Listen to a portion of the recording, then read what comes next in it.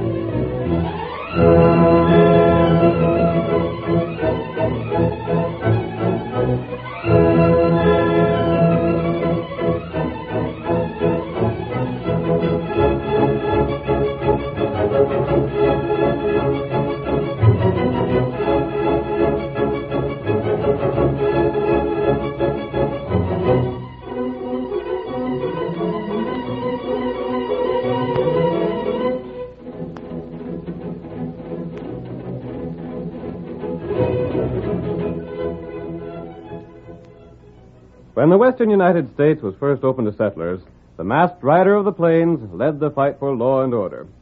Indian and white man alike turned to him for help, and Hi-O Silver came to be the battle cry of justice. Now return with us once more to those thrilling days when the West was young, and adventure lay at the end of every trail. The Lone Ranger rides again. Come on, Silver! We're heading for Thundercloud's camp in the hills. Someone's waiting for us there. Hi-O Silver!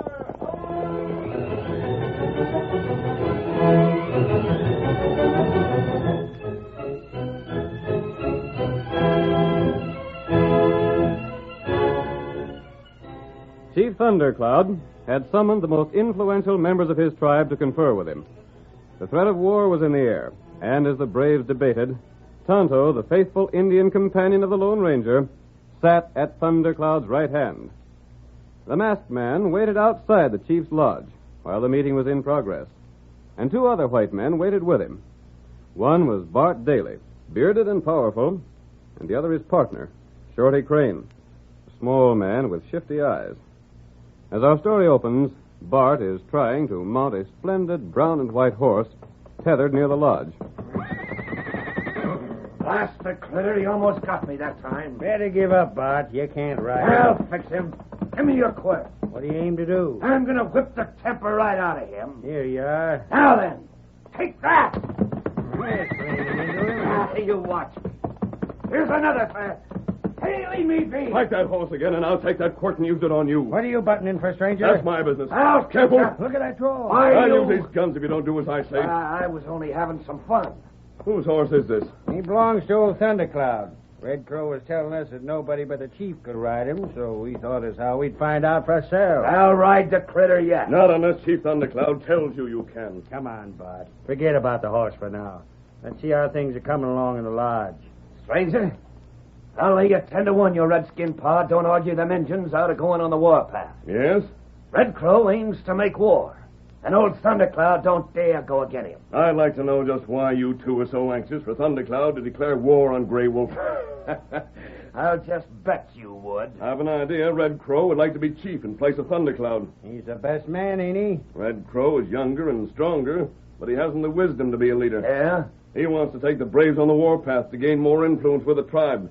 If he leads them successfully, he may be chosen chief instead of Thundercloud. It's a good scheme if it works. And it was you two who gave Red Crow an excuse for going on the warpath. We just told what we seen. He was right close by when Grey Wolf's braves killed Standing Bear. And why didn't you help him? And lose our scalps? Not by our blame, sir. Yeah, we ain't taking no chances like that. No, I didn't think you would. Hey, just what do you mean by If that? you're hit, What's that?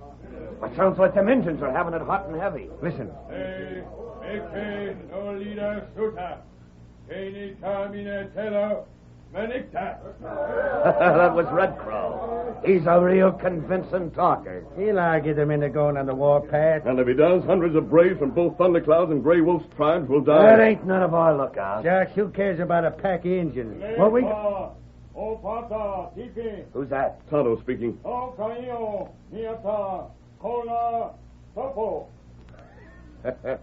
Stranger, they don't sound so enthusiastic for whatever your pod was saying. Tonto is Thundercloud's friend. He doesn't want the tribe to go on the warpath. And he's due for a disappointment. That's old Thundercloud now. The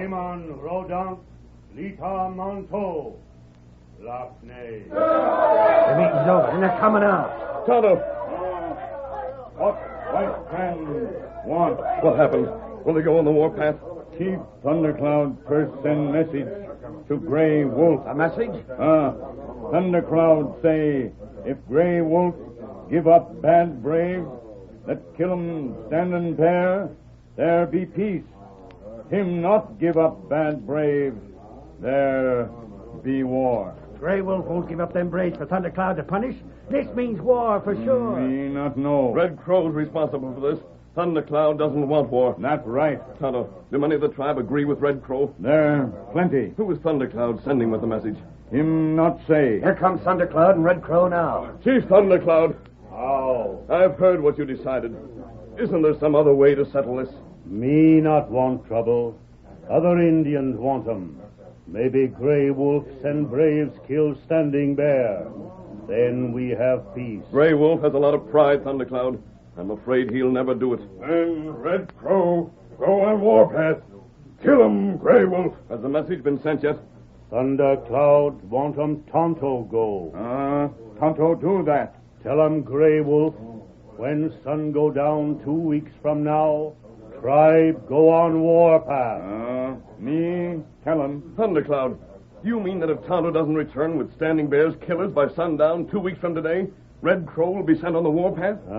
That's right. But Grey Wolf's village is far off. Tonto should be given more time. Red Crow plenty angry. Him not wait 'em longer. Hey, Silver! What you do? I'm going with you. Perhaps together we can persuade Grey Wolf to give in. Not right. You white fella. Thundercloud plenty glad you go. We'll do the best we can, Chief Thundercloud. That doggone horse of yours come near to biting me, You Thundercloud. stay away. That's a fine horse you have, Thundercloud. Him plenty good horse. I say no one but you can ride him. Tonto ride him. Him like Tonto. Yes? Okay. We'll have to get started, Tonto. Not right. Thundercloud, we have your promise to wait the full 2 weeks before you do anything. 2 weeks. When sun go down, braves go on warpath. Come, Tonto. Get him up, white fella. Get him up.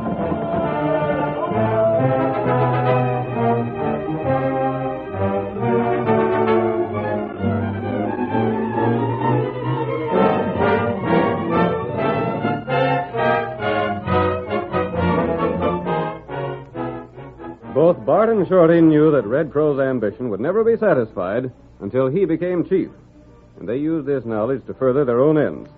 We see Red Crow, Bart, and Shorty as they ride slowly toward Thundercloud's village after a hunting trip among the surrounding hills.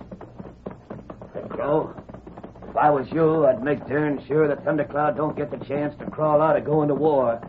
He'll do it if he can. And you won't never be chief if you don't lead the braves on the warpath. You've got to prove you're a real warrior. Red Crow, plenty brave warrior. Me take 'em plenty scalp. You will if you go after Grey Wolf. But you won't if the masked fella comes back here with the Indians that done the killing. Grey Wolf not send 'em brave. You can't be sure. If the masked fella's a friend of Grey Wolf's, he might be able to argue him into it. And there's something else to consider. What if Grey Wolf should decide it'd be easy to send a couple of braves here for punishment than to go to war himself? Me not think that. Well, we thought of it. We're friends of yours, Red Crow. That's why we want to help you out. There's plenty Indians in your tribe that'd like to see you chief instead of Thundercloud. What you want 'em Red Crow do? Well, we got a scheme we was talking over last night. It'll work, only we need your help. It's like this. If the masked fella ain't here by sundown on the day set, Thundercloud will have to let you go on the warpath. He gave you his promise. Him not break 'em promise. But what you want to do is to make sure the masked fella don't get back. You got 'em planned? How many Injuns are there will do what you say? There are plenty. Then you should fix it so's the masked fella meets up with an accident on his way back. A real serious accident. You could have one of your engine parts keep watch from the top of Lookout Hill. You can see for miles from there. And then when you get word the masked fella's been sighted, send some of your friends to stop him. That heap good plan. And you'll know blame well the tribe will go on the warpath.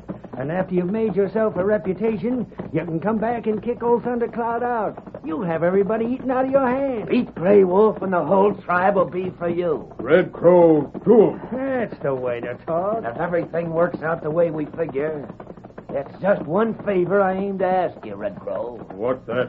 Give me that paint horse that belongs to Thundercloud. Outside of that white horse the masked fella rides, that paint's the swellest piece of horseflesh I ever seen. Him not let 'em you ride 'em. Red Crow, you give me that horse, and I'll ride the critter if I have to break every bone in his carcass to do it.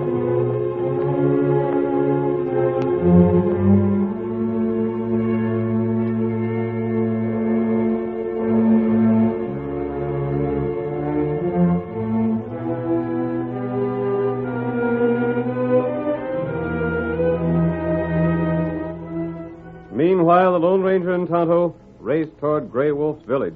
Hour after hour, day after day, they urged their great horses forward. But the distance was farther than they'd expected. More than a week had passed before they reached the end of the trail. Only 4 days remained for them to get back when they finally stood before Grey Wolf and delivered their message.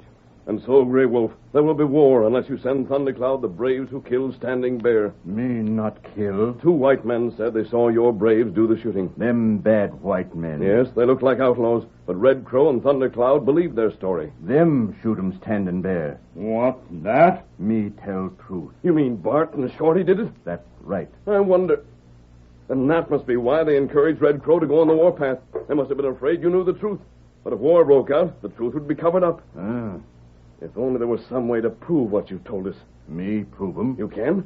Come, Where are you going? go to teepee. That one over there? Ah, me show you. Come along, Tonto. Me come. Your proof is in that teepee, Grey Wolf? That's right. But what is it?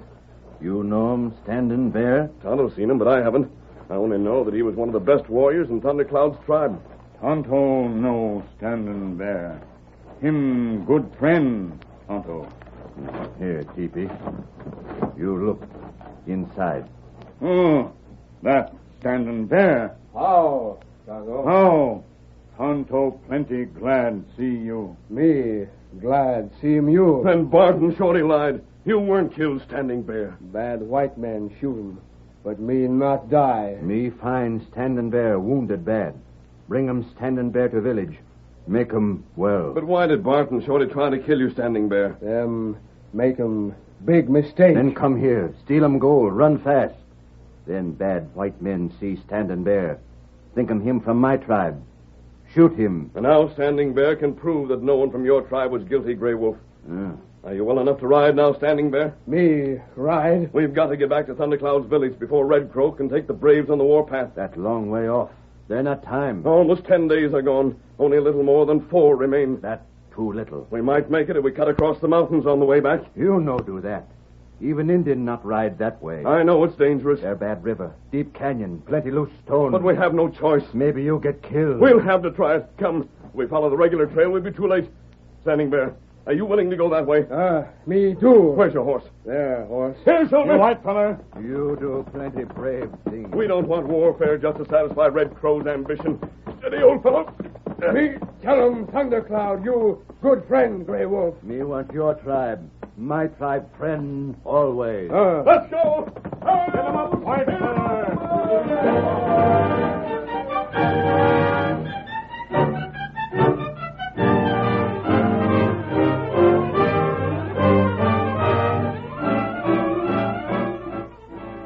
The curtain falls on the first act of our thrilling Lone Ranger drama. Before the next exciting scenes, please permit us to pause for just a few moments.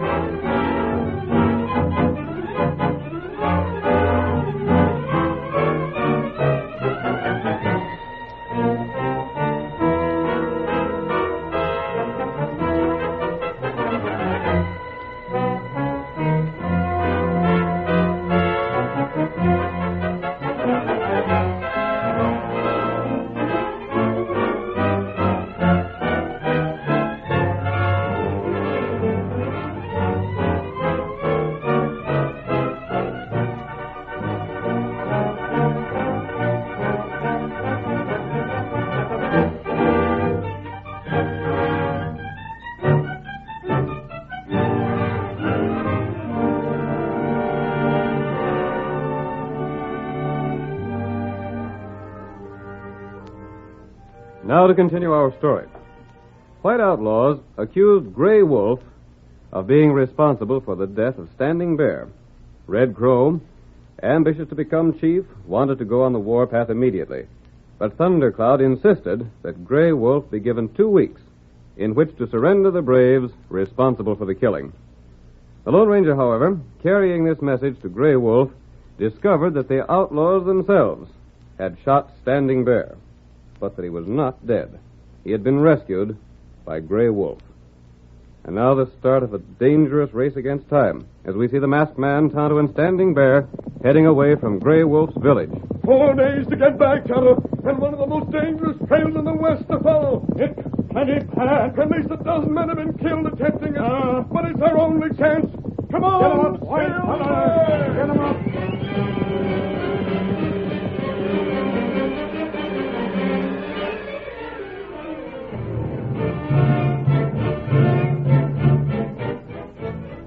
All that day the 3 men rode and far into the night, pausing only to refresh their weary horses. At the first sight of dawn, they were in the saddle again. Soon they met their first obstacle, the White Rapids River, swollen with melting snow and tumbling down from the mountains at express train speed. Oh, Silver! Oh, fellow! Oh, boy! Oh, steady there. We've got to cross the river, Tonto. Can your horse make it, Standing Bear? Him try. Then come on.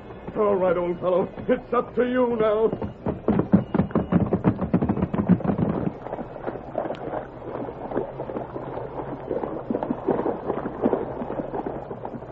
The 3 horses plunged into the swirling waters while the current fought to drag them under. Silver, his powerful legs working like pistons, took the lead, responding valiantly to the masked man's shouts of encouragement. Come on, Silver. You can make it, old fellow. The bank isn't far now.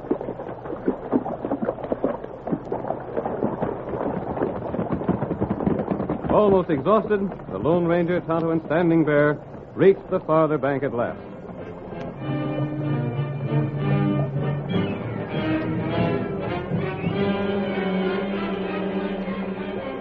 On the bank of the river, they rested until their trembling horses had regained their strength. Then, at the command of the masked man, they resumed their race against time. Yep. Now for the mountains, Tonto.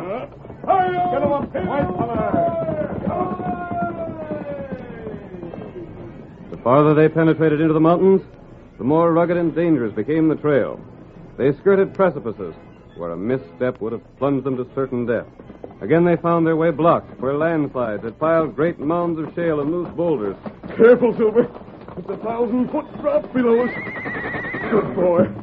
Come on, Tonto. Standing Bear, we've got to hurry.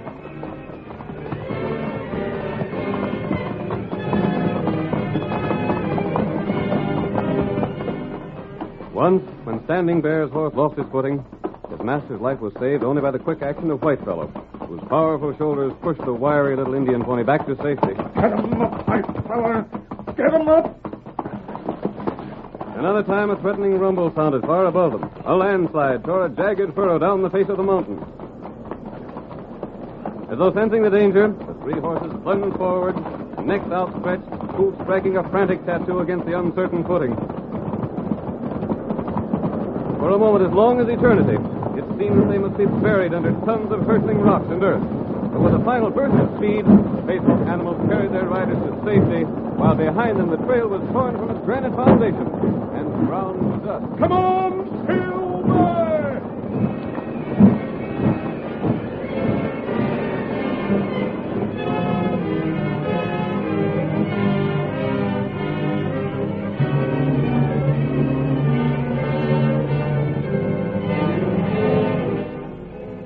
The third day found them face to face with their greatest hazard. A canyon split the trail in two, a canyon so deep that the sun penetrated its depths for less than an hour each day, a canyon whose sides were so steep that the masked man and his companions were forced to dismount and lead their horses down the perilous descent. Easy does it, Silver. Not too fast, old boy. At times, the path fell away so abruptly, they were unable to keep their balance and went slipping and sliding downward, the men grasping at the stunted vegetation to check their speed, the horses digging their hoofs into the crumbling earth.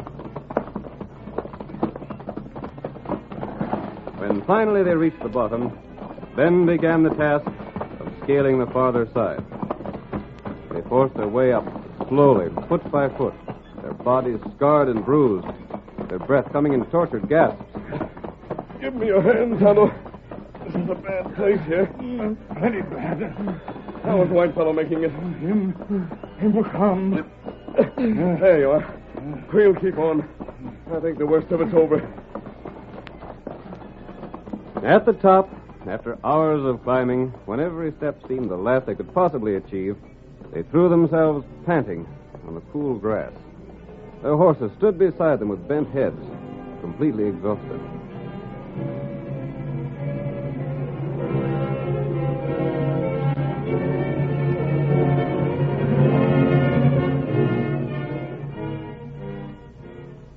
Exhausted though he was, the Lone Ranger drew himself wearily to his feet. We've got to go on, Tonto. We've less than 1 day left. Tonto, ready. How do you feel, Standing Bear? Me plenty tired. But me ride. Good. From here on, it's steady riding. But if we're late, men will pay for it with their lives. Get him up, White Fellow.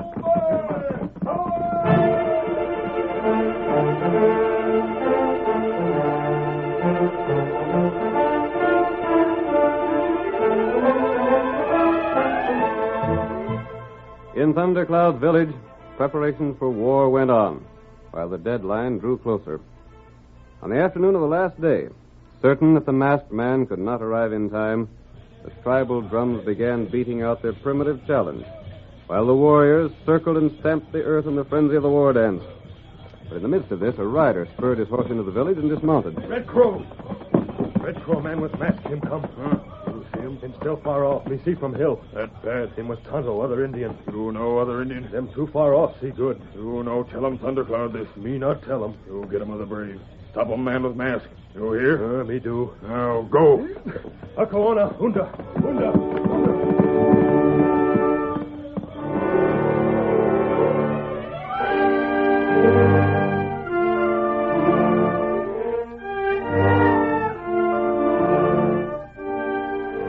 The masked man and his companions did not know that still another obstacle, the most dangerous of all, lay ahead.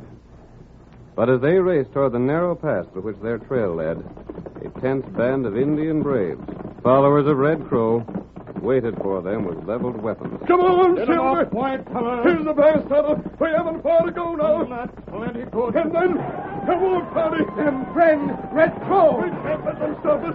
Come on, old fellow. Catch them. Contigo. Namine pate. Tonto, what's the matter? Are wounded. You think you can make it? White color. Let me pray. Come on.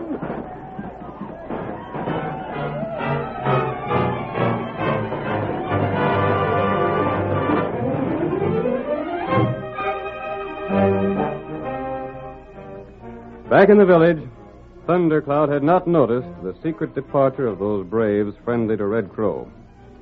The old chief, astride his splendid paint horse, silently watched the war dance, while Bart and Shorty stood close to Red Crow. You think you got it fixed so the masked man can't get here, Red Crow? Him not come. He better not.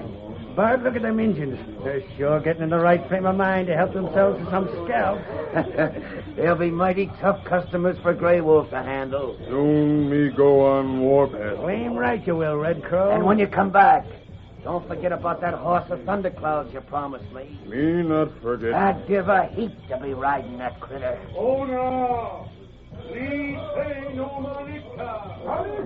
What's the matter? What do they stop the war dance? Why, look. Well, I'll be... The masked man. And Tonto and another Injun. Shorty, huh? Something's gone wrong. We gotta get out of here. Run for the horses. The Injun roped me. Let us loose. Blast you. I found out who really shot Standing Bear. Why, you couldn't. You thought you had killed him, but you hadn't. Grey Wolf found him and kept him until he was well again. It's a lie. It ain't so. We got to... What you say? Thundercloud, these are the men who shot Standing Bear. But we brought him back with us. Go lay Manikta.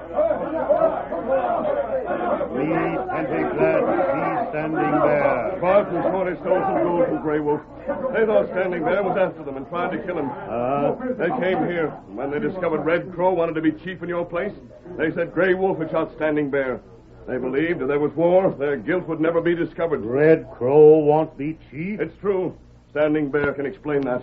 What matter, white feller? He was wounded, Thundercloud. You wait. Tonapa Melpela. Lito. Isn't that your horse, Thundercloud? Him fine horse. But what are you doing? You find out. Tonto. What you want, Chief Thundercloud? You heap good friend, Thundercloud. You help Thundercloud plenty. Tonto glad do that. Me keep white feller here. Take him good care, white feller. Make him strong like before. You'll take care of Whitefellow for us until he's well again? That's right. But I don't... You listen. Tonto, take him horse of Thundercloud. Him best horse in tribe. Tonto take him for all time. Tonto thank you plenty. Him make friends of Tonto. He likes you, Kimosabe. Look at him. Except for Silver, I've never seen a better horse anywhere. Him plenty good. You stay here now? We'll only stay overnight, Thundercloud. Silver needs the rest. And then in the morning, Tonto and I will start for town with Bart and Shorty. And they stole from Grey Wolf, shot Standing Bear, and try to start a war between the two tribes. But when the law gets through, they'll do no more harm for a long time to come.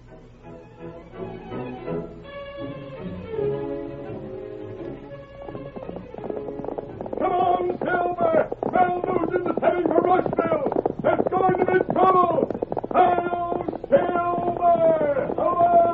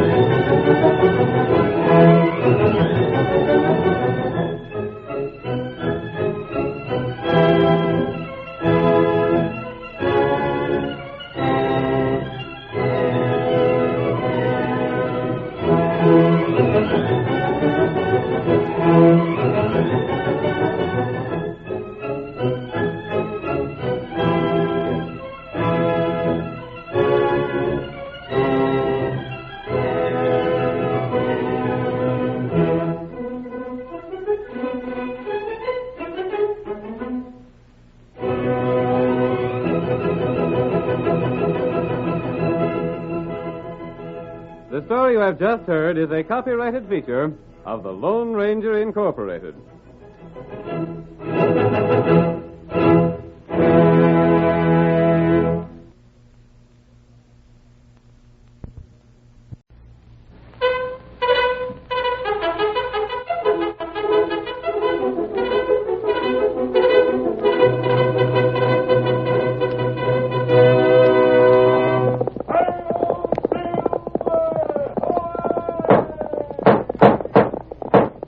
A fiery horse with speed of light, a cloud of dust, and a hearty hi-yo Silver, the Lone Ranger.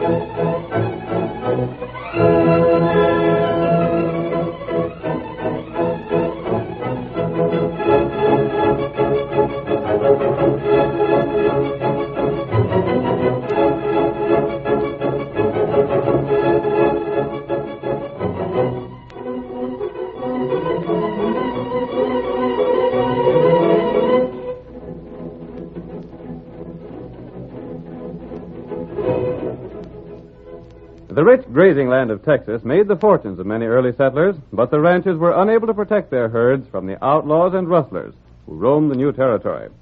It was the masked rider of the plains who first brought law and order to the frontier.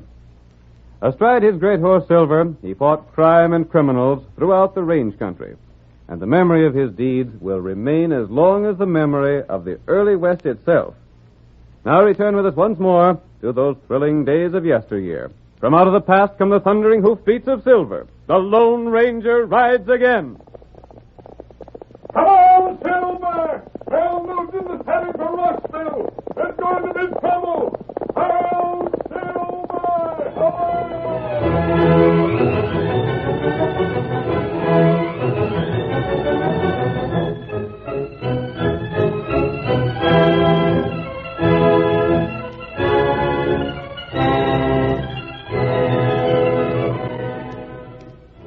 It was on a Saturday evening that Tonto, the faithful Indian companion of the Lone Ranger, was sitting on the steps of the cafe in Rushville. He paid no attention to the shouts and laughter inside, but directed his gaze toward the edge of town. Finally, the sound of hoofbeats reached his ears, and Tonto's wait was ended. Mel Nugent, just released from jail, spurred his horse up the narrow street and pulled up in front of the cafe.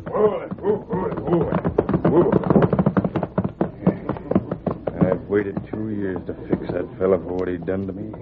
I'm going to fix him good. Blast you, stand still while I'm tying you to the hitch rail, can't you? Yeah. Now, if old Dan Adams is inside like I heard, he's going to get what he's got coming to him. Hey, Redskin. What's the matter? I'll show you what's the matter. Get in my way, will you? Tonto not in your way. Don't give me any of your sass. There's plenty room for you walk by. Well, I don't choose to walk over there. I'm walking where you're sitting. If you don't hanker after trouble, you get out of my way. Tonto, stay here. Why, I'll show you. You'll not show me. Let go of my arm. What do you think now, huh? Let me go. You walk 'em where there's room? Sure I will. I was just joking. Oh, my arm is most twisted off. I ain't got time to take care of you now, Injun. But I won't be forgetting this. You not want trouble. You stay away, Tonto.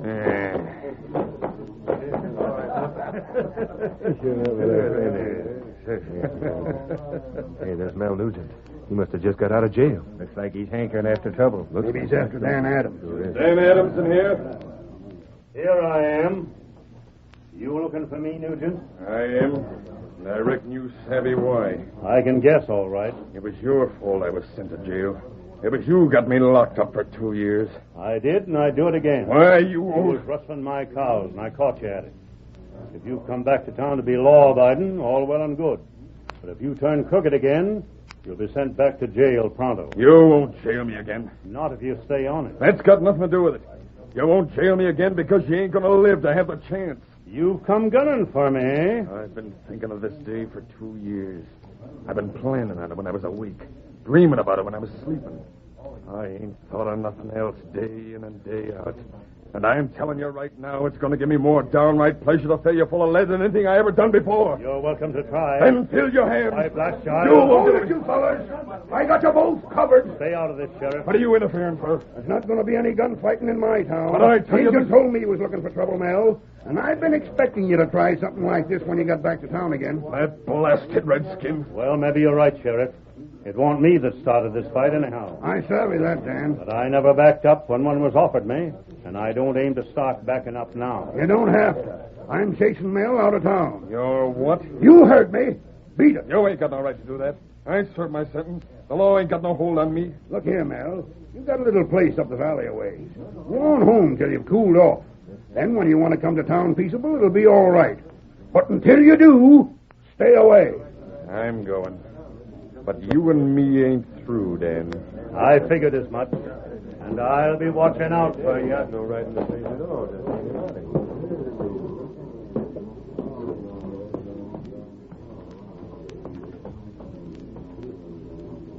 Don't see the redskin about. Why in blazes couldn't he have minded his own business? Nugent. Huh? Who called my name? Step over here. I got something I want to say to you. Yeah? I ain't never seen you before, have I? Don't reckon you have. What do you want? Anybody around can hear us? Don't see nobody. I'm Jake Dietz, foreman out to Dan Adams' place. So that's it. You're one of his men, are you? Well, I'll show you. Hold on. Don't get all head up. I'll get even with your boss, and you can't stop me. I don't aim to. Huh? Maybe you and me can get together. Meaning? Meaning that I got some scores I want to settle, too. Yeah? You recollect old Dan's girl? Sure. She got hitched up to a fella named Clayt Summers, didn't she? That's just what she did. She'd have married me if Dan hadn't butted in.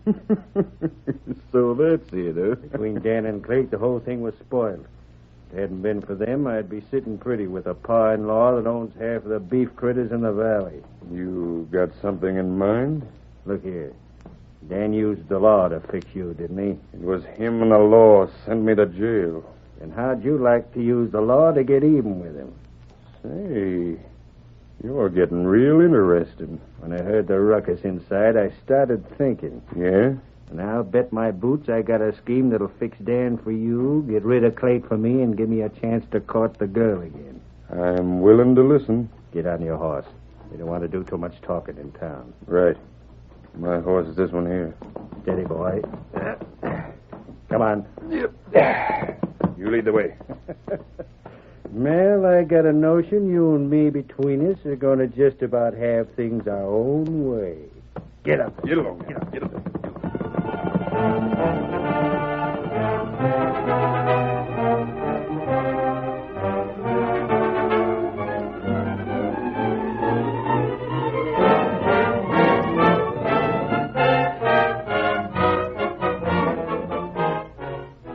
Tonto returned to the camp he shared with the Lone Ranger and told him what had happened in town.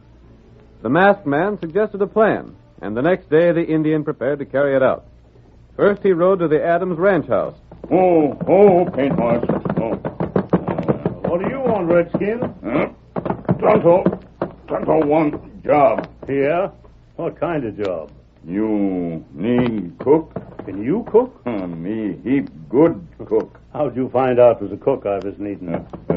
Tonto here. Redskin, I ain't had a decent meal since that girl of mine got hitched up to Clayt Summers. And if you can throw grub together so it's fit to be swallowed, you're hired. That's good. Say, where'd a redskin like you get a horse like that? That paint horse. Him, mine. Wouldn't hanker to sell, would you? Me not sell. Didn't figure you would. If you'd been willing, I wouldn't have thought so much of you.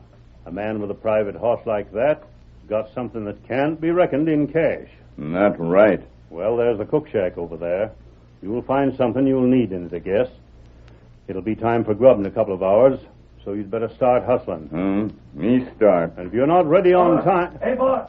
What's ailing you, Jake? Boss, there's been rustlers here last night. What's that? I just made a count of the cows we cut out and threw in the corrals till it was ready for shipping. Why, they're still there, ain't they? I can see them. There's a third of them gone. You sure of that? Just step over there and see for yourself if you won't take my word for it. That's just what I'll do. Come on. Tonto, look too. What are you tagging along for, Injun? Maybe rustler leave trail. Well, if they did, a redskin ought to be able to find it all right. The redskin ain't needed. I already picked up the trail of them varmints. You did? It was my job, wasn't it? Good for you, Jake. Yeah. Have a look for yourself. You don't need a count to show there's some missing. You're right, Jake. Where you find trail? Just over yonder. The coyotes that stole the stuff opened the corral gate sometimes during the night. Heard the cows out and headed east. East? That's right. Me see track there. Yep, and so do I. Reckon whoever was here forgot about the rains we had softening up the ground. Why, that trail's easier to read than a book. What are you going to do, boss? Do? I'm going to get my horse. Yeah? Call in the rest of the boys. We're going to follow them tracks. And if it takes us to the low-down sneaking polecats that stole my stuff, the fur's going to fly.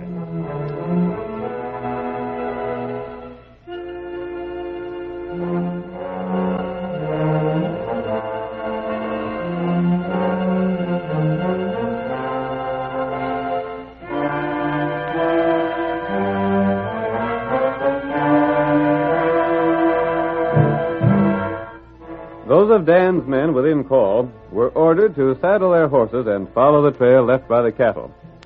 Dan and Jake took the lead. They headed eastward. And less than a half an hour later, Dan announced, By thunder, the tracks are leading right to Clate's place. They are, sure enough. I can't figure it out. Lane ain't any too well off, is he? But he ain't no thief. That's what folks around here said about Mel Nugent till he was caught. Yeah, but and I've been hearing some talk about Clate of late. Well, what kind of talk? Well, he's been heard to say he figured you ought to help him stock his range. You being his wife's pa. I never did believe in that sort of thing. A young fellow should learn to stand on his own feet. I only told you what I heard.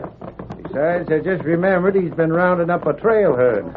Maybe he calculated to get the critters he stole away before you done anything about it. Hey, look up that coulee. There's the cows. And they're my critters. I can read the brands from here. You gonna stop and have a look at them? I don't need to. I've seen enough. Yeah? Clate's house is just over this rise. I'm going to ask him some questions. I'd do that same if I were you. Now, get up there. Get up. Go Get on. up. Get up. Get up. I can't hardly believe Clate turned wrestler. But I'm sure going to find out. Yeah. But maybe he can explain it some way. There's the house. Get along there. Get along there. Get out. I don't see Clate nowhere's around. He's most likely in the house. Hold there. You come along, Jake. The rest of you fellows wait here. Clate's in the house, all right. That's his saddle on the porch. Come on. I'll find out what's behind this. Why, Dan, I wasn't looking for you over this way. Step on in. I'll do my talking right here. But why don't you come on What do in? you know about them critters of mine that are in the coulee just over that hill? Huh? Oh, what's the trouble? I'll tell you the trouble. There was close to 20 of my cows rustled last night, and I trailed them right onto Clate's range. No. What, that can't be. Most likely they just strayed. Out of my corrals. You ain't saying I took them, are you? I don't know what to think. All I know is they were stolen, and I found them over here. Oh, you're loco if you think Kate took him. I always thought you were straight, Clate. You know darn well I am. If there's anybody else but you, I found this evidence again, I'd shoot it out first and ask questions afterwards. Oh, you don't know what you're saying. Like blazes, I don't. I tell you, I didn't steal them cows.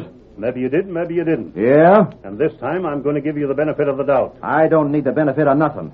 But if I ever find any of my critters on your range again that can't be proved to be strays, I'm riding back with my gun loose in its holster. If you're fool enough to think I'm crooked, you can do what you like. Oh, Clate, we don't want no trouble. Well, I just got this to say. If I'm to be pestered by rustlers, there's going to be more trouble hereabouts than this range has ever seen afore.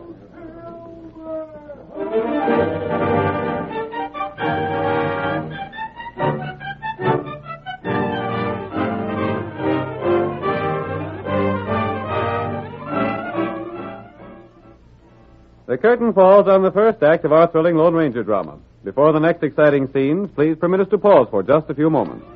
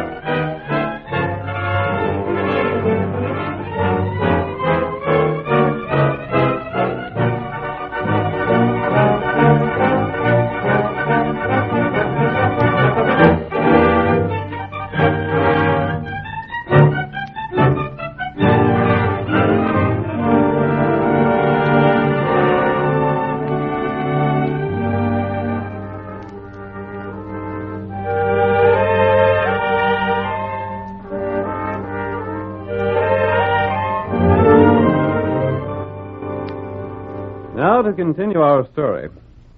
When Mel Nugent returned to town after 2 years spent in jail for rustling Dan Adams' cattle, he challenged Dan to a gunfight in the cafe. But the fight was prevented by the sheriff. Jake Dietz, who was Dan's foreman, had a grudge against Dan and also against his son-in-law, Clate Summers. It was he that suggested to Mel that they work together for revenge. Tonto reported Nugent's arrival to the Lone Ranger, who suggested that Tonto keep an eye on the Adams ranch. Just as Tonto was applying for a job as a cook on the ranch, Jake arrived with the news that some of Dan's cows had been stolen from the corrals. They were trailed to Clate's range, where Dan warned his son-in-law that if there were any more rustling, he would take the law in his own hands. As our second act opens, we see Jake, astride his horse, some distance from the Adams ranch house. It is nearly midnight. Only the occasional stir of restless cattle breaks the night silence. Suddenly, Jake turns in his saddle at the sound of approaching hoofs. That you, Mel? Yeah. Whoa. I've been waiting for you. It's a long ride here from my place. These the cows we're going to take this time? Uh-huh. Where are we going to plant them? It'll look funny if we leave them in that coulee again. I thought of something better. Yeah? I reckon you know Clate's got a trail herd gathered to take across the hills to the railroad. I know about that. Well, these cows are going with it. Huh? It'll make it look all the better. When Dan finds his cows with the trail herd, he'll figure Clate was getting them out of the country in a hurry before they could be found. That's a blame good notion. Come on, let's get these cows moving. We ain't got any more time than we need. Yeah. Get up there. Get up. Come on, you critters. Get moving there. Come on there.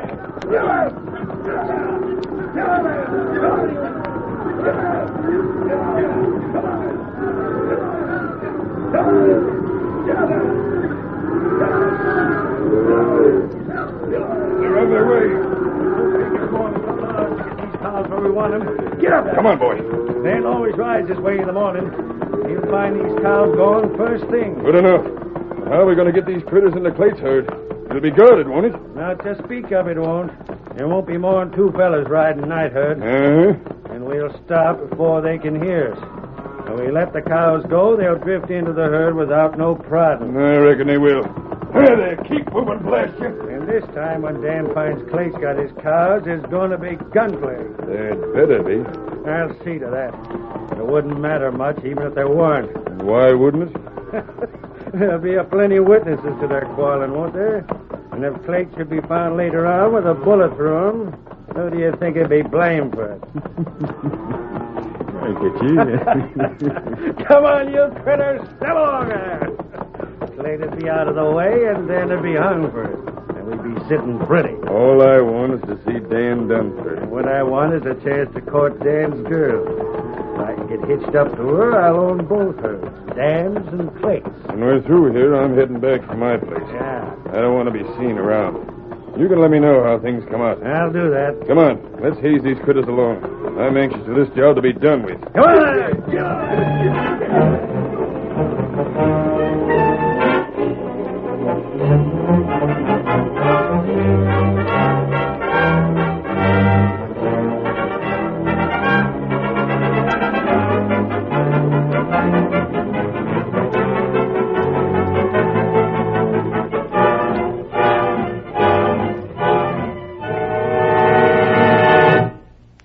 It was early in the morning when Dan Adams made the discovery that more of his cows were missing. As soon as he made sure that the trail of the stolen cattle headed east again, he turned his horse and raced back to the ranch. Tex, Sandy, Pete, hey, fellas! Hold that, boy. Whoa. Boss, something wrong again? What do you want? Get your horses. We're riding. What's up, boss? There's more cows been stolen. And the tracks head for Clate's ranch again. And he's starting a trail herd this morning. Blast him. Maybe your critters are with his herd. We'll soon find out. You ready, fellas? Then let's go. If Clate figures he can steal me blind just because he married my girl, he's going to find out different. Get up, sir. Get up. Get up. Go on.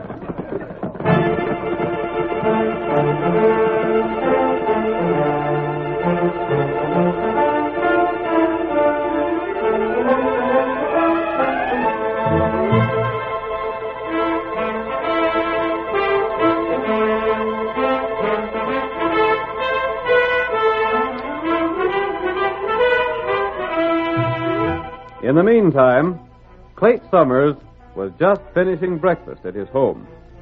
We hear him as he speaks to his wife. That was mighty good grub, honey. Well, now I reckon I'd better be pushing along. Had to leave already, Sid? Shucks, I got to do my share of the work. The boys got the herd started an hour ago. I told them I'd catch up as soon as I could. How long do you figure you'll be gone? Oh, the trip shouldn't take more than a week. I'm sort of glad you're going, Clate. Huh?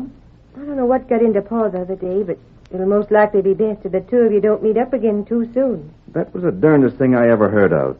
saying I'd rustle his cattle. Can't hardly blame him the way things look. I wish I could figure out how them cows got in that coulee. It's got me worried. Oh, now, honey, there ain't nothing to worry about. Dan will soon enough admit he made a mistake. Oh, I don't know. There wouldn't be any of the boys riding back unless something was wrong. Last you, Kate. Oh. What in blazes is wrong now? Where are they? Where's what? You savvy blamed well what I mean. Where are the cows you stole off of me last night? Have you gone plumb loco? You ought to drill the thieving coyote, Dan. That's what I come to do. But I want to find them cows first. How can you say he stole your cows, Paul? I know it. Because I followed their trail to where Clayt had his herd bedded down last night. You mean to say you found your cattle in my herd? No, I didn't. That's why I'm here. Paul, what? We caught up with your herd, but they wasn't there. You must have figured that'd be the first place we'd look. Of all the doggone crazy things I ever heard tell of. I always said you was no good, Clayt. Sure you did, Jake. And I'm just wondering if you ain't had a hand in this someplace. Why, You needn't try to put the blame on somebody else, Clayt. We got you dead to rights. But I never stole Are nothing. you skunk? I don't care if you are Amos, Paul. You can't talk to me that way. I never was particular how I talked to rustlers. Plug in, boss. You stay out of this, Jake. Are you going to tell me where you hid them cows? Or do I have to gun whip you? I can't tell you what I don't know. By golly, then I'll show you. Oh, don't. You wait. What? It's an Indian. You ain't wanted, Redskin. You hear me. What are you doing here, Tonto? Me show you something. Get out of here. Tonto show you cattle. Huh? Don't listen to him, boss. He don't know what he's talking about. You know where the stolen cows are? You come. Tonto show you. Maybe the Indian's loco. But I aim to find out what he's got to show us before I'm accused of rustling. How come you know so much about this, Tonto? You see. Plenty quick. Come on, let's go. Boss, it's just a trick of some kind. Don't let the Redskin fool you. If he's trying some trick, it'll be his last. Tonto not trick you. I wouldn't advise it. My horse is just outside. We'll all ride together. By darn right we will. And if it ain't proved that you had nothing to do with this plate, I'm dealing with you myself. All right, fellas, let's go.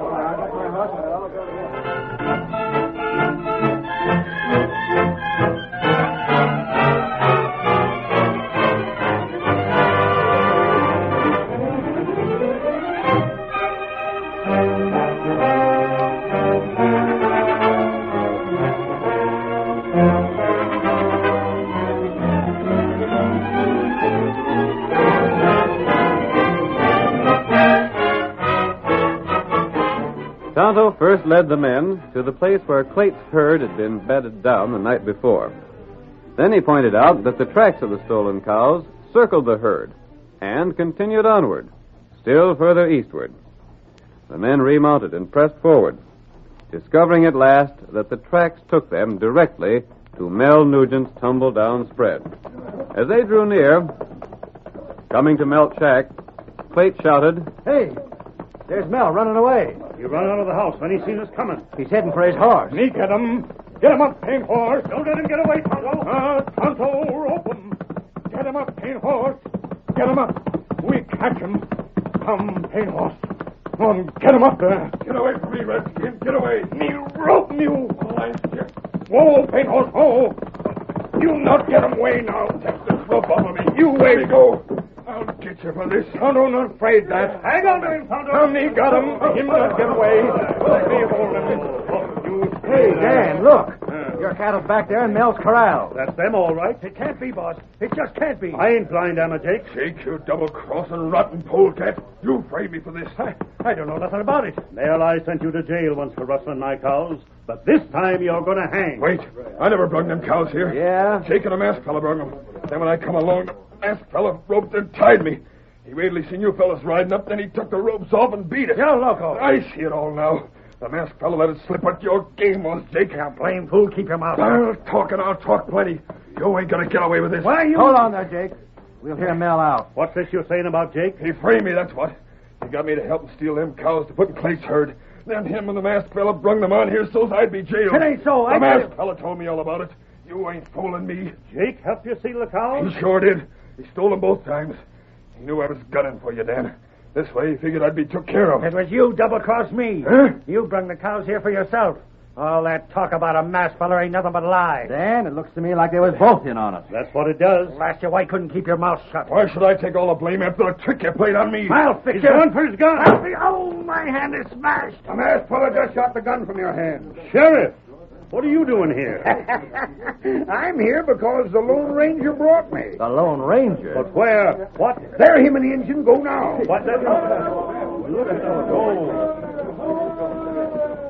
What's he got to do with this? Plenty. It was him followed Jake and Mel when they stole your cows the second time, Dan. Yeah? Then when these two skunks left the cows, he rode for me and the two of us brought him on here. And it wasn't Jake double-crossed me. The masked fella just let you think that. I didn't believe him at first when he said Jake was in on it, but he told me if I did like he said, I'd hear enough to prove it. And you sure did. It just goes to show when crooks figure they're slick enough to get away with a stunt like this, they'd better make sure the Lone Ranger ain't nowheres around.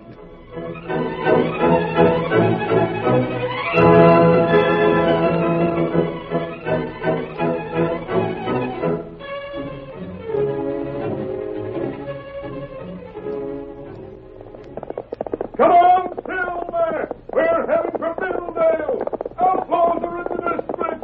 Hello, Silver! Away!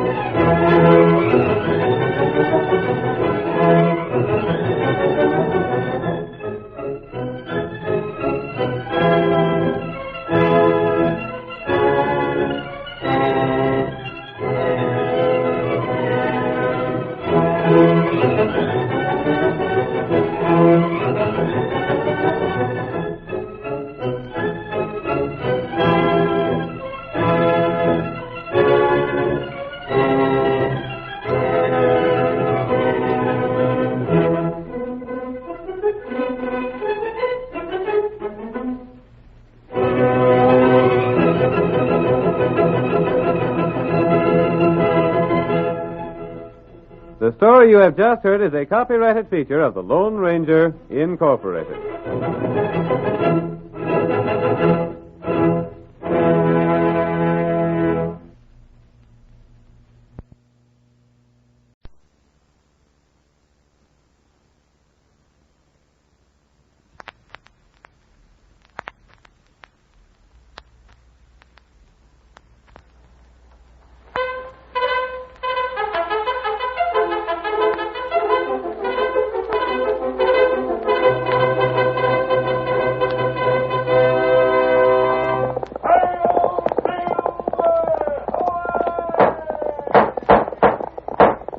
Fiery horseless speed of light, a cloud of dust, and a hearty hi-yo Silver, the Lone Ranger.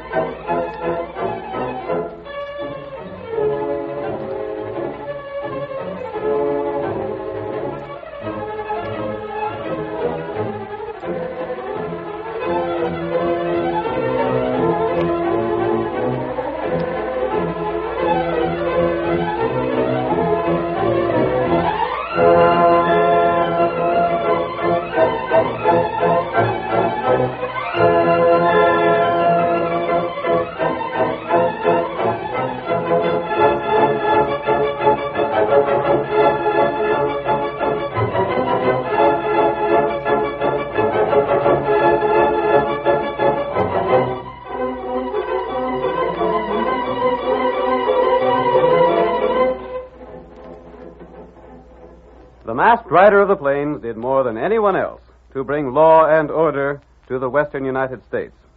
He fought crime and criminals relentlessly, but he was always willing to give the man who wanted to go straight a second chance. His reputation for fair dealing was only equaled by his reputation for courage. Now let us return to those thrilling days when the West was young. From out of the past come the thundering hoofbeats of the great horse Silver. The Lone Ranger rides again. Come on, Silver! We're heading for Millvale! Who's waiting for us there? Hi-yo, Silver!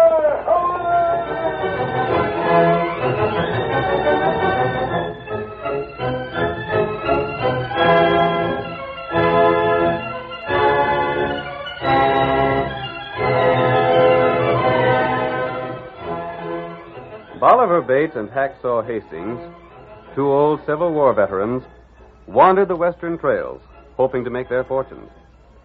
They were hungry and disheartened when they appeared at the Lazy End ranch house, and the foreman, young Steve Manners, made them welcome. Jane Colfax, whose father owned the ranch, led Bolivar and Hacksaw to the cookhouse.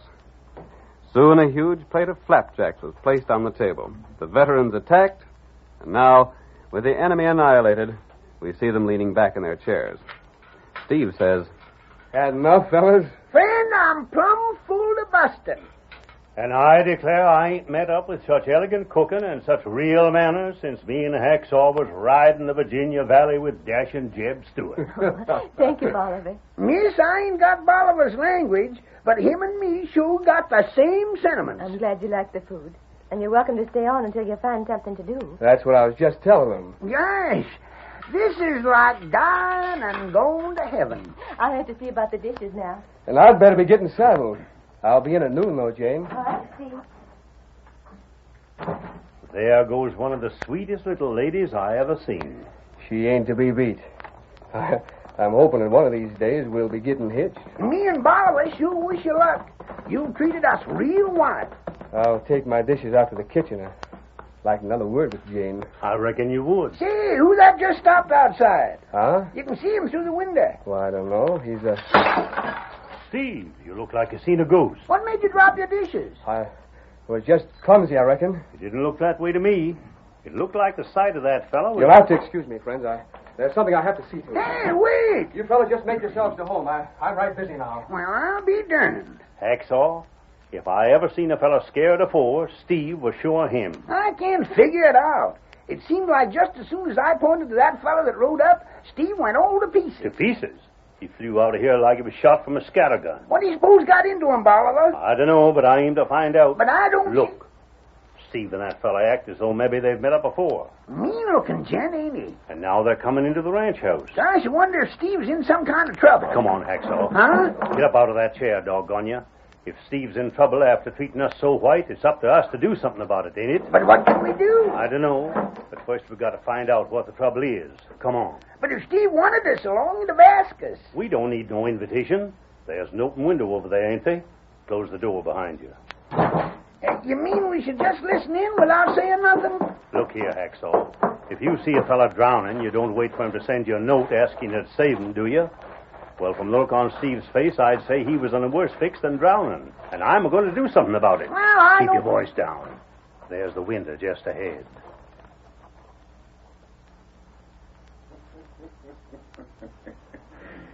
You don't act real glad to see me, Steve. Why in blazes did you have to come here, Morgan? I reckon a fella can start in the cattle business where he's a mind to, can he? You in the cattle business. Rustling cattle's more your style. So you ain't forgot the old days, eh, Steve? I'll forget 'em if you let me. Remember the time we stole most 1,000 head from the bar box outfit up Montana way? Blast you. I've gone straight since then. Why can't you let me alone? Besides, I was just a wild kid then. I turned outlaw because I thought it was something smart. But I soon learned different. Got a right nice job here, ain't you? What's that to you? And I hear you've been keeping company with the boss's girl. You figuring on getting married? Get to the point. You ain't here just to tell what you've heard. Well, like I say, I'm going to be a real rancher. I just bought the old Kramer place on the other side of town. The Kramer place? There ain't no stock on that range. There ain't, for a fact. And where'd you get the cash to stock it? You been holding up stages? That's where you come in, Steve. Huh? You're going to see to it that I get enough cattle to set me up. I ain't got no cash, no cattle either. But your boss has. You mean I mean you're going to see that I get 1,000 head of old man Colfax's cows. Now, hold on. I ain't through talking yet. I'd just see you in blazes first. And even if I was willing, you wouldn't get away with it. You're forgetting the cows that belong to this ranch are all wearing the Lazy N brand. I ain't forgetting nothing. I got a brand already registered. Yeah? The Box Z. But you can't... All I have to do when you deliver them cows is to have my boys work 'em over with a running iron. It won't be no trick at all to change a Lazy N into a Box Z. You rotten polecat. Get out of here. You'll do as I say, or your fine friends are going to hear all about your being an outlaw. I ain't wanted by the law. There's nobody here would believe anything against me. No? But maybe they'd believe this letter if they was to see it. You needn't get ready to grab it. This is just a copy. I got the real one where you ain't liable to get your hands on it. That's a letter I read when I was in Montana. And it says enough to prove anything I want it to. I'd like to break your neck. I reckon you would. But you ain't gonna. You're gonna see that I get them cows. I won't. Suit yourself. If you don't want to lose your job and your girl both, you'll do like I say. But if Sam Colfax come back and found 1,000 head missing, I'd lose my job anyhow. Is it your fault if rustlers stole them? 1,000 head? It's that or the letter. I've got to have time to think it over. I don't know just what to do. I'll give you a week. But it'll a week. And in the meantime, I think I'll use the time to get acquainted with that girl you've been sparking. I hear she's right pretty. You dirty skunk.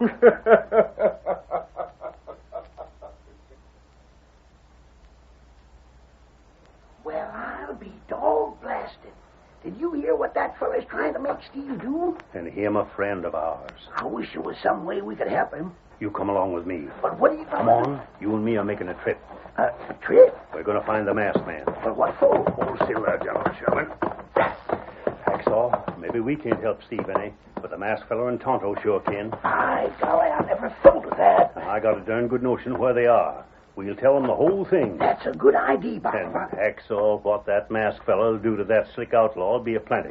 Come on, gentlemen. Get up, lad. Get up.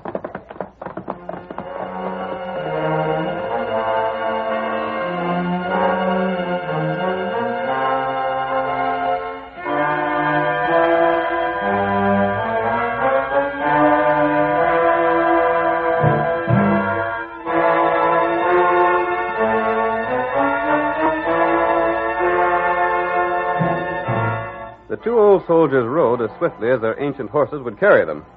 Bolivar, unfortunately, had no more than a vague idea where the Lone Ranger might be found, and for several days they found no trace of him.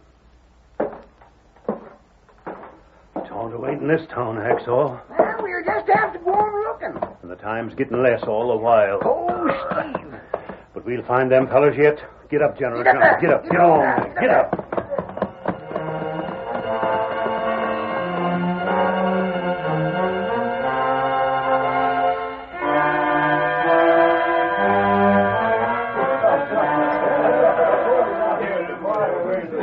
Bartender, have you seen anything of a redskin by the name of Tonto around here? Ain't seen no Injuns at all. 2 days left. Hurry, Bolivar.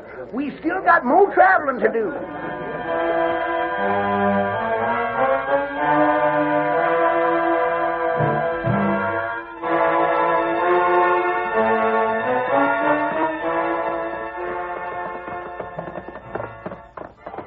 What town's this, Bolivar? Milldale. I'm just about ready to give up. So am I, Hacksaw. But I recollect Tonto saying something about there being outlaws down this way. Well, if we... Hey, look at that horse in front of the cafe. That's the paint horse Tonto got from old Thundercloud. And ain't that Tonto back in the shadows? Howling Tomcats.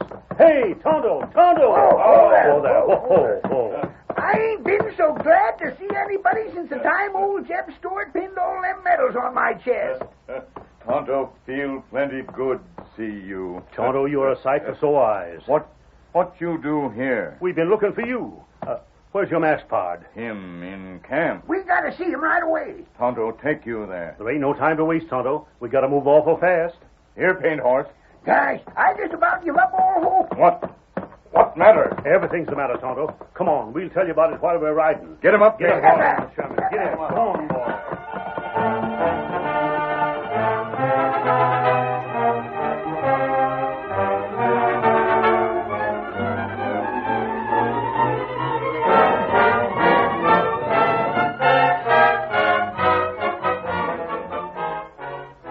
As the days passed, Morgan Hanley spent more and more of his time at the Lazy Inn.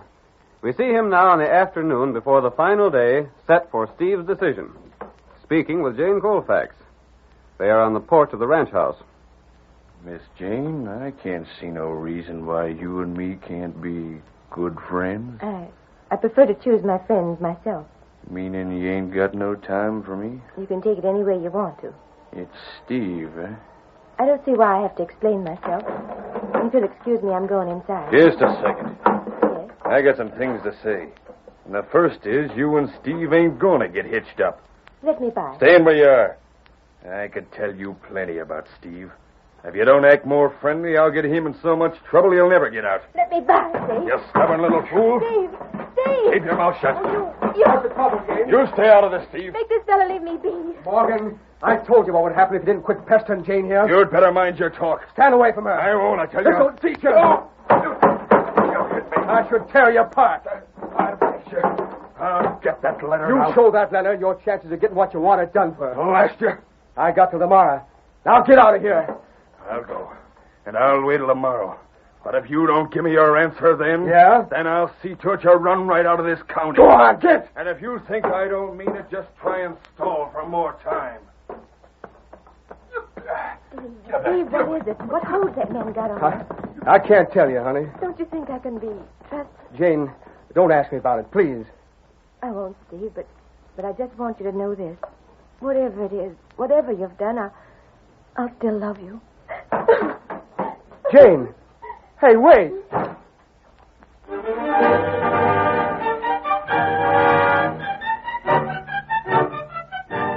The curtain falls on the first act of our thrilling Lone Ranger drama. Before the next exciting scenes, please permit us to pause for just a few moments.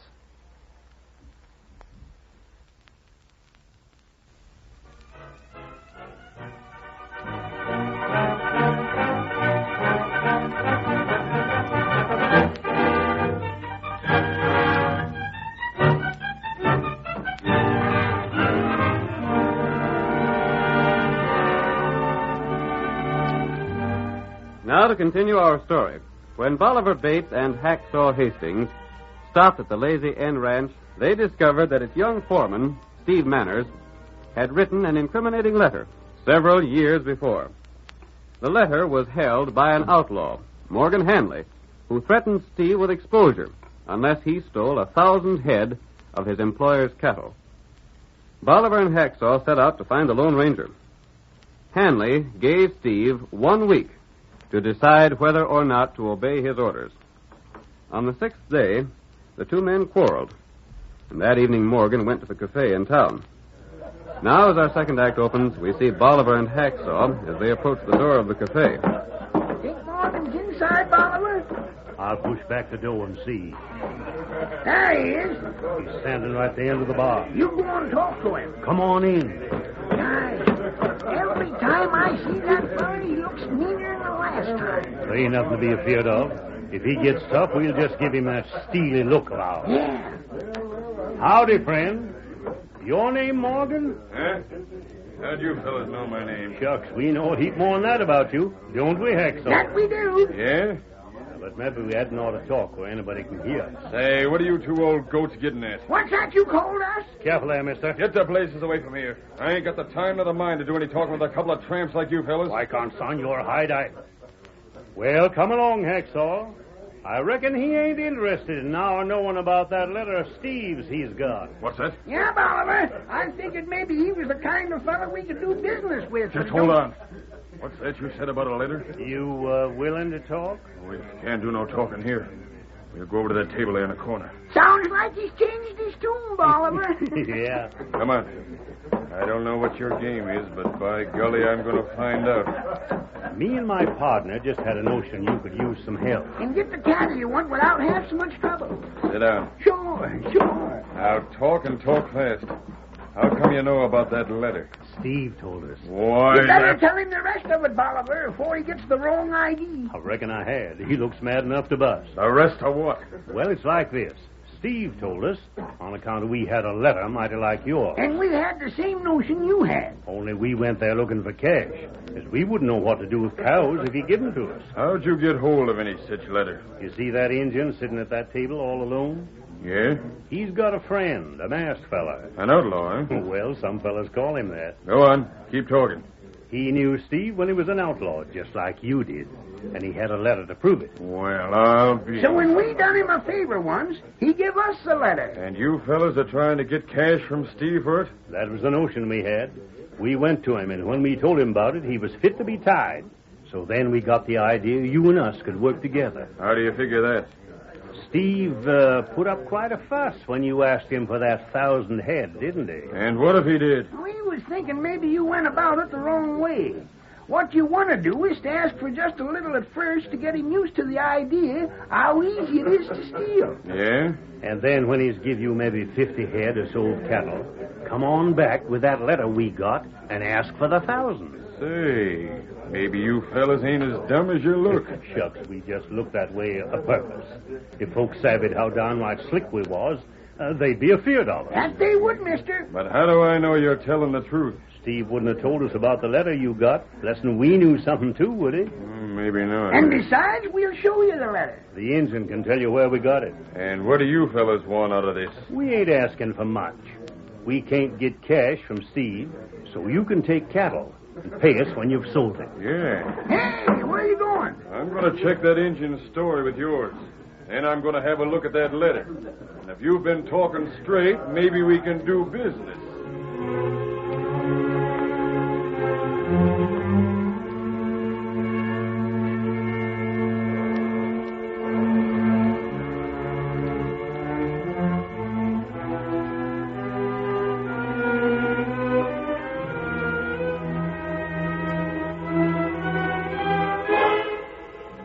Morgan talked to Tonto, and then agreed to the plan outlined by Bolivar and Hacksaw.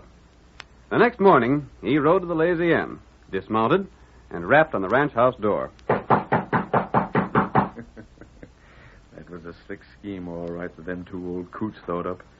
But if they think they're going to get their share after we're done, they got a mighty big surprise coming. What in blazes is keeping Steve? So there you are. I've been looking for you. Come on in. You made up your mind yet? Yep. Well? I ain't giving you nothing. You ain't? I'll tell you why. I can't let no 1,000 head go. If I did, the boss would show us devil savvy something was wrong. But you've got to... Besides, there was 2 other fellas here with a letter I wrote. If I pay you off, well, I got to pay them, too. Why, I ain't asking for no 1,000 head. Huh? No, I changed my mind. Give me 50 and the letter's yours. That's some different. What's more, I'll give you my word them 2 fellas won't ask you for nothing. You mean that? I know them 2 old coots, and I ain't letting them interfere with my game. And you'll give me the letter you got just for 50 head? That's what I said, ain't it? 50 head wouldn't be hard to cover up. Of course it wouldn't. And that's a heap better than having me show folks that letter. But I don't know. I ain't giving you no more time. You sure those fellas won't trouble me? You just leave them to me. And I'll do it. I thought you'd have some sense. I'll send some of my boys around just as soon as it gets dark to collect them cows. I'll be waiting for them. Good. I'll be seeing you later. Yeah. Hacksaw and Bolivar won't come around with that second letter. But I ain't said that I wouldn't. Just wait till Steve sees it's me that's got it instead of them. Get up there. Come on, get up there. Get up, boy.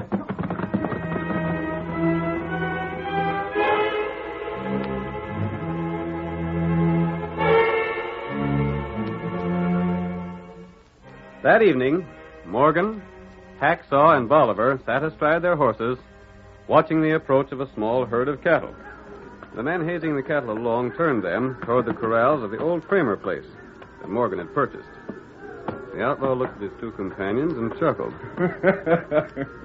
Well, there they are. 50 head of cattle for nothing. Told you it worked, didn't we? You give Steve that letter you had? Yep, and I give him my word you fellas wouldn't trouble him none. But I never promised I wouldn't. Morgan's near as smooth a customer as us, ain't he, Hacksaw? But it took us to show him what to do. But shucks, you can't expect everybody to have our brains. You going to talk to Steve tonight, Morgan? Uh-huh. I don't want to give him the chance to do any thinking. Them was Jeb Stewart's tactics.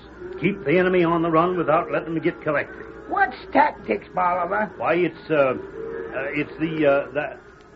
Oh, don't show your ignorance, Hacksaw. Now that Steve's seen how easy it is to give me the cows he did, he ain't going to put up so near so much fuss when I ask for more. You'd better be getting along. I'm going right now. Hey, fellas, start branding them cows. Take your running irons and fix them up to look like Box Z stuff. We'll get right at it, boss. Get up there, come on. Get up there. Well, there he goes to see Steve. Yep. We'll give him a head start. And then I reckon we'll tag along after to see the fireworks.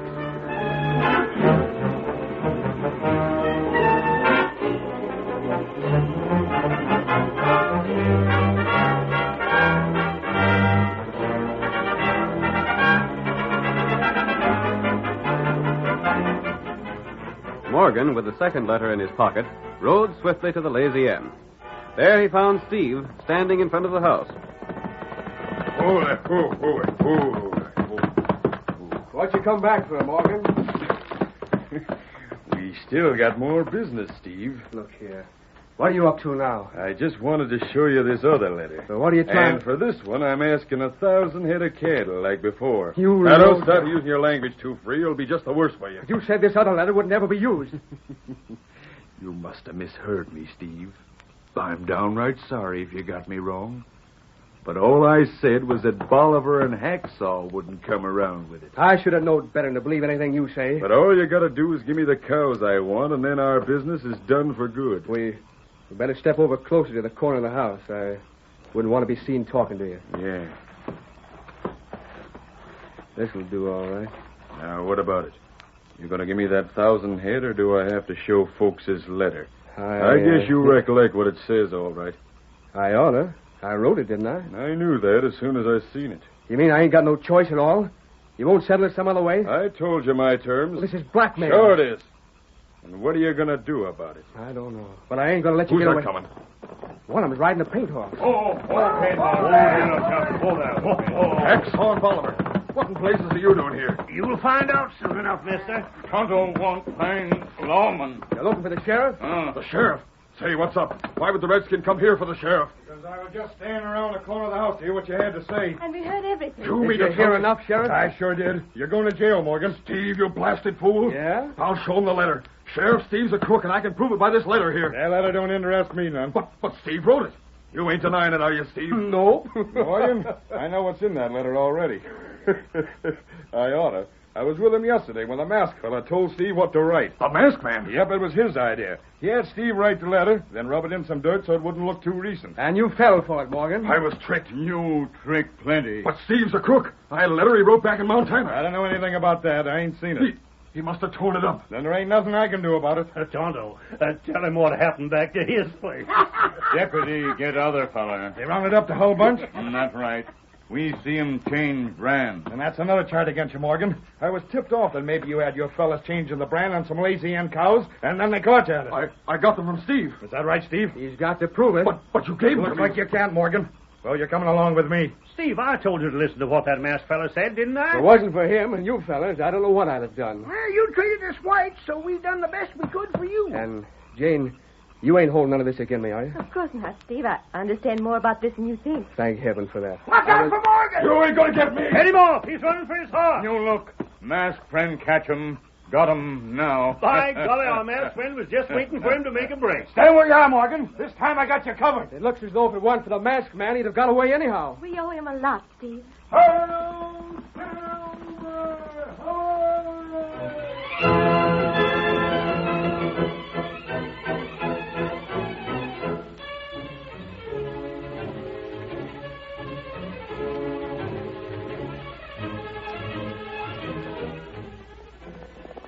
Come on, Silver!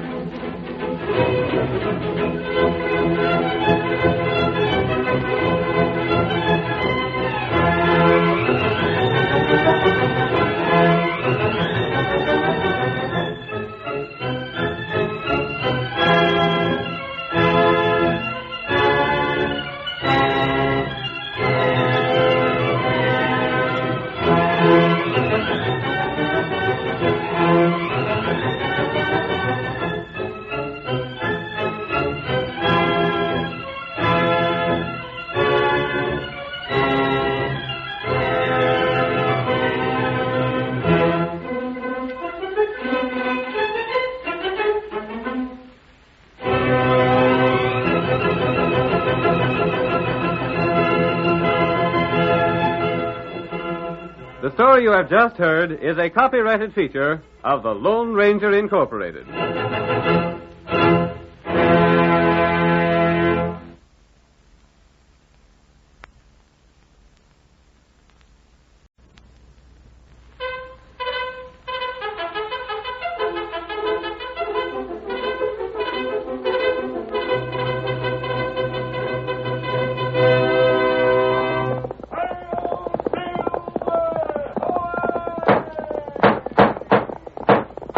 Fiery horse with speed of light, a cloud of dust, and a hearty hi-yo silver, the Lone Ranger.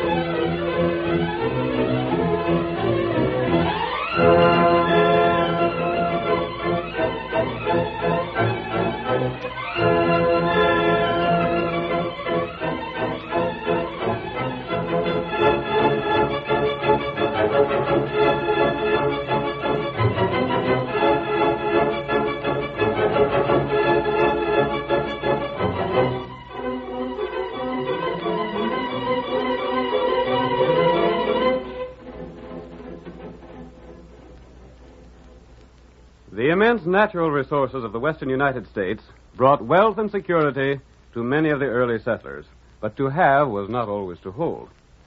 Outlaws robbed and plundered, and no man's life or property was safe. It was then that the masked rider of the plains rode in the cause of justice, and it was he, more than anyone else, who finally brought law and order to the frontier. Now return with us to those thrilling days when the West was young. From out of the past come the thundering hoofbeats of the great horse Silver. The Lone Ranger rides again. Come on, Silver! We're heading for the gold country around five corners. Hail, Silver!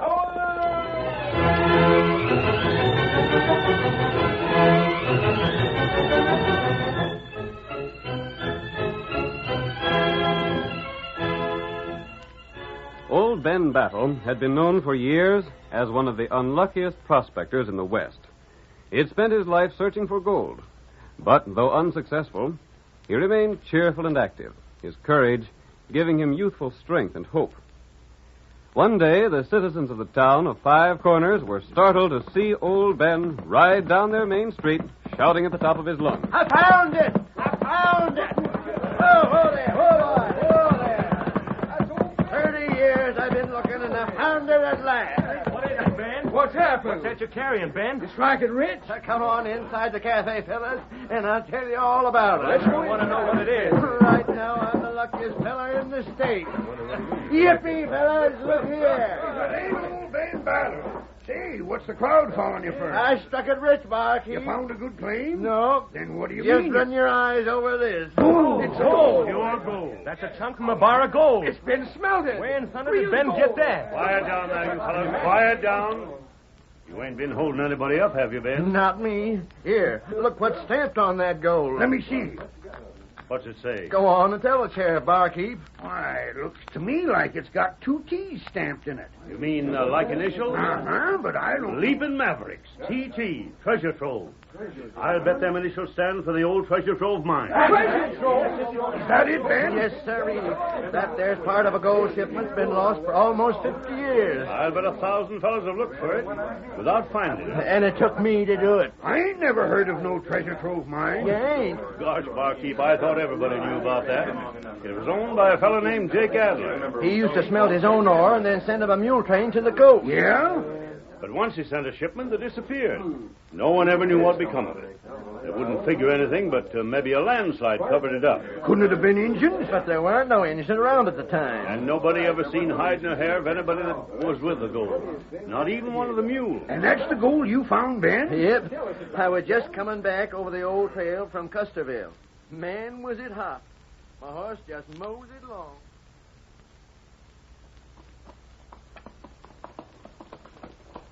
Doggone you, lazy hide. Keep a going there. I get off and walk to make it easier for you, and you mosey along slower than ever. Now get along, Gretchen. And no back talk, neither. There now. See what you went and made me do? Nearly broke a leg, all on account of... Now, what? Whoa there, whoa. Whoa. Well, that's a funny-looking rock I just stumbled on. Queer sort of shape. Now, let me have a look at it. Hold still, won't you? Now, hold still. First you want to stop when I want you to travel. When I want to stop, you want to travel. Now, let me pick up that rock. Yeah. I wonder. Now, where's that hammer I had along? Here it is. I'll just chip off some of the dirt on the outside. Well, I'll be... Jumping juniper, a gold bar. Huh. What's it say there? T.T. Treasure Trove. This is part of the gold from the Treasure Trove mine, or I'll eat my pick and shovel. Now we're heading for town, and we're moving fast, or I'll lambaste your blasted stubborn hide. Now get up there. Come on, get along there.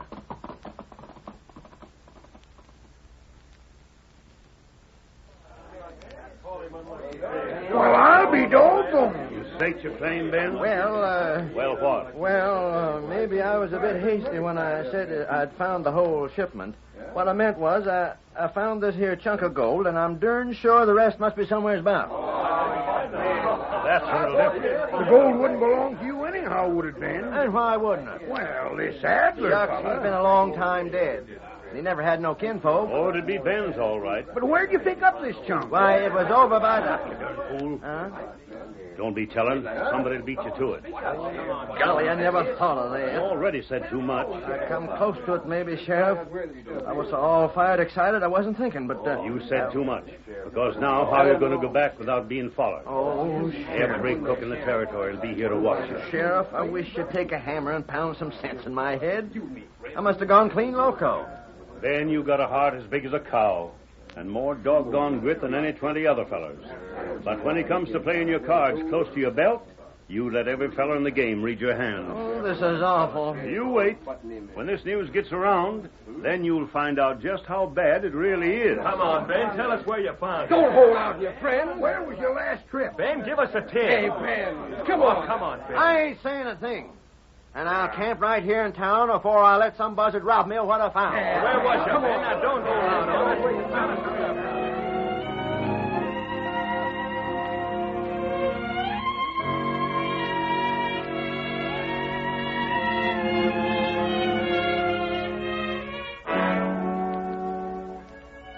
The sheriff had prophesied correctly. The news of Ben's discovery spread like wildfire, attracting the attention of honest men and outlaws alike. The Lone Ranger and his faithful Indian companion Tonto also heard the reports. They knew Ben deserved whatever good fortune came his way, and determined to help him if they could. In the meantime, however, an outlaw, known as Smoky Joe, had made certain plans. We see him now riding with some of his men. This is the only thing we can do, Hawk. That old fool ain't going to stir out of town as long as he figures he'll be followed. Right, him, Smoky. He'll wait if it takes a year. But I ain't gonna. He'll talk when we get our hands on him. I didn't want to do it this way, but we ain't got no more time to waste. Yeah. Only trouble is, if we make him talk, we got to get rid of him. You can't leave him live to tell the sheriff who done it. That's what I mean. But it's worth doing something for all that gold. Uh-huh. Where do you figure on keeping Ben when you get him? We'll take him to that old cabin back in the woods. Yeah. And if he does any yelling, nobody'll hear him. We're passing Ben's shack right now, ain't we? We just ride down to them trees, and he won't see us when he comes out from town. Just about do, ain't he? Yeah. How's this? It's good enough. All right, fellas. Rein up and keep out of sight. Sure thing, boss. Ho there. Ho there. Ain't he likely to hear the horses? Nah. Not with them riding as fast as he always does. Smoky, There's somebody coming now. Can you make him out? No, it's too blamed dark. We'll know in a second. Keep quiet, you fellas. I see him, Smoky. That's that chestnut horse he rides. Get along there, boys. Get along. Grab him, fellas. Get him. Hold on there. Get the reins. Joe. Stop your horse, Ben. You crooks, out of my way. Watch it. He's going for his gun. I ain't afraid of a pack of yellow outlaws. Put down that gun. Yeah, Oh. I winged him, boss. Last time maybe you killed him. He ain't hurt much, Smoky. Just grazed his shoulder. I'll live to get every one of you. We'll see about that. Boss, let's get out of here. Maybe somebody heard the shot. You got his bridle? He won't get away. Then let's travel. Get up there. Come on.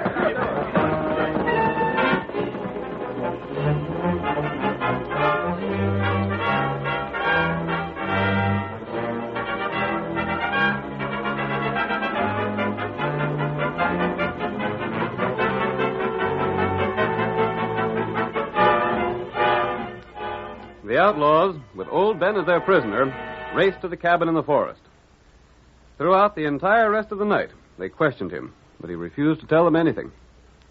They rested during the day, but the following evening the brutal questioning began again. Talk, Ben. Ain't. It'll be the worse for you if you don't. Where'd you find that chunk of gold? There's a gold head. Where's it hid, blast you?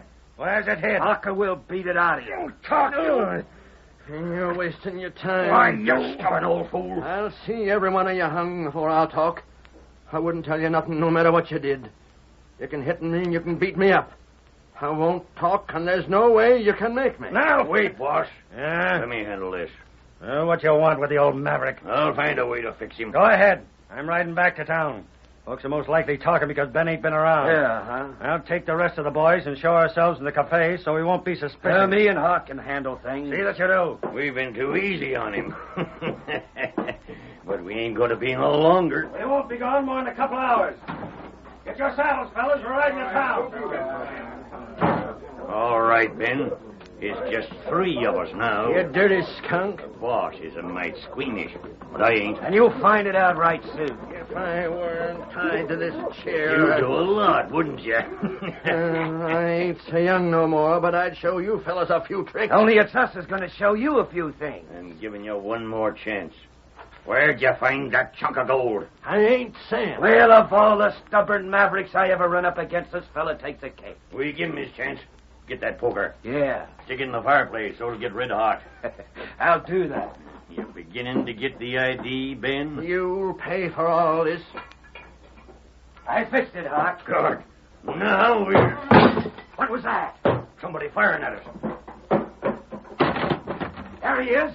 It's a fella on a white horse. We got to get him. How about Ben? He's tied up. He ain't going to run away. Well, then come on. Get your horse. We'll ride after him. All right, hurry up, Hawk. Come on, get in the saddle.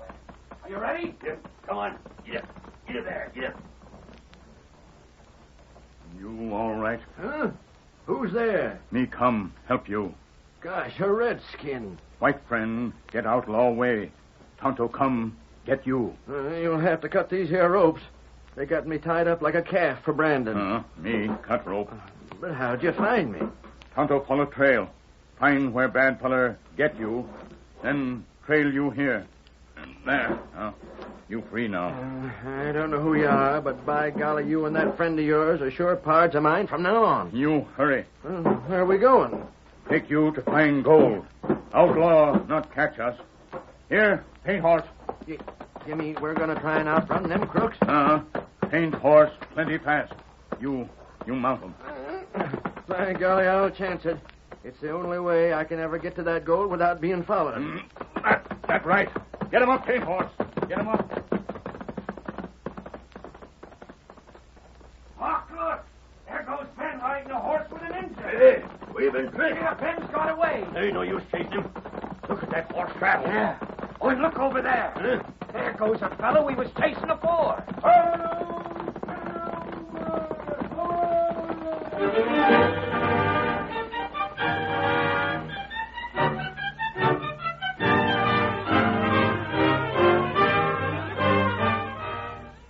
The curtain falls on the first act of our thrilling Lone Ranger drama. Before the next exciting scenes, please permit us to pause for just a few moments.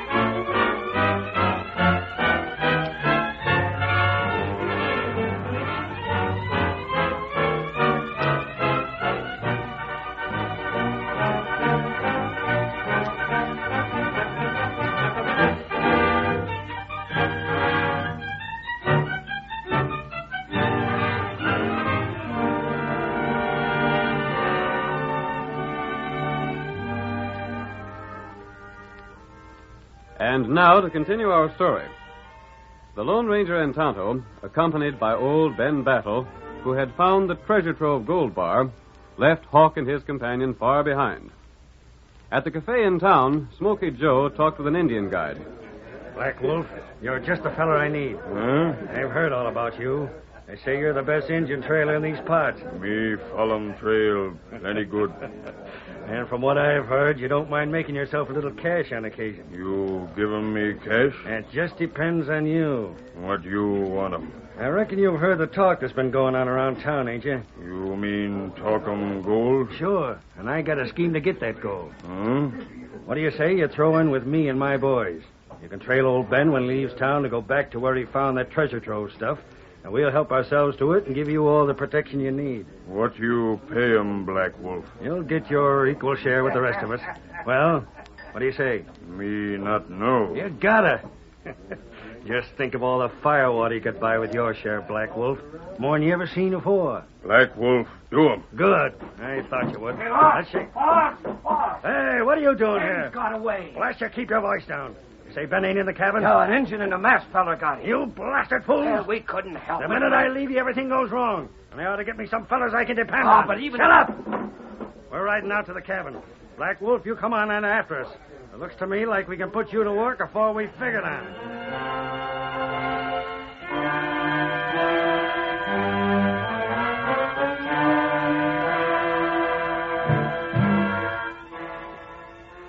Of all the blasted idiots I ever seen, you fellas are the worst. Oh, but Smokey, how was we to know there was a redskin with that masked fella? You didn't have to know it.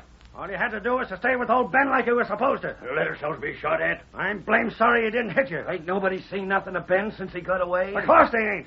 Him and them other two fellas lit right out for the gold. What are we going to do now, boss? We gotta get Ben back. Yeah, but... If we don't, it means jail for us. Ben's seen us all. When he tells the sheriff who we are, we're done for. We could light out of here. And let the gold go? Well, that's better than being jailed. Uh-huh. I got a better notion. What's that? Ever heard of Black Wolf? The Injun? That's the one. Well, what about him? The Redskin's as good at trailing as anybody you can name. He can most trail a hawk if you give him half a chance. Why, thunder. Well, where's he at? I'm waiting for him now. Oh, yeah? I seen him in town this morning, and that's where I got the idea. You talked to him? Uh-huh. I talked to him and told him if he put in with us, he'd get his fair share. Yeah, what'd he say? What do you figure he'd say? That Redskin would do anything for gold to buy firewater. And we still got a chance. And a darn good one. Maybe that's him now. Most likely. That you, Black Wolf? Me, Black Wolf. Walk right in. These are my pards I was telling you about. Oh. Black Wolf. Well, ain't no use standing around here if you're ready to start out, Black Wolf. Black Wolf, ready. And come on, fellas. Some of you bring our horses around, and the rest of us will show the Redskin the marks of the horses them other fellas was riding. All right, boss. Just come this way, Black Wolf. Me come. Going to take a sided trailing to follow them tracks now. Black Wolf, best brave all tribe. Black Wolf see where other brave blind. Over there is where we found the tracks of the horse the masked fellow was riding. I kept the boys away so they wouldn't be spoiled. Here you are, Black Wolf. You see him? Black Wolf see like eagle. You figure you can follow tracks like them? Me follow. By golly, we ain't beat yet. Fetch them horses. Yeah, we're coming. We'll head after Ben and the masked fellow without waiting. I'd like to get my hands on him. And I want to get my hands on the gold. Steady there. Black Wolf, good as he says he is. We'll do both. Black Wolf not like paleface. Him not speak big word, do little deed. Him speak little, do big deed. And now's your chance to prove it. Get up. Get on it. Come on. Get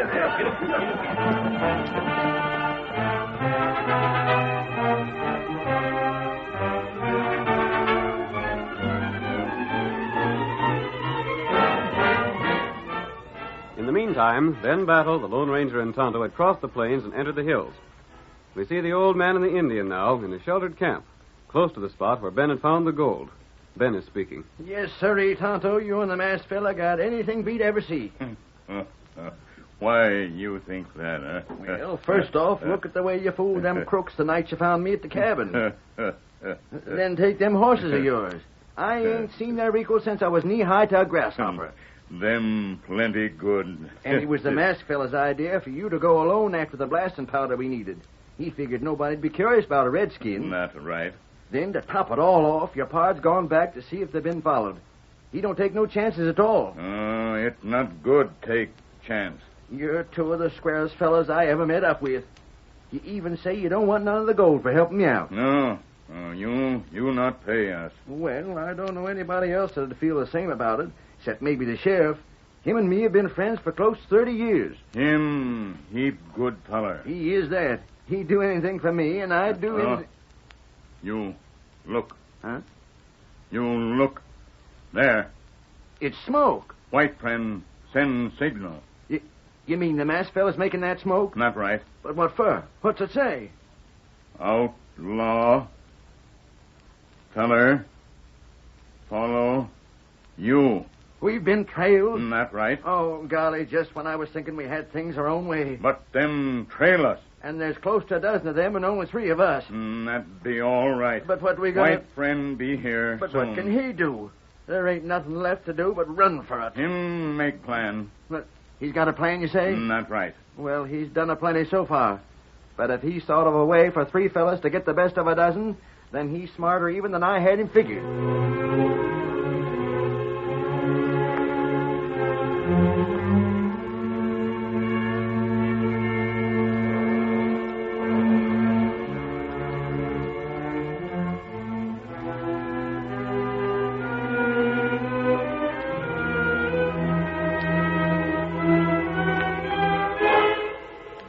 Ranger, having sighted the pursuing outlaws, built signal fires to warn Ben and Tonto. Then he hastily mounted Silver and raced to rejoin them. The outlaws, led by Black Wolf, who had followed the trail with uncanny skill, approached the spot where Ben and his friends had made camp. We're getting closer, ain't we, Black Wolf? Much sign now. Them not far. Good. I could even see the trail myself for the last hour or so. This is the trail the mule trains used to take when old Jake Adler sent his gold to the coast. Uh-huh. Most likely there was a landslide somewhere around here that buried the whole shebang. Ben had to have the fool luck to stumble onto it after everybody else had hunted it for years. He didn't find the whole works. He just found that chunk of gold. Well, it must have been a piece that happened to come uncovered. The rest bound to be somewhere close by. Yeah, I reckon so. There, camp. And someone's been here recent. By golly, that's so. You can see the ashes, and there's prints all about. Yeah. Here's hoping we see them before they see us. I hope so, but... who's that over there? You see something? Look where the valley narrows. That must be a pass. And by thunder, there's old Ben. What's he doing? I don't know, but he ain't dodging us this time. Come on, get up there. Get on there. Get up. Come on. He ain't seen us. He will in a second. Where's the engine and the masked fella? They're blazing with them. It's only Ben we got to worry about. Get along there. Get on. He's seen us. We got you, Ben. Don't run for it. I'm holding my gun on you. Get away. Let me be. Well, so you figured you got away, did you? You know, he's been planting blasting powder. It's all ready to be lit. No, ain't that real nice of you, Ben? So the gold is under these rocks, huh? No, it ain't. I was only trying... Did you hear that, fellas? Yeah. The gold ain't here, but he's setting off powder just the same. Figures he needs the practice, I reckon. Smokey, listen to me now. But I figure we better do, boss? That don't take no figuring. As long as Ben's got the blasting powder all set, we'll just let him light it first. Yeah. I won't. You can't make me. Might just as well, Ben. We know where the gold is now. But I'm not gonna... Just take a look at this shooting iron. You wouldn't shoot me, would you? You'll shoot if you don't do like I say. Oh, then I reckon I ain't got no choice. You sure haven't. Well, you'd better go on a ways so as you won't be hurt by the rocks when they fall. Yeah. Well, we'll be watching. And if you try any tricks, it'll be your last. I savvy. Come on, fellas. Yeah. Get up there. Come on. Hey, Ben. I'll be aiming at you all the time. You better hurry. I'm lighting it right now. I'll bet he's so mad he could bust. Us finding him just when he was all set to uncover the gold. Yeah. Hey, watch out, fellas. The blast will be going off any second now. Yeah, we're safe here. Now let it come.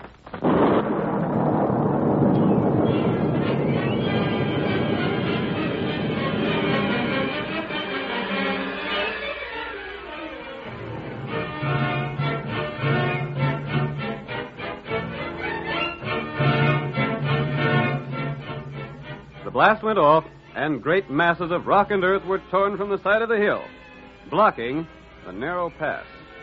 The outlaws watched eagerly, then Hawk shouted, There ain't no gold there. Where'd Ben get to? He run the other way when he lit the fuse. Then we can't get back the way we come. The rocks filled up the path. We'll just have to ride on and find another... Blind Canyon! Huh? We're penned in!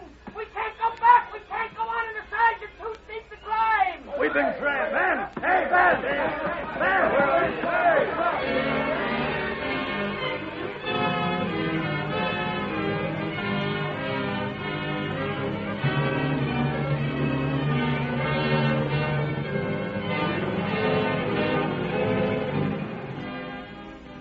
With the outlaws imprisoned in the canyon, Ben Battle grinned and sat down to wait for the masked man and Tonto. Finally, they rode up with the sheriff, dismounted, and walked over toward the old prospector. Are they all in there, Ben? Can't you hear him, Sheriff? I sure can. And they don't sound so blamed happy. Smoky Joe! Help us get out of here! Keep still and listen. What do you got to say? There's just a few things I wanted you fellows to know about. And the first is, I got some deputies coming to take you fellows to jail. And Ben and the masked fellow found the gold before you fellows ever got here. Ben just pretended to be blasting for the gold so as you could be caught. And maybe if you fellas ever get out of jail, you won't be so darned anxious to go again the Lone Ranger. Lone Ranger? Is that who the masked fellow is? You never heard tell of any other hombre that could do what he's done, did you? By golly, I want to talk to that fella. But I reckon you won't. Huh? What's the... Because he's on his way right now. That's how come I know for sure he's the Lone Ranger. He does what nobody else could do, and he never waits to be thanked.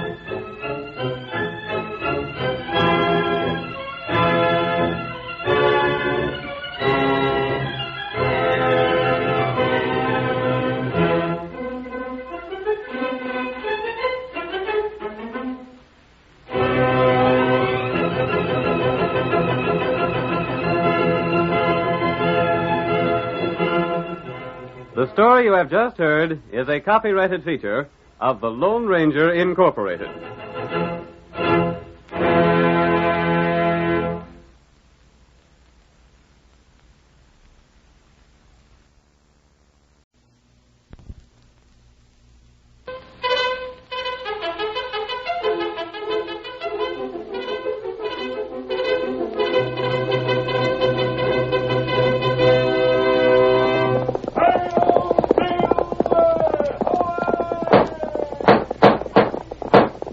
Fiery horseless speed of light, a cloud of dust, and a hearty hi-yo silver, the Lone Ranger.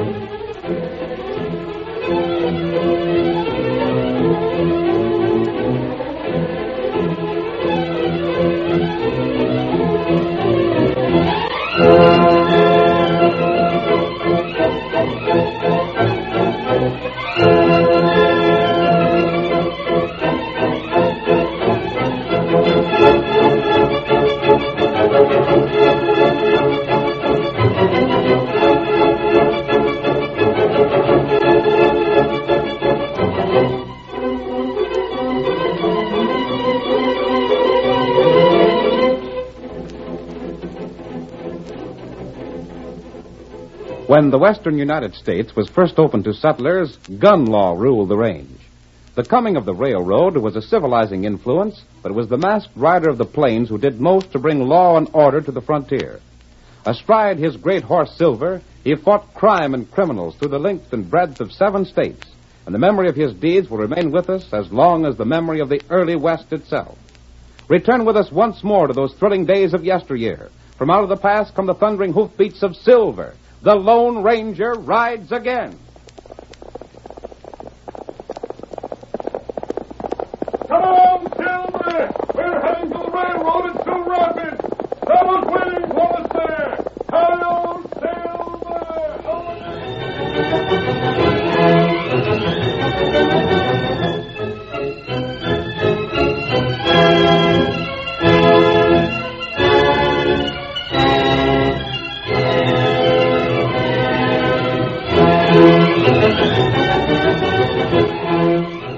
Limpy Davis led one of the most daring bands of outlaws in the West. Ruthless himself, he demanded the same quality in his men. As our story opens, we see them crouched in a clump of trees near the newly opened railroad line. A pile of logs has been placed on the track, and as Limpy steps out of cover and looks toward the east, he says, "What's the time, Webb?" Most 10 o'clock. And that choo-choo train ought to be coming along right soon. It's due now, Limpy. Yeah, and it's bringing us about $10,000. You figure the Stevens will pay that much cash? Blame right they will. They ain't got no other kin but this young fellow on the train. They're leaving everything they got to him. He'll be worth that much, all right. Seems darn funny they ain't never seen him before. There ain't nobody around here ever seen him. His pa and old Jake Stevens was brothers. But they fought about something while they was a couple of young bucks, and they never had anything to do with each other since. And now he's going to come into everything they own. Some hombres have all the luck. You won't think he's so lucky when he meets up with us. Yeah. What in blazes is keeping that train anyhow? What I'm worrying about is whether the fellers in the engine will see the logs we piled on the track in time to stop without wrecking the train. Don't worry, they'll see them in plenty of time. And another thing. How are we going to know this fella Red Stevens when we meet up with him? We'll locate him if we got to search everybody that's riding the cars. Besides, Lamb Rhodey was a tall young fellow with sort of sandy hair. It's a swell description. You'd worry if he had cash in the bank. Yeah. If I knew you fellas was anywhere around. There's the train. Yeah, you can see it coming around the far bend. Gosh, just think of traveling without a horse. You fellas know just what you're to do? Yeah, we know. Yeah, I got it. Harv and Shorty will hold a gun on the 2 fellas in the engine. All right. Mac, you and Red will see that nobody gets a shot at Webb and me when we board the train. Yeah. And you, Pete, you'll bring up the horses so as we make a getaway fast. All right. Everything's straight, boss. It better be. The fella that makes a mistake will have me to deal with.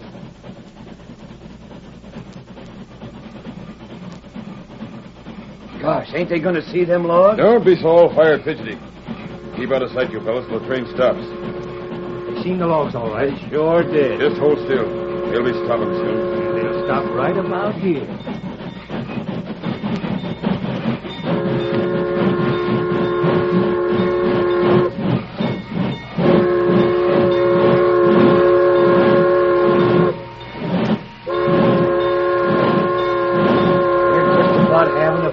All right, fellas. Get them covered before they savvy what's happened to them. Come on. What's happened? Somebody's blocked the rail. Hey, look, outlaw! They got us covered. Don't anybody go for his shooting iron. Get them hands up. Go ahead, Limpy. We got the drop on them. Come on, Webb. We'll get aboard and go through the car. Yeah. Keep your gun handy. We're doing all right. Now go through the car. Quiet, you hombres. There's only one gent we're looking for. The rest of you stay where you are and keep your hands in the air. We gotta hurry, boss. Now, which one of you is Red Stevens? Come on, speak up. If you don't, I'll search everybody here. I'm Red Stevens. What do you want me for? Come here. I asked you a question. And I'm giving you an order. Step up here before I shoot. Try and get me. After him, Webb. Don't shoot, you fool. We want him alive. We won't get away. Grab him. Jump for him. Yeah. I'll give you a hand. I got him. Oh. You'll knock him out. I couldn't help it, Limpy. He hit his head against the seat when he went down. If he's dead, He ain't, boss. Honest, he ain't. I can feel his heart beating. He's sure got a bad cut in his head. It ain't bleeding much. Pick him up. We gotta get moving. Here, I'll give you a hand with him. Yeah. Got him? Yeah. Pete's brought up the horses. They're just outside. You can throw this fellow across your saddle. All right, boss. Watch out for the steps. I can make it. What are you doing with that fellow, you rotten crooks? There weren't so many of you. The sheriff will be after you, fellas. Ready to go, fellas? Yeah. You ready with Stevens' web? We're ready. Steady there. Back to camp, fellas. Now get moving. Yeah, come on.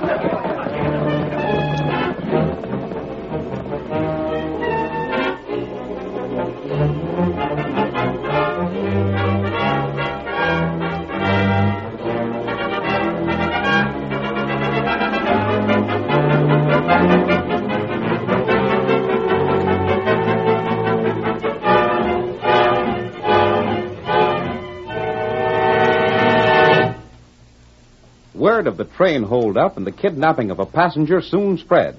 Among those who heard the story was the Lone Ranger, who with his faithful Indian companion Tonto determined to investigate. In the meantime, the sheriff and his deputies had scoured the country for a clue to the outlaws, but without success. We see the sheriff now in his office at Sioux Rapids. A deputy is with him. You know, Herb, my idea is it was Limpy Davis and his gang that did this job. Don't know anybody else around these parts with nerve enough. But why in tarnation did they do it? You got me. Ain't much doubt but what it was Jake Stevens' nephew them outlaws captured. The folks on the train recollected the outlaws calling him Ridge Stevens. But if it's cash them crooks want for Ridge, why in blazes don't they send some word? Jake ain't heard nothing? Not a doggone solitary thing. Huh. Yeah, maybe it's just that they had something against him. They wouldn't be likely to hold up a train just for a grudge. Don't sound reasonable. And it's 4 days since it happened. Maybe we'll find out someday. Someday? By the great horn toad, if we don't learn something pronto, we're going to be in hot water for sure. Jake's so mad he's fit to be tied. Well, you can't blame him much. I ain't blaming him, I'm just...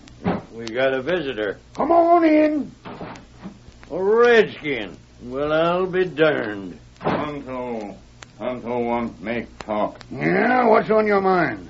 Maybe you tell Tonto about outlaw. Outlaw? What outlaw? Feller stop train. You got clue? What's it to you if I have or not? Maybe Tonto help you. You know anything about it? No. Tonto not know. What do you make of it, Sheriff? I got a notion. Say, Injun, who sent you here? Friend send Tonto? Your friend, huh? Your friend's name wouldn't be Limpy Davis, would it? That's not it. Sheriff, I'll bet it is. Limpy's smart. It'd be just like him to send the redskin here to find out what we know. You make plenty big mistake. Yeah? Well, we'll find out about this. Should I jail him, Sheriff? We will if he won't talk. You not jail me. Where's Limpy? Tonto not know. You lie. Out with it, you polecat. We savvy your game and you're going to talk. Tonto not talk. Why, you... Me leave now. Stay where you are. Shoot him. He's resisting arrest. Blast it. My hand. A masked fella shot through the window. A masked man? I seen him just for a second. He only hit my gun. Let's get after him. Him and the Indian must have been together. There they are. Shoot. I missed him. And look at him travel. Now we know doggone well who stopped that train. If it wasn't that masked feller, I'll eat my boots.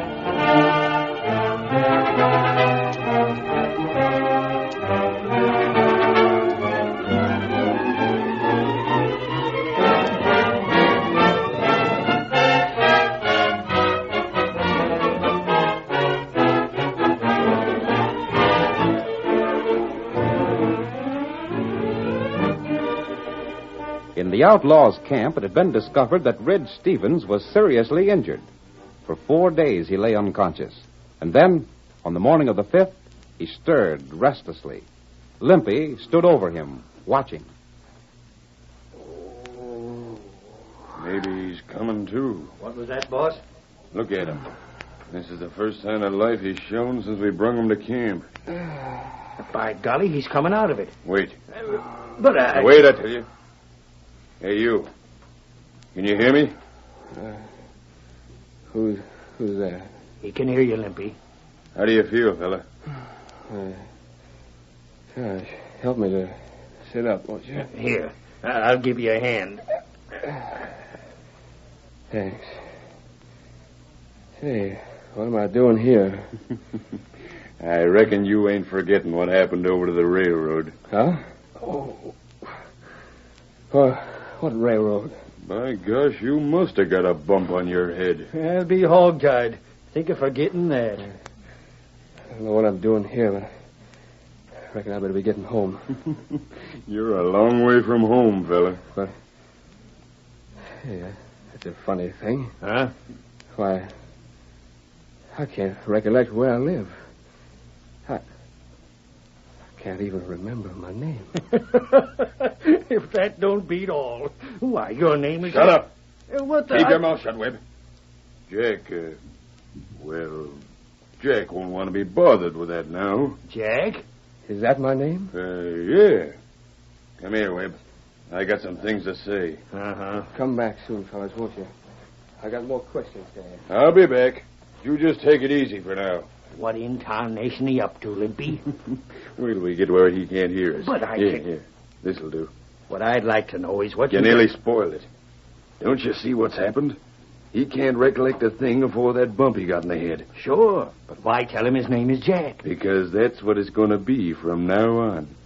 As far as he'll know, he's an outlaw just like the rest of us. Maybe I'm dumb, but I can't figure... We'll tell him he's wanted by the law. Yeah? This is good. He's the only one of us that ain't knowed around here by sight. Of course he ain't, but I... Can't you see it? We'll leave a note with Jake Stevens asking for 10,000 cash. Then we'll watch the ranch. And when there's nobody around, we'll send this fella here after the money. You mean send young Stevens for the cash that's to be paid for his own return? That's just what I mean. His uncle ain't never seen him, you know. Well, of all... Why, sure, that's right. And if he gets shot, they'll be shooting the fella they want to save without knowing it. Limpy, that's the slickest idea I ever heard of.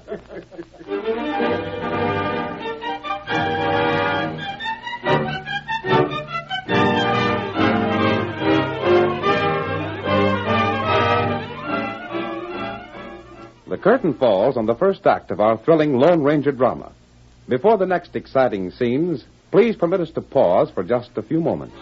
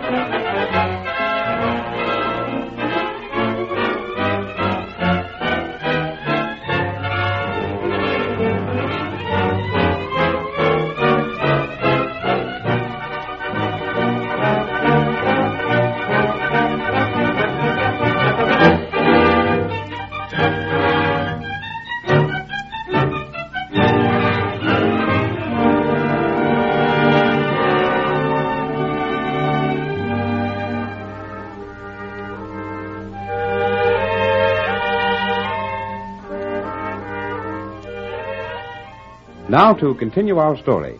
When Red Stevens, who was kidnapped from the Sioux Rapids train, recovered consciousness in the outlaws' camp, Limpy Davis convinced him that he belonged to the gang. As our second act opens, the young man and Webb, Davis's lieutenant, are riding toward Stevens' ranch house. Red says, You know, Webb, I wish Limpy hadn't sent me to collect that cash. Shucks, Jack. There ain't no danger. The boys are watching out. If there's been a trap set, they'll give us a warning.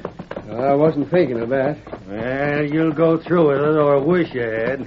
Where is this Red Stevens we're supposed to be holding? Never mind about that. He's took care of all right. And another thing I've been wondering about. Yeah? Are these clothes I got on the same as always belonged to me? Now, that's a darn funny thing to ask. Are they? Of course they are. Ain't you satisfied with them? I was just wondering. It ain't easy when you can't remember nothing. Well, there ain't much you have to remember. Just don't forget that when we get to the Stevens place and you go in, I'll be outside by the window watching everything you do. Well, I don't cotton to this much. I don't know that I ought to... Keep your mouth shut and do what you're told. You're in this the same as the rest of us. Yeah, guess that's right. Well, these papers I got prove we're holding this Stevens fella? Uh-huh. Them's what he was carrying to identify himself with when we took him prisoner. Yeah? Well, Jake Stevens ought to have the cash ready for you. It's been close to a week since he got the note. I know about that. There's the house now. I don't see nobody around. That's why we got word to come. There's only Jake in the house with some redskin and a young fella about your age. Oh, brother. Oh. Now go on in. If they try anything, I'll be just outside. There's more of the boys in calling distance. I ain't afraid. I'll keep the horses with me.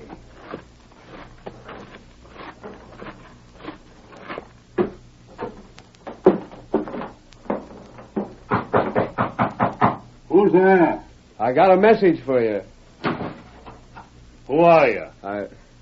Let me come in. Well, come in.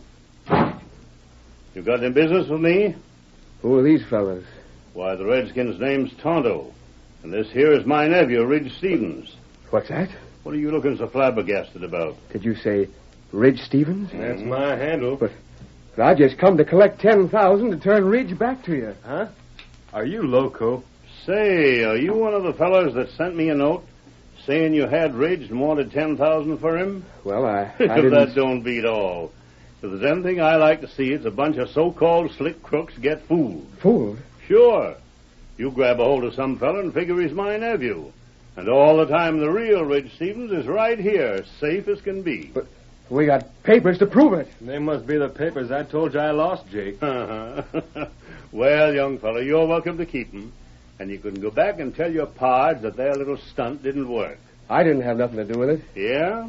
Leastways, I don't think I did. What do you mean by that? I don't know exactly.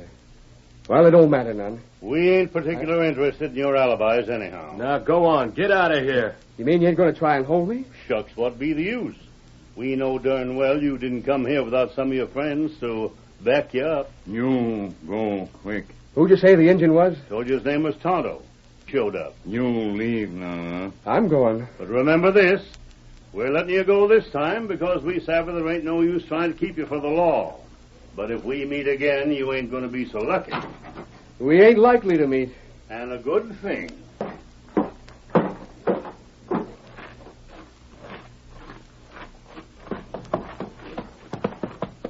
Did you hear what they said, Webb? Every blame word. Get on your horse, blast you.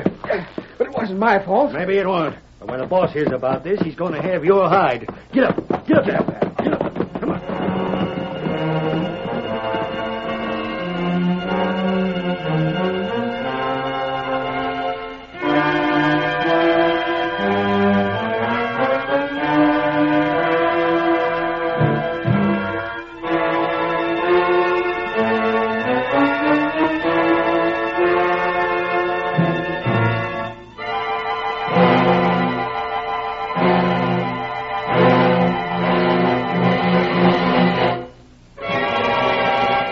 Webb and Ridge rode back to camp and made their report to Limpy.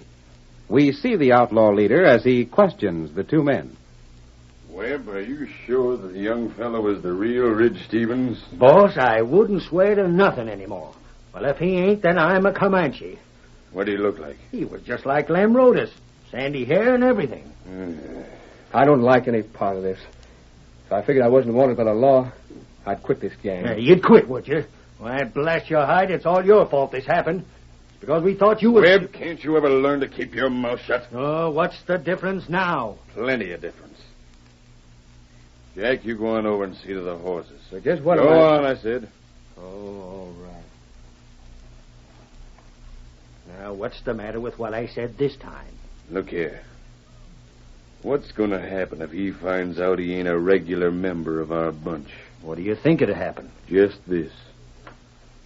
We'd either have to shoot him or watch him all the time so's he couldn't get away to tell about us. Well, I don't... But if we keep still about what we know, he'll keep on thinking he's an outlaw and stay with us. Well, maybe so. I've been wondering what could have happened. The only thing I can figure is that this fella got Ridge's papers somehow and was up to some trick. He might have been at that. If he weren't, why'd he say he was Ridge when we found him on the train? And how'd he come to have those papers with him? Yeah, that's so. Now we got the whole thing to do over again. Huh? You ain't planning to get a hold of that fella at the Stevens place, are you? And why not? Hey, Fred, come over here. You want me, Limpy? Come here. What is it, boss? You've been with the fellas that have been watching the Stevens place, haven't you? Sure. You was watching it all the time so's we'd know when it was safe to send for the cash. What have you got in mind, Limpy? I was just thinking that while the fellas was watching, they must have learned something about what the folks at the ranch do with themselves. What do you mean? Well, does this young fella that's at the Stevens place ever go anywhere alone? He sure does. Yeah? He takes a ride every day over to that big red hill north of the ranch. Every day? Just like clockwork. He starts out after dinner and don't come back for a couple hours. And that's when we're going to get him. Maybe we can at that, boss. Sure we can. But do you figure it's safe? Why ain't it? We can meet him at the hill, grab him, and beat it. But what if he's being guarded? You just heard he rides alone, didn't you? Yeah, but what I meant was the hill can be seen from the ranch.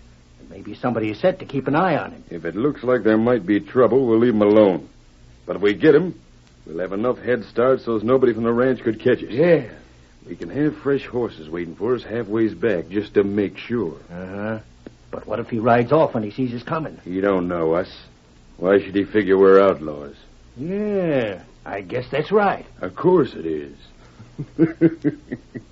And this time we'll show Jake Stevens we ain't so easy to fool as he figured.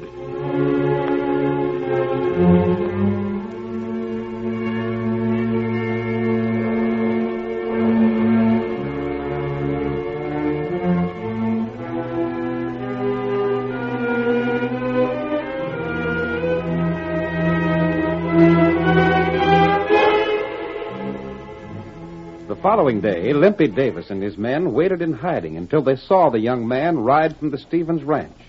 Then, when he drew near the hill, they rode forth to meet him. There he comes. That's him, all right. Just take it easy like we wasn't going nowhere in particular. Uh-huh. Wave at him friendly like. I'll tell you when to get him. He don't seem to suspicious nothing. He's waving back. Howdy, fellas. Now, hold up there, young fella. Oh, get him, Fred. What's that something's coming on? You're coming with us. You got him, fellas? You can't get away with this kind of stunt. Yeah? You're going to learn different. All right, Limpy, look over to the ranch. There's two fellas riding out, and more behind them. Come on. They can't catch us. Come on, get up. Get up.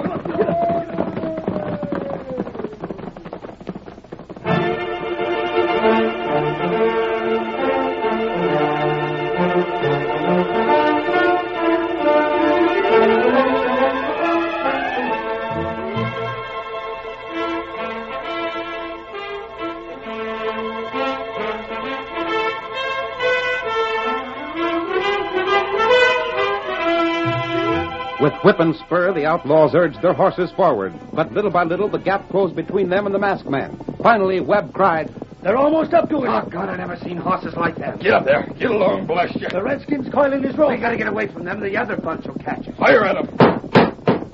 Can't aim riding like this. Hurry. I hope they catch a whole bunch of you skunks. We'll take care of you later. They're firing at us. Maybe I can get that masked fella. I'll take a picture. Oh, you can't stand up against shooting like that. We got her with the rope. The Indians rope me. Whoa there. Who? Take the rope over me. I'm joking. I'm joking on you. Oh, hey, horse. Oh, that's it, Tonto. Don't shoot. Tell the master to make it right.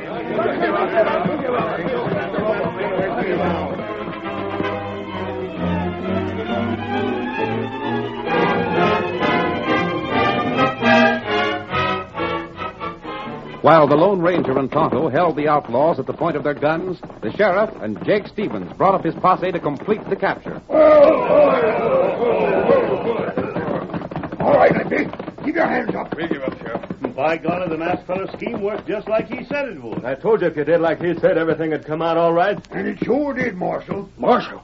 Is this fellow we just captured the United States Marshal? Yep. And the fellow you took off the train is the real Red Stevens. But what's the idea of the it? masked fella's plan to make you think you got the wrong hombre. And the marshal rode out here alone every day so you'd try to get him. Limpy, We've been tricked. Why, the blast... Take it easy, Limpy. You're headed for a long spell in jail. Come here, Red. Gosh, it's good to see you, Uncle Jake. Hey, I thought you couldn't recollect nothing. I couldn't at first. When I seen my name wrote on the inside of my shirt, and Webb told me them was the clothes I always wore, it set me to figuring. So that's why he asked me that question. Yep. And then I started to remember things more and more. Well, I'll be... Hey, where's the masked fella? I want to thank him for what he's done. There he goes. Him and the engine both. But I'll be doggone. He captures the worst bunch of outlaws I ever seen, and then he just rides off like it was nothing.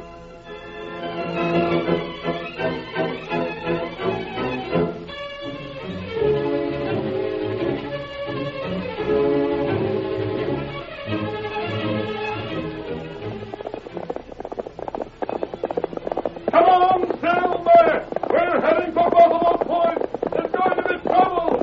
Hail, Silver!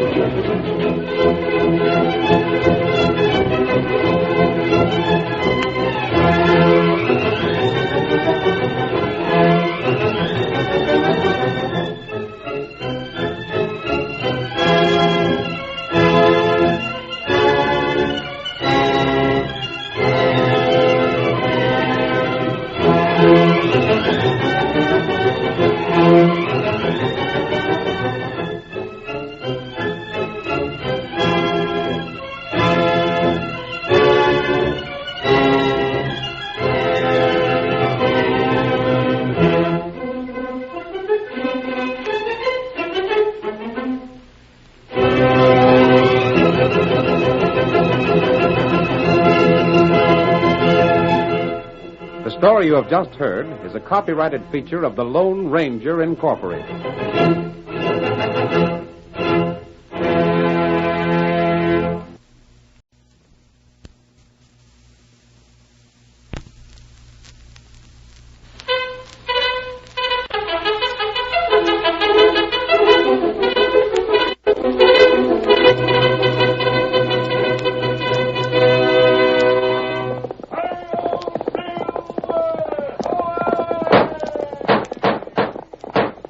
A fiery horse with speed of light, a cloud of dust, and a hearty hi-yo Silver, the Lone Ranger.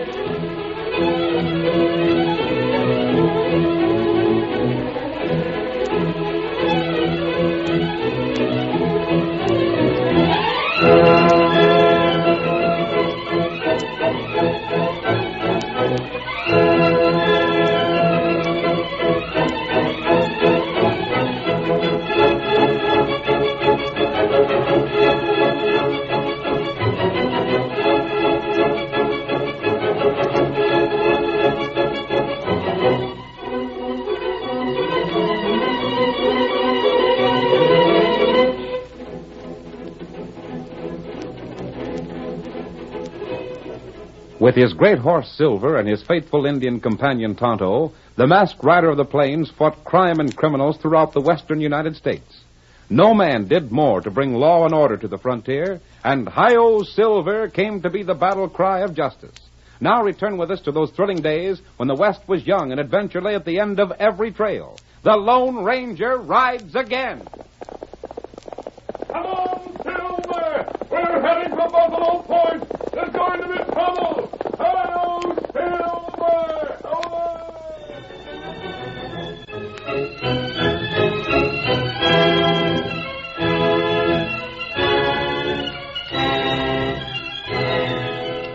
Buffalo Point, the county seat of Buffalo County, was the center of a stirring election campaign. Pete Sampson, ex-rancher, was determined to win the office of sheriff from its present occupant, Charlie Wilson. As our first act opens, we see Pete in the cafe with a small group of his backers. Among them is the elderly and frank-spoken Gideon Wells, the local doctor. We hear him say, Pete, if you don't beat out Charlie Wilson and show his boss, Ace Dolan, that we ain't letting him run this town anymore, things are going to be even worse than they were before. Well, I'm trying my best, Gideon. You ought to. It was Ace that took your spread away from him. But I don't know if you stand much chance, Pete. Yeah? I tell you, Pete, it's like this. Me and Gideon here and the rest of us are all for you. But Ace has got a whole bunkhouse full of gunmen. He's got folks in this county so blamed scared they'll vote just about the way he tells them to. That's why I'm fighting him. If you was only sheriff... That's just it.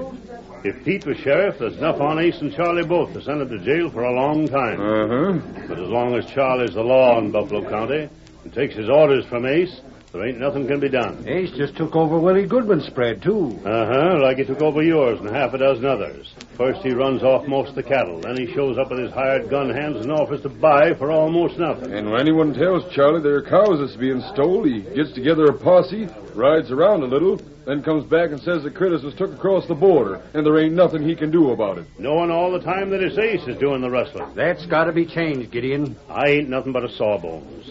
But by the eternal, it's enough to make me start packing a shooting iron for a little target practice on them skunks. It ain't to be put up with. Maybe this time folks will have the nerve to vote the way they want to, instead of like Ace tells them to. We're with you anyway, ain't we, fellas? Then let's have a drink on it. Hey, barkeep. Yeah? I'm setting up the drinks for the house. And we're all going to drink to Pete here for our next sheriff. So you fellas are drinking a Pete, are you? You taste. Charlie's with him. And so's half his rotten gunmen. I'm suggesting a different toast. I'm asking you to drink to Charlie here. Best sheriff this county ever had. We ain't drinking to no crook, Ace, even if he does wear a badge. You call me a crook? I said it plain, didn't I? Why? Careful, Charlie. Your badge don't give you no right to pull your gun on a fella that don't carry arms. I'll teach that old fool. Go ahead and shoot, Sheriff. That'd be about your style. Take it easy, Charlie. Now, look here, Ace. Maybe these fellows will drink to you like I asked them to. In that case, there wouldn't be no harm done. No. Well, what do you say, fellas? Ace, you and your crooked buds can't bluff us all the time. I ain't bluffing nobody, Pete. I'm just asking them real polite. Sure. Figuring they'd be scared to go agin you. Drink up, boys. For Charlie Wilson. Well, I don't know. I'd rather not. Maybe you need a little convincing, huh? Give them a campaign argument, fellas. Yeah. Now, listen, don't clean up my place. Maybe this will learn you some manners the next time my boss tells you to do something. Oh, you broke my mirror. And here's another. Why, you just missed my boot. You dirty sidewinder. That ain't no way to talk it all, Pete. It ain't my fault if you can't put up as good a campaign talk. You've been running this county with guns ever since you come here, Ace. Sure. And I've done right well. All right, fellas. You change your minds any about drinking to Charlie? Sure, I'll drink to him. I'd be right glad. Shoot for your gun, Pete, and I'll jail you for drawing against the law. Come on, Pete. There ain't no use trying to stand up to a crooked sheriff that takes his orders from a still bigger crook. We'll get our horses and ride out to your place. Might as well, I reckon, Doc. Maybe if you savvy what's good for you, you keep right on riding and never come back. You ain't running me out of town, Ace. Well, stick around then if you've a mind, eh? But when election day comes next week, the only vote you'll be getting will be your own. Step up the bar, fellas. Another drink to Charlie here.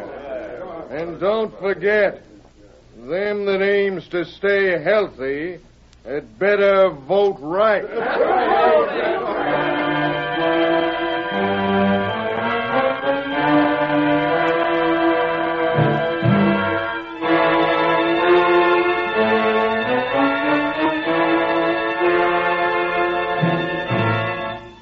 When Pete Sampson and the old doctor left the cafe, They mounted and rode toward Pete's small place just outside town.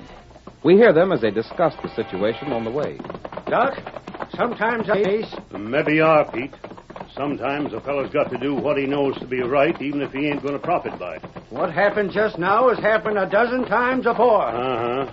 The honest folks are for me, but when Ace and his gunslingers come around, they back water. It's hard to blame them. Of course it is. They know the sheriff ain't going to do nothing for them. Well, if you don't win out, Pete, I'm packing up and leaving town. Yeah? I don't want to, but I won't have much choice. Where you been thinking of going? Over to Harmony, most likely. Harmony? Well, there's plenty of business for sawbones over there. They got a sanitarium and all.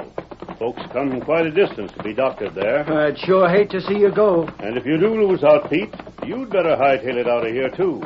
No telling what Ace will do to you for running against Charlie. He'd do plenty right now if it weren't for the way to look just before election. But maybe... Hey, look at the paint horse over there. Leaping lizards. Ain't he traveling, though? Ain't that fellow waving at us? By golly, seems like he is. We'll rein up and see what he wants. Oh, there. Oh, there. Oh, boy. Oh. Well, I'll be... Looks like an Indian. You wait. What you want, Redskin? He's riding like he's got something on his mind, all right. Oh, okay, boss. Oh, okay. You feller named Pete? I'm Pete Sampson, if that's who you mean. That's right. What you want with Pete, Redskin? You him friend? Friend? I ain't got no better. The doc and me have been friends for quite a spell. Then me talk. Yeah? You want beat sheriff? You mean in the election, Redskin? That's right. That's what I aim to do, but right now things don't look so good. You know Ace feller got brother? Sure, Ace has got a brother. He ain't around these parts. I never heard Ace had any kin. Well, it ain't generally known. He don't use the name of Dolan, and he's got quite a reputation for being an outlaw. I've heard Ace thinks a heap of the kid. He'd like to have him stay in his outfit, but he can't get the kid to quit rambling. Well, if Ace has got a brother, don't surprise me none to hear he's a crook, too. But what's that got to do with us, Injun? White friend got plan. Huh? You come with Tonto. Me show you white friend. You want us to go with you and meet this friend of yours? That's right. But what's the idea? Him tell you how you beat sheriff. Well, if this friend of yours savvies how I can win the election, it's more than I can do. Just what's your game? It's not game. Tonto not trick you. What do you think, Doc? It's up to you, Pete. But I'd say we couldn't be no worse off doing what the Redskin asks. That's my notion. You come? Lead the way, Redskin. If your pod's got a scheme to beat them crooks, I aim to hear it. That's good. And if this is just some slick scheme that Ace has put you up to, why, then we'll show 'em that we ain't to be scared. You follow Tonto. Get him up. Get up. Get up. Get up. Get up.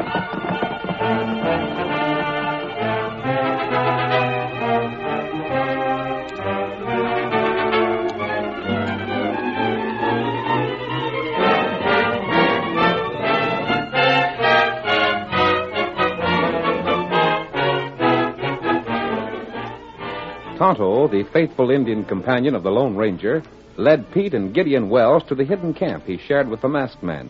There, with growing enthusiasm, they listened to the Lone Ranger's plan. Our next scene opens 2 days later in the cafe. Ace Dolan, Sheriff Charlie Wilson, and several of their friends are seated at a large table. Ace is speaking. Boys, Charlie here's got the election just about as good as won. We got the folks in this county so blame buffaloed, they ain't even breathing unless we tell them they can. There's just one thing, Ace. Yeah? We're all right as long as nothing happens to you. The folks in the county hate us like poison, but it's you they're scared of. Without you, we'd be skinned alive. What do you figure is going to happen to me? I ain't saying anything will, but if it did... Charlie's right, Ace. It's your brains and the wages you're paying for our guns that's keeping us on top. But if somebody should plug you, they'd hang us so fast we wouldn't know what happened to us. Say, what's got into you fellas? Nothing, boss. We're just saying you ought to play it safe. What do you figure I'm hiring so many guns for? Well, It's to make sure nothing like you say happens. And if you're on your toes, it won't. We'll watch out for you, Ace. And forget this kind of talk. What we want to think about is Ace, how... there's the sawbones coming this way. What's that old fool looking for? More trouble? Not if he savvies what's good for him. Ace, I'd like to have a word with you. Yeah? Well, speak up. Well, you better step over in the corner with me, Ace. I don't figure you'd want these fellas to hear. And why shouldn't we hear it? Why, that's up to Ace. But I reckon he'd just as soon you didn't. It'll only take a second. Well, make it fast. But look here, Ace. Come on, Doc. You fellas stay here. All right, Ace. If it's something I think you ought to know, I'll tell you myself. Just as you say. But we'll keep an eye on the sawbones. Well, Doc, what in blazes is it? Just a mite more this way, Ace. They can still hear us. Go ahead. Now, don't forget they ain't so far off they can't drill you if you try any tricks. This'll do. Well? It's about your brother. What's that? I didn't mean to go agin you the other day, Ace. I reckon I sort of spoke out of turn. So now I'd like to be the first one to warn you. To warn me? Your brother's over to Harmony. Ain't that the town where the sanitarium is? That's the one. Well, what if he is? He got shot up bad. So we went there to be doctored. And he don't know there's a U.S. Marshal on his way there to jail him. Is that straight? I wouldn't have no reason to send you there for nothing, would I? How soon will they arrest the kid? If you hurry, you can beat the Marshal. He just set out from Abilene. They can't jail my brother. I figured maybe you wouldn't want the others to know about this. You see, if the Marshal should get there afore you, the kid might talk enough to send the Marshal over this way. And you wouldn't want your bunch to think there might be trouble. I don't have to tell them nothing. You're going? Right now. I'll take a couple of the boys with me in case you're up to some stunt. I ain't, Ace. I reckon you'd have better sense than that. Because you'd sure pay for it when I get back. I know. Steve, Two-Gun, come along with me. Where are you taking them, Ace? I got a little trip to make. Charlie, you and Rick run things till I get back here. What's it all about? I'll tell you later. Come on, you fellas. You ought to lead right this, Ace. You do like I tell you. You'll have to ride like all get out, Ace. Just what I aim to do. And you won't forget it was me that warned you, will you? I don't forget my friends any more than I forget my enemies. Get mounted, fellas. I'm wishing you all the luck you got coming, Ace. Uh-huh. Get up there. Come on. Get up. Get up there.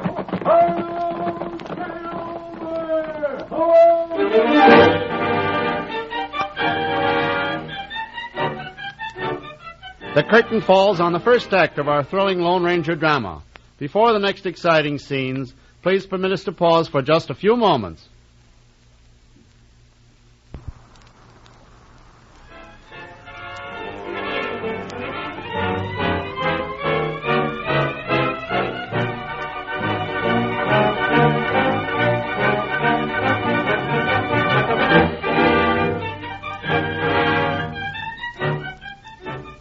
Now to continue our story. After Gideon Wells had told Ace Dolan that his younger brother was in danger of being arrested, and the crooked rancher had left town with 2 members of his gang, the elderly doctor re-entered the cafe. Hey, Doc. What Ace rush out of here in such a hurry for? I don't reckon I'd better say. He most likely wouldn't want me to. Doc! You calling me? Come over here. All right, Sheriff.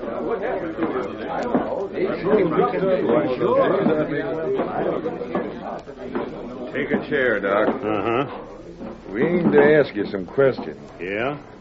What did you say to Ace just now? I'm right sorry, but a doctor ain't supposed to tell his patient's secrets. What's that you say? Patient? Reckon I'll be running along to my office. I got some work to do. You sit right where you are. But I... You're going to explain that remark. But if Ace was to find out you knew he ain't likely to live... Jumping Jehoshaphat. I said too much already. You ain't said half enough. But really, You're planning to live long? Yeah, but what do you... If you are, talk. If you ain't, just go on dodging the questions we're asking. You'll be suffering from lead poisoning pronto. And we ain't bluffing, Doc. But if Ace should live to come back from the sanitarium over to Harmony, he'd kill me for talking. The sanitarium? He went to Harmony? It was just because I told him what the doctors over there wrote me. What did they write? I can't tell you. Take a look at that gun and make up your mind to spill it. I'll talk. That's better. You see, Ace has been worried about some spells he's been having. Get on with it. He's come to me, secret-like, because he didn't want you fellas to savvy there might be something wrong with him. Yeah? I looked him over, but I didn't want to say for sure what the matter was till I wrote to the doctors at the sanitarium, asking about them. And what did they say? They said it was even worse than I figured it was. He might drop over dead almost any time. No. I wouldn't have no reason to lie to you, would I? Well, what's ailing Ace? It's his heart. Yeah? He's got Thermotopoulos of the ladder cardiac offering. He's got all that. Well, he's got that for sure. But there's a couple of other things that might be wrong with him, too. Sheriff, if that doc ain't lying, do you savvy what that means? You're blamed right I do. Now, don't forget, I didn't want to tell you about this. If Ace has really gone to Harmony... If he has, somebody will be riding in that passed him on the way. It's a 2-day ride over there. We'll wait to find out. And if it's so, we'd better start figuring what to do. And I'm telling you, we'd better figure fast.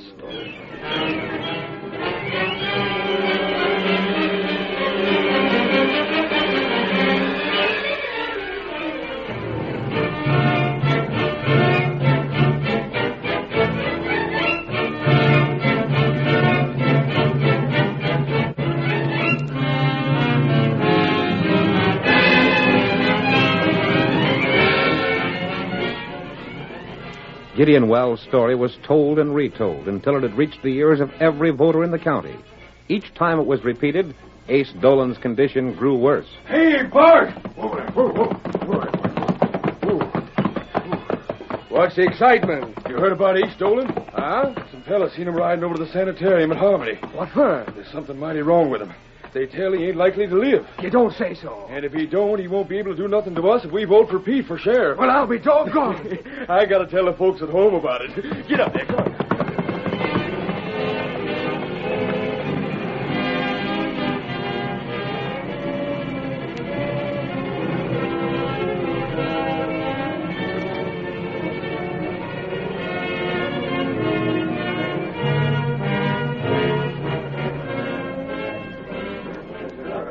Barkeep, I just learned for a fact that Ace is dying. Dying? The doctors over at Harmony don't give him a chance. You're sure of that? There ain't no doubt at all. I'm voting Charlie Wilson out of office and Pete Sampson in. My golly, so am I.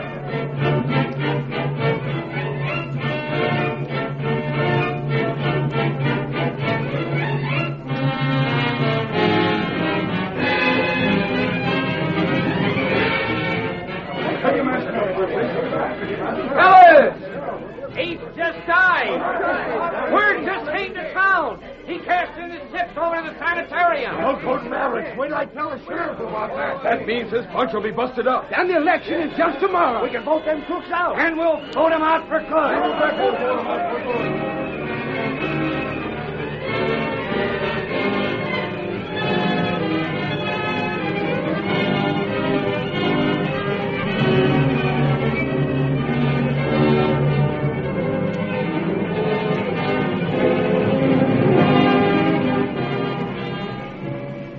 Ace Dolan's men became panic-stricken as the rumor of his death reached Buffalo Point. In his office, Sheriff Charlie Wilson, openly worried, tried to reason out the course he should follow. I don't know what's going to happen with Ace gone. Blast it, what did I have to tie myself up with him for? I wish I'd never... Charlie. Now what do you want? Just came from the cafe. They got word Ace is dead. Everybody's talking about it. Don't you figure I got ears? You heard the same? I most likely heard it before you did. Well, what are you going to do? I don't know. You got to do something. For God's sake, now what? Ace is dead. If one more fella tells me that, I'll blow his fool head off. But I'm telling... But nothing. Of course he's dead. But what we got to think about is the election. We can't win it now. There ain't a chance. But if you fellas stick with me... Then why should we? It was Ace paid us our salaries. With him gone, we're drifting, and we're drifting right smart. You can't do this to me. You might win out again, Charlie, but it ain't worth betting our necks on it. You yeller coyotes. We're just using our heads. Instead of losing them. But wait. We ain't waiting. The election's tomorrow. That just gives us a 24-hour start. And 24 hours ain't none too many. Blast them. Blast them all. The dirty skunks. They're all writing out and leaving me to face the music.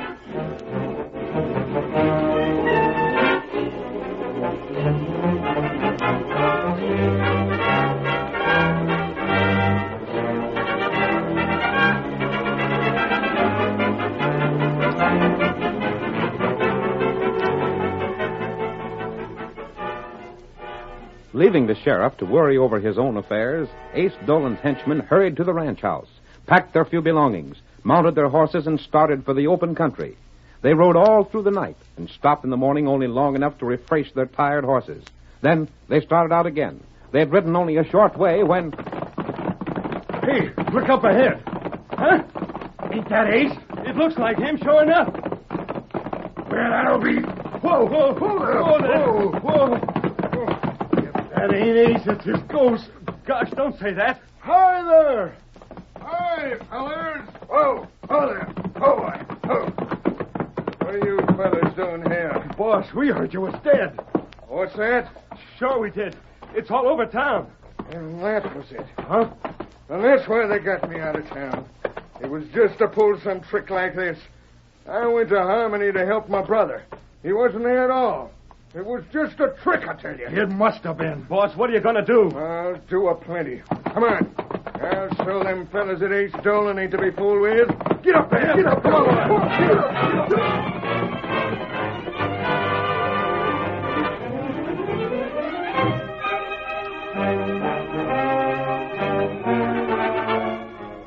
Excitement ran high during the casting of the ballots.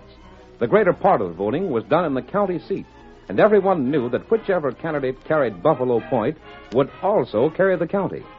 When the election was over, everyone crowded into the cafe to hear the final returns. I'm betting Pete won it. Most likely worked 10 votes for Charlie in the whole county. Them gunslingers Ace hired lit out last night, and a blame good thing. They ought to have them votes counted by now. I'll bet the sheriff hated to have to stay in town till it was over. And it's Charlie that's got to announce the result. Look outside. The sheriff's coming now. Yeah, and Pete with him. Charlie ain't looking so happy. Here they are. What's the vote? Who's sheriff? Hey, Pete, did you win? Come on, tell us what the count was. Keep quiet, will you? All the votes are in and counted. Are you still sheriff, Charlie? I got 150 votes, and Pete got 463. Quiet! Quiet, fellas. So I'm turning over my badge to Pete. And the first thing I'm doing as new sheriff is to put you in jail, Charlie. You can't do that. You've got it coming. You stuck up for that bunch of killers and thieves. You bullied everyone in town to try to get justice. It ain't so. You're lucky you're just getting jailed instead of hung. Jailing's too good for It you. ain't fair. You should What's going on here? Where's that blasted sawbone? Ace Dolan. But he's dead. Who said I was dead? You went to the sanitarium. Is everybody loco? I ain't so loco that I ain't arresting you too, Ace. Arresting me? I'm the law here now. What? The election's over, Ace. I got beat out. You got beat out? What in blazes has been happening here? They just told you. Everybody thinking you're tasting your chips. Well, Abby, who said that? It was the doctor the night you left here. Why, that dirty... You ain't in no position to do anything to him now. But, Ace, if there wasn't something wrong with you, why'd you leave here? Because that blasted old coot told me my brother was going to be jailed in Harmony. It wasn't my idea. It was the masked fellow. The masked fellow? Yep. He figured if we could trick Ace into leaving town like he did, we could spread that story about him ailing bad. Why? Shut up, Charlie. Then when folks got to believing you was dead, Ace, they wasn't scared no more to vote again Charlie. It ain't fair, I tell you. Why should just me and Ace get jailed while all the others get away? They didn't. The masked fellow and his Indian pard and me picked him up last night when they was running off. You weren't the sheriff then? No, but we figured if I lost out, we'd let him go. And if I didn't, we'd have him where we could jail him. You're not going to jail me. Look out for the gun. Look out for him. Blast you. Oh, my. A masked fella shot you. That's the masked man we was talking about. There he goes. Make him wait. We want to thank him. Hold on, fellas. That hombre done a heap for us, but you ain't got no more chance of thanking him than you have about thinking him. And why not? Because he's the Lone Ranger. The Lone Ranger.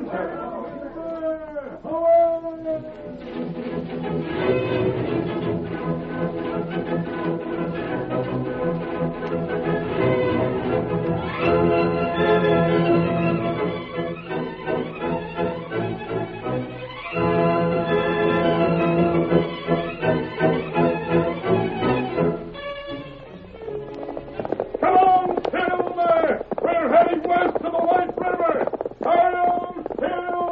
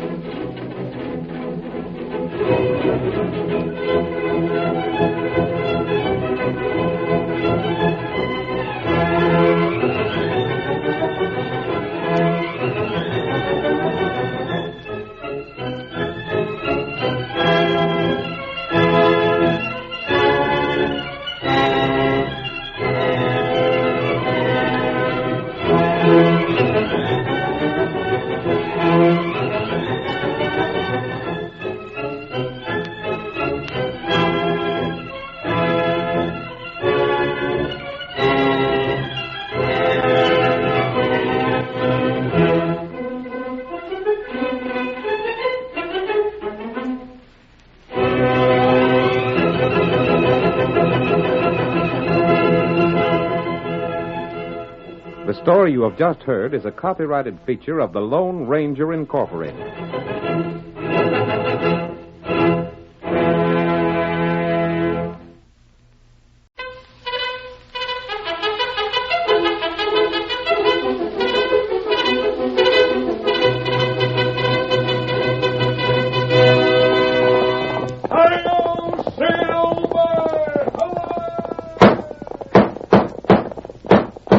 A fiery horse with the speed of light, a cloud of dust, and a hearty hi-yo Silver, the Lone Ranger.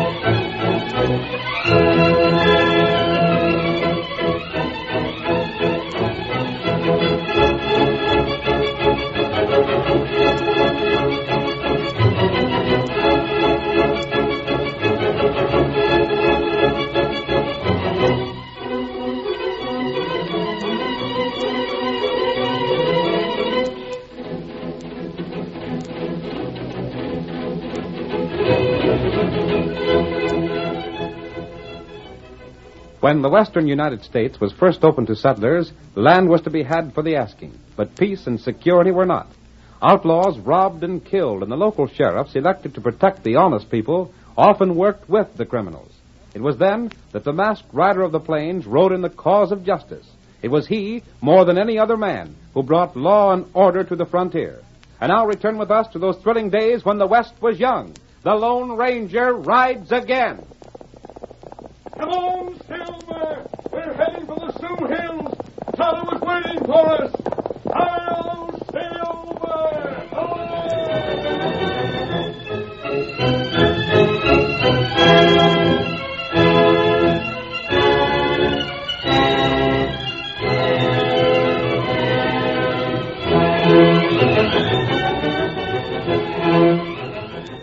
The Bar X trail herd had covered many difficult miles and had survived a score of dangers since first it had left the home spread. Now, as it approached Bighorn County, it was close to the halfway mark on its journey. Our story opens shortly after sunrise. The trail crew, under the watchful eyes of Walt Benson, their leader, is busy getting the reluctant herd underway.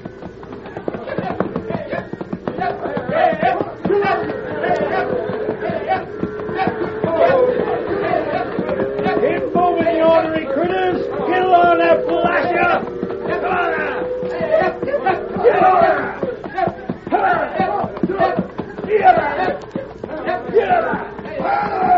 Idaho! You calling me, boss? Come over here! Come in! Get up there, boy! Get up there! What do you want, Walt? Look over west. What do you make of that? The rider, ain't it? Yeah. Looks like he's heading this way. Maybe just somebody wanting to pass the time of day. Maybe. I can make him out now. He's riding a paint horse. He's waving his hand. Say, there's some horse that fella's got his saddle on. It sure is. I'll be blowed. It's an Injun. Wonder what he wants. Hi there, Redskin. Oh, paint horse, oh. Right now, Injun? Yes, Tonto want to make talk with you. Yeah? You go Bighorn County? Sure we are. We ought to be there by noon or so. That's plenty bad place. Huh? Law heap crooked there. Maybe make you pay plenty trouble. What do you mean the law's crooked in Bighorn County? Sheriff, bad feller. Him make you pay cash. Shucks, Redskin. You don't know what you're talking about.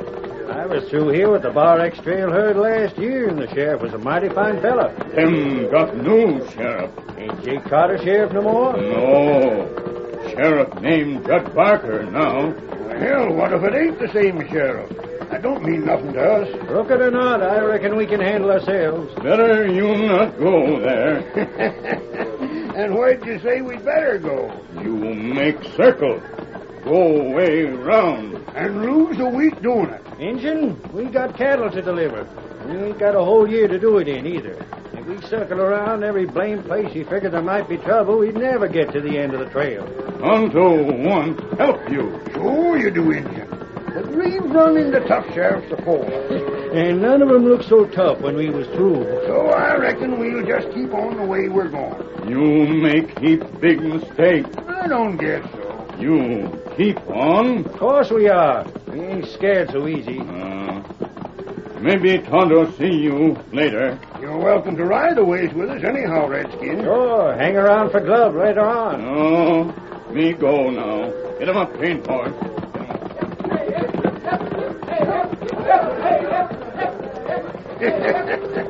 Now, I wonder what that was all about. I don't know. But if he was up to some trick, he didn't work it. Well, come on. Don't matter none, I guess. And we got us a job to do. Yeah. Tell them fellas up ahead to keep them critters moving. We want to reach water as soon as we can. And watch out for strays. Sure, boss. Get up there. Get up there. Get up there.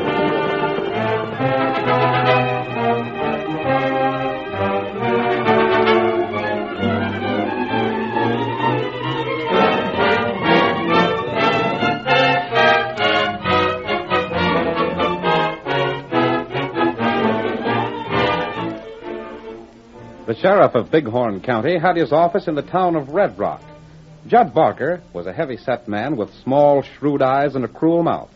We see him seated in his office in conversation with Martin Weaver, the county cattle inspector. The sheriff is speaking. Martin, you and me have been doing right well for ourselves. Not bad. Not bad at all. Let me see. We've been holding office for only about 10 months. And already we've made us close to 10,000 apiece. Not counting what the county pays us. That's only chicken feed again the other. And we've made that cash during the slow months, too. We'll be doing a heap better as soon as the trail herds start coming through more often. Where's your deputy? Sid? I sent him out to ride up the trail a ways and see if there's any herds heading this way. But he ought to be back before long. Well, that looks like Sid now. Yeah. And it looks like maybe he's got good news. Any news, Sid? You're blame right there's news. Good. Listen, the Bar X herd from Texas is on the trail. I seen him just outside of The town. Bar X? That's the best news yet. That outfit always comes through with a big herd. They got a real big one this time. Well, Martin, I reckon that means you and me get busy again. I'm ready. Sheriff, you want I should get the rest of the boys and ride along with you? There won't be no need yet. Besides, if it's just Martin and me talks to him first, it'll look more legal. And I'm sure dead set on everything being legal and above board. Yeah. Come on, Martin. I'm with you. Your horses are just outside. Sam brung them around. If we ain't back in an hour, you might get the boys and ride out that way, Sid. I'll do that, Sheriff. You say the Bar X always comes through with a big herd? They sure do. They got one of the biggest outfits in Texas. Steady there, boy. Yeah. Then by the time they come to terms, we ought to be a couple more $1,000 to the good. You're blame right we will. And there ain't nothing they can do about it either. Get up there. Come on.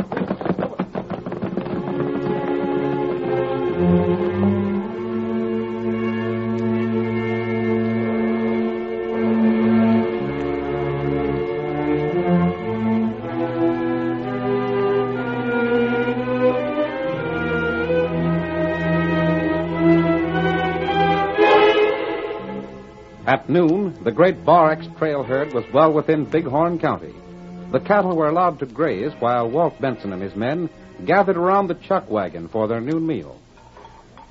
Golly, I was hungry enough to eat a whole cow all by myself. Ain't never seen the time you weren't hungry, Idaho. I don't hold a candle to you, Shorty. Say, Walt, I'm right glad now that redskin didn't come along for grub. If he had, there'd been just that much less to go around. I'm I've been wondering where that's all the trouble he was saying we'd run into when we got to Bighorn County. What's that about trouble, boss? Oh, Idaho and me met up with a redskin that said there was a crooked sheriff here. Yeah? Well, if he is crooked, you're likely to find it out right sudden. Meaning? Meaning there's a law riding this way now. You can see where the sun hits that badge of his. Sheriff ain't riding alone. There's another fellow with him. Maybe that Injun had the right of it. You ain't scared of no sheriff with a tin star, are you, Walt? No, but Where's the trail boss of this outfit? That's me, Sheriff. Whoa there. What business you got with me? Nothing that'll take long to settle, I reckon, if you're reasonable, gents. Yeah? This here's Martin Weaver. He's the inspector hired by this county. Howdy. Inspector? That's my job. What kind of an inspector would this county be needing? These, Texas cattle, ain't they? I reckon you knew that. We're mighty careful around these parts with Texas cows coming through. Just what are you getting at? What I mean is, we don't want no Texas fever bothering our cattle. Texas fever? You're loco. Are you trying to say that this trail herd might be bringing fever here? I told you we're mighty careful. So what do you So we'll have to inspect your cows before we let you go on. Well, I'll be doggone. This is sure on new and on me. It's the law of the county, and I'm here to see it enforced. But look here, Sheriff. We still got a long ways to go. We can't afford to be held up here too long. I can't help that. How long would it take? Well, that's up to the inspector. What do you think, Martin? Well, I'm right busy these days. I can't promise when I'd get at it. All I can say is I won't be no longer than I have to. Yeah? It might be, it might be no more than a month before I could get around to you. A month? You are loco. Of course, that's just a guess. It might be a week or two longer. And then besides, there's the actual inspecting to do. Now, that'll take quite a spell, seeing the size of your herd. You can't do this to us. We got to keep traveling. As long as you're in Bighorn County, you'll abide by our laws. But ain't there something we can do so we won't have to wait? Well, there's a couple things you might do. What's that? You might take your cows and go around by the Sioux Hills. The Sioux Hills? That'd mean we'd have to cross the Whitewater River. Uh-huh. But it's outside the county, so I couldn't stop you if you had a mind to. But there ain't no way to cross the river without losing half our cows. Well, there's still another way. Yeah? You couldn't expect us to take the risk of Texas fever without getting something for it. But you can keep right on going through the county for only 1 cow in 5. Huh? Now, that ain't so bad, is it?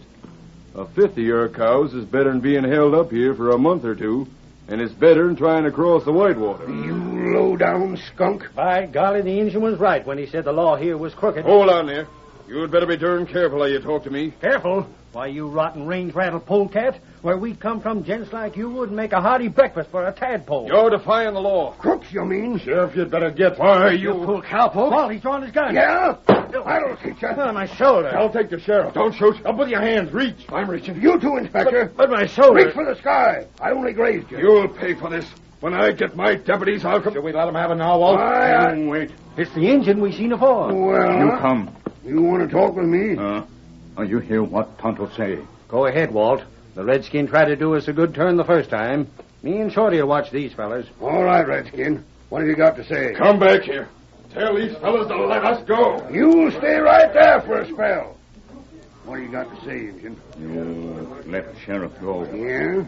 You tell him wait till sunup. Then you make up mind. Tell the sheriff to give us till morning to decide? That's right. But, Me got white friend. Him help you. Anybody that can help us out of the fix we're in has got to be smart. You do what Tonto say? I reckon I will. If I'd listened to you the first time, we wouldn't have got in this trouble. You let lawman go. Then Tonto tell you plan. Come on. I'll send them cheap crooks on their way. And we'll talk this out. That's good. What did the redskin have to say, Walt? I ain't heard all of it yet. Look here, Sheriff. We're letting you go. But you can come back in the morning for your answer. For what you've done, you're going to pay twice as much to get through the county. Quit the palaver and climb on your horses. And if you don't pay, you'll either wait or go by way of the river. Come on, Sheriff. Let's get out of here. I'll fix these fellas for this. Get up there. Get up. Who's that? A masked fella. Him, friend Tonto. Now you hear plan.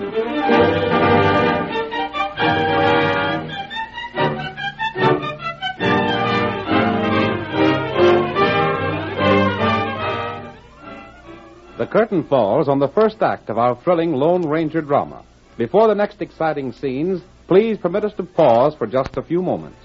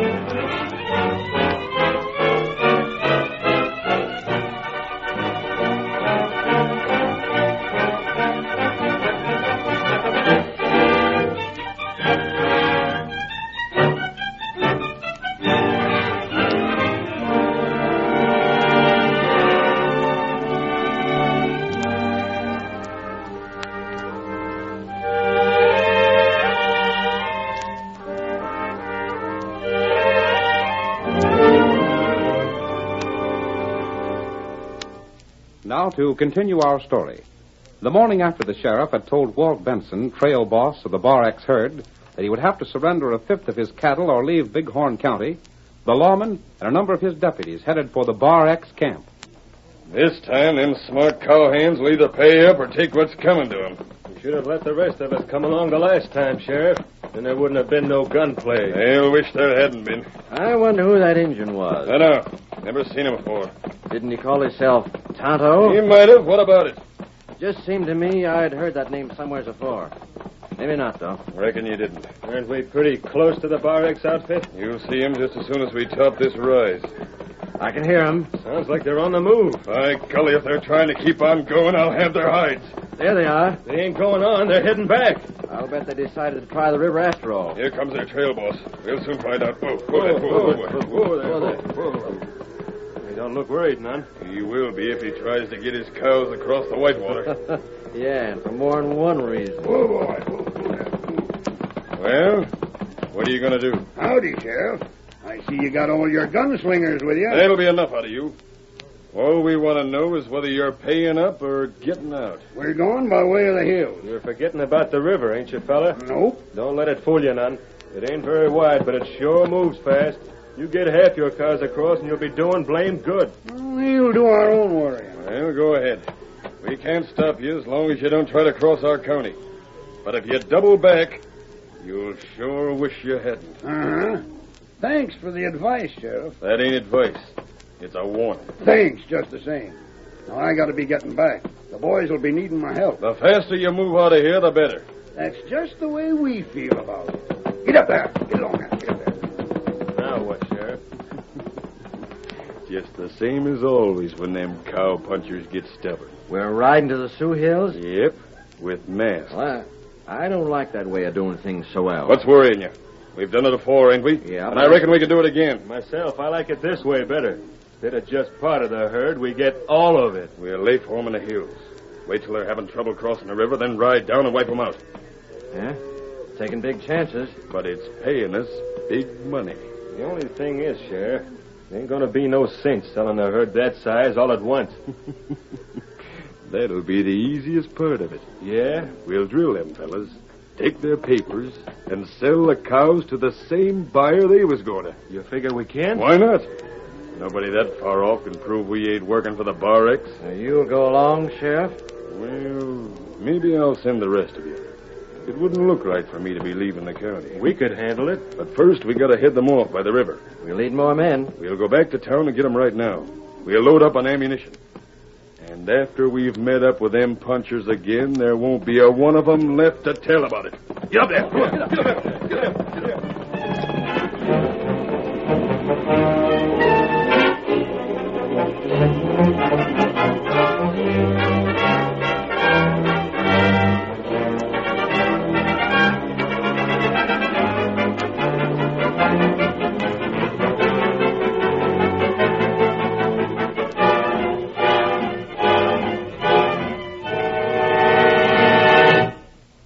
Tonto talked to Walt Benson, he not only outlined the masked man's plan to get the herd across the river safely, but also repeated everything the Lone Ranger and he had learned about the tactics of the sheriff and his men. Now we see the herd as it moves through a narrow valley in the Sioux Hills leading to the Whitewater River. Tonto is riding beside Walt and the cowboy Idaho. You sure your masked pod can do like you said, Tonto? He'll do that all right.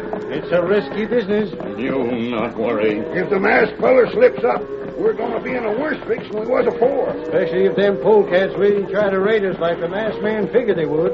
Them make raid, all right. The dirty crooks. They got the slickest game I ever heard of. If they don't get paid for letting cows lose their county, they just make the herds go around where they can be stole easy. Maybe this is once they'll get fooled. I'm hoping for it. We should be getting sight of the river soon. Here comes Shorty. Maybe he's seen the river already. Hey, boss. Yeah? Whoa there. The masked fella done it. You sure? You bet I am. I seen it for myself. The riverbed's dry? There ain't enough water left in it to boil a mess of beans. And there ain't nothing to keep the cattle from crossing. And now we got to do the rest like the masked fella told us. He's been right so far, and I'm with him all the way. And so am I. Hey, fellas! Get moving. Fire off your shooting iron. Start them critters to stampeding. You're sure they won't get away from us? Not by a darn sight. They can't scatter in this valley. When they run out, we'll pick them up again. Then let's go. Make all the noise you can. You watch us. Get up there. Get up.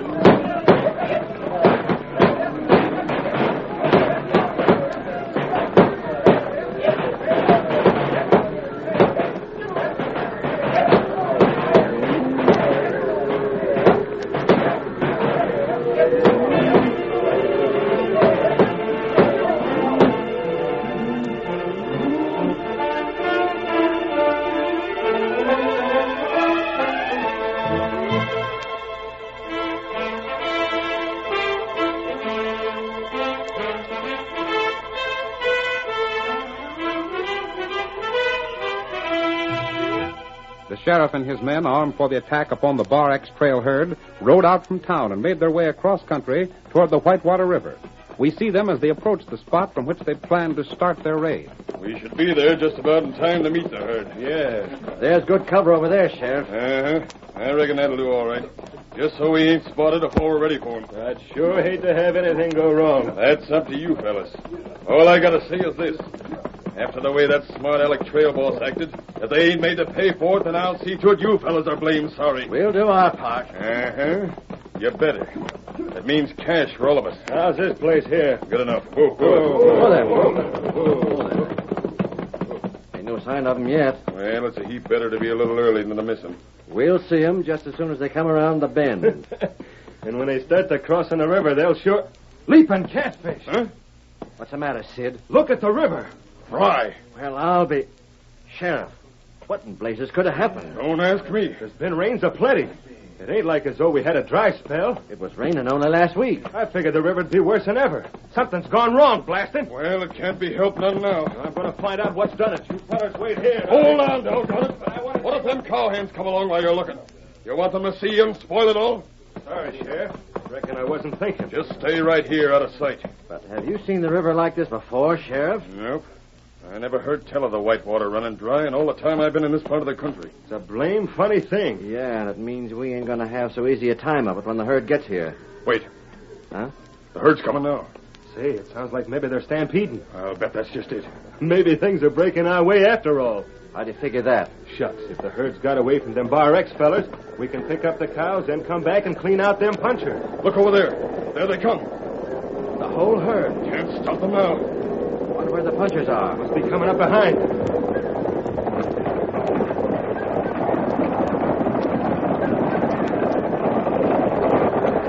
Look at the critters run. We'll have to let them get by before we can take out after them. I sure wouldn't want to be in front of a stampede like that. The way they're moving, it won't take long for them to get by. You can see the last of them now. See to your horses. We're all set. I'll give the word when to start out. Yeah. All right, fellas, after them. Get up, get up. Them punchers ain't in sight. We'll take care of them later. Come on, boy, get along there. They're across the river. They won't run that fast for long. Keep your horses moving. Yeah, we should. What was that? Sounded like blasting powder. I I thought the same. Come on, we're almost to the river. But wait, look! What the? It's water. A whole flood of it. And coming right at us. We can't dodge it. Turn around. Oh, boy, boy. Right, help! Yelling won't help. We just gotta hang on and hope we don't get drowned. Come on.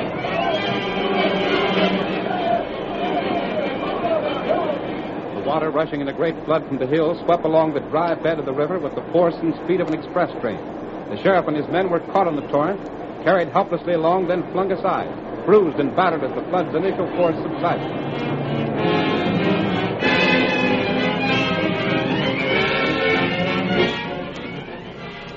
Walt, Tonto, and the Bar X cowpunchers watched until the time was ripe for action. Look at them crooks crawling up on the bank.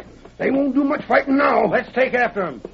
There comes a masked fella. And the U.S. Marshal with him. Now we get him, bad fella, huh? You're blamed right we will. Get up Get him up there. here. Get him up. Come on, masked fella. We'll round up them crooks. Yes, look at that white horse he's riding. It even beats the Injun's horse. Come on. We'll get him. You bet we will, Marshal. The sheriff's getting ready to fire at us. He's getting his men together the best he can. But it won't be half good enough. They're shooting now. All right. Let him have it. I aim to pick off that sheriff. That'll show him we ain't fooling. Fire some more. Hey, the sheriff's trying to shout something. They're dropping their shooting irons. And raising their hands. We give up. Don't fire no more. Holster your guns, fellas. We can't fire on them when they give up. Whoa, whoa, whoa. All right, Marshal. Here's the men we set out to capture for you. Sheriff, I'm taking your badge away and jailing the whole lot of you. Wait, Marshal, listen. I've seen what you done. You can't do this. We were just trying Keep to do... still. The masked fellow brought me here and told me all about your scheme. Is that water hadn't trapped us? But it did. And you can thank the masked fellow for that, too. Huh? He thought up the whole plan. First, he used blasting powder to dam the river so the cattle could get through. Then he used more blasting powder and released the water in time to catch you. Boy, that I'd like to get my hands on him. Sure, only you're going to jail instead. I'll send some of my boys to help you take them there, Marshal, while the rest of us round up our cows. Good enough. But where's the masked fellow and the Injun? I want to thank them for what they've done. I don't know. There they are. Wait! It's too late now to thank him. They're gone for good. Well, maybe they are. But they done enough for us, so I ain't never forgetting them. All right, let's get these crooks to the jail.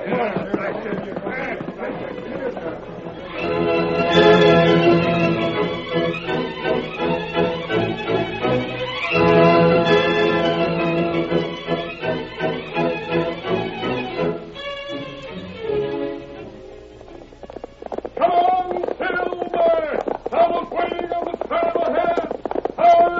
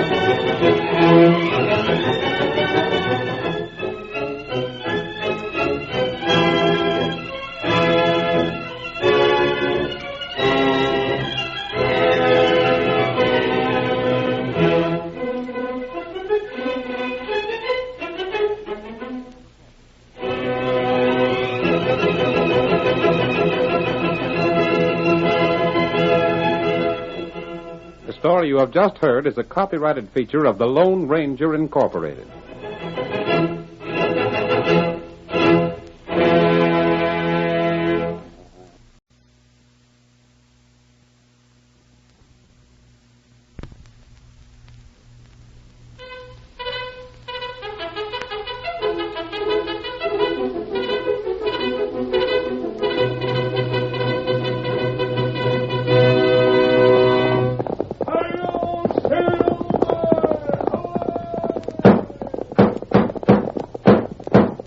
fiery horse for the speed of light, a cloud of dust, and a hearty hi-yo silver, the Lone Ranger.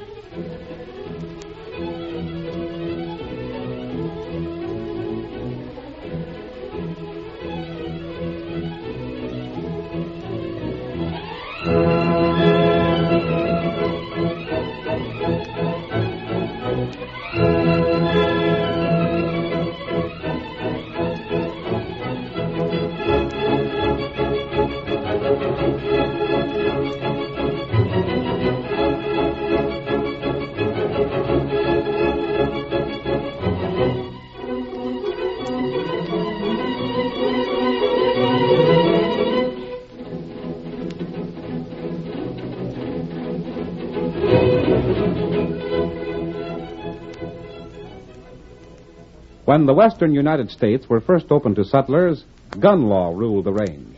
It was then that the masked rider of the plains rode in the cause of justice. No one did more to bring law and order to the frontier, and white man and Indian alike turned to him for help. His reputation for fairness was only exceeded by his reputation for courage. Now return with us to those thrilling days when the West was young. From out of the past come the thundering hoofbeats of the great horse Silver. The Lone Ranger rides again. Come on, Silver! We're heading for Lame Bear's village in the hills. Tonto's waiting there. Hi-yo, Silver!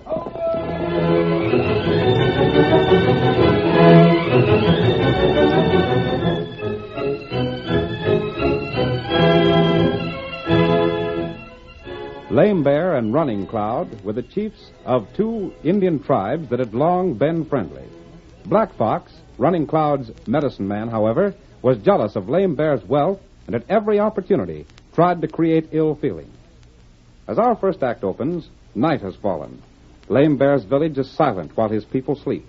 But not far away, a group of men dressed to resemble Running Cloud's braves ride slowly toward the village.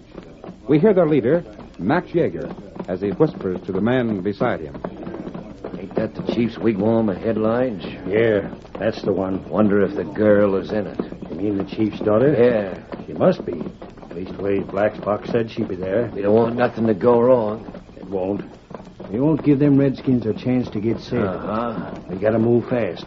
If any of those Indians' suspicions were whites instead of some of Running Cloud's braves, our scheme won't work. Where's Dirk? Right beyond you. Dirk? Yeah? Come here. What do you want? We can't go much closer without their hearing us. When I give a yell, you fellas make all the noise you can with your guns. We'll do that. But don't say nothing. If you do, they'll catch on that we are whites. We'll be careful. Me and Lige will grab the girl. Just the two of us? Two'll be enough. You keep watch, Dirk. When you see us ride off, the rest of you follow. Right. And remember, plenty of gunfire. We'll make them think Running Cloud's whole tribe is after them. Got your guns ready, fellas? Yeah, ready, man. Then let's go.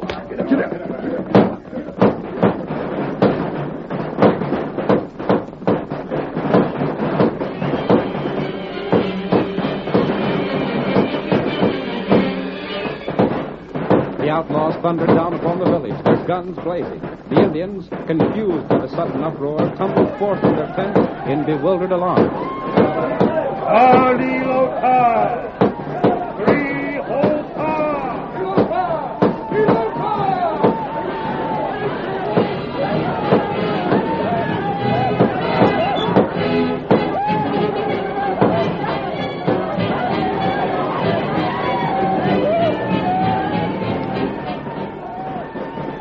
While Dirk and the others engaged the attention of the tribe, Max Yeager and Lige, unnoticed in the turmoil, rode swiftly to Lame Bear's tent. There they dismounted and made their way inside with drawn guns. There she is. I got her. Shut her mouth. Give me your bandana. Here. You fixed it? Just a second. I'll give you a hand. Wildcat. Put her on your saddle. We gotta hurry. I'm hurrying all I can. The Redskins will be getting organized pretty quick. Here's the horses. Help me lift her. She's a fearsome. There she is. Get on your horse. Steady there. I'll hold on to her. Come on, they've seen us. They're running this way. Come on. Get up there. Come on. Running south. Feel no coldness.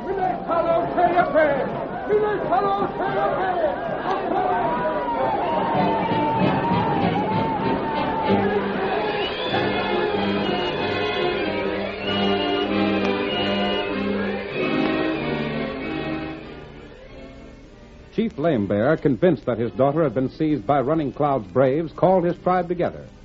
War drums began to beat out the threat of revenge, and their primitive rhythms reached even the small camp of the Lone Ranger and his faithful Indian companion, Tonto.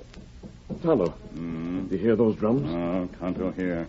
Those must be war drums. That means plenty big trouble. What Indians are in this country, Kemosabe? Lame Bear tribe here. But him tribe not big. I've heard of him. Running Cloud tribe here. Him got big tribe. Do you think war has broken out between the two tribes? Lame Bear, Running Cloud, heap good friends. If they're friends, I can't understand those war drums.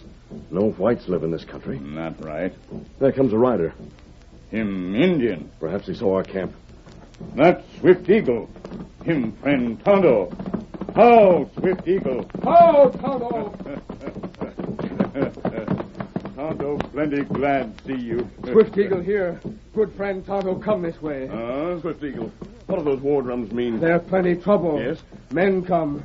Men take Nokomis. Oh, her daughter, Chief Lame Bear. Lame Bear's daughter was captured? Bad men come at night. Lame Bear think Running Cloud braves do. Swift Eagle think bad Paleface do. White men? Them not ride like Indian.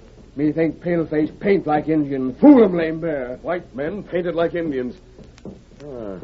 Max Yeager and his gang are supposed to be hiding somewhere in this territory. I wonder... What you think? Perhaps they captured Nokomis. But why? Maybe Black Fox pay 'em wampum. Black Fox. Him medicine man in Running Cloud tribe.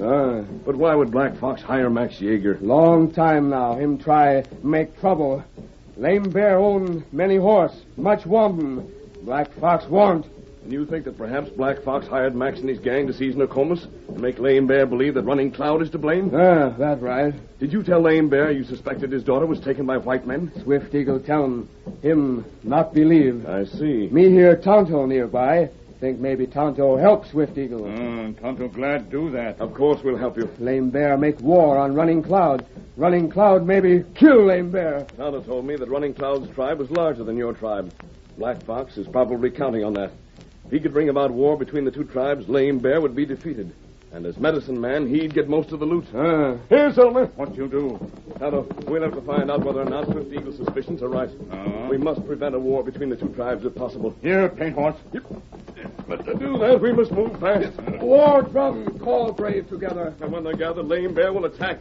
Come on, get him up, Paint Horse.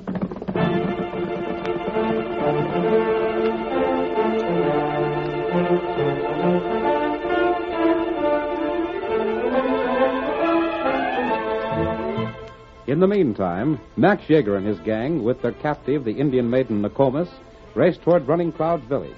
When they approached their destination, they circled the village and reined in their horses before the teepee of Black Fox, which stood some distance away.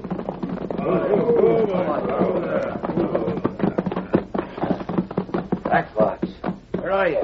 There he comes. You do what Black Fox tell you? He sure did. There's the girl. Where he aimed to put her.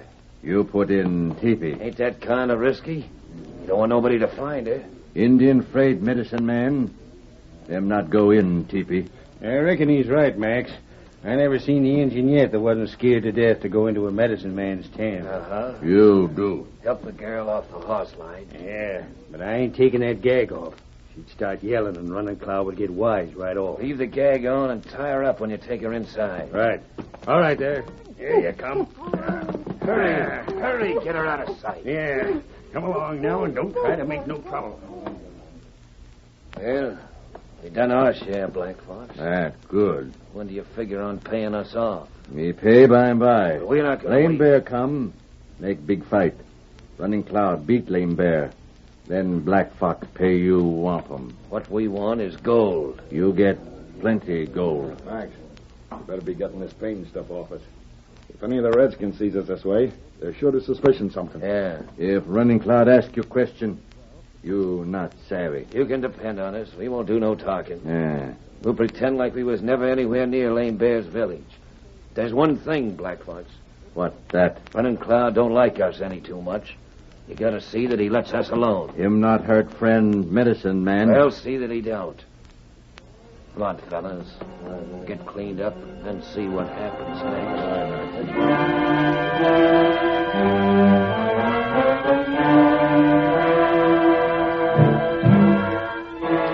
In Lame Bear's village, the braves gathered for revenge. The drums beat a savage accompaniment to the war chant that whipped the men's courage into a murderous fury.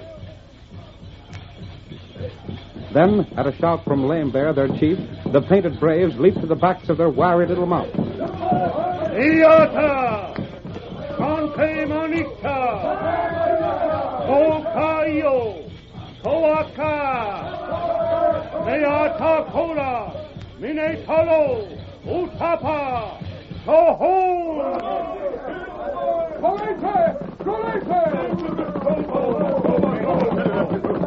Cabela, Timor, Take. What did Swift Eagle say, Tonto? Him say him bring friend. Find out if Chief Lame Bear can speak English. Kemo, Taha, Koli Peduka. Lame Bear talk, white man talk. What man with mask won't say?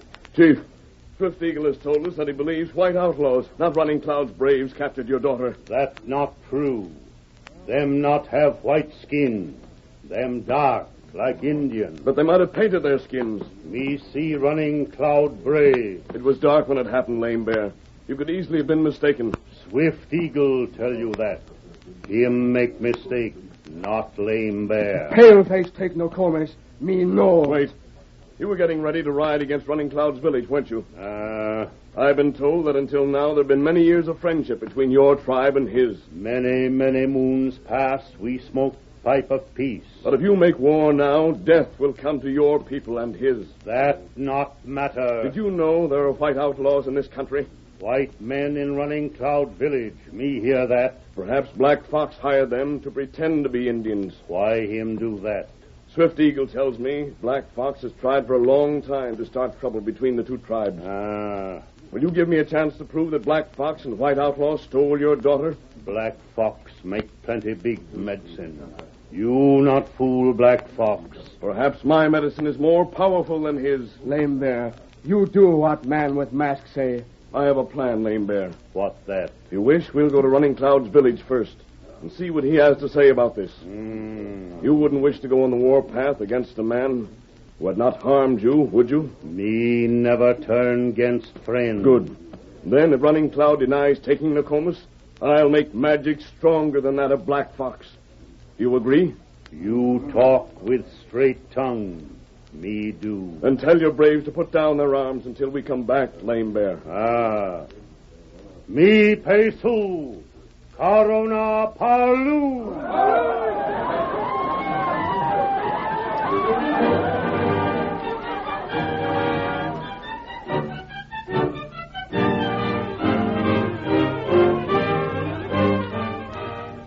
The curtain falls on the first act of our thrilling Lone Ranger drama. Before the next exciting scenes, please permit us to pause for just a few moments.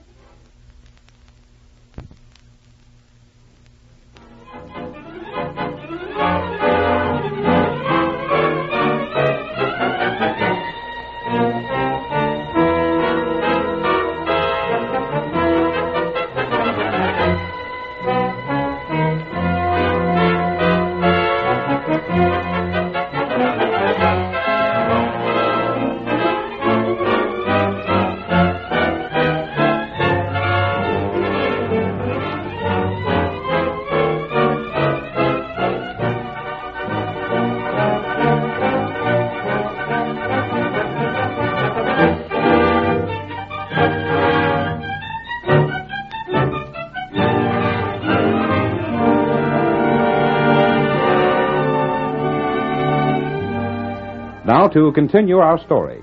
After the Lone Ranger had persuaded Lame Bear that Running Cloud might not have been responsible for his daughter's disappearance, the old chief rode with the masked man and Tonto to Running Cloud's village. Is that Running Cloud standing over there? That him. He's seen us. Now remember, let me handle this. You promised me you wouldn't start trouble unless he gave you cause. Lame Bear never break word. Here he is. Okay, Tom. Oh, Lame Bear. How? Lame Bear, tell him we're friends who wish to speak to him. Seta ko, micha, milega, tempe io mate. Go mate. Man with mask. Lame Bear say you him friend. That's so, Running Cloud. What you want? Running Cloud, men with evil hearts have stolen Lame Bear's daughter. What's that? She was taken last night. Me plenty sad hear him that. You send 'em brave. Wait, Lame Bear. Running Cloud, the men who did this thing appeared to be Indians. But who do that? Lame Bear have no enemy. Lame Bear thought some of your braves did it. That not true. The Swift Eagle suspected that it might be the work of white men. He claimed they were painted to resemble Indians. Me not know. You have white men in your village. Them friend, Black Fox. Him great medicine man. And you haven't seen Nokomis? Running Cloud not see. Is Black Fox here? Me call Black Fox. Volta! Red Fox key. There, Black Fox. Hola, pe. Kimo, take demo. Him bring white man. Looks like Max Yeager.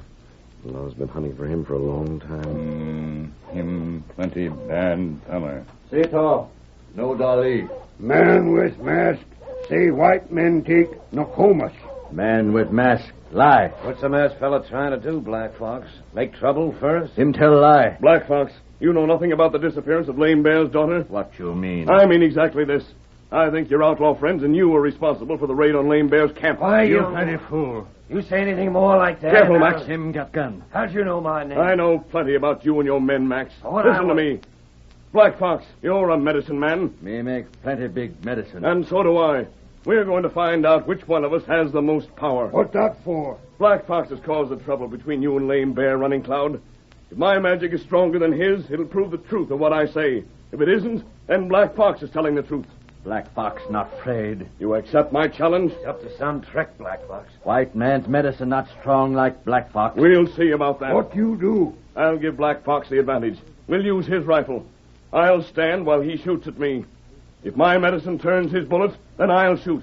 And we'll see if Black Fox's medicine can protect him. You plenty brave man. Don't do it, Black Fox. Man with mask speak fair. Black Fox do, or Black Fox coward. Me do. Good. One day from now. Why not now? Me speak with great spirit. Me make big medicine. Then Black Fox kill man with mask. I'll wait. But tomorrow at this time, we meet.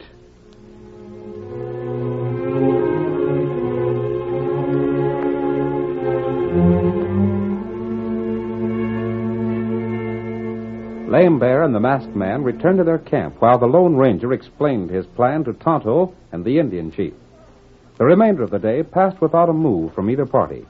But that evening, Max Yeager and his men gathered in Black Fox's tepee. Well, Black Fox, what's on your mind? You kill man with mask. Huh?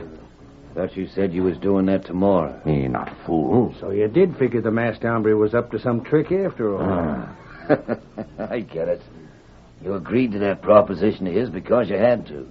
But you ain't taking no chances on it going through. That's right. What's your scheme? Man with mask make camp with Lame Bear. Sure, they're down the valley away. Me look. Him not sleep near other. That's right, Max. I was watching from the top of the hill, and I seen the masked fella spread his blankets away from the rest of the camp. Yeah? You take men. You go there. You mean we had to sneak up on him tonight and put him out of the way? If Lame Bear's braves was to hear a gun, they'd have our scalps. You not use gun. Huh? Here, knife. That quiet, like wolf. Take knife. Oh. I'm dead. That ain't a bad idea. Them sleep. You go now. This is as good a time as any, I reckon. Yeah. How's the girl holding up, Black Fox? Nokomis? Well. You ought to get rid of her. You can't ever let her go or she'll do too much talking. Me not kill her. He sell for slave. You sure don't miss no tricks. Well, come on, fellas. Plenty dark. Shouldn't run much chance of being seen. Get mounted. Steady there. Steady. You kill man with mask. Me pay more gold. You just leave that to us. Ready, fellas? Ready, Max. Well, then come on. Get up. Get up. Get up. Get up. Get up.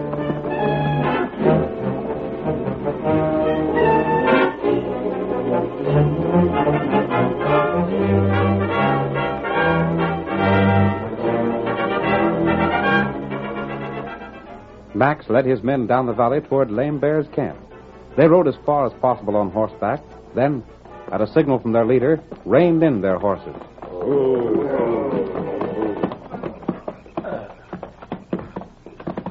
From here on, we can't make no noise. We'll be careful. The masked man's over this way somewhere. Yeah. Dick, you and the rest of the fellas can keep watch while me and Lige sneaks up on him. Won't you need our help? Not less than something goes wrong. If we're discovered, you keep the engines off of us. We'll do that. We must be getting close. Yeah. This is fair enough for you fellas, Dirk. And we'll wait right here. Come on, Lige. Be mighty careful. Max, what's that up ahead? Quiet. Looks like somebody rolled up in his blankets. It's the masked man. He's sure sleeping sound. He ain't stirring at all. You got the knife? Right here. You let me handle this. Sure. Careful. He ain't hurt us. One blow ought to do the trick. Yeah. And I'll turn that trick right now.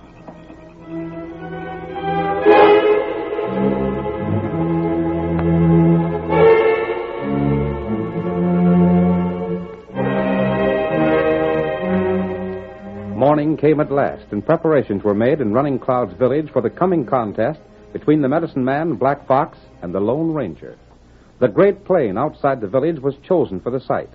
There, as the time approached, the Indians gathered and raised their voices in a weird ceremonial chant.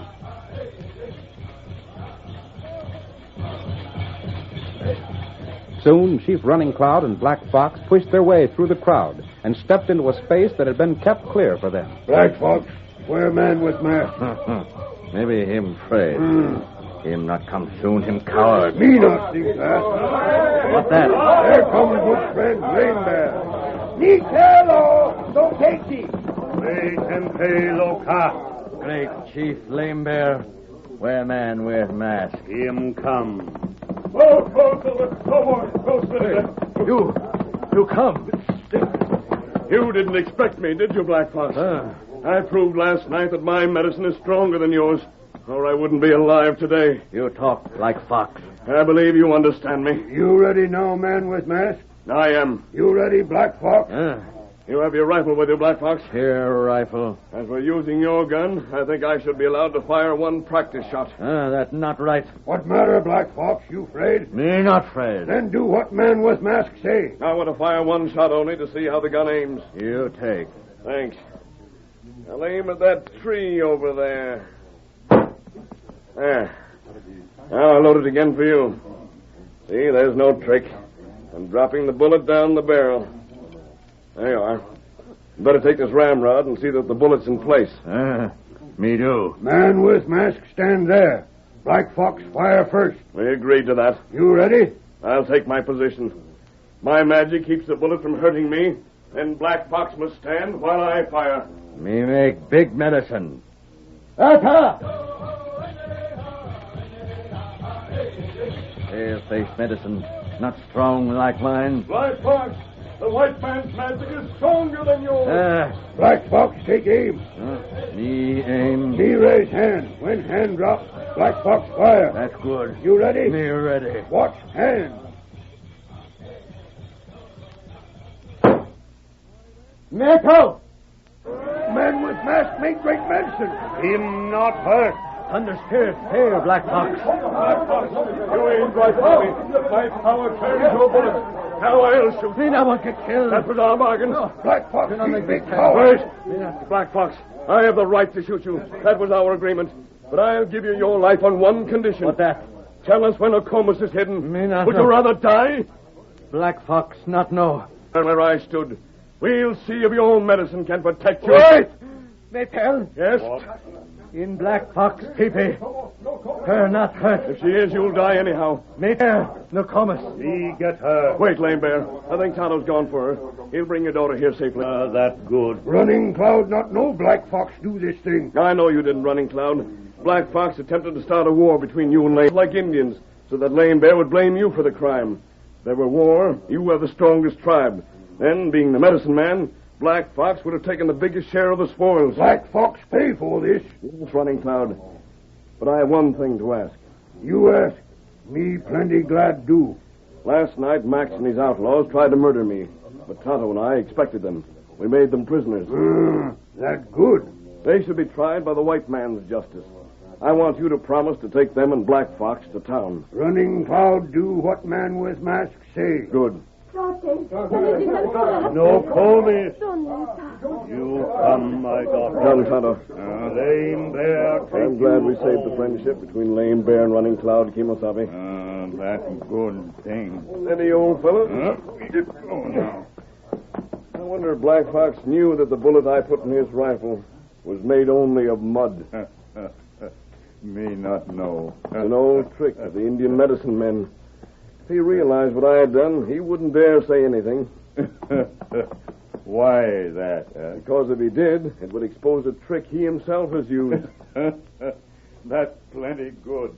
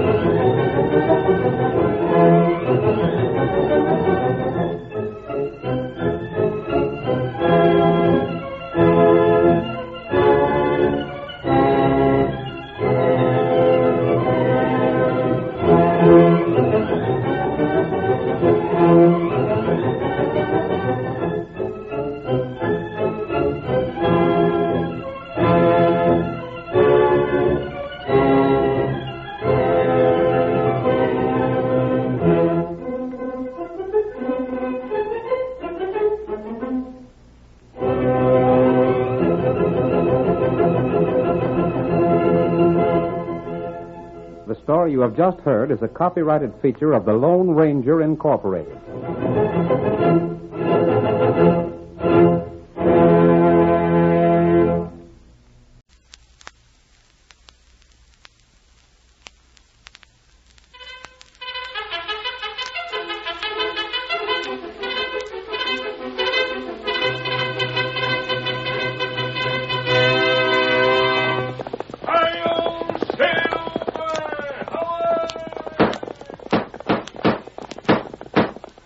Horse for the speed of light, a cloud of dust, and a hearty hi-yo silver, the Lone Ranger.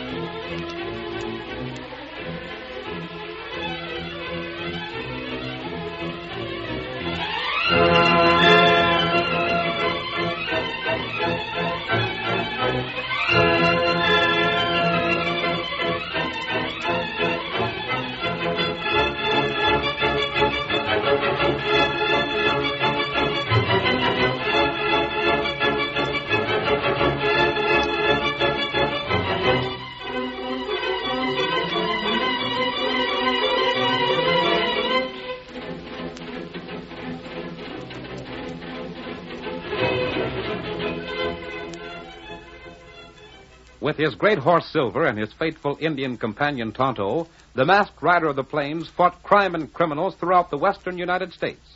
It was he, more than any other man, who brought law and order to the new territory, and the memory of his deeds will remain with us as long as the memory of the early West itself.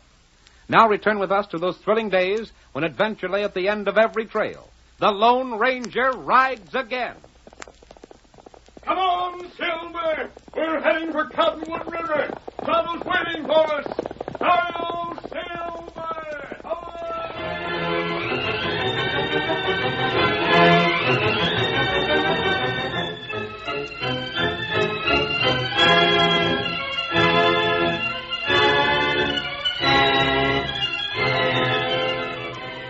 For months, there had been rumors of a threatened Indian uprising under the leadership of Chief Little Bear. Major Carson, in command of Fort Mason, sent Captain Stewart with a large force to find and pacify the rebellious tribesmen. Stewart led his men toward the Cottonwood River country, where Little Bear had been last seen, and there began his search. It is night as our story opens. Captain Stewart, seated at a table on which he has spread a large map, is dismissing one of his men. That will be all for now. See to the guard, and then you can retire. Thank you, sir. Let's see. Here's where the Cottonwood bends, and here's where Little Bear used to have his village. If he's anywhere around, he should Captain be... Stewart. What the... I want to talk to you. A masked man. Where's the sentry? Keep Where's your voice down, Captain. But I don't... I'm not an outlaw. All I want is some information. You must be an outlaw. You wouldn't come Never in... mind that now. What have you brought these troops here for? That's none of your business. Perhaps I can guess your purpose. Yes? Tonto and I have heard stories about Little Bear. It's been said he may go on the warpath. My guess is that you've been sent here to find him. You seem to be well informed. I came to offer our help. I don't take help from outlaws. You'll need experienced scouts to get on Little Bear's trail, and Tonto can read trail signs better than any white man. Tonto? He's my friend, Captain. An Indian. You've nothing to lose by accepting our aid. Your offer is serious? It is. There's no denying I need all the help available. You do, if you expect to capture Little Bear. He's an experienced troublemaker, Captain. One moment. You said you had a friend by the name of Tonto. I have. Stranger, what's the name of your horse? He's called Silver. Silver. Tonto. Good. I'll take your offer. And if you help us catch Little Bear, you'll have done a service worthy of the Lone Ranger.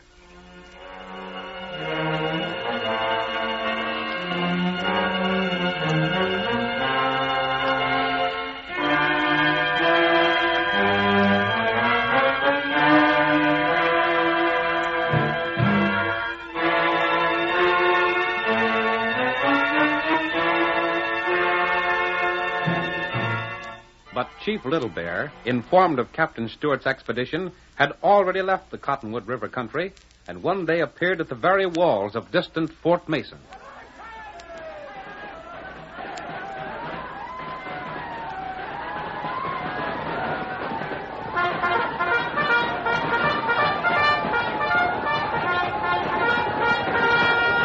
The first daring attack of the Indians came perilously close to success, but rallied by Major Carson, the soldiers barricaded the gates and returned a murderous fire upon the savages. Every man to his post. Fire at will. Major Carson. What is it, man? Lieutenant Price reports that the Indians are withdrawing on his side of the fort, sir. Good. That means the first attack is probably over. Yes, sir. We'll have time to organize our defenses. Any orders, Major? None for the present. They are falling back. If you'll excuse me, sir, Lieutenant Price asked me to report back to... Wait. Yes, sir. Tell the lieutenant I wish to see him in battalion quarters. Summon all the officers. This may develop into a siege. We'd better take counsel now while we have the opportunity.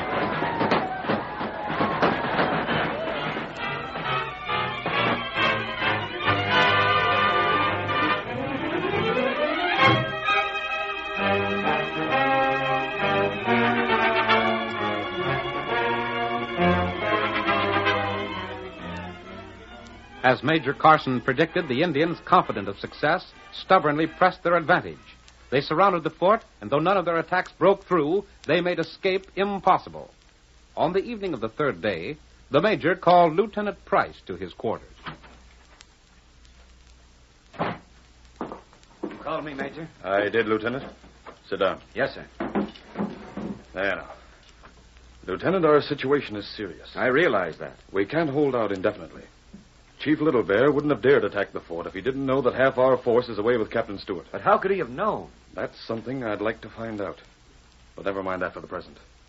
Our problem is to discover a way to get in touch with the captain. That won't be easy, sir. But it isn't impossible. And it has to be done. For one thing, our supplies are running low. Yes? We have ammunition for a week at most. Our food will probably last as long. And then? And then, Lieutenant, if Captain Stewart doesn't arrive to relieve us, we're through. Have you something in mind, sir? Lieutenant, we'll have to get a messenger through the Indians with orders for Captain Stewart's return. It would take a good man to do that. I've sent for a good man. You have? But He'll leave tonight, at once, as soon as I've given him his orders. That's rather short notice, isn't it? Lieutenant, I have a special reason for this short notice, aside from the necessity of aid at the earliest possible moment. I'm afraid I don't understand. I'm almost certain we have someone in the fort who has been supplying Chief Little Bear with information. But that's impossible. The Indians knew of Captain Stewart's absence. Perhaps. They made their attack at a time when our supplies were low. Only coincidence, sir. Uh-huh. But I don't like that kind of coincidence. Oh, but surely you don't believe any of our men would sell us out. Such things have happened before. Chief Little Bear would pay well for any information. I can't agree with you. Well, at any rate, I'm sending a messenger before the Indians can learn we plan to make the attempt. I wouldn't advise it, Major. I think... Who is it? Sergeant Morton is here, sir. Send him in. Close the door, Sergeant. Yes, sir. Sergeant, I have a job for you. But it's a volunteer detail. You'll not be punished if you don't accept it. That's all right, sir. Someone must get through the Indian lines with a message for Captain Stewart. But there's more than an even chance that whoever makes the attempt won't succeed alive. I can do it, Major, if anybody can. You're willing to try? I sure am. But look here. It has to be done, Lieutenant.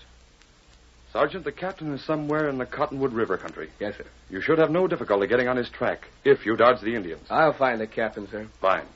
And when you do, tell him to bring his men by way of Buffalo Pass. The Indians will expect any reinforcements to come by way of the lower trail. We don't want those men ambushed. Yes, sir.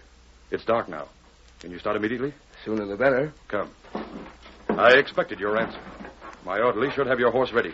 If you're mounted, you'll stand a better chance of breaking through. Right, sir. I'll come with you, Major. If you wish. But I still protest against this action, sir. I believe the sergeant should be given more time for preparation. I've told you why that isn't possible, Lieutenant. There's my orderly now. He's ready for you, Sergeant. Is that him at the small gate? Yes. Come on. Major, you don't plan to unbar one of the gates, do you? Of course I do. There's not that much danger. But what... It'll only be for a moment. Orderly. Yes, sir. Sergeant Morton will get mounted. When he says he's ready, you'll open the gate, let him through, then close it at once. Very good, sir. You can still withdraw, you know, Sergeant, if you feel you can't make it. I'll see it through, Major. Steady there. I'm ready, sir. The gate, orderly. Yes, sir.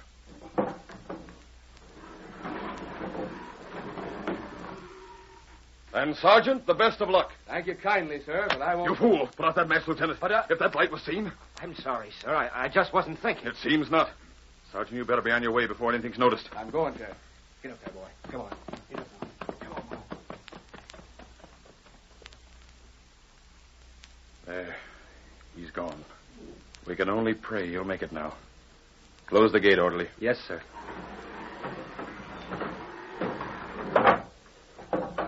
Shall we be getting back, Major? Wait. But... I want to listen. If there's no alarm, then... What was that? I don't know. Listen. Probably just some nervous redskin firing into shadow, Major. What if it wasn't, Lieutenant? If it wasn't...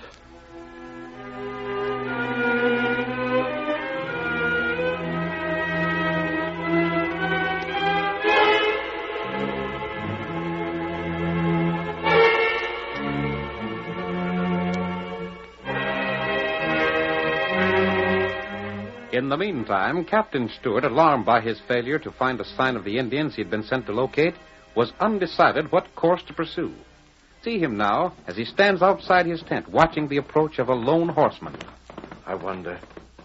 Yes, it is the masked man. Come on, Silver! I hope he has news. Oh, don't roll, fella. Oh, steady there. You found Chief Little Bear? Not a sign of him, Captain. I was afraid of that. Has Tonto returned yet? He came back an hour ago. He found nothing either. And I believe there's only one thing you can do, Captain. Yes? Return to the fort. Chief Little Bear isn't in this district. But to return without accomplishing my mission, or without orders from Major Carson... The fort itself may be in danger. That's what worries me. Chief Little Bear is clever, and it'd be like him to attack the fort in your absence. If there were only some way of knowing. You can't return without orders? Only in case of necessity. The Major made that plain when he sent me out. We were to continue until we found those Indians. I have a suggestion to make, Captain. Yes? Tonto and I have done all that we can for you here. Let us ride to the fort and find out the situation. You'd be willing to do that? Of course. But I could send one of my own men. We could make the journey faster. And if the fort is in danger, you'll want to know it as soon as possible. You've already done more than I have a right to ask. Captain, if Little Bear's uprising succeeds, the life of every white man for 200 miles around will be in danger. I know. I'll get Tonto at once. Steady, Silver. You mean you'll ride now, after being in the saddle all day? There's no time to waste, Captain. I can't object. I need your help too badly. You'll hear from us as soon as possible. Come on, Silver.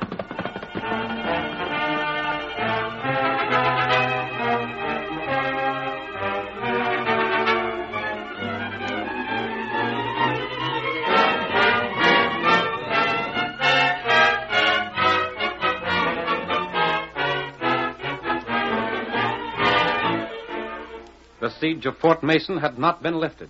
While ammunition and food ran low, Chief Little Bear's warriors still made a menacing ring around the helpless garrison. Major Carson watched the hostile savages from the stockade and felt there was little hope of rescue. They outnumber us 3-1, orderly. Captain Stewart may show up yet, sir. There's little hope of it. I've sent 3 messengers already. Not one got through alive. But still there's a chance. Orderly. Yes, sir. The Indians are going to attack again. It doesn't look like an attack, sir. What's that? It's a masked man and Indians. Something's happened there. Look, Little Bear's braves are after them. That's not one of the chief's braves with a masked man, Major. He's not in war paint. Lieutenant! Yes, sir? Those men are trying to reach the fort. Open the gate. Open it, I say. Do you think they'll make it, sir? We'll soon see. Look at those horses they're riding. I don't know who they are, but I'll be blasted if I'll let them get into Little Bear's hands. The gate's open. Good. Fire at those redskins. Drive them back. Get that gate closed again. Close it before those painted devils force their way in. They're closing it, sir. This way. Ranger, now that you're inside, I want an explanation. Major, I want food and water for our horses. And then you and I will talk.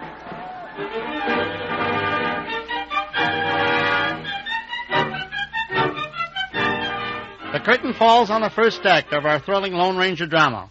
Before the next exciting scenes, please permit us to pause for just a few moments.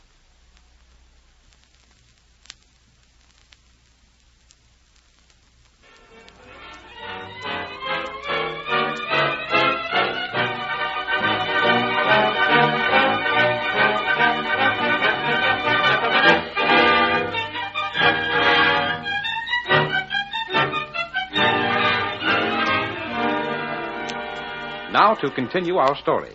After the Lone Ranger and Tonto had broken through the Indian lines and entered the fort under fire, the Major took the masked man to his quarters. You say you attempted to go back but couldn't? We were discovered by the Indians, Major, and cut off. We wouldn't have tried to enter the fort if we'd had any choice. I see. Our only chance was to reach here. And now our last chance to get word to Captain Stewart is gone. I think not, Major. But I've sent Now for we can get through the lines after dark. It's been tried before and failed. Tried by white men, sir. Tonto probably wouldn't be questioned. He would fail too. Then I'll try it. You misunderstand me. What I mean is this. Someone inside the fort is supplying information to those Indians. You're sure of that? I'm not only sure of it, but I strongly suspect one of my officers. You have evidence? Not enough, confound it. But I'll stake my life I'm right. Yes? I think I can trust you. The man I mean is Lieutenant Price. Good. What's that? You have one sure way of getting a message to the captain. But I've tried. Lieutenant Price has sold out to Little Bear. His life is safe with the Indians. Of course, but then let him carry the message. You're mad. I have a plan I'm sure will work. I can't send word by the lieutenant. He'd turn the information over to Little Bear at once. I'm counting on that. If I tell Captain Stewart to return by way of either Buffalo Pass or the lower trail, the Indians will ambush him. We'll send the lieutenant first, then Tonto afterwards. But what good would that do? If Lieutenant Price is gone when Tonto leaves, there'll be no chance for Price to know that Tonto was following him. If you're counting on your friend giving the real message to the captain, it's impossible. Yes? Captain Stewart would never take the word of an Indian before that of Lieutenant Price. That isn't my plan. What you don't Listen understand. to me. I'll explain. And if you agree with my plan, we'll try it.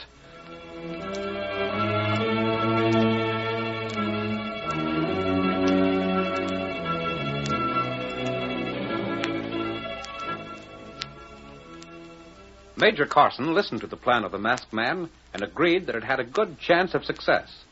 That evening, he spoke to his orderly. Orderly. Yes, sir. Tell Lieutenant Price I wish to see him. Very well, sir. I believe he's just outside. Good. Lieutenant Price, Major Carson wishes to speak to you, sir. Right. Come in, Lieutenant. Close the door, orderly, and wait outside. Yes, sir. What is it, Major? You're making the next attempt to reach Captain Stewart, Lieutenant. Me, sir? It has to be done. And I think you're the man for the job. But why I won't ask the enlisted men to do what their officers refuse. I'm not refusing, sir. I was only thinking that you had decided a man couldn't get through the Indian lines. The others failed. I hope you won't. Yes, sir. You'll start at once. Very well. Come. It's quite dark now, but you'd better be on your way before the moon rises. And what are my orders, sir? Captain Stewart has returned with all speed. Tell him to bring his men by way of Buffalo Pass. Buffalo Pass? I think that's best. Little Bear will probably expect any reinforcements to come by way of the lower trail. I see. There was something I wished to ask you, sir. Yes? Who is this masked man who came to the fort? I'm afraid I can't tell you that, Lieutenant. Here we are. Steady there. Steady. I'm ready, sir. You understand my orders? I do, sir. And you're not afraid? Of course not, sir. Very well. The gate is open. Something tells me you'll get through safely. I feel the same way about it, Major. Get up there. Get up, boy.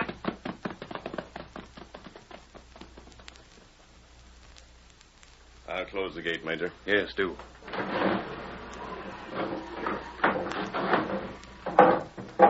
There. The rotten traitor. If our lives didn't depend upon it, I'd almost wish those Indians would shoot him by mistake. I understand, sir. It was right here he lit a match when Sergeant Morton left the fort. I'm convinced Lieutenant Price used that trick to warn Little Bear. I agree with you. But Tonto's waiting, Major. Yes. You're sure that he won't be risking his life? Yes. If he were, I'd prefer to go in his place. Of course, the lieutenant is gone. There's no one to let Little Bear know Tonto is leaving. And Tonto can move as silently as any man alive. Come, Major. We'll tell him it's time for him to go.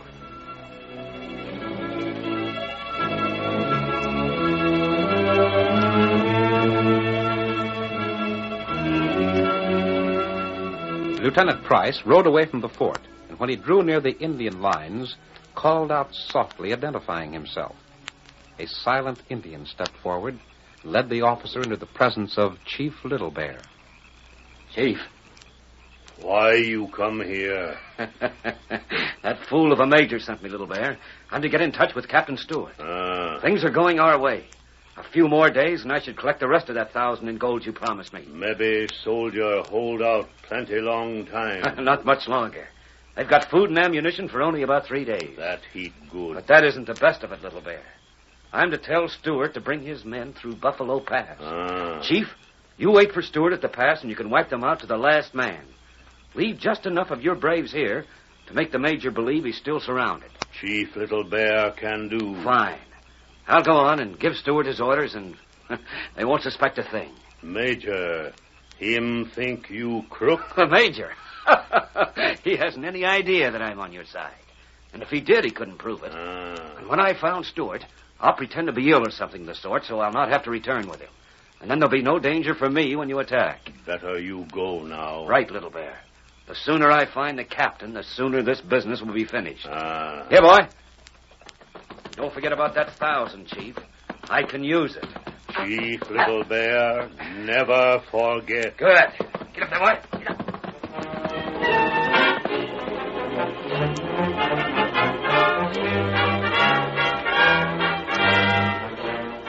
Captain Stewart waited anxiously for word from either the masked man or his superior, Major Carson. We see him now, more than a day later, speaking to one of his men. I can't understand it. The masked man should have been back before this. Shucks, I wouldn't worry about that fella if I was you, Captain. Him and the engine can handle themselves all right, I reckon. We don't dare return to the fort unless we receive word. Orders is orders. But sometimes it ain't a bad notion to forget about 'em. I've been thinking that same thing. But still, Ain't that somebody riding this way now? Aye. It is. Looks like he's wearing a uniform, too. Wait. Isn't that Lieutenant Price? That's him, all right. Lieutenant! Captain Stewart! Hold there. You've been riding hard. I have, sir. There's bad news. Chief Little Bear has surrounded the fort. The Major sends orders for you to return as speedily as he can. The fort's in danger? It is. I was scared of that, Captain. Lieutenant, did you see anything of a masked man and an Indian before you left? Yes. You know them? They're unharmed? Quite. Then I can't understand why they didn't come back here. There was no need for them to enter the fort once they discovered the situation. Little Bear had them cut off before they knew it, sir. They had no choice but to ride for the fort. I'm glad to hear it. I couldn't believe they wouldn't have returned if it was possible. You'll order your men out? At once. Sims, tell the bugler to sound assembly. Sure thing, Captain. Well, there's one more thing, sir. Yes? You're to return through Buffalo Pass. Those are Major Carson's orders also. But why did he... He suspects that the Indians may be watching for you by the lower trail. Very well. Who's that?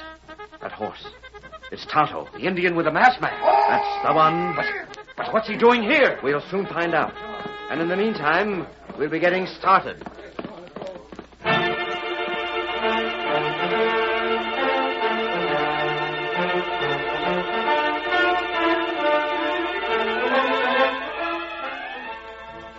At Fort Mason, the Indians had kept up a scattered fire designed to tempt the soldiers into wasting their ammunition. Major Carson, however, had given the command to fire only in case of necessity. The lack of food inside the fort's walls was the greatest problem. The men had been put on half rations, and already they are beginning to feel the pinch of starvation. We see the Major and the Lone Ranger as they ride slowly within the boundaries of the stockade on a tour of inspection. The men are looking tired, Major. They are. If help doesn't arrive soon... Don't give up hope, sir. Captain Stewart should have been here by now. I didn't look for them this soon. If reinforcements don't come, it'll prove I've made a serious mistake in judgment. Yes? I may have sent Lieutenant Price to his death also. You're worried only because the strain of waiting has been hard on you.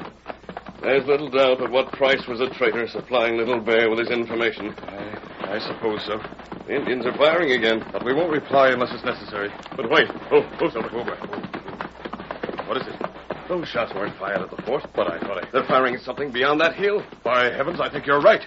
Orderly! Yes, Major. Can you see what's beyond that hill? I'll find out, sir. It won't be necessary, Major. Listen, cavalry, Captain Stewart. It is Captain Stewart, sir. Major, we should leave the fort and attack. Attack? There's no better time. While Captain Stewart engages them from the other side, we'll attack from this. It might work. We'll give them no time to resist. Orderly, tell the men to mount. I want them assembled here ready to charge in 5 minutes. Yes, sir. We're going to strike and strike hard.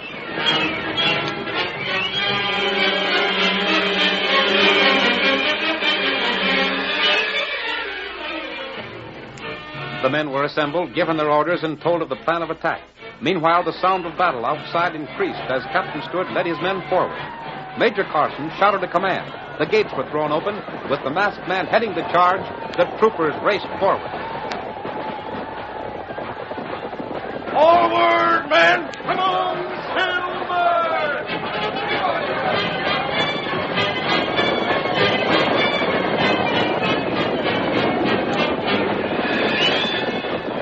Attacked from both sides, the Indians fell back in confusion.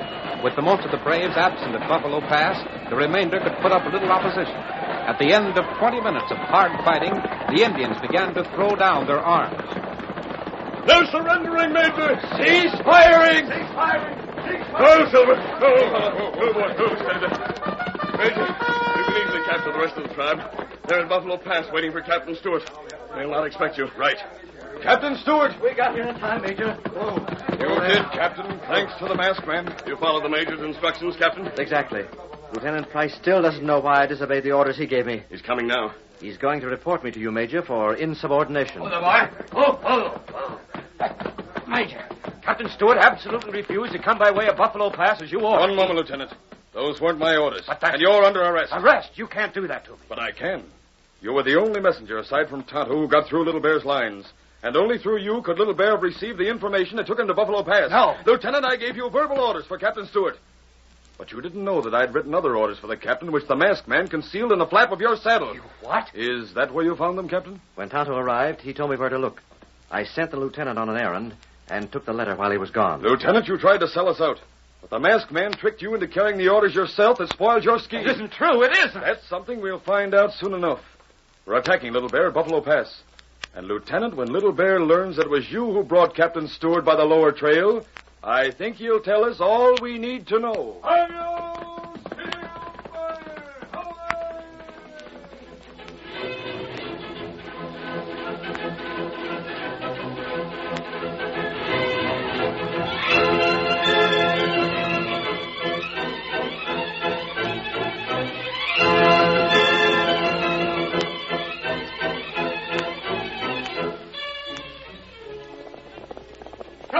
Silver! We're heading for Trove Valley!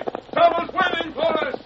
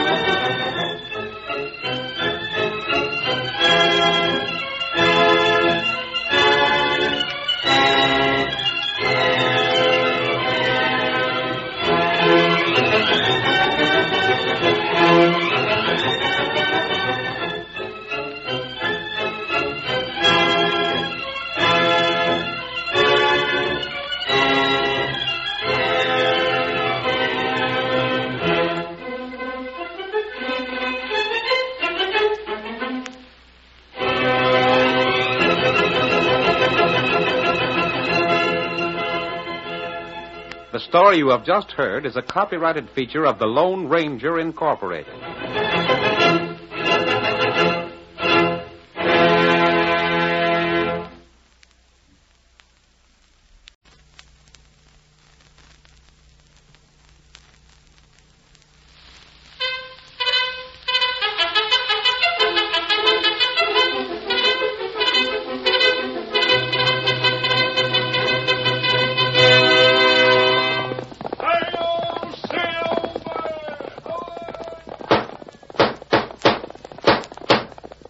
Horse with the speed of light, a cloud of dust, and a hearty hi-yo Silver, the Lone Ranger.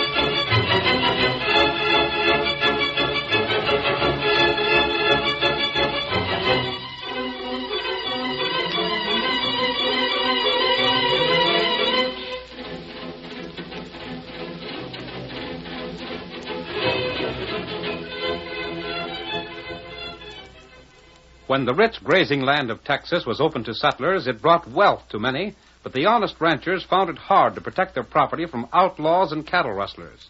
It was then that the masked rider of the plains rode in the cause of justice. Astride his great horse Silver, he fought crime and criminals throughout the western United States, and no man did more to bring law and order to the frontier. And now return with us to those thrilling days when the West was young. From out of the past come the thundering hoofbeats of Silver. The Lone Ranger rides again. Come on, Silver! Someone's waiting for us in Trove Valley. Hello, Silver!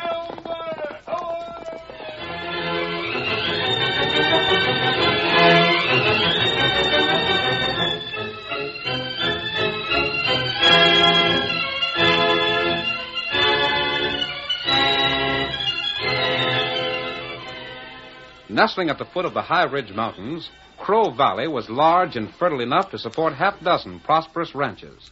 One of these, the Lazy M, was owned by Bill Owens, an old-time cattleman who had been the first to settle in the region.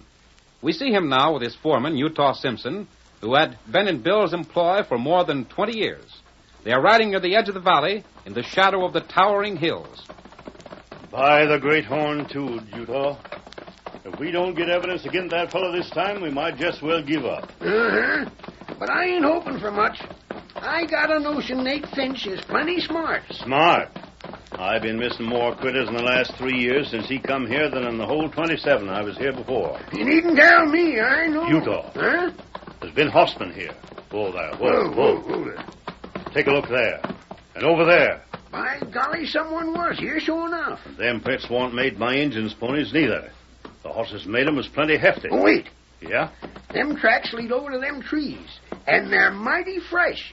Maybe... We're going to take a look-see. Get up there. Get on. Maybe them tracks wasn't made by rustlers, but they sure was made by strangers, and any strangers around these parts now have got a plenty to explain. Uh-huh. Hey, did you hear that, Bill? A horse and close by. Keep your 6-gun loose. Come on, boy. Get up. There they are. A masked man. And a redskin. Hey there! Yes? Ice your hands, mister. You too, Injun. Put down those guns, Bill Owens. Whoa there. Whoa. Say, just how come you know my handle? I've been expecting you. What's that? I heard about the meeting the sheriff's called. I knew you'd be coming this way, so we waited for you. Well, I'll be doggone. Maybe you was, stranger. But you ain't going to get nothing, 'cause we got the drop on you. I'm not an outlaw, and I didn't plan to hold you up. Yeah? All we want is some information. Well, information comes cheap enough. Just what kind you hankering after. You've been losing cattle, haven't you? You didn't have to come to me to learn that. Everybody knows it. And everybody knows I ain't the only one losing cattle, neither. Yes? There's Mike Pearson, Judd Braley, and all of us having critters stole. Except Nate Finch. And you think Nate is responsible for your losses, is that it? I wouldn't put nothing past that low-down blowhard. It stands to reason he's got something to do with it.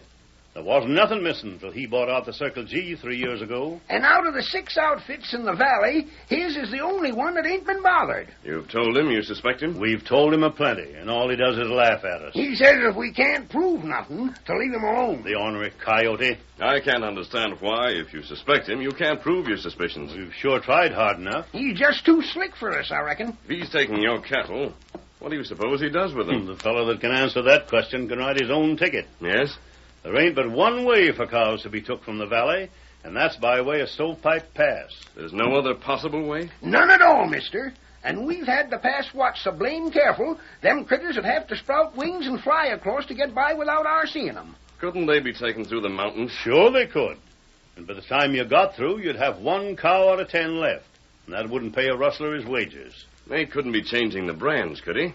Stranger, we thought of all them things long before you come here. And if Nate's got one critter with a blotted brand, I ain't never seen it. Then what's the idea of this meeting this afternoon? Well, we got to do something. We're going to ride from one end of Nate's range to the other. And if we find trace of anything at all crooked, he's sure going to have to explain. I see. Any more questions you want to ask? I think that's all. Then I'll ask some. What's the idea of that mask? I can't explain that. You don't talk like no outlaw. But I never saw an honest man that wanted to hide his face. Yeah, and what are you so all-fired interested in the rustling for? I want to help you. Maybe you do and maybe you don't. But I can tell you this, stranger. You needn't think you can figure out what we can't. We live here. We savvy this country. And if Nate can fool us, he sure don't have to worry about no outsiders. Both you and Nate may be surprised. Well, I ain't saying I don't hope you're right. I just don't think you are, that's all. Come on, Utah. Yeah, we'd better be moving along. Perhaps we'll meet again. Maybe. And if me and Utah here said anything to get you mad, don't pay no mind. You'd be mighty suspicious of strangers, too, if you'd been losing cows for close to 3 years. Yes, I believe I would. Hurry up, Bill. We got business to do. And if there's any chance of getting evidence against Nate today, I want to be there when it happens. Get up there. Get up there.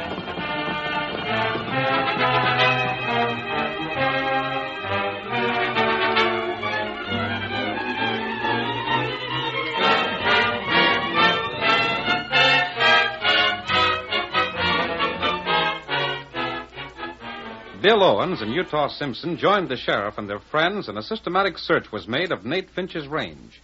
Men had been stationed at the pass to make it impossible for Nate to move stolen cattle while the hunt was going on. But still, they had little hope that they would be successful. See any sign of a blotted brand in that bunch, Mike? Not a sign, Sheriff. Nate never used nothing but a stamp brand on them critters.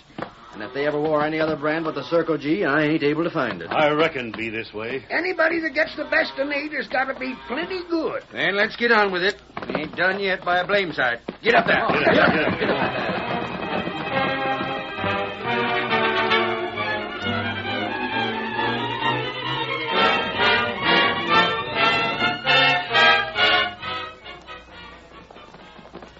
Who there?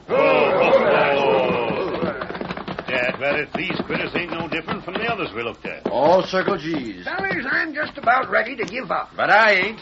Maybe Nate figured the safest place to keep that Russell stock was right where he wouldn't think we'd have the nerve to keep it. Yeah? And where'd you say that'd be, Sheriff? In his own corrals. Come on. Get up there, boy. Come on. Get up there.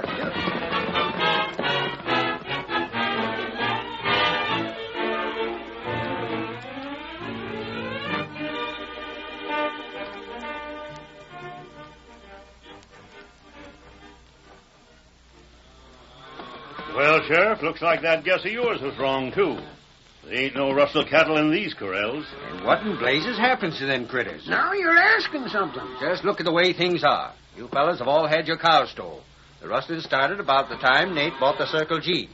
Now, cows can't be took across the mountains, and they ain't been took out by the way of the pass. And yet, by dern, there ain't a critter with a blotted brand on this range. I was just thinking, Sheriff. Yeah? Maybe Nate ain't to blame.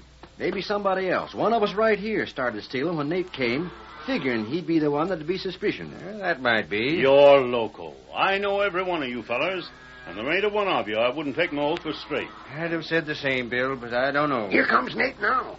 Wants to know what we're doing here, I bet. Who gave you fellas permission to come on my place? Now, look here, Nate. I'm asking you a question. I want a straight answer. I can tell you what they're doing, boss. They're looking for the cows they think we stole. Is that it? And what if it is? Just this.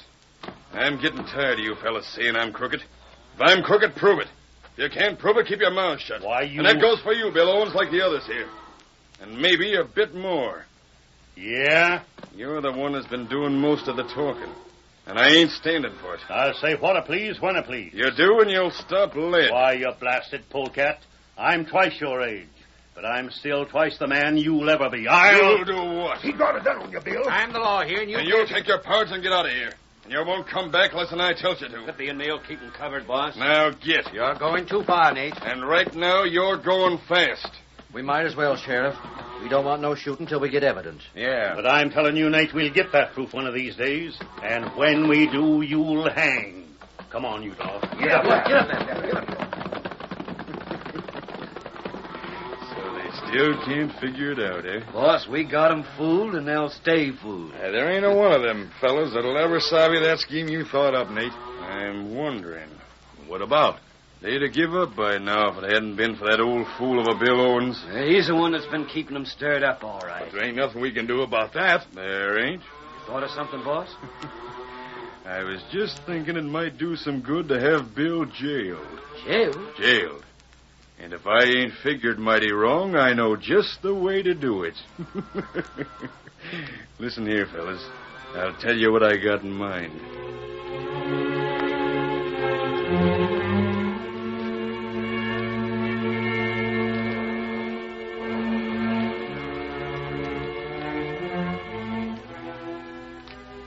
For the next 3 days, the situation remained unchanged. The ranchers, disappointed in their final effort to place the blame for the rustling on Nate Finch, went back to their work. On the 4th day, old Bill Owens sat in the Lazy M bunkhouse talking with his foreman. I reckon we're licked, Utah. That's what I've been thinking right along. When rustlers get too slick for a couple of old hands like you and me, it's about time we quit calling ourselves cattlemen and start the sheep raising business. Yeah. I've always said that... Sounds like we got company. Wonder who in blazes 'tis. Looks from here like it might be the sheriff. The sheriff? Say you don't suppose he's found out anything, do you? Not a chance. They probably just stopped by for grub. Howdy, Sheriff. Howdy, Mike. Come on in. I don't want no trouble, Bill. Huh? Gee, you fellas look like you just lost your best friend. What's ailing you? I'm arresting you both. You're loco. I never thought you'd turn crooked, Bill. Crooked? You call Bill crooked? Why, you must be crazy in a breed on marijuana. I'm arresting you for rustling. Now, look here, a joke's a joke. This ain't no joke. Now... We just found 20 of my cows with your brand on them. They'd been worked over with a running iron. No. I reckon we don't have to tell you about it, Bill. But I don't savvy this. I got it figured out now. There wasn't a fella in this valley that was more trusted than you. You could take critters with blotted brands out of the valley, and nobody would look 'em over close enough to find it out. They was too busy suspicioning Nate Finch. Where'd you find them cows you say we stole? Right on your range. And you fellers allus claim to be my friends. It's the other way around, Bill. It was you that had us fooled. Come along, Bill. You too, Utah. You dang digits. I ain't gonna argue. You can't arrest Bill. Take me if you wanna, but there ain't a square fella in this valley than him. We're taking you both. Why, Never mind, Utah. We'll go along. Well, when folks that have been your friends for years quit trusting you, then it don't matter much whether you're in jail or out. We're going with you, Sheriff. But someday you will find out this is the biggest mistake you ever made.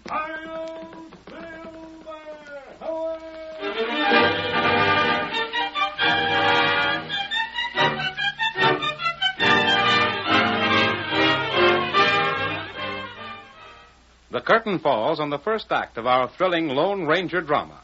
Before the next exciting scenes, please permit us to pause for just a few minutes.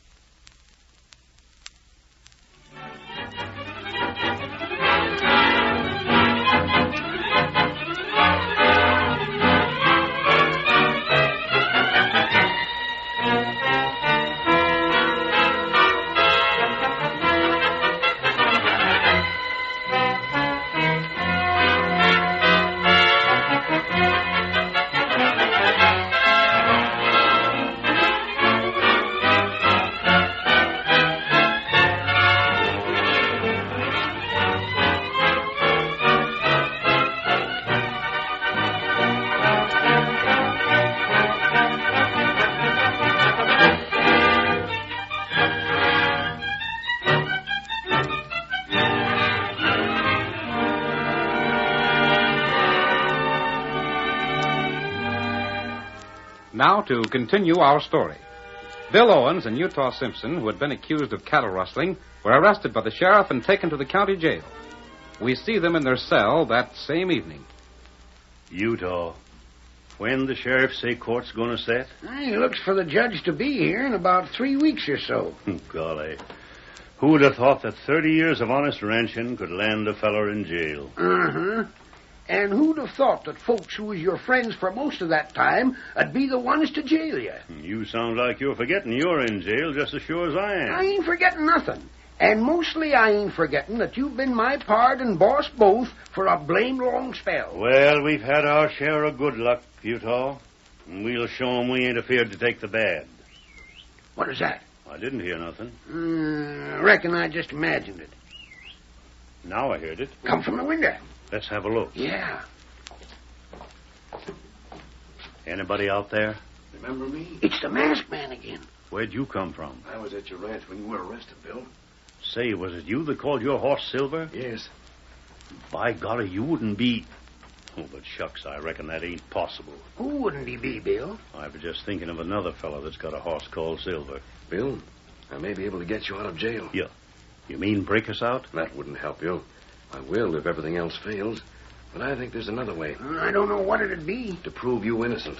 Innocent? You ain't got a chance. Them cows of Mike Pearson's that was found on my place is all the proof the law's looking for. When I spoke to you before, I asked you some questions. And a fine lot of good they done you. I have another to ask you. Stranger, me and Utah sure appreciate what you're trying to do. But you're up against a proposition that's too blamed tough for you. But answer the question anyhow. Well, if it'll please you, it won't hurt us. Have you or any of the other ranchers ever searched the valleys and the mountains for your stolen cattle? Why would we look there? Of course we ain't. I told you there ain't no way to get cattle out except through the pass. You could hide 1,000,000 cows in them mountains, but it wouldn't do you no good till you got 'em to market. I think you've overlooked something. Yeah? What's that? I won't tell you now in case I'm mistaken, but I'll soon put it to the proof. You talk like maybe you got some scheme. Perhaps I have. Bill, is there anyone among the other ranchers who still believes in you? That's a funny question to ask. I have to get in touch with someone who'll be willing to help you out. Well, I don't know. Bill, how about Mike Pearson? Mike? Why, it's his cows that I'm supposed to have stole. Uh-huh. But I got a notion that nobody'd be more pleased to find out it wasn't so than Mike would himself. But he... Look here, Bill. Mike did what he figured he had to do. You'd have done the same, maybe, if you'd have been in his boots. Well, maybe. But if the masked fella can go to him and show him where you could be proved honest, I bet Mike could jump at the chance to help. Utah, I think you have it. You're darn right I have. Yes, Silver. Say, is that your horse? Yes, why? Then maybe you're the same feller I was thinking of all the time. I'm leaving, but don't give up hope. But wait, Come on, Silver. Golly, Bill, what are you looking so excited about? Utah, that masked feller's on our side. And I'll bet the lazy am in my saddle to boot that the sheriff ain't got no chance of convicting us now, no more than you have of being good-looking.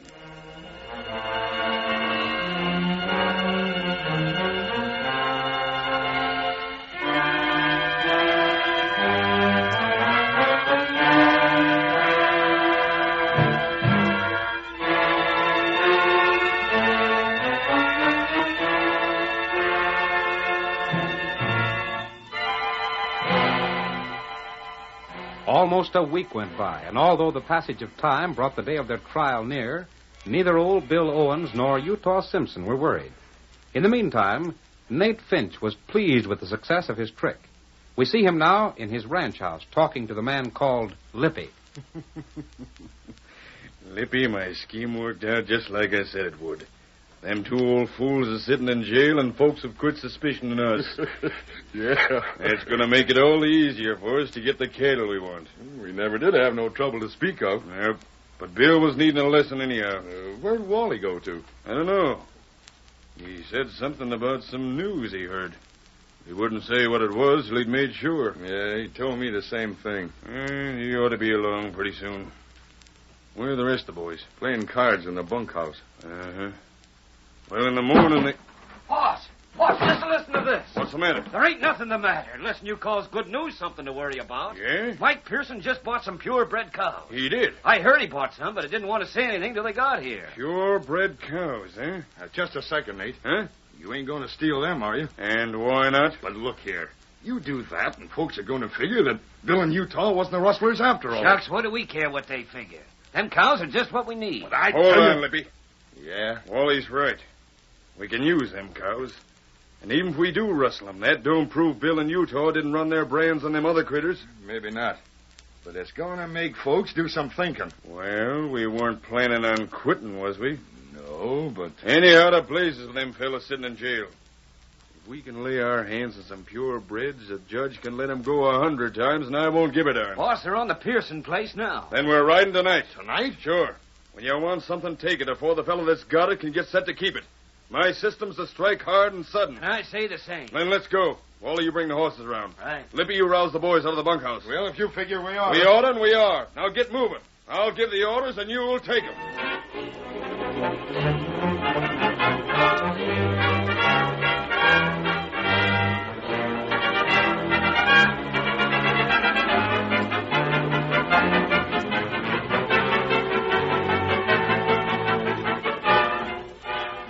Later that same night, the sheriff, a deputy, and Mike Pearson, the rancher, were in the sheriff's office in town. Mike, who claimed to have dropped in only to exchange gossip, seemed strangely nervous. What time's it getting to be, Sheriff?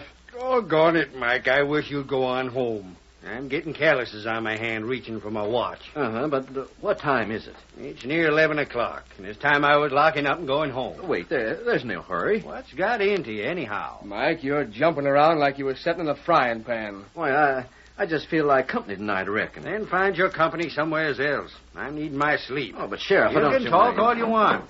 Can't keep me here any longer. I reckon it'll be all right for me to go home, too, won't it, Sheriff? Yeah, right along. Doggone it, you can't do this. You don't You need got to go... something on your mind? No, it's only Then that we're leaving. Well, I sure we should stay a while longer. Can't be done, Mike. We're going to go... What the... I was afraid you'd be gone. And I was darn scared you wouldn't be getting here. No, man. Never mind that. Say, what is Hey, this? just a second, Sheriff. Stranger, did it work? It did. Bring all the men you can get and come with me. Mike, what do you got to do with an outlaw? This fella ain't no crook.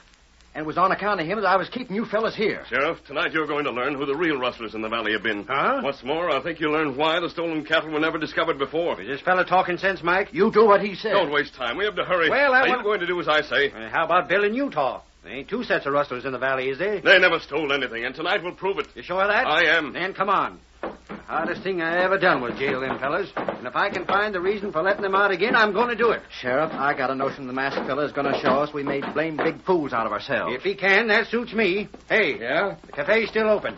You go down there and tell them fellas I want everybody along that can ride a horse. Sure thing, Sheriff. And go a-running. I'm on my way. And tell them to fill their gun belts with cartridges. If we're meeting rustlers, we're going to need them.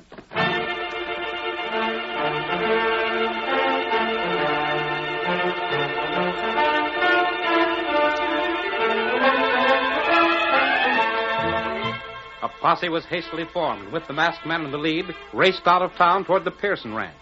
There the Lone Ranger waited until he saw a dim glow in the distance. Then he gave the command to ride again, and the posse headed for the hills. That's a fire, ain't it? It is, and Tonto said it. Tonto? My friend, come on, Silver!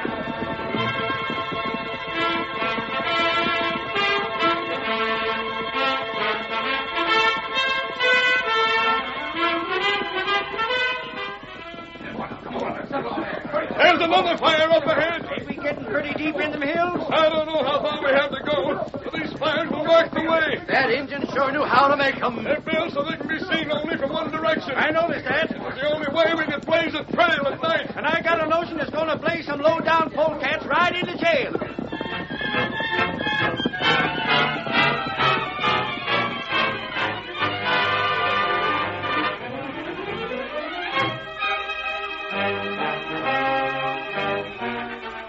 Nate Finch and his men, driving Mike Pearson's purebred cattle ahead of them, followed a winding trail that led them farther and farther into the mountains. At last, they reached a broad valley filled with cattle.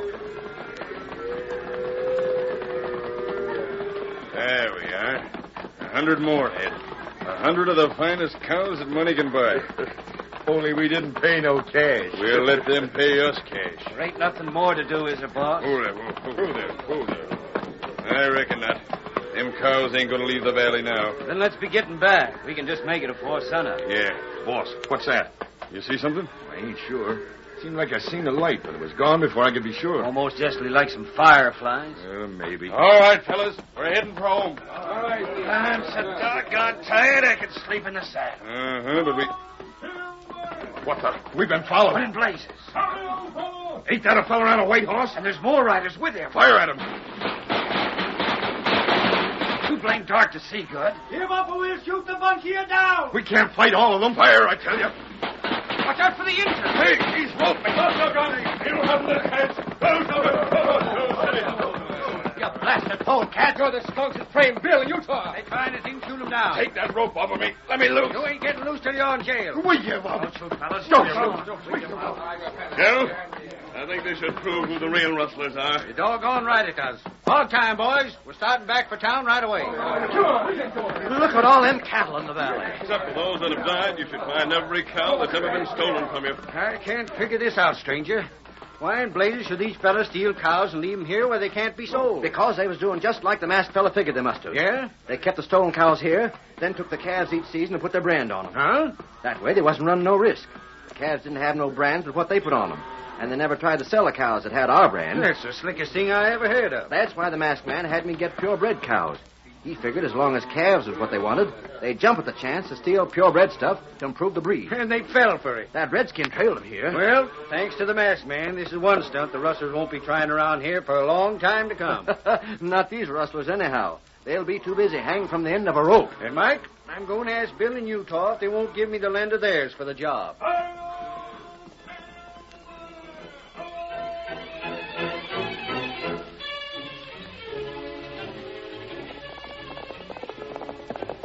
Come on, Silver, old fellow. We're heading for Baker City. Someone's waiting for us. Hello, Silver. Hello.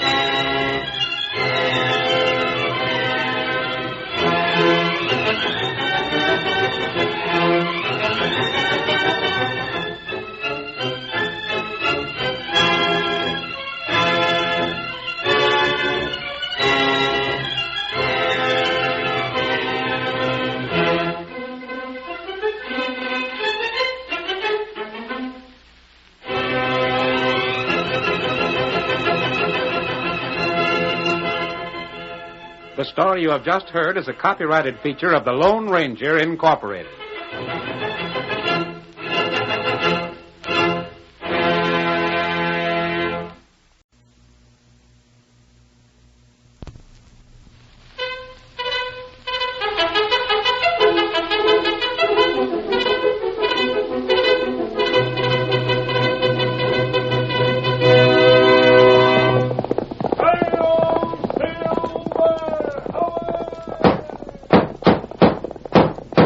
A fiery horse with the speed of light, a cloud of dust, and a hearty hi-yo Silver, the Lone Ranger.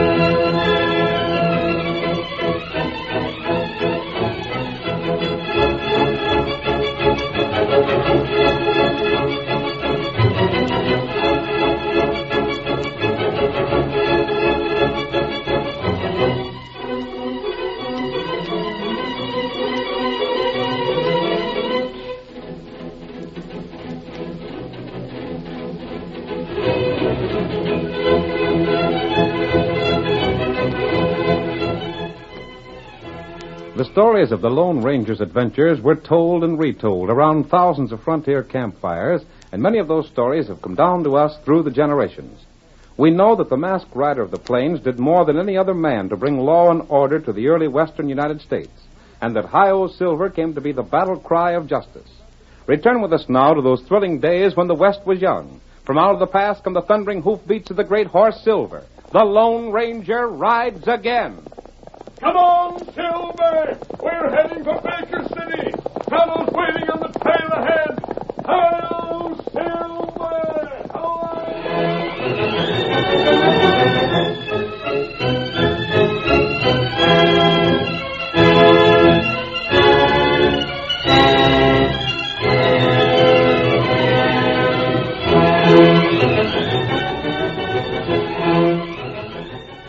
The masked man and his faithful Indian companion Tonto rode slowly toward Baker City. Less than a mile from town, as they were passing a grove of trees, Tonto's horse whinnied nervously and for no apparent reason came to a clattering halt. What matter, Plain Horse? Oh, Silver. Oh, that funny thing. Maybe there's a snake on the trail. Me not see him. But what? Look over there, Tonto. What you see? I may be wrong, but I want to have a look. Oh? Come. You see anything by the base of that tree? Grass plenty torn up. As though there might have been a fight here, but that isn't all. There, blood. That's what must have frightened your horse. Whoever was here tried to cover it up, but he was in too big of a hurry to do a good job. That's right. You look. There. On tree. What is it, Tonto? Their hair from horse. Yes, black hairs. Someone riding a black horse was here. The horse must have rubbed up against the tree, and these hairs were caught in the bark. That's right. Do you find anything else, Kimosabe? No. That's all. This may mean nothing, or it may mean a lot. Me think feller get killed. What we do? There's nothing we can do except go on to town. What we do there? Perhaps they've had word there of a shooting. Steady, old boy. Dip me. Most likely, there's nothing to worry about, but it won't hurt to find out. Come on. Get him up, Plain Horse.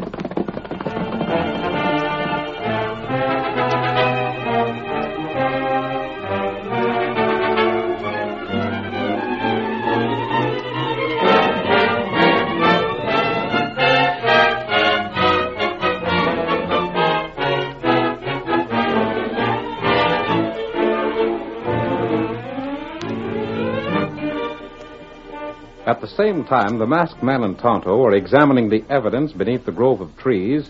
3 men were standing before the bar of the cafe in Baker City. One was Mort Prentice, a rancher with an outfit 15 miles from town. The second was Clem Sawyer, the town's domineering banker. And the third was Phil Tracy, a gambler who spent most of his time at the cafe's gaming tables. The 3 men were engaged in what seemed to be a friendly argument. Look here, Clem. What I aim to find out is how you and Phil knew I was figuring to buy that there diamond Jason York brought to this town. You didn't have a notion you could put something over on us, did you, Mort? I ain't as easy as that. And from the looks of it, Clem ain't neither. You two are always trying to go me one better. What you mean, Mort, is that you and Phil are always trying to get the best of me. Now That ain't right neither, Clem. It's you and Mort that are staying awake nights to get ahead of me. Well, I put it over on the 2 of you the time I bought Blackie. That horse of yours? Mm-hmm. He's the best horse you ever seen. He ain't in the same class with that black horse I bought. You're both loco. Compared to that horse of mine, yours are just a couple of stove-in cayuses that ain't hardly got the strength to walk to the feed box for oats. Why, you bragging old Hold on. That just goes to prove what I was saying. Yeah? Because I buy me a black horse, you two fellas think you've got to have black horses to beat mine. How about the time I bought me that fancy saddle? You two mavericks didn't waste no time having saddles just like it sent out from Denver. Talk all you want to, Phil. And you too, Clem. But if the both of you ain't here to try and outbid me for that diamond old man York brought from Frisco, then I'm a sheeper. Well, you didn't figure on hogging it for yourself, did you? Say, just who is this fella York? Ain't you never heard of him? Why, he's the biggest jeweler in the hull of Frisco. Know him, do you? Well, he's never been in these parts afore, but I met him once when I was on the coast. Why can't we go up and talk to him now, Mort? He's in his room, isn't he? We're supposed to wait for the young feller that's his bodyguard. Well, ain't that him just coming in? Well, sure it is. Well, what's his name, Mort? He calls himself Dick Leonard. Dick. Hey, Dick. You want me? We're waiting to see your boss. We heard he's got one of the biggest diamonds ever seen in these parts. That's right. Sure is a beauty. You fellas aim to buy it? Well, one of us does. Come along, then. His room's just at the head of the stairs. Come along, fellers.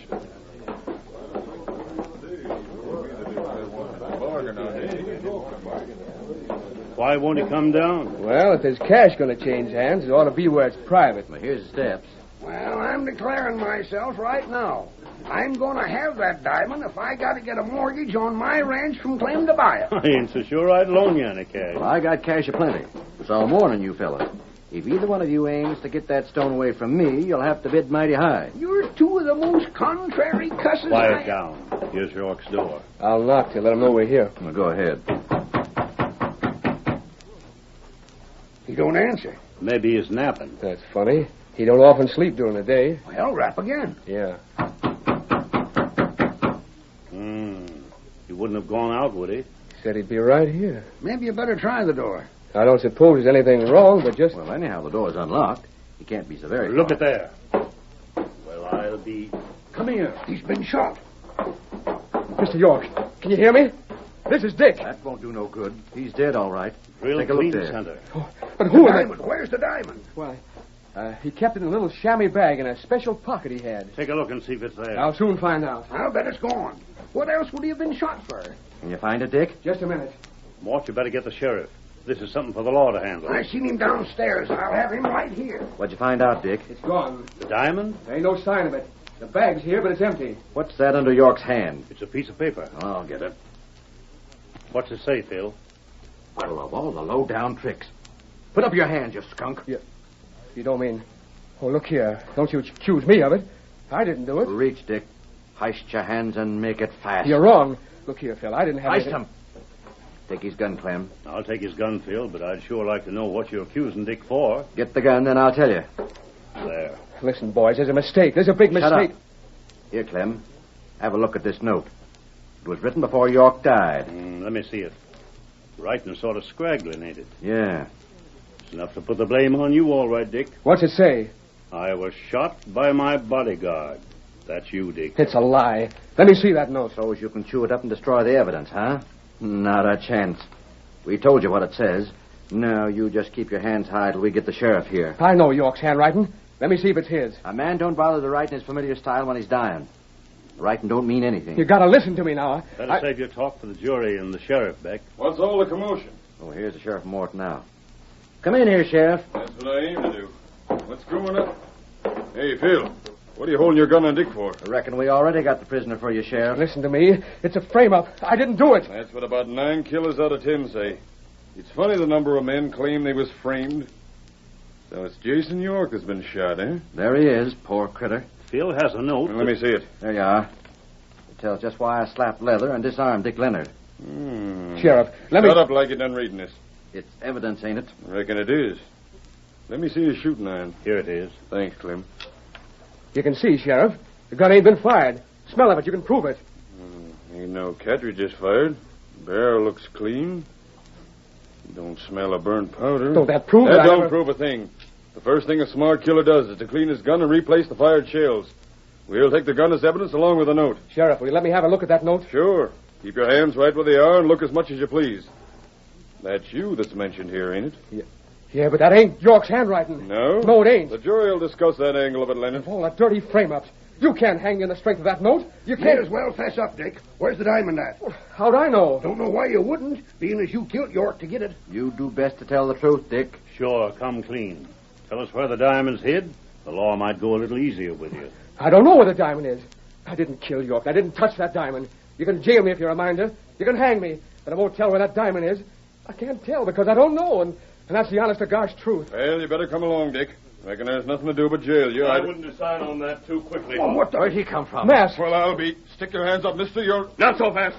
You're all covered. I got a gun on It looks you. as if we have each other covered. Drop your gun. I won't. Drop it. You can't squeeze that trigger fast enough. Drop it. Quick. That's better. Now we can talk. Who in Sheriff, I can best explain my being here by saying I'm interested in seeing this murder solved. Then why... Arresting that man won't solve it. Who says it won't solve it? He read a note. Anyone could write a note. What does that mean? But it's signed by Is there anything to stop you from signing whatever name you want? Me? Well, land sakes, You can write anything. My sakes, mister, don't look at me. I don't know anything. If the dead man is supposed to have written the note in this room, isn't it natural to suppose he would have been shot in this room? Who in blazes says he wasn't shot in this room? Now you get out of here and mind your own business. What is there to prove he was shot in this room? What's that? Look around here. Is there any sign of a man being wounded or shot? I don't see any stains. That don't prove it. Hold on, mister. I don't know who you are. It seems you're aiming to find a murderer. How was the man shot? Drilled clean through the heart. He was killed mighty sudden. Mighty sudden, eh? Well, it must have been. And yet you claim he was able to get to that table and write a note and sign his name to it. He couldn't have, don't you see, Sheriff? That lets me out. That shows the note is faked. It proves that the note don't mean anything. And without the note, there's nothing to accuse me. You know York's handwriting? As well as I know my own, and that note weren't writ by him. That's about what I thought.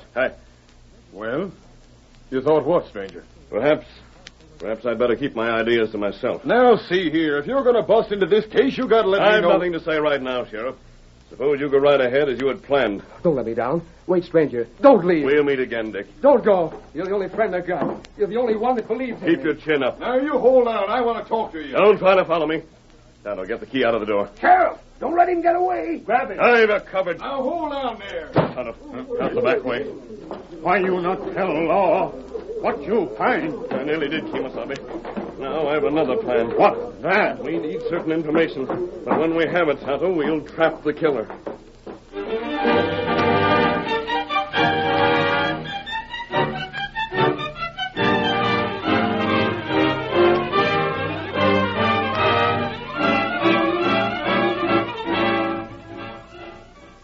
The curtain falls on the first act of our thrilling Lone Ranger drama. Before the next exciting scenes, please permit us to pause for just a few moments.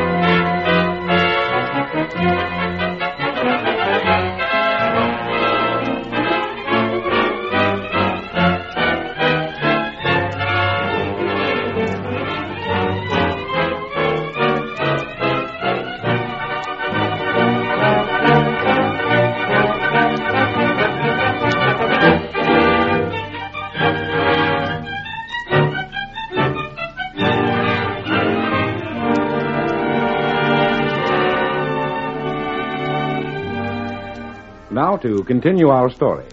On the strength of the note which accused young Dick Leonard of murder, the sheriff of Baker City, accompanied by Mort Prentice, Clem Sawyer, and Phil Tracy, took Dick to jail and locked him up. There. I reckon that'll hold you all right. You're making a bad mistake, Sheriff. Maybe so, but I'll take my chances on that. Sheriff, what we want to know is where he put the diamond he stole. He'll talk before I'm through with him. You heard the things the masked man said. I'll bet Jason wasn't ever killed in that room. You ought to know. And how in blazes could Jason have written anything after being shot through the heart the way he was? That ain't for me to say. What's more, I can prove that note wasn't in Jason's handwriting. Yeah? How? By sending to Frisco for other things he wrote. Then you could compare them. Frisco's a mighty long ways off. Then it's one way. I reckon the judge will be sober enough to hold court long before you could get an answer. I wish I could talk to that masked fellow again. Uh-huh. There's some things I'd like to ask him myself. Sheriff, maybe Dick and the masked fellow was in on the killing together. They might have been. It sure wouldn't surprise me if it was so. By golly. Huh? Maybe that explains it. Explains what more? Where the diamond got to. Maybe Dick killed Jason, stole the diamond, then slipped it to the masked hombre. That's it. Sheriff, you gotta find that feller. I'll get a posse together. I'll ride in the sheriff. And so will I. We'll all go. You fellas are clean loco. I'll bet the masked man didn't have no more to do with the killing than I did. But that was a plenty. Let's get started, Sheriff. If we don't wait too long, maybe we can pick up the trail. Yeah. Come on. What's that? Look! The masked man again. He was listening to what we said. Then it's just too bad for him. Now we'll get him for sure.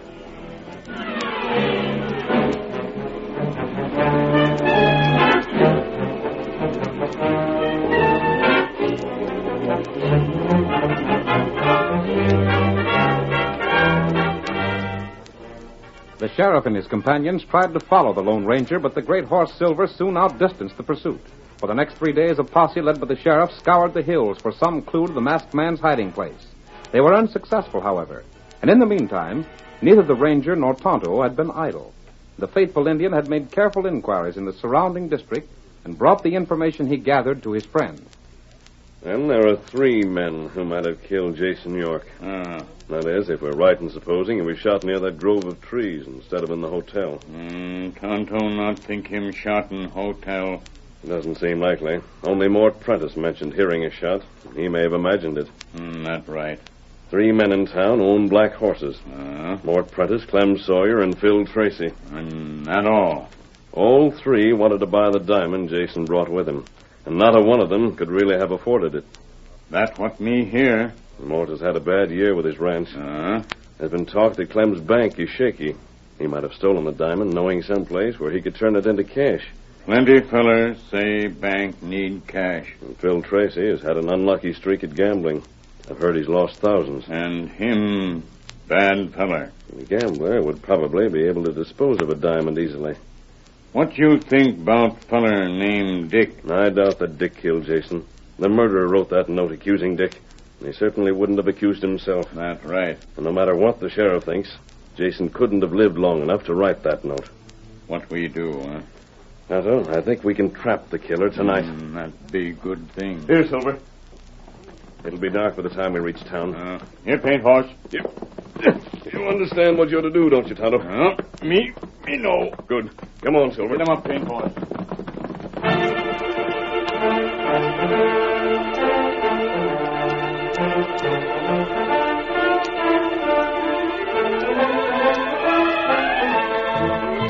That evening, Phil Tracy, the gambler, following his usual custom, went to the cafe where he joined in a game of poker already in session. His luck, however, was still against him, and at length he pushed back his chair impatiently and threw his cards on the table. Blast the luck. I haven't had such bad cards in years. Phil! Hey, Phil! Yeah? A fellow just pushed a gun in my back. Well, what's that to me? And then he gave me this paper for you. What's that? He said to give it to you right away. What paper? Where is it? Here. Who was he? I never got a look at it.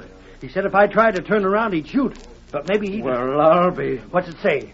None of your blame business. You needn't get mad. Was it bad news, Phil? What are you looking so white about? Can't you tell us what's in it? Ain't the note signed? It ain't signed, and I just said it's nobody's business what's in it. But if I find the fellow that wrote it, I'll fill him full of lead.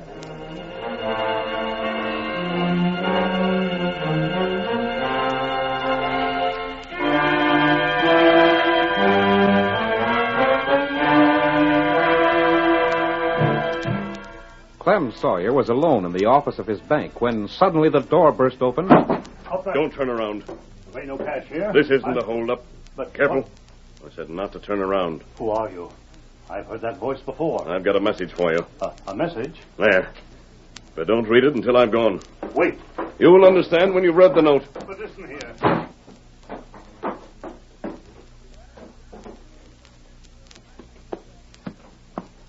That's 2 of them, Silver, old fellow.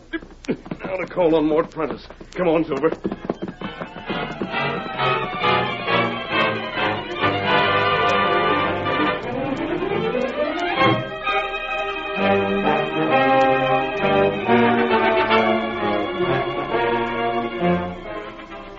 Mort Prentice had been talking with the sheriff about Dick Leonard's trial for more than an hour. Finally, he said, I guess we can leave everything up to you, Sheriff. Good night. Night, Mort.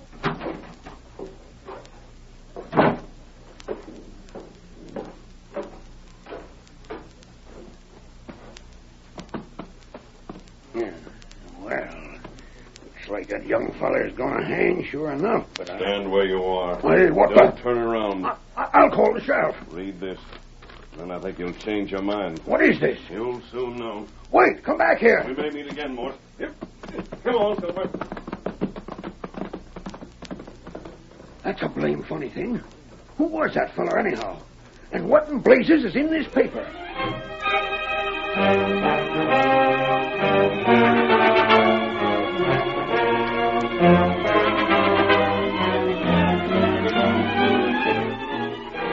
After Mort left, the sheriff made ready to lock up his office for the night. But first he went to Dick Leonard's cell.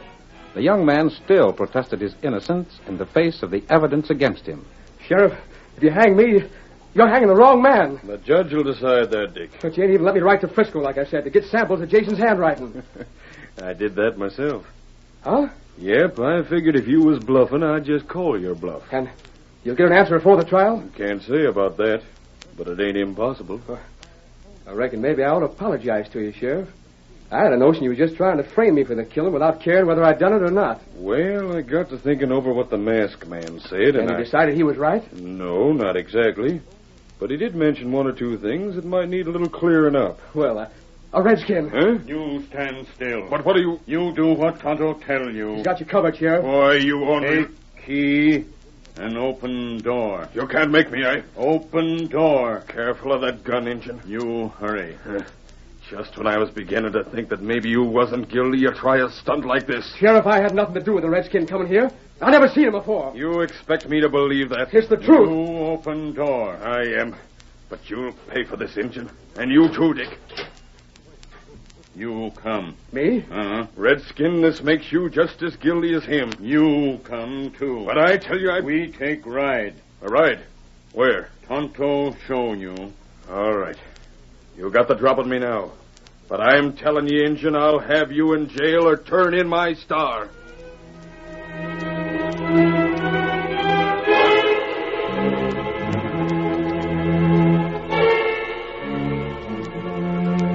His work in town finished, the Lone Ranger raced toward the grove of trees where he and Tonto had stopped several days before.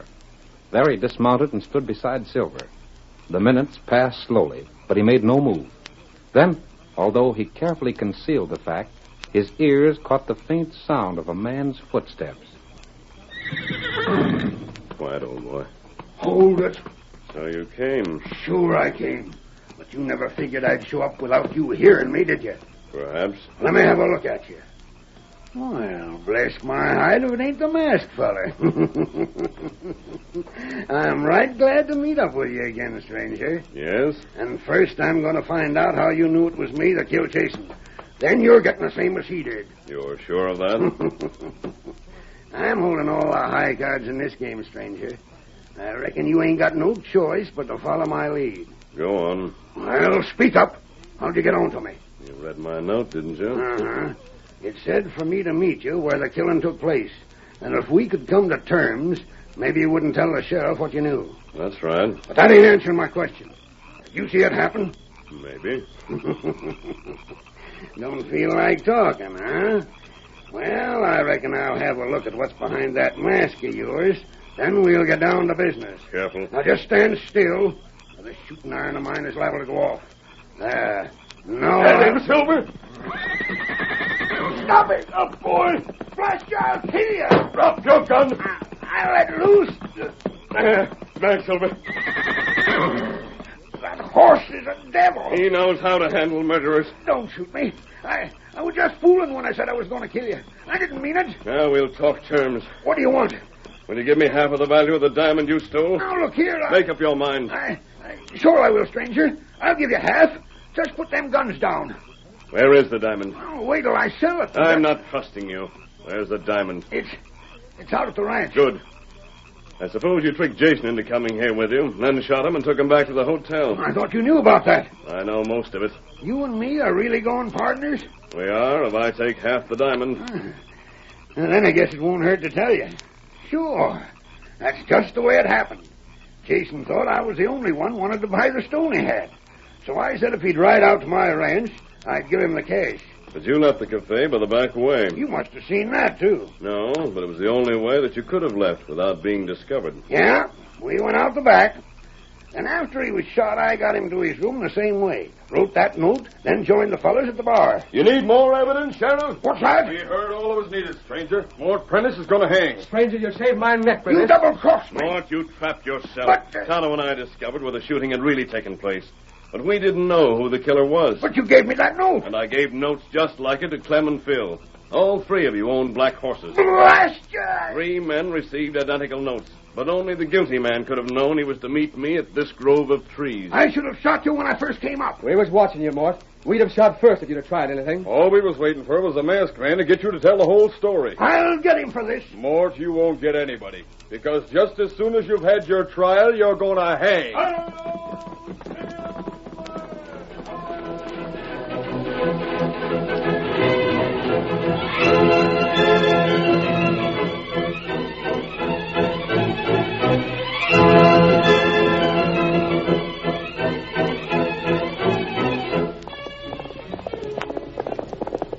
Come on, Silver! We're heading for Cedar Valley. There's going to be trouble. Hello, Silver!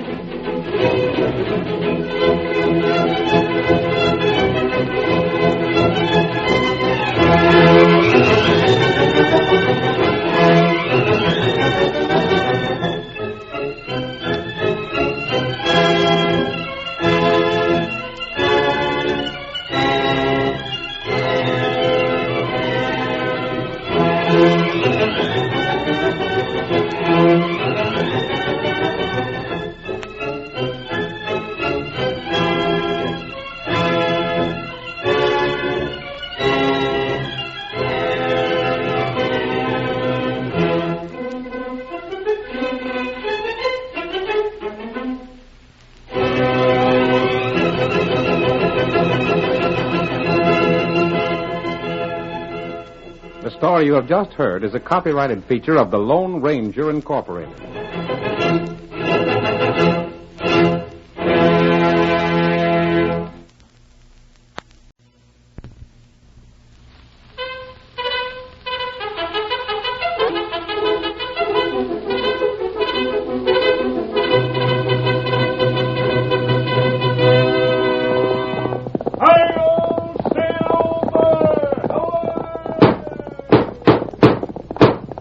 A fiery horse with the speed of light, a cloud of dust, and a hearty hi-o Silver, the Lone Ranger.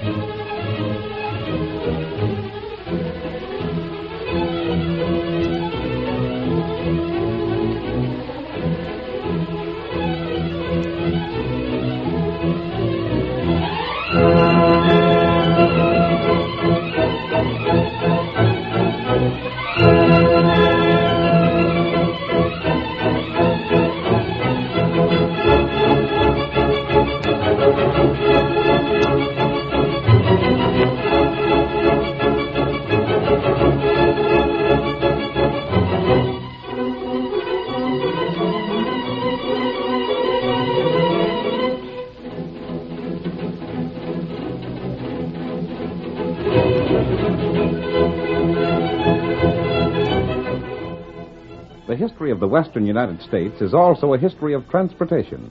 First prairie schooners, then the Pony Express, and finally the railroad helped bring civilization to the new country.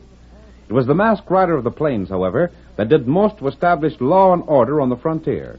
He fought crime and criminals throughout the length and breadth of 7 states, and the memory of his deeds will remain as long as the memory of the early West itself. Now return with us to those thrilling days of yesteryear. From out of the past come the thundering hoofbeats of the great horse Silver. The Lone Ranger rides again. Come on, Silver! We're riding east to the railroad. Tubble's waiting for us. Hi-yo, Silver!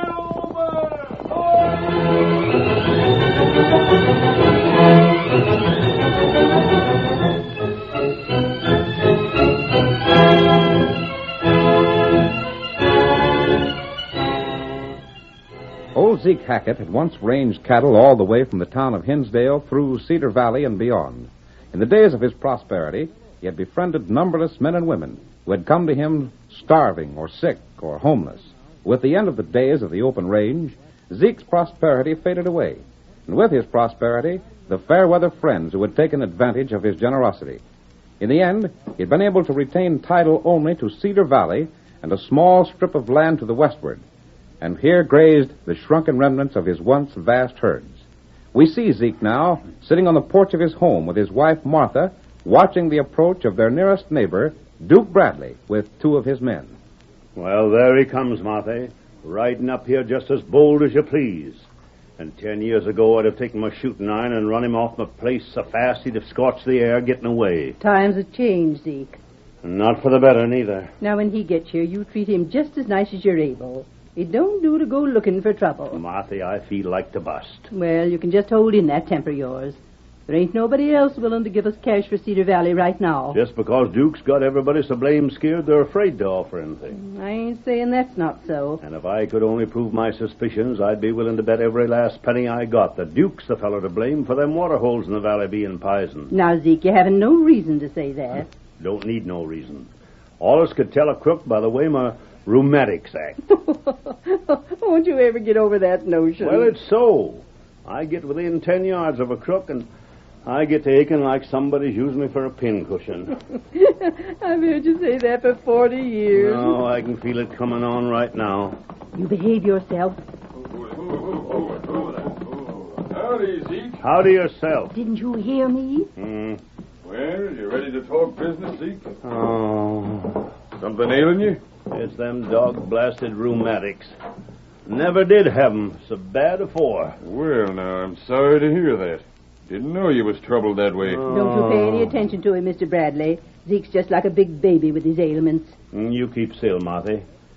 So you come to make me an offer for Cedar Valley again. Is that it? I heard in town you changed your mind about selling. It wasn't because I wanted to. No? But there ain't no use trying to run cattle where they die off like flies from poisoned water. It's just terrible. We've lost half our critters already. I was afraid of that. Now, if you'd sold out to me before, it wouldn't have happened. How much you offering? Well, last time I said I'd give you 3,000. Wasn't that it, Sawbuck? Yeah. That's why I recollect it, boss. Well, 'tain't much, but I guess I'll... Now, wait a minute, Zeke. Huh? That 3,000 was for the valley and all the critters in it at the time I made the offer. But, of course, you wouldn't expect me to offer as much now, seeing that half your critters have died off since. You mean you won't give us 3,000 even now? 2,000's my best price. Oh, my rheumatics is something fierce. Duke, 2,000's the same as robbery.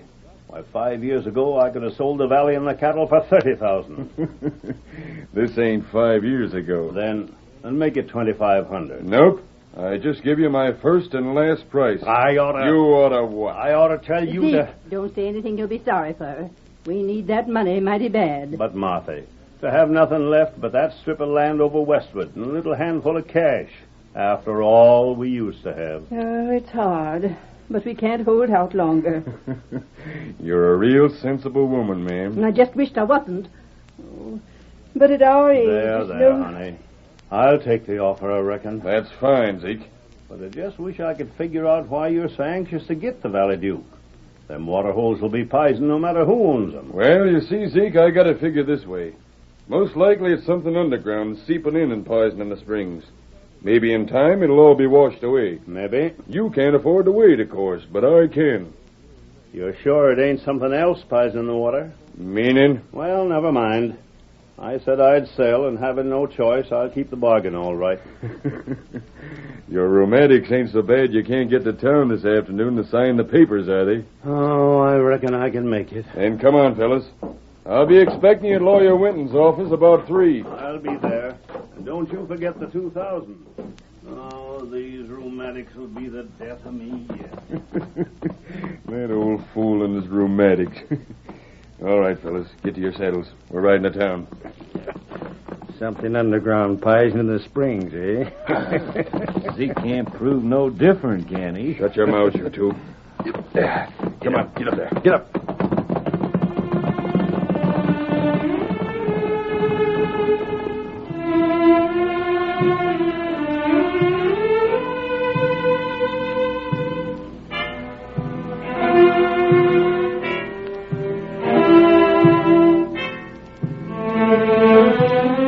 In the meantime, some distance to the east, rumors that the railroad planned to extend its lines westward became a practical certainty. A small group of surveyors started making their way across country with chains and transits. And one day, the Lone Ranger and his faithful Indian companion Tonto rode up to the crew. Hello there. A masked man. What the... Oh, Silver. Oh, Outlaws. What do you want here? We're not outlaws, Jerry. You know my name? You're Jerry Duncan, aren't you? We never met afore that I can recollect. Your superintendent told me about you. Mr. Stanley? Yes. How come outlaws like you know him? I said we aren't outlaws. Tonto and I became acquainted with him a long time ago. We help him when him in plenty trouble. Yeah? He told us the railroad would build and that you'd be in charge of the surveying crew. Blasted, he shouldn't have talked so much. He knew that anything he told us would be held in confidence. Look here, stranger, if that information gets out, it's going to cost the railroad a fortune to buy the land it needs. But we won't repeat what we know. I'm afraid most of the people through here suspect your purpose already. Maybe so. But they ain't so blame sure that they're going to turn down a fair price for their land. Tonto and I have been watching the route you're laying out. From what we've seen, you'll have to go through Cedar Valley. Yeah? Well, that's a long ways off yet. But it's directly on the way to Hinsdale. For all you know, maybe we ain't going to Hinsdale. Maybe we're going to Perryville instead. Stanley said that Hinsdale had been definitely decided upon. Mister, you know too blame much. Either you're an awful good friend of Mr. Stanley's, or you've blackmailed him into saying a lot of things he shouldn't have. Which do you believe? Well, I ain't so sure. You're wearing a mask like an outlaw right enough, but somehow I got a feeling you're different from what you seem to be. Thanks, Jerry. I give you my word that we're to be trusted. But what makes you so interested in where the railroad's going? Everybody's interested in that. But I particularly wanted it to go through Cedar's fortune. You ain't pulling the wool over my eyes. Wait. You polecats. Zeke put me through school when I never had a cent to my name. Put down that gun. And right now I'm paying back part of what I owe him. Men, grab these fellas. Come on. You not get out. Come on. Missed them. We scared them off anyhow. Blasted crooks. All right, men. There ain't no use chasing them. We'll settle them fellas later on. And had sympathized with him when his fortunes declined. Now learning of Duke Bradley's action for the first time, they determined to investigate. We see them at the end of their journey, reining in their horses beside the corral where Zeke is standing. Zeke! Well, doggone my hide if it ain't the masked feller and Tonto. Been a long time since we've met. Too blame long. Tonto, glad see you. Well, Tonto, there ain't so many feel that way anymore. I can recollect when I had more friends than I knew what to do with. It seems like when a feller's down, they sort of forget about him. I know one who hasn't, Zeke. Yeah? Jerry Duncan. Jerry? Say now, there's one of the finest young fellers ever was. Met up with him when he was just an orphan kid. All sort of felt toward him like I would have if he'd been my son. And he thinks a lot of you? Your friends are his? No, I'm afraid he thought us outlaws. Recollect when we first met up? First I figured you was outlaws myself. Then when my rheumatics didn't get to aching, I says to myself, Zeke, there's a The water holes in the valley? He must have. I can't prove it, but just as sure as I'm standing here, he did that very thing. And he can't be brought to justice? There's no way at all. But there's something else he can be brought to. Yes? And that's the business end of shooting iron. You stay here while I get Zeke. Listen to me. Perhaps there's another way to punish him. I don't know what 'twould be. Oh, golly. Just thinking of that critter's brought on them pains again. You can't fight a man like Duke Bradley with guns. The surest way I know of. No, Zeke. I have still a better plan. Huh? And from what you've told me, I'm sure it'll work. Now listen to me.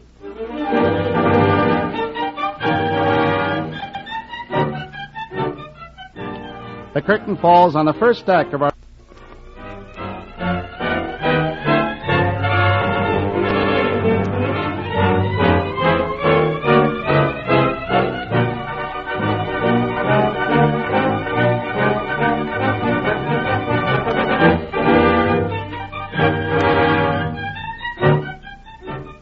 Now to continue our story. A week after Duke Bradley had bought Cedar Valley from Zeke Hackett for a fraction of its true worth, the rancher was talking with one of his men. Well, Em, before the day's over, I'll be banking about $40,000 or $50,000. Will it be that soon, boss? Yep. I heard today that the fellow representing the railroad will be in town to buy up land. Good enough, huh? When Zeke hears about it, I'll bet he'll be fit to be tied. I can just see him. He'll be yelping about his rheumatic so as he could be heard clear to the next county. We ain't worrying about him. You reckon the railroad will pay that much cash? They'll pay. It'd cost them 10 times as much to cut across the hills. Yeah, anyhow, that much. I'll be making myself a nice profit. 2,000 a Zeke for the valley, and 500 to pay that fellow in the railroad office for telling us which way the line's going to be built. Golly, and all the rest clear. The best part of it is we couldn't have lost no matter which way the railroad was built. Uh-huh. If they'd decided to go to Perryville instead of Hinsdale, they'd had to cross that land over to the west that Zeke owns. The surveyors are here. Going through the valley, eh? But they ain't.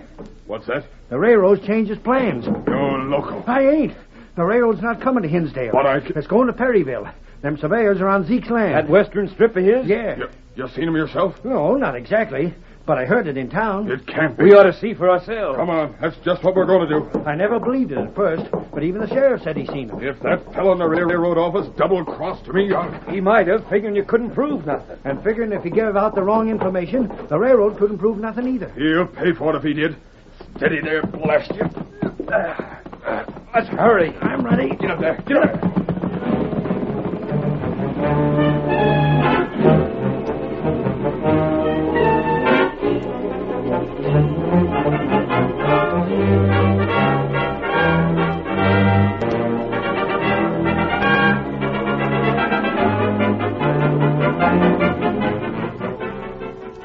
At almost the same time, the Lone Ranger rode swiftly into town on his great horse Silver, reined in before the sheriff's office, and hurried inside.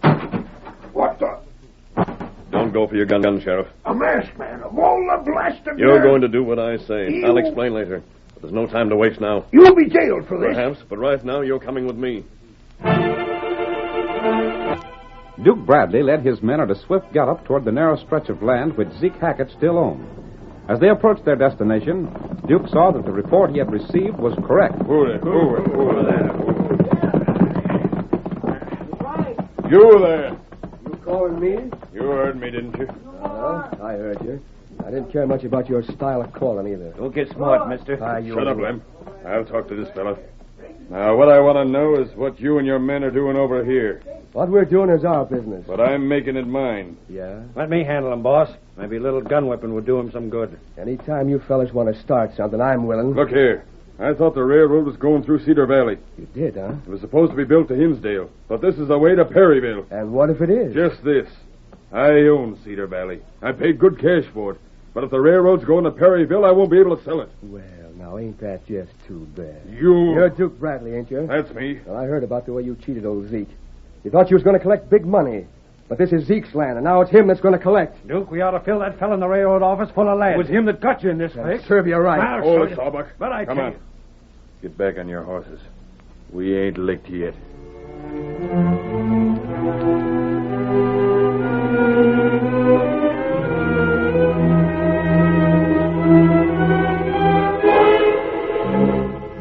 Ever since the day Zeke Hackett had spoken to the Lone Ranger, his bitter mood had passed, and his puzzled wife frequently observed the old man chuckling to himself. When questioned, he refused to give his reason, and Martha found her curiosity increasing. We see the elderly couple in the living room of their home. For pity's sake, Zeke, quit your laughing to yourself. I I declare, sometimes I think you're losing what little sense you ever had. Do you now, Martha? I do. Oh, now, Zeke, you tell me what it is you're keeping to yourself this way. It hasn't got anything to do with the valley, has it? You'll find out all in good time. But why can't you tell me? Right now, all the talking and begging in the world won't make me say a word. I give my promise to the masked man, and I ain't going back on it. Oh, you're still just as stubborn as when you was courting me. Uh-huh. That's how I got you, wasn't it? Oh, for heaven's sake, Zeke, now what ails you? Just look outside. Why, it's Duke Bradley with them two no-count gun hands of his. The polecats. Come in, blast you. Oh, them rheumatics. They're at it again. Zeke, I changed my mind. Yeah? I don't want the valley no more. Don't want the valley? Kind of late in deciding, ain't you? Maybe, but not too late. You want we should give you back the $2,000 you paid us? Well, if that's it, we can't do it.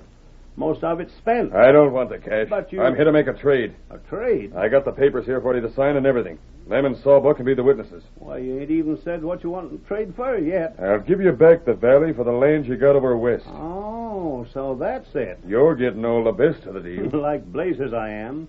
You seen them surveyors over there and you want that land to sell to the railroad. Well, Duke Bradley, you listen to me. That land's mine, and I ain't selling it or trading it or giving it away. And that's flat. Yeah? Now you can get out of here, because we can't do business. I reckon we will. I said get out of here. Please, Zeke, don't fight with him. I'll... Sit down. Oh, you shoved him. Blast you, I'll... You'll trade me that land, that's what you'll do. You can't make me. Yeah? That's what you think. I ain't got the time to waste on you like I did before. So we're getting this over with right now. The land's mine, and I'm keeping it. Maybe you'll change your mind after I tell you a few things. First off, how do you think them water holes in the valley got poisoned? I got a blame good notion. It was me and the boys done it. That was when we figured it was the valley the railroad wanted. You beast. Maybe that'll show you we ain't to be fooled with. Go ahead and poison all the water holes you want to. That don't make no difference now. It's too late for that. It wouldn't make no difference now if we did. But there's other ways of changing your mind. Ways you maybe wouldn't like. I ain't afraid. Show 'em, Sawbuck. Sure. Oh, you almost hit him. Wait till I get my gun. Stay where you are. Go ahead, Sawbuck. Oh, my vase. The vase I brought with me from the east. Changing your mind yet, Zeke? I'll have the law on you. No, you won't. There's 3 of us and only 2 of you. The law will have to take our word again yours. Oh, Zeke, don't hold out. They might kill you. You got the papers with you, you say? Right here. Give them to me. I'll sign. Now you're showing sense. You just put your name right there. Fellas, didn't I tell you we weren't through yet? Now I reckon maybe next time you'll believe me.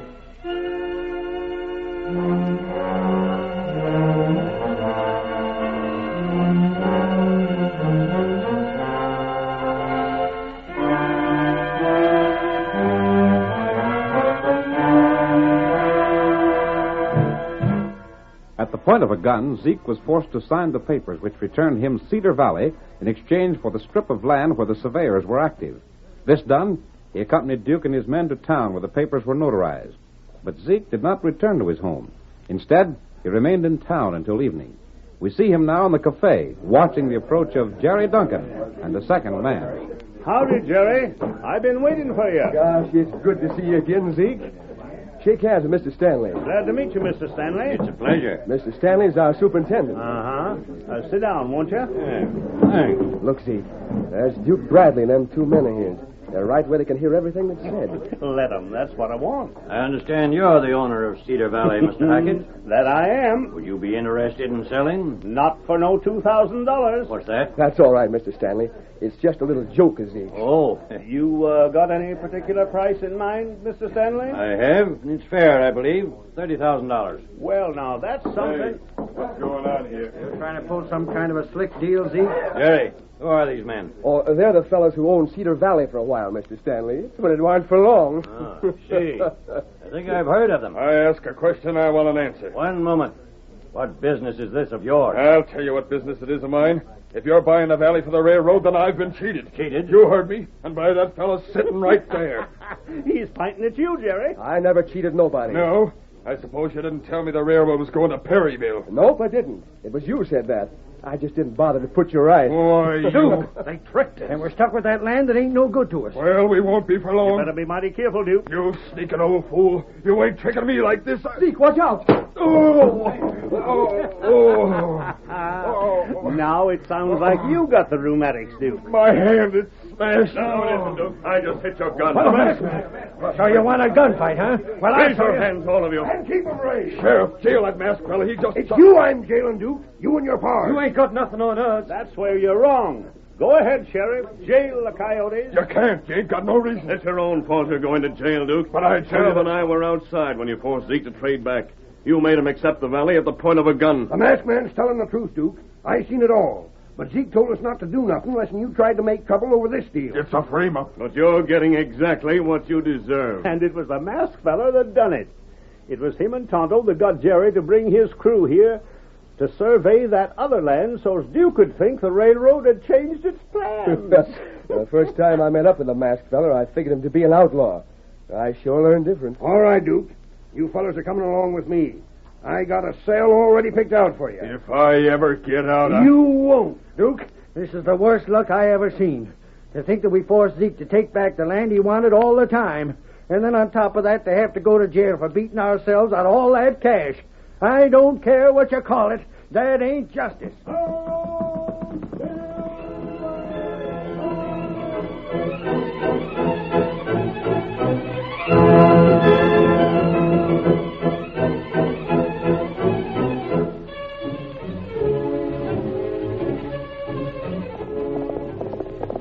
Come on, Silver! We're heading for the Rio Grande! Hail, Silver!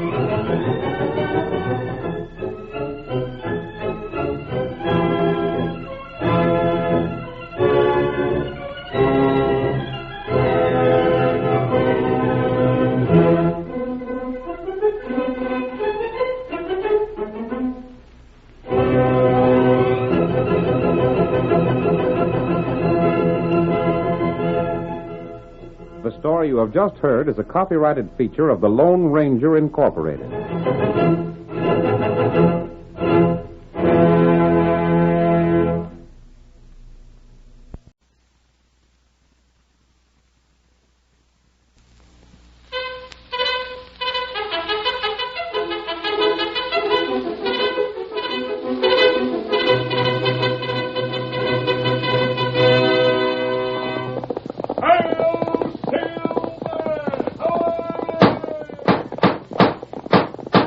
A fiery horse with the speed of light, a cloud of dust, and a hearty Hi-Yo Silver, the Lone Ranger.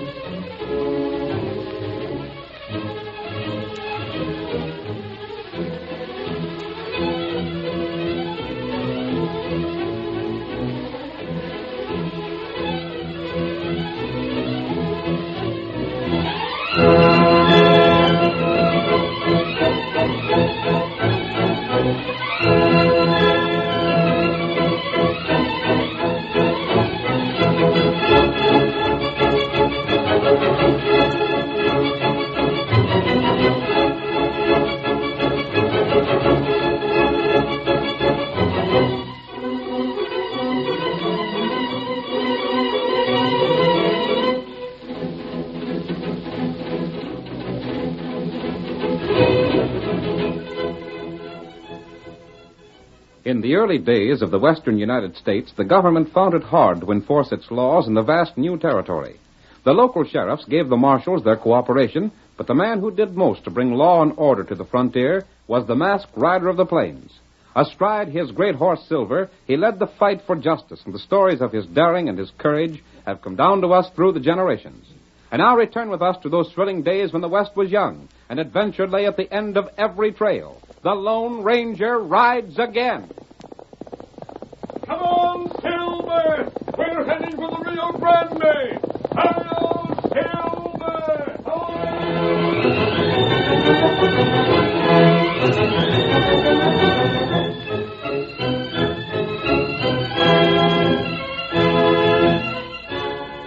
The Lone Ranger and Tonto learned that some smugglers were active near the Mexican town of San Sebastian and rode toward the border.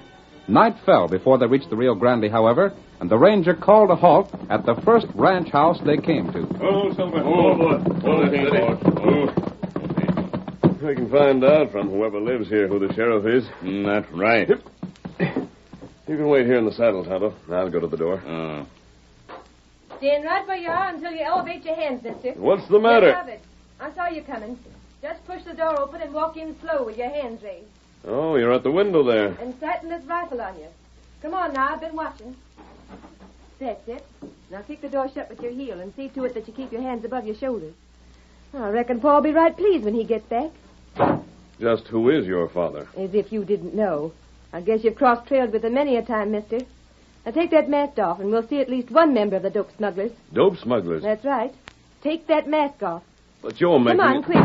You put rifle down. What the... Me, take him. Let go. Let me Take go. him. Give this. Oh, I should have known you wouldn't take a chance in coming here alone. Now, take it easy. I came here to find out who's sheriff of this county. You know blame well it's my pa. Your father? Yes, Pigleg Sanders. I didn't know. Mean to say you aren't one of the smugglers that's driven Pa almost crazy these past weeks? I am not. And you masked? I'm not even an outlaw, Miss Sanders. I have my own reasons for being masked. Now, what's this about smugglers? If you don't know, you just ask anyone in town. For 6 weeks, some crooks have been bringing dope over the border. They've made Pa's life a misery by laying out false clues for him all the time. They have? Keeps him busy 24 hours a day doing nothing but following folks that he has reasons to suspect are smugglers. You aren't one of the gang. What are you doing here? You say there's dope being smuggled and the smugglers keep the sheriff following false clues? Yes, they do. Then, Miss Sanders, to answer your question, I think I'm here to help your father. That paint horse. Come on, Tonto. You cussed beast, I'll learn you. Him hit paint horse. Me pick him. Tonto. There. Steady, Tonto. You hit that man pretty hard. Him hit paint horse. No, Tonto. Don't take the last one. You've already knocked him out. You look. His gun was drawn. He was going to either shoot your horse for letting us know he was here or come into the house and cover us. Perhaps it's a good thing you acted as you did. I've got you covered again. Now raise your hand. To the saddle, Tonto. The girl won't shoot. Let me do I just lift him. I'm not fooling, stranger. Ready, Tonto. Head south. Learn more about the smuggling. Did you hear what I said? You'll not shoot. Come on, get him up, paint horse. Come on there, fellow. Not shoot. Tonto, when we get near town, we split. Learn all you can about the smuggling. Meet in our last camp. Not good.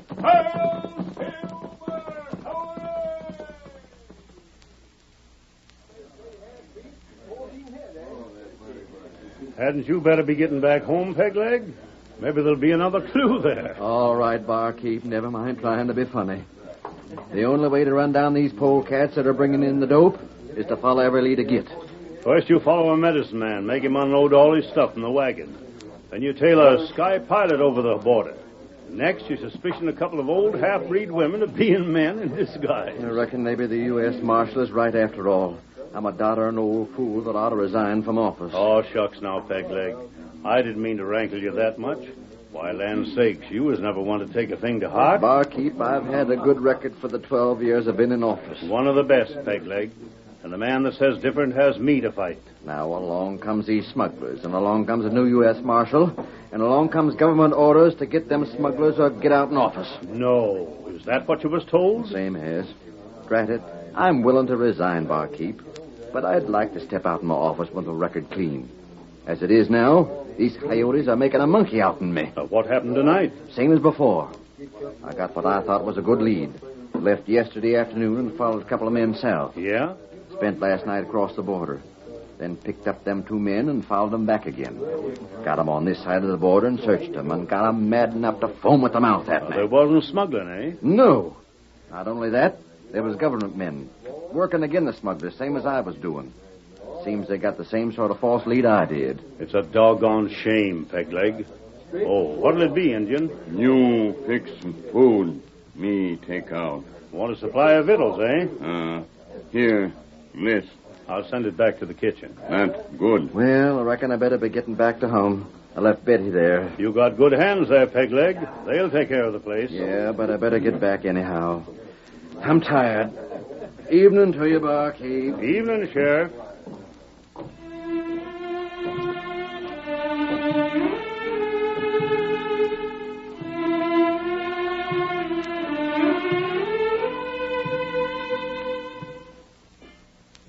When the sheriff reached home, his daughter told him the story of the masked man and the Indian. And you don't have no idea who these 2 are? No, I don't, Pa. I almost got to see the masked man's face, but that redskin took the rifle away from me before he took his mask off. I see. Even then, I might have seen it. Buck Wilson was sneaking to the house to cover those 2, but the Indian's horse gave him away. Then what happened, Betty? They left after knocking Buck down. Wonder if they might be connected with this smuggling. I thought at first they might be, but if they were, they'd have known your name.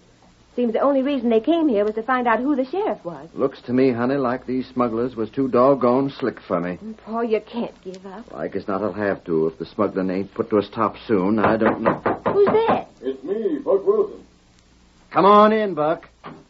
Evening, boss. Glad to see you got back. What's been happening on the ranch, Wilson? I ain't give much time to it since this smuggling business started. Oh, the ranch is going all right, boss.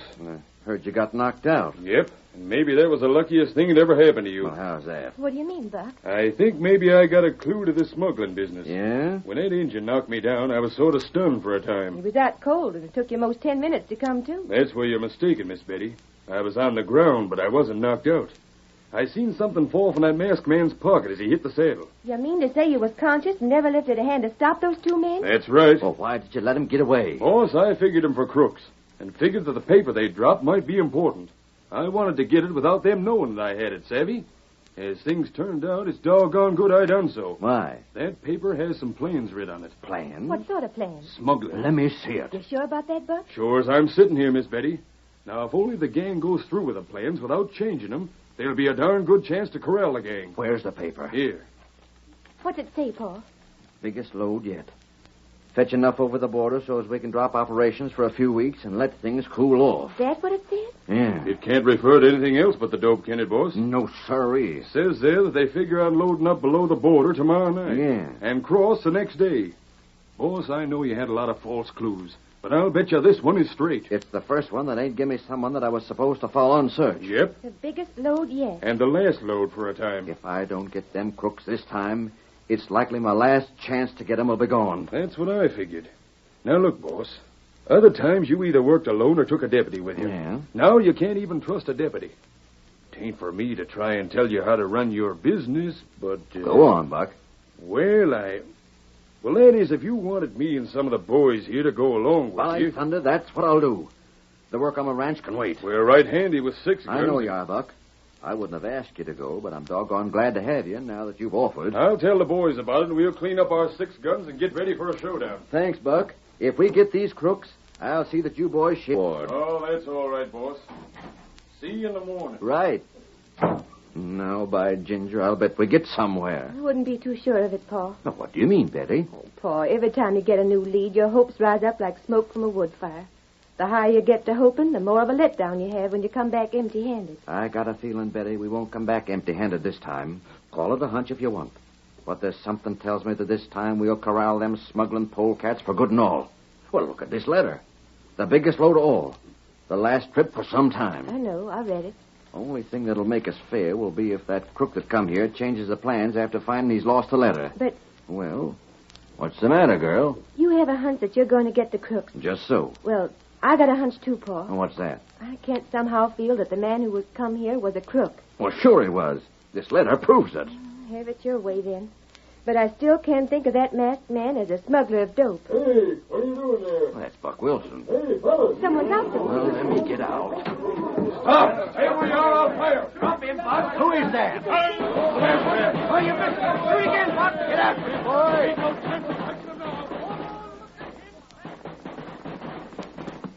Come on, Silver. Come on there, old boy. Thomas waiting at the camp.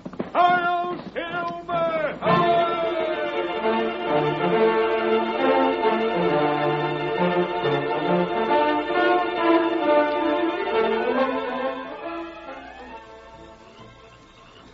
So you learned, Tonto, the different people have been giving the sheriff false clues. Not right. I see.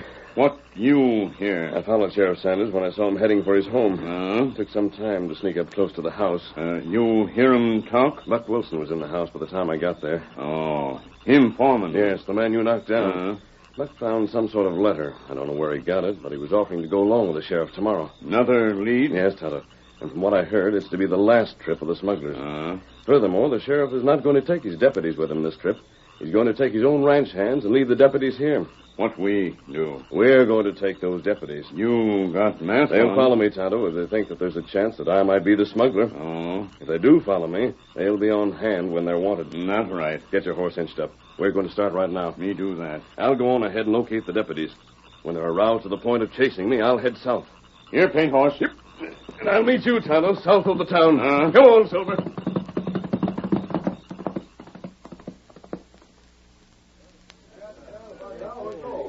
Hey, Sam, come fast. What's up? Come on, we got a lead on the smuggler. Well, where's he at? Jake Barton's house. Jake's trying to keep him there till we come. Jake sent his brother to tip me off. I'm with you. Let's get going. He was sounding Jake out, seeing if Jake wanted to buy some dope. He's masked. Lead me to him.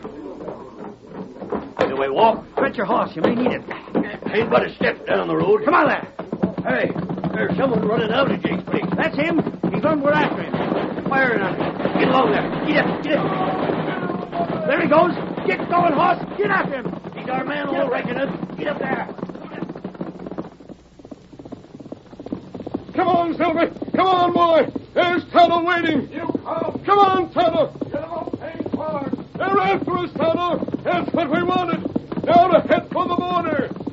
Hi-yo, Silver. Away.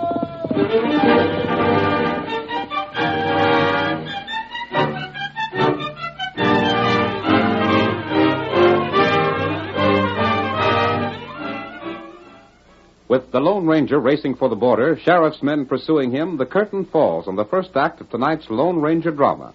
We will continue in just a moment.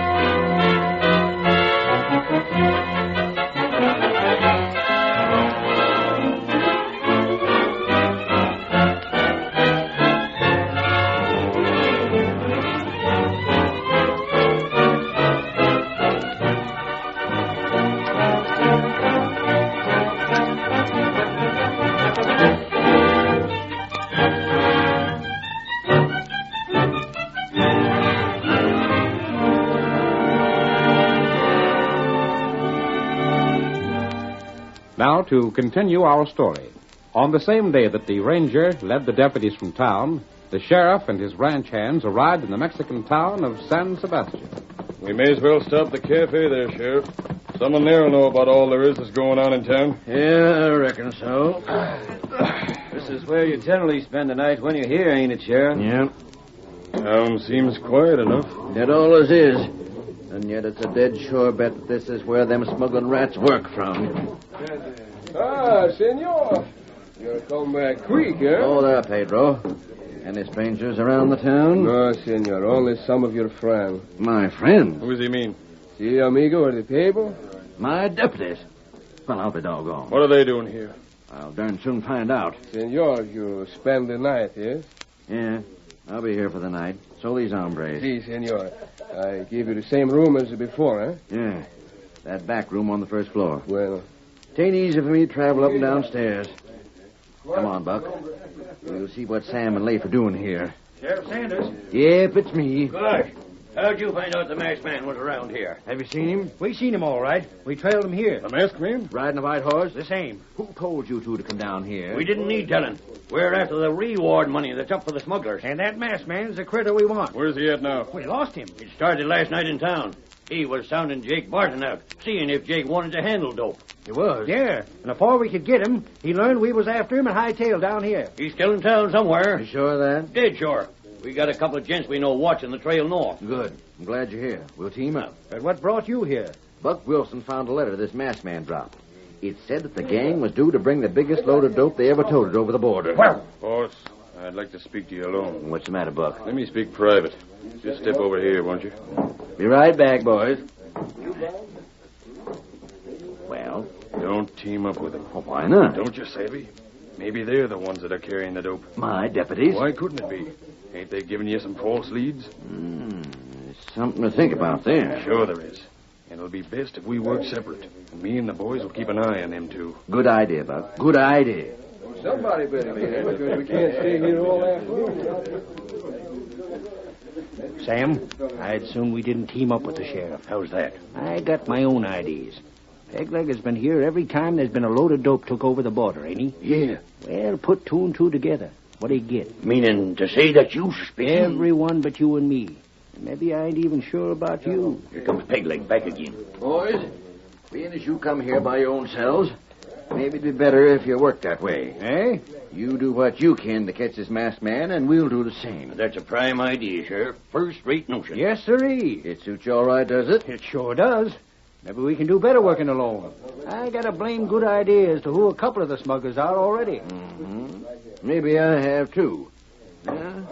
I'll see you by and by. What'd I tell you? Sam, that was a dead giveaway. It's easy to see why he don't want us around. We'd cramp his style considerable. Just so. By thunder, now I know who to watch when he starts back for the States in the morning. Hey, what the? Who tossed that bullet through the window? What sort of warning is that? Look, there's that masked man outside. Great Scott! He threw that cartridge in here. Maybe he wants to be chased. Well, he sure blazed to be accommodated. Let's go.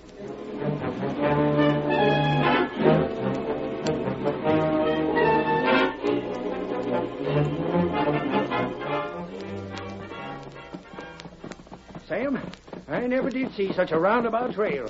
Where in Tucker do you think that masked man is heading? Headed for wooded land, that's sure. Can't be much further away. How's that? Grass still springing up where he rode, see? Gosh, we must be close onto him then. You reckon this might be some sort of a trap? There he is. Hoist your hands, mister. We got you covered. I'm close to the camp. I've been waiting for you. What's that? I said I've been waiting for you. Oh, there. Waiting for us, huh? Well, just keep them hands high and take that mask off. 1 minute. Get off those horses. I led you here because I wanted to talk to you. Yeah? Well, we want some words with you, too. Did you examine that cartridge closely? For what? If you did, you'll have a fair idea who you're talking to. Yeah, let me see. Hey, this is a silver bullet. Yes. Then you don't mean... Now will you talk without demanding that I keep my hands up and unmask? I don't know. This is a swell chance to have a look at your face. No, it isn't. Because you're being covered. Covered? Me watch you. What the... The redskin. That's the one we heard about. Dead Never mind, Sam. You win, stranger. What's the play?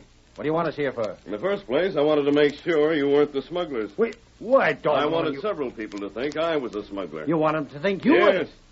The real smugglers would know I was not and wouldn't waste their time in trailing me. And we trailing you convinced you we wasn't in the gang. Is that it? If you had been in the gang, you'd have been so busy getting ready to take that load of dope across the border in the morning that you wouldn't have wasted time trailing me. Well, now that you're convinced, suppose you show us that you ain't a smuggler disguised like the Lone Ranger and sporting silver bullets and a white horse. I don't need to convince you. We're deputies. Not in this country. You can't make an arrest here. By thunder, that's right. You'll have to wait until you've crossed the border into Texas. Well, when we cross the border, and then the best way to be sure I'll be at hand to search will be for you to travel with me. With that Indian holding a gun on us? No. Come on out, Tonto. They'll not use their guns. Let me watch them.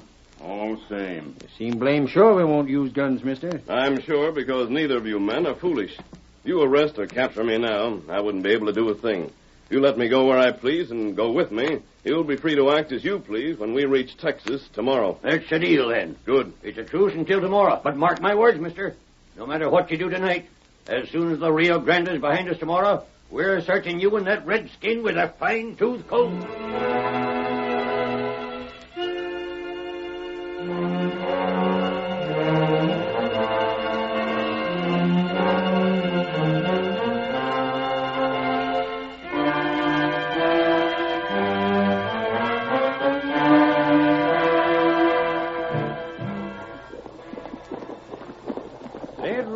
mister, I'm most sorry we're reaching the Texas side of the Rio. Why? Since last evening when we met up, I've sure grown to like your style. Me, too. I'd hate like sin to find your saddlebags loaded down with drugs. Just so. But mind you if they are. Stranger, you're slated to hang. Very well. Here's the shoreline. Come on, Silver. That's a powerful-looking paint horse the engine rides. Him plenty good horse. What do you call the horse? Him not got name. No name? Sakes alive, seems to me that horse should have won his spurs afore now.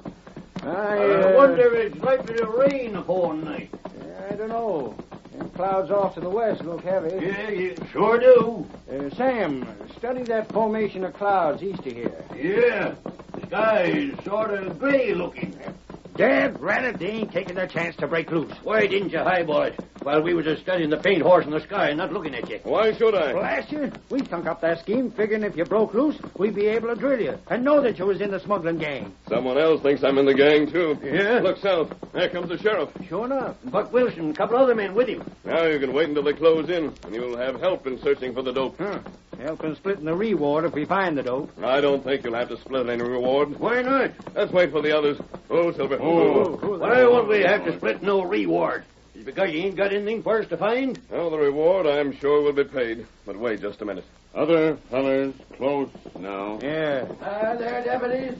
Hold them, we're coming. We're waiting for you, Sheriff.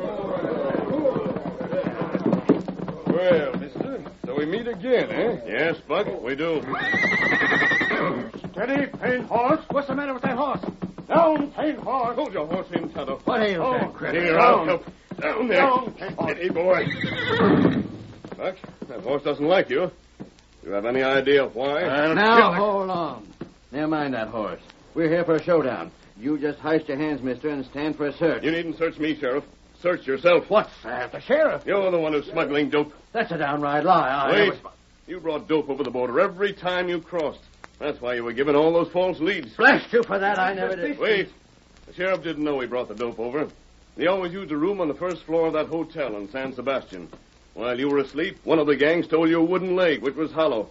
It was replaced by one which was filled with the dope. My leg? If that's the truth, Let me see. You'll find that the bottom unscrews. Here, give me a hand. Sam, you take a look at the peg. I sure will. And when you got back to your home, the leg was taken and replaced by another hollow one. You were given another false lead to follow. Look, here's the stuff. Well, Sheriff, I darn to think that my own boss was I didn't know nothing about it. Now, look here. Wait till I finish, Sheriff. There's the dope all right enough. This trip was to end the smuggling for a while. It will end it for all time. The crooks wanted to bring a big load of dope across the border this trip. Wanted to pack their saddlebags with it. Who? That's why they wanted to travel in your protection. No one would search the men who were with you. Sheriff, we can back what he says. We was with him all night. We figured he was just pulling wool over our eyes when he let us travel with him to stand watch over your room.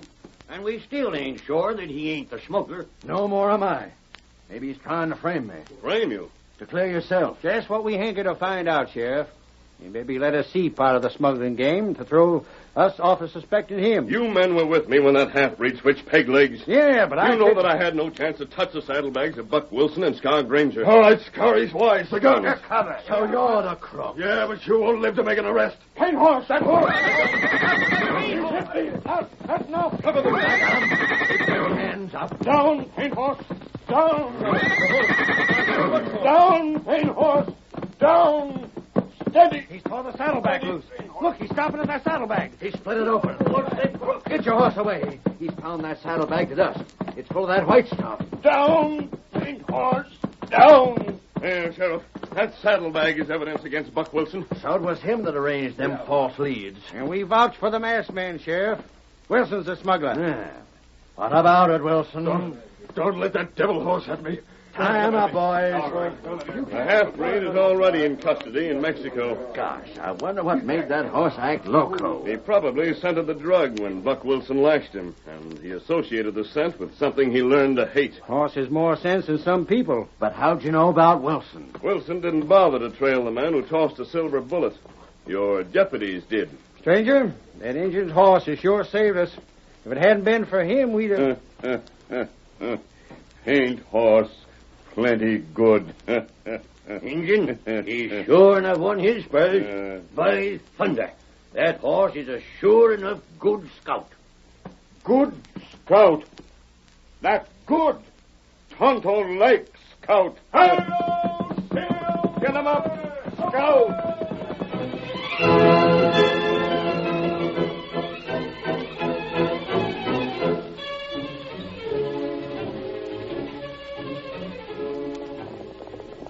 Come on, Silver! Todd's waiting on the trail ahead!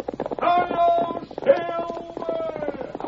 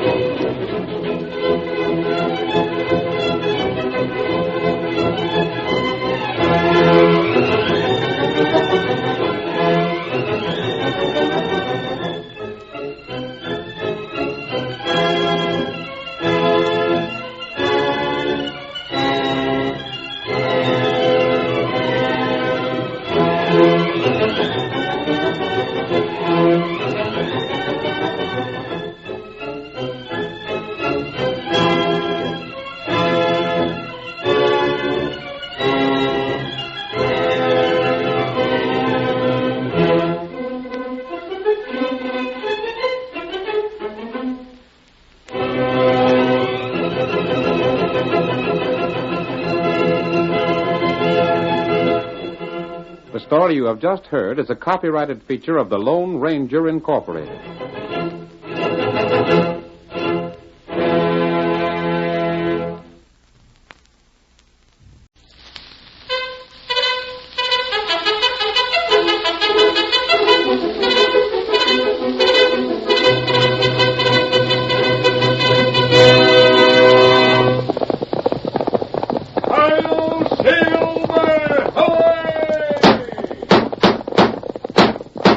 Fiery horse with the speed of light, a cloud of dust, and a hearty hi-yo Silver, the Lone Ranger.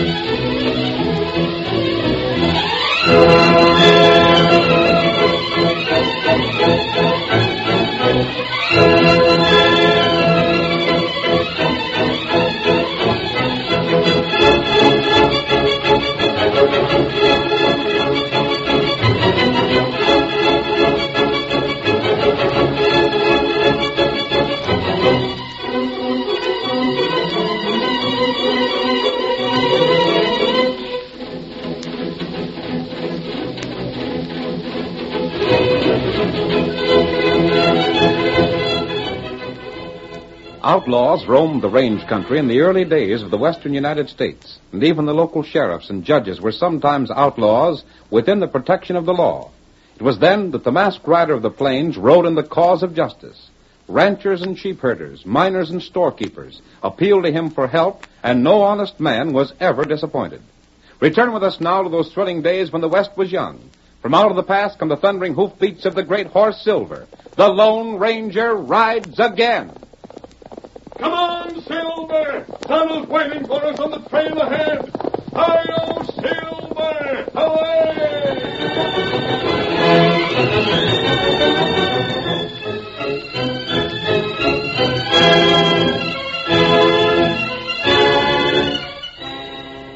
The town of Springville, near the eastern border of Texas, had experienced Indian uprisings and outlaw raids during the early years of its history.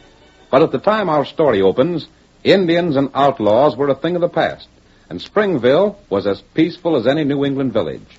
It was an unusual occurrence when anyone was arrested, and the little courthouse was filled on the morning Bill Stevens was brought before Judge Ezra Eccles. Quiet in this here courtroom. Quiet, I say. Well, Judge, what's the verdict? According to law number 214, section 5, it's a misdemeanor for any individual excepting a duly recognized lawman to carry any weapon concealed. By jumping Juniper, my shooting iron wasn't concealed.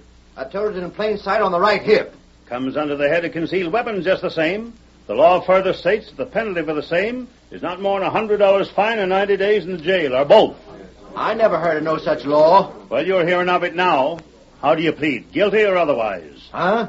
Did you tote a gun or did you not? Gosh, everyone knows I toted one. Then you plead guilty. Well, I... Plead otherwise, and there's a law that'll jail you for perjury. What's that? Lying on the witness stand while under oath. Oh, things went along swell here till you found that doggone law book.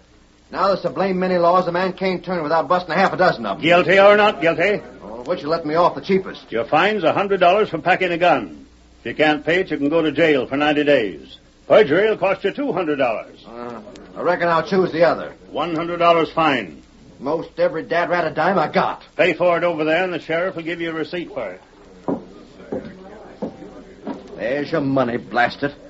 Now all I got left is $10. Still got $10, huh? This town's getting worse all the time. I don't know What was that last remark, Stevens? I says this blamed town's getting worse all the time. He still got $10. Stevens, you're fined $10 for contempt of court. What? Statute 211, section 14. Maximum... Look here, Judge. I don't care about statutes and sections. Just tell me this. How much is this here gun worth? Why? You think I could raise enough on it to pay the fine for unlimbering my tongue and tell him what I think of this deal? That'll do. Court's dismissed. Oh, by thunder, I don't know. You'd better get out, Stevens, while you got the chance. You might land in the calaboose yet. All right, folks. Court's dismissed. All of you clear out. Well, it worked, Judge. I told you it would, didn't I? $110. Let me see. 2 into 110 makes $55 each. Mm-hmm. And we're just getting started, Sheriff. Just getting started. Gosh. With me to dig up laws that never were enforced, and you to do the arresting, and me to find people, we'll clean up. It sure was smart of you to think of this. It shows what an education will do. But I was thinking... Yeah? After today, it ain't likely any of the folks in town will risk wearing their shooting irons. So I won't have no chance of arresting them on that charge again. Maybe not. But there'll be strangers in town. Yeah, I never thought of that. And that isn't all. Huh? You see this book, Sheriff? Yeah, but I've been going through it carefully. And you'd be surprised at the laws that have been passed in this town and forgotten. Forgotten, huh? Mm-hmm. 15 years ago, there was a law passed about hitching horses on the main street. Sakes alive. That's a new one on me. And it'll be new to everyone else.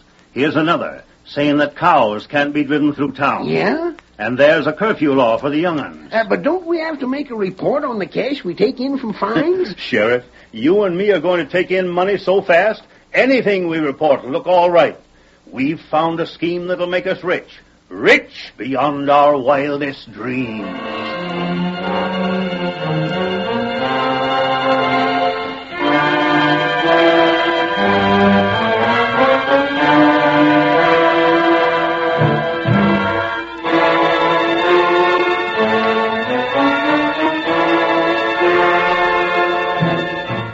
During the 2 weeks that followed, man after man was arrested by the sheriff and fined by the judge. The townspeople were indignant, but there was nothing they could do. Then, one day, the Lone Ranger and his faithful Indian companion Tonto rode toward town. It's been a long time since we were in this part of the country, Tonto. We'll stop in town for supplies and head for the hills. You look. You see cowman? Yes, and a good-looking herd. Why, him drive 'em off trail. That's strange. He He's taking those cows through town. It'd be easier to follow the trail. Not right. He seems to want to circle the town. Not that ground. He's deliberately sending them off the trail over that swampy ground. Why him do that? We'll find out. Come on there, Silver. Get him up, Scout. Nice to get along there. Hey, you. Get back off the trail. Hello there.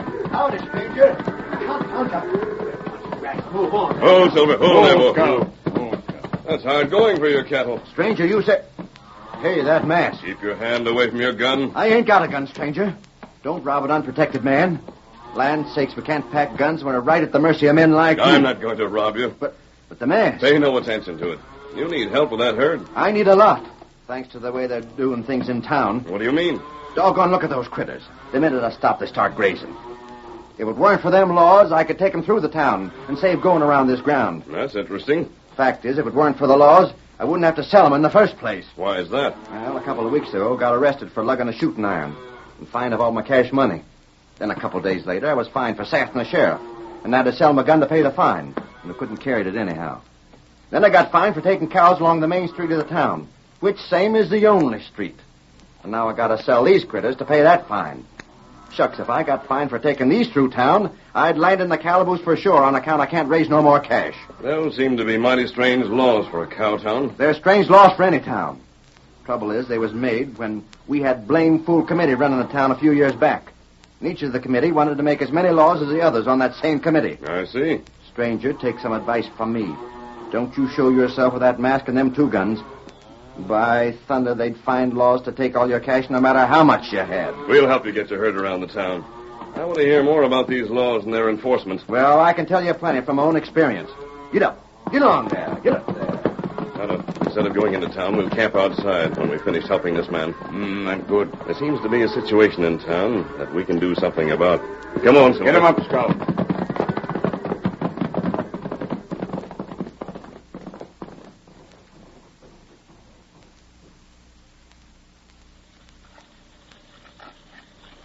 Tonto, after we've eaten, I want you to go into town.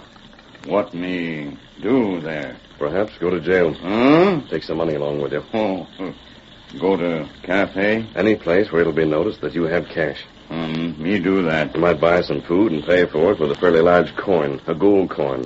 See how long it takes for the sheriff to find some law in which you can be arrested. Now bacon ready. Very well. We'll eat and then you can get started. If you're arrested, refuse to pay the fine and let them send you to jail. You got scheme, huh? Perhaps I have. Things are, as Bill Stevens said, there are two men in that town who need a lesson. That's right. And we'll do our best to give it to them.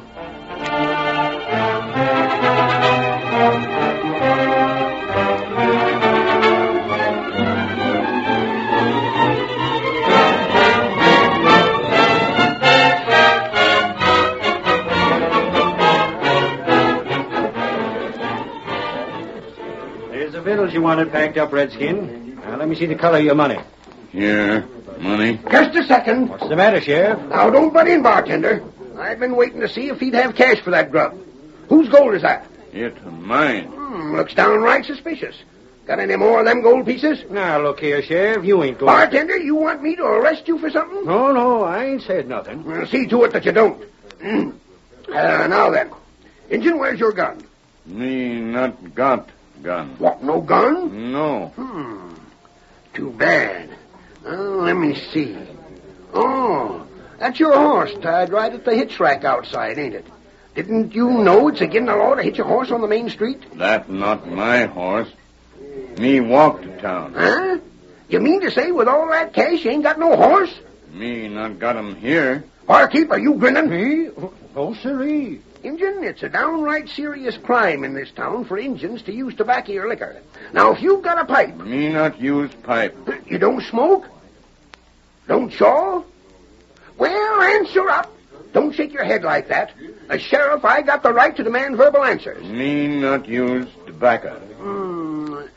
Injun, have you heard about this here town? Me hear all about town. Well, stand right there. Don't you go away now. I got to give a look at the judge's book. Let me see.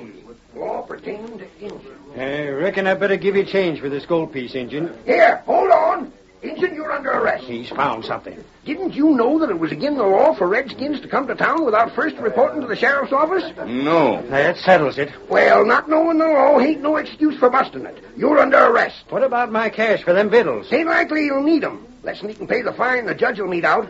Put 'em back in the kitchen till after his trial. I never heard of that law, Sheriff. It's a law the town council passed right after the Indian trouble. That was 30 years ago. The law ain't like a human being, bartender. No matter how old it gets, it never loses its teeth. Golly, I'm getting near as smart as the judge.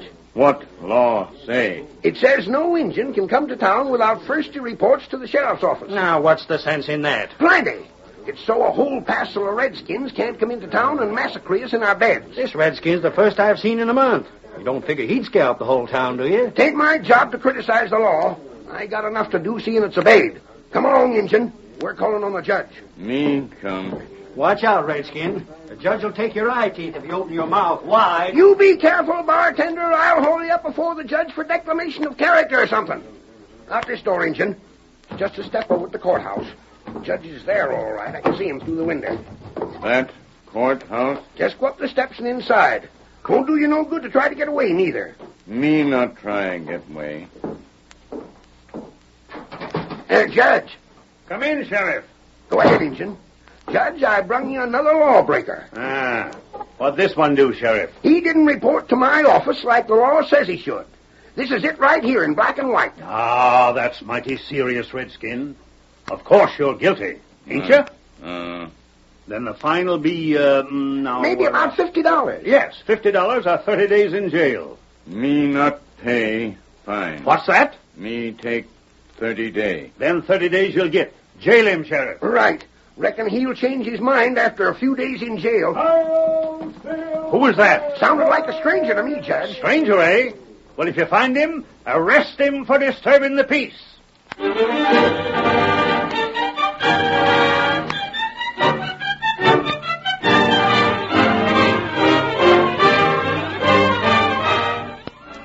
The curtain falls on the first act of our Lone Ranger drama. Before the next exciting scenes, please permit us to pause for just a few moments.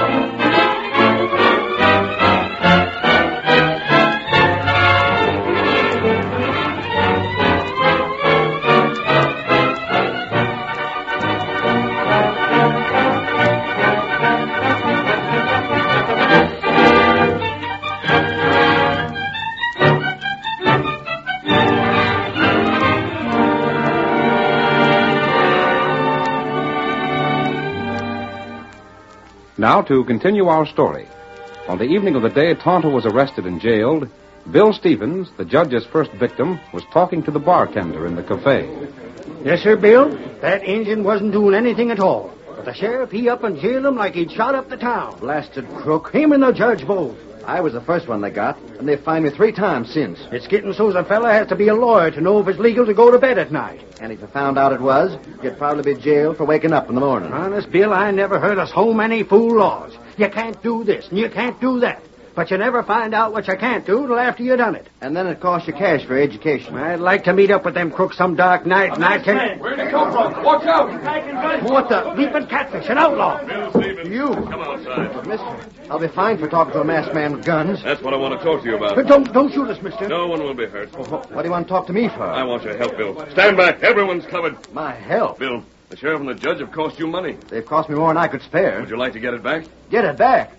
Shucks, ain't a chance of that. Come outside and I'll show you that there is. Yeah? Come. I'll go.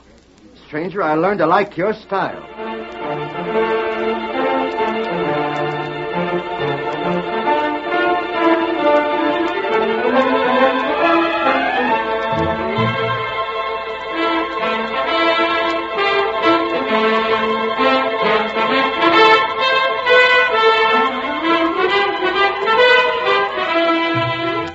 The masked man talked to Bill and explained his plan. The rancher smiled for the first time in days and returned to the cafe. Then the Lone Ranger called on another leading citizen of the town. Oh, Silver. Oh, fella. Oh, boy. Stay here, old fellow.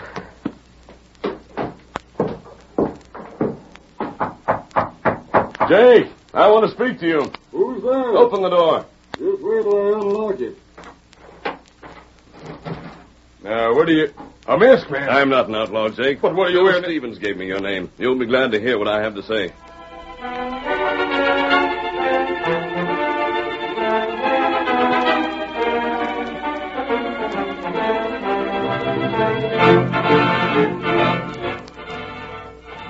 Then you'll do it, Hank? Jake said I could count on you. Stranger, you can bank on me to the finish. Tell everyone you know. Yeah. If we act together, we'll make the sheriff and the judge sorry they found those old laws.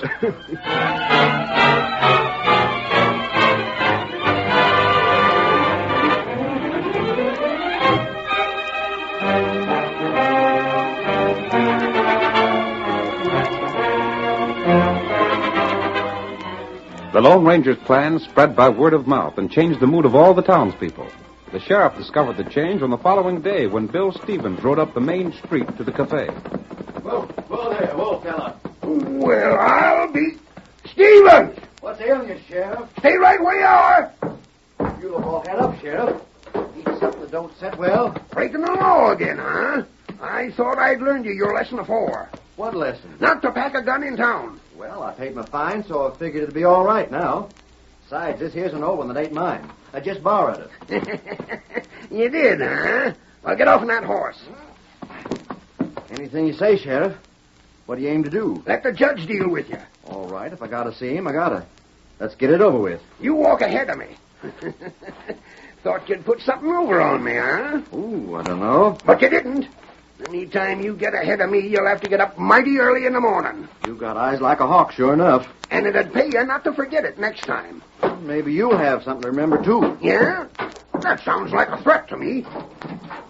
Well, Judge, I brought you Bill Stevens again. Well. Yep, I'm back, Judge. You're the most regular lawbreaker in these parts. The sheriff arrested me for wearing this here gun. Mm-hmm. Now, let me see. Fourth time you've been here, Stevens? Uh-huh. That ought to cost more, oughtn't it, Judge? If we keep things on a legal basis, it should. $200 in costs. That's the fine? Yep. And you've got to pay, even if you have to mortgage your ranch. It's either that or 90 days in the jailhouse. Let's get going, Sheriff. Huh? You fellas have every last penny I'd saved. This time I'm going to jail. You haven't got $200? That's what I said, ain't it? Well, stretching the point, Stevens, I might make it less. If you could pay it. Nope. I'd be lenient. How about a $50 fine? Not a penny. What do you offer? I said not a penny, and that's what I meant. Stevens, you're a lawbreaker of the worst kind, a callous criminal. It's 90 days for you, and you can start serving them now. Sheriff, take the prisoner away.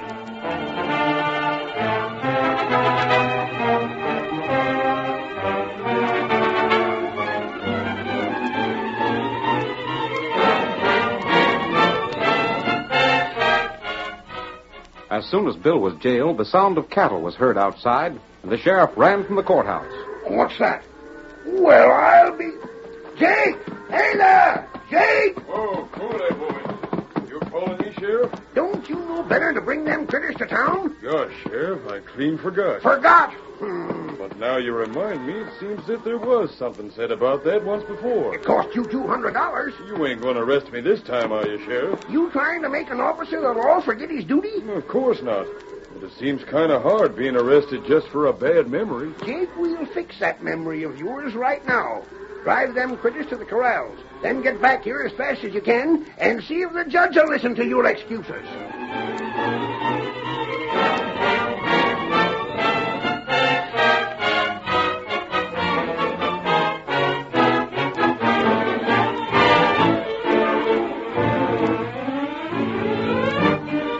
Jake, like Tonto and Bill, refused to pay a fine and went to jail.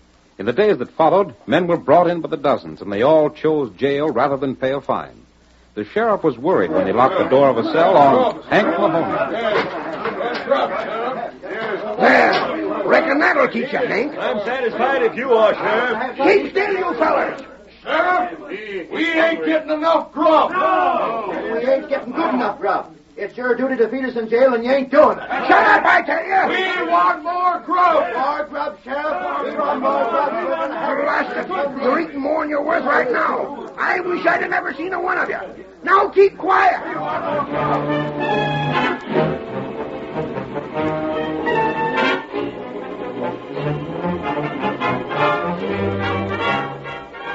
With the shouts of the prisoners ringing in his ears, the sheriff hurried to the courthouse. He found Judge Eccles in a bad temper. Well, what's the matter? Judge, something's got to be done. Yes? If I arrest one more feller, the jail will be so darn crowded it'll bust. That's your fault. My fault? If you can't arrest men who are willing to pay cash, don't come running to me. But look here, Judge. This was your scheme. You thought it all up. And it made us a pile of money. Well, it ain't no more. I know that as well as you do, you fool. I'm near crazy. Have you got any idea how much it's costing to keep them stubborn mavericks locked up? I should say I have. You've come to me for cash often enough. I reckon you figure you ought to give half what we take in and let me pay all the expenses. I've been paying my share, Sheriff. Well, if them fellers stay in jail another week, I'm going to be flat busted. Maggie. Nate, I want to talk to you. No, honey. And don't honey me neither, Nate. I'm here to say just one thing. You can get somebody else to cook for them prisoners of yours, or you can get yourself another wife. Now, Maggie. Don't you Maggie me, Judge. It was your scheme to do this, and I'm worn to a frazzle. I'd rather cook for a gang of cowhands than for them fellas in your jail. But I couldn't help it now. Maybe you couldn't, but you're going to stop it now. Wait. I'll handle this. What can you do? You two follow me. I'm going to the jailhouse and talk to your prisoners. It's about time somebody done something about this here mess you two stirred up. I let them all out. Let them out? It's the only thing we can do. We'll still clear a little money if we get rid of them right now, Sheriff. Yeah, that's right. You'll settle this whether you clear any money or not.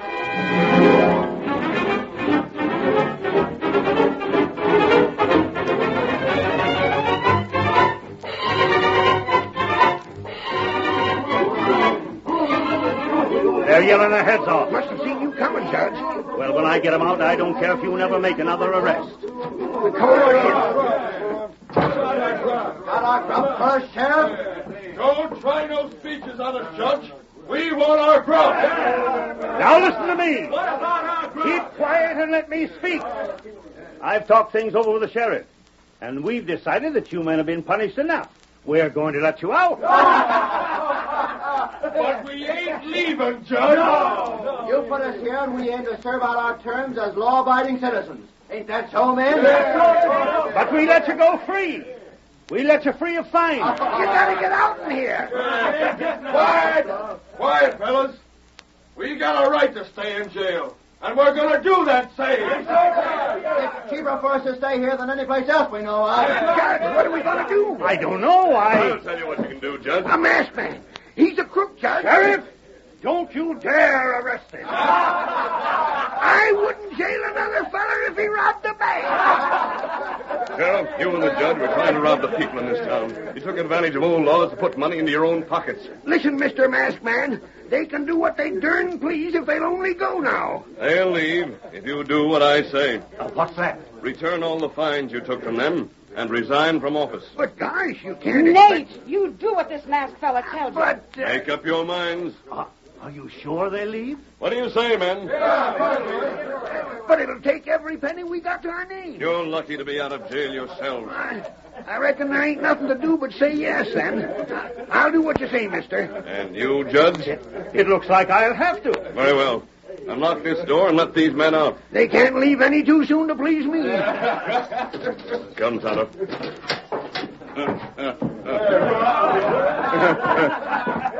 Your plan plenty good, huh? Hey, stranger, don't go yet. We ain't thanked you for what you've done. It isn't necessary, Bill. Sheriff, if you don't pay back the money you've taken, Tonto and I will return and see that you do. Gosh, Judge, why did you have to think of them laws anyhow? Don't you ever mention laws or jails or fines to me again. Now then, open them jail doors while I get the cash together.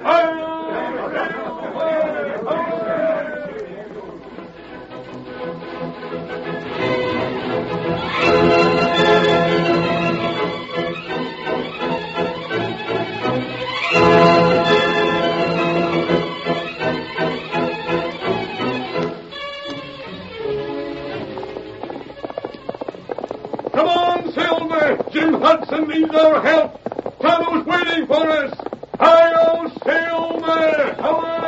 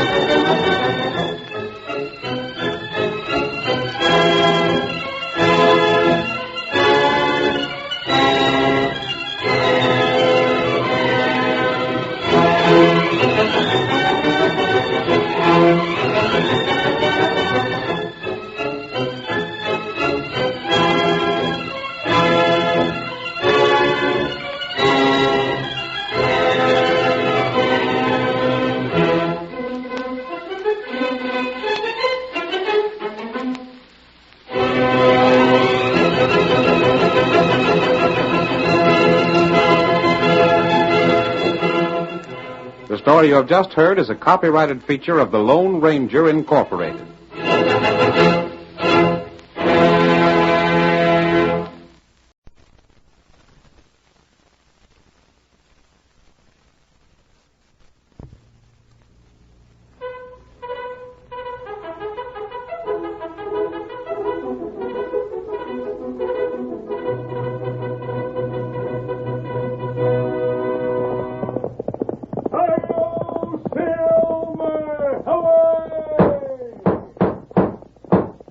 A fiery horse with the speed of light, a cloud of dust, and a hearty hi-yo Silver, the Lone Ranger.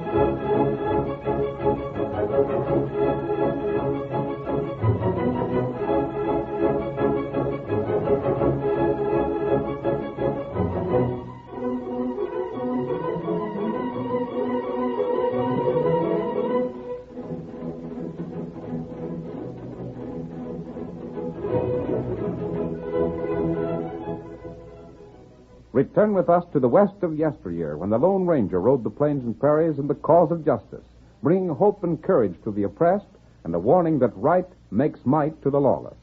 The early settlers of the western United States were faced with many problems. One of the most important of these was need for education for the many little boys and girls who accompanied their parents on the long covered wagon trail to the west. The Masked Rider brings us a story in which he plays an important part in establishing the Little Red Schoolhouse. From out of the past come the thundering hoofbeats of the great horse Silver. The Lone Ranger rides again. Come on, Silver, old boy. Jim Hudson needs our help. We've got to hurry. Hi-yo, Silver!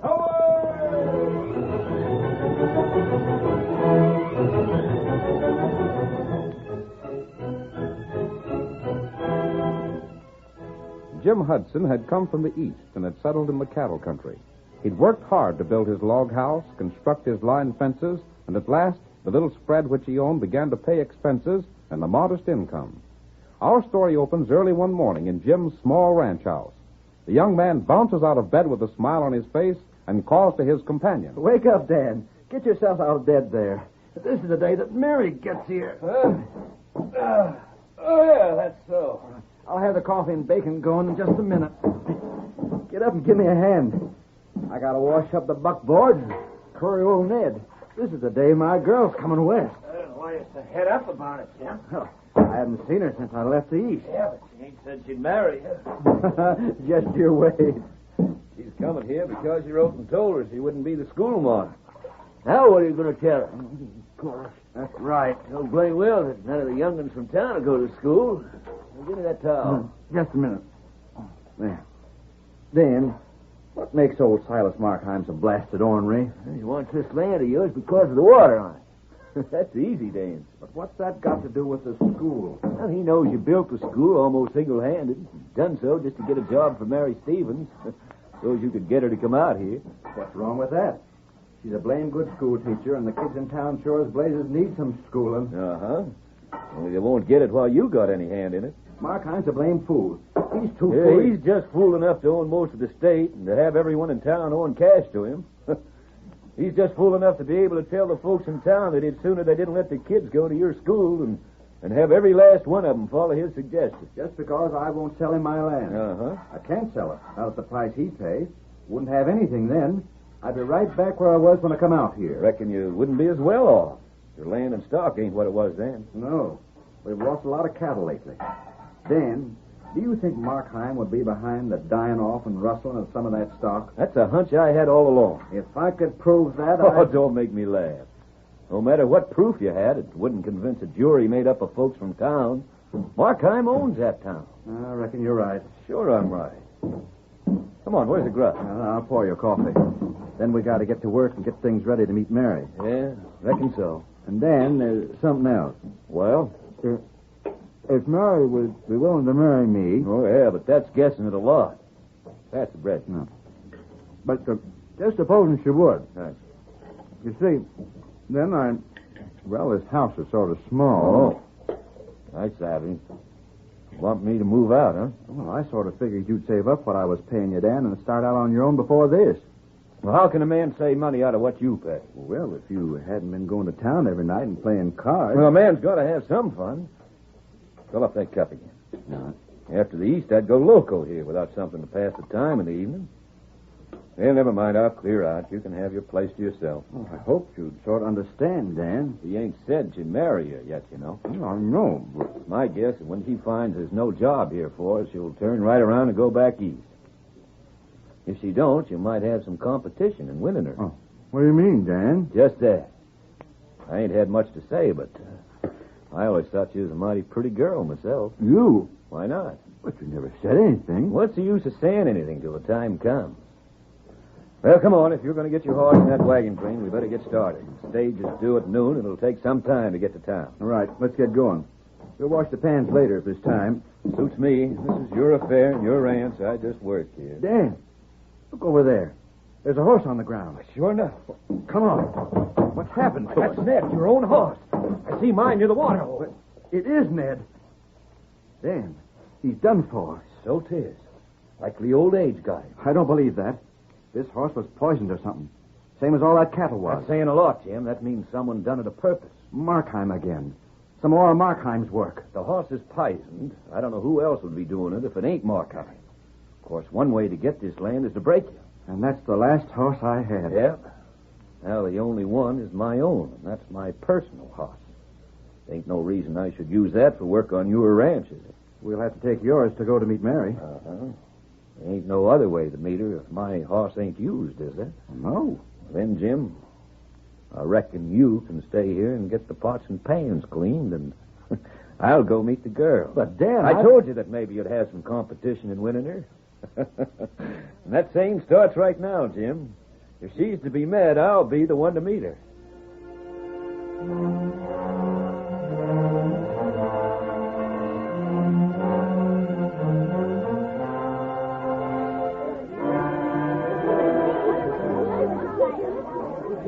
comes the state.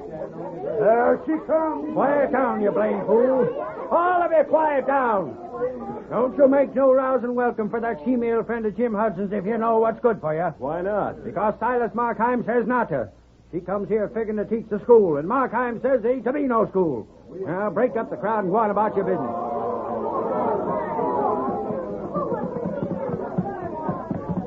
What's the matter with having a school here? What's it to you, stranger? This community needs a school. Well, it don't have one that Jim Hudson's got anything to do with. Not as long as Markheim runs this town. I think Markheim needs a talking to. Where is his place? Top of the hill yonder. But don't try to tell him what to do, stranger, if you know what's good for you. We'll see. Come on, boy.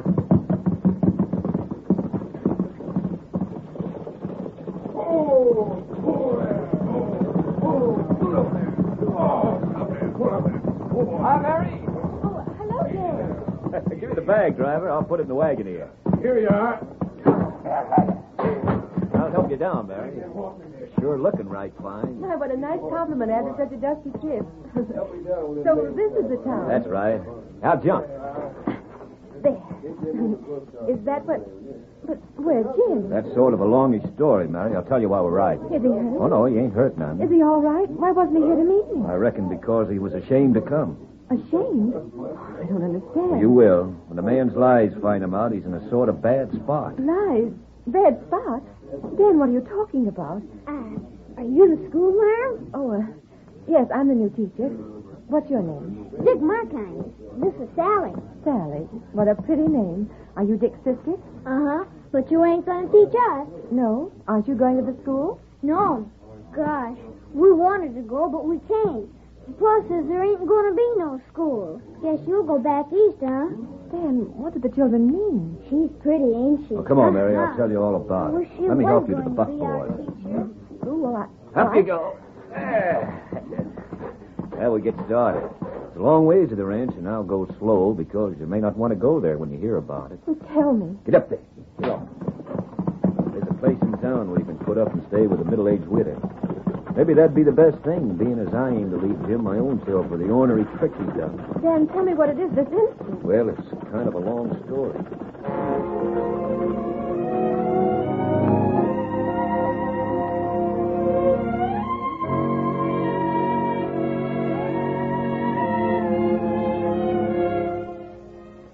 The truth is, Tonto, there's sort of a feud between Markheim and Jim Hudson.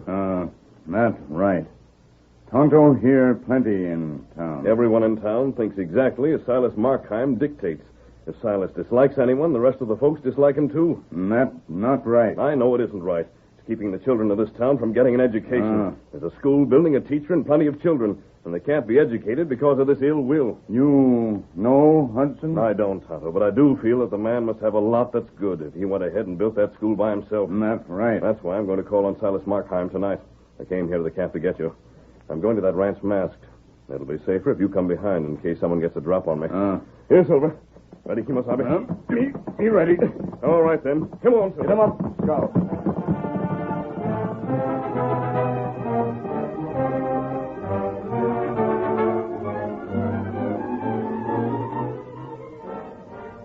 How'd you get in here in the first place? Your guards aren't very alert, Markheim. Well, if you want to leave alive, put down them guns. We'll have a talk first.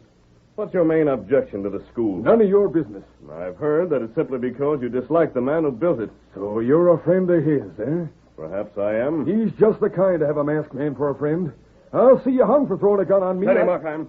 Don't edge near that table. You go tell Hudson that I'm sick and tired of having him blame everything that happens at his ranch on me. Tell him I don't have the poison cattle and cut line fences. Did that happen to him? If you're his friend, you ought to know it. What's he mean by sending his man here to accuse me of all them things? I'll learn him.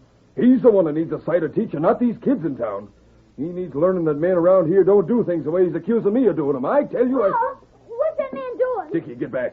No, you can't shoot my paw. Stand back, lad. I won't. You can't shoot him. Now, mister, I got the drop on you. From the protection of that boy. Take that mask off, mister. I'll blast the daylights out of you. You know I can't shoot near you with that boy there. So what do you do about it? The boy's not near the light. The lamp blast you? Get out of the way, son. Get that lamp in the next room. All right, Pa. I'll get him. I'll fix him. You blasted. Right. An easy chance to drill one of Hudson's friends, and I missed him. Here's the lamp, Pa. Missed him cold. Put the lamb on the table there, Dick, where the other one was. He didn't hit you, did he? No, son. But listen here. The next time you see your old man in trouble, don't you come mixing in, savvy? But I thought... Dick, man to man. It's a downright insult for one man to mix into another man's fight. Do you know what you done? What? Why, shucks. You just the same as told that hombre with a mask that you didn't think your pa was able to take care of himself. Don't you see? But, Pa... You made it an unfair fight. They was 2-1. And that ain't right now, is it? I reckon it ain't. Now, the next time when you see something like that, you just keep out of it. And I'll do the same when you're meeting someone man to man. Savvy? All right, Pa. I'll remember. What you got there? Nothing but a cartridge. I picked it off on the table when I set the lamp down. They ain't playthings, son. Let me see it. I didn't think I'd left none laying around loose. I never seen one like this. It's sort of bright. It ain't like the ones we use. Curious. Dead redded curious. Wonder where it come from. Oh, this looks like silver. What are you biting us for? By thunder, it is silver. Silver. The stranger left it. The mask, the horse. Pa, what is it? Son, you and your pa was teamed up again, the Lone Ranger.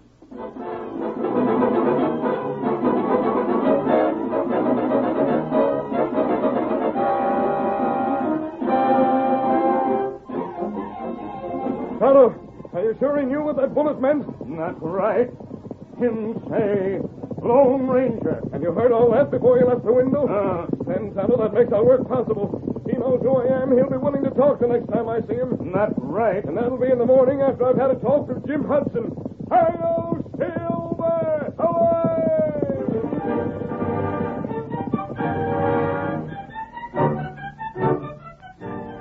The curtain falls on the first act of our thrilling Lone Ranger drama. Before the next exciting scenes, please permit us to pause for just a few moments.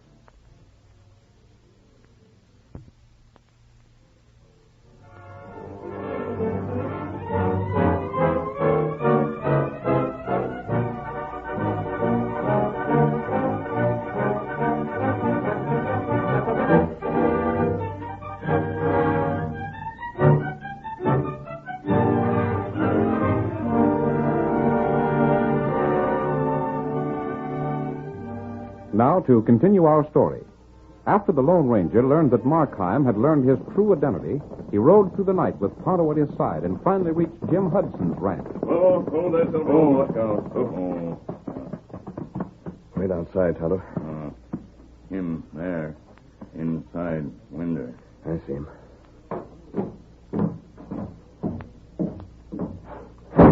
Dan, what in the... Well, you ain't Dan. No, take it easy. Don't slap leather. Dan, what do you want? Who in the world... Sit down again, Hudson. So Markheim sent you to get me now, huh? No, he didn't send me. Was it Dan? He wouldn't have no reason to go that far. He might, mightn't he? For what? I can't stand between him and Mary now. You haven't talked to her, have you? What's the use? I ain't no way of getting to town anyhow. Dan told me about the way she felt. I suppose she thinks I could have let her know Markheim wouldn't tolerate the school. But I just found out about it myself a few days ago, and there wasn't any way to tell her not to come here. No? I don't know why she won't give me the chance to explain. Jim, why did you accuse Silas Markheim of poisoning your cattle? I didn't. I should have, but what's the use? I couldn't prove anything. You didn't? Well, no. But what are you here for, anyhow? Who are you? Didn't you send your partner to call on Markheim? Dan wasn't my partner. He worked for me. You came out here together, didn't you? Yes, but he lost his cash, so I gave him a job. Couldn't afford it, but he was my friend. I see. But he's left now. And you didn't send him to call on Silas? No. Why should I? What made you think your cattle had been poisoned? Well, I could tell. Find any footprints? No, the ground was all torn up from the cattle hoofs. Footprints of anyone that rode in wouldn't show. What else was done to you? Line fences was cut. When did all this start? A couple of weeks ago. Then when Silas sent a man to try and buy me out and I wouldn't sell, he got madder than ever. Said he wouldn't let no one come to the school my girl was coming here to teach. I see. Then yesterday, my last horse was killed. But I won't sell to that polecat. I'll stay here till I starve. He ain't gonna get my land. Have you ever talked to Silas Markheim? No, I ain't. Now, look here, mister. I answered all your questions. Suppose you tell me a few things. Who sent you here? I came here directly from Silas Markheim. But you denied that. I denied that he sent me here to shoot you. Jim, suppose Silas had no part in the things that have happened here. But he did. Suppose he did not. Well, they happened anyhow. He won't stand for the school, and Mary won't speak to me. You haven't tried to speak to her. I can't get to town. Yes, you can. You're riding to town with me. I ain't leaving this house. Yes, you are, Hudson, and we're leaving right now. I'm Come not... on. Take your hands off me. On your way, or I'll have to rope you and throw you across the saddle. All right, I'll go. But if you're aiming to kill me, why not do it right here? I'm not aiming to kill you. Quite the reverse. What? I'm trying to help you live.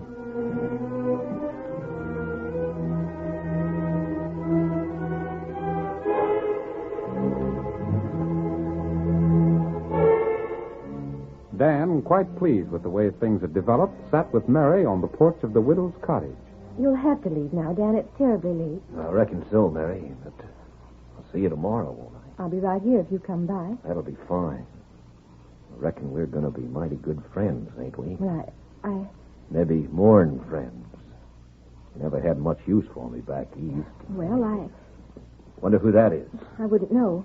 Dan, I'll have to go in the house. The widow might not like you sitting here so late. It must be almost 11 o'clock. Hey, there was 2 men on that horse, and one of them's coming here. Looks that way, doesn't it? Mary, is that you? Oh, it's Jim. What's he doing here? Mary. Good evening. Mary, you can't treat me the way you've been doing without listening. I don't know, Hudson, but it strikes me you've got a pack of nerve to think she'd treat you any other way. But I've got a right to be heard. Mary, I didn't learn that there wouldn't be any school until it was... Hudson, the girl don't have nothing to say to you. But I do have something to say. If you'd written and asked me to come here and marry you, I think I'd have done it. I thought that much of you, but you didn't do that. You wrote making a lot of promises you couldn't keep. But I thought There's no teaching work here. But, honey, Is there? No, not now there ain't, but Then I think there's nothing more to be said. There, now clear out of here. That ought to satisfy you. You've changed your style mighty sudden, Dan. Well, what do you expect me to do? I'm on Mary's side, can't you savvy that? I savvy it all right. I wish I knew what sort of things you've been telling her. I'm going in the house now. Good evening, Dan. Well, good evening, honey. I'll be around tomorrow. Mary. Seems you're mighty slow in understanding that she don't want anything more to do with you. Look here, Dan Lennon. You met her at the stage and had a chance to tell her a lot of things. Did you make her think that I knew all along that the school wasn't to be used? Why don't you ask her and see if she'll talk to you? He won't need to. Why, We're all going to make a call. Who are you? Come on, let him into that saddle. You're going with us. Keep him with you, Tonto. Tonto, do that. You get in saddle. Let go of me. You get up. Stop that. Up. What are you trying to do, knife me? Yep. You let me go. You ride with me again, Jim. We'll go and have a talk with Silas Markheim. Go.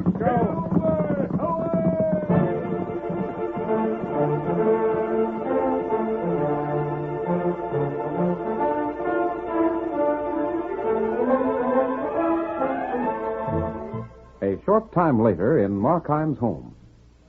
Are you still awake, son? Now you better get to sleep. It's late as all get out. I can't sleep, Pa. Shucks, you're worried about that masked man that come here.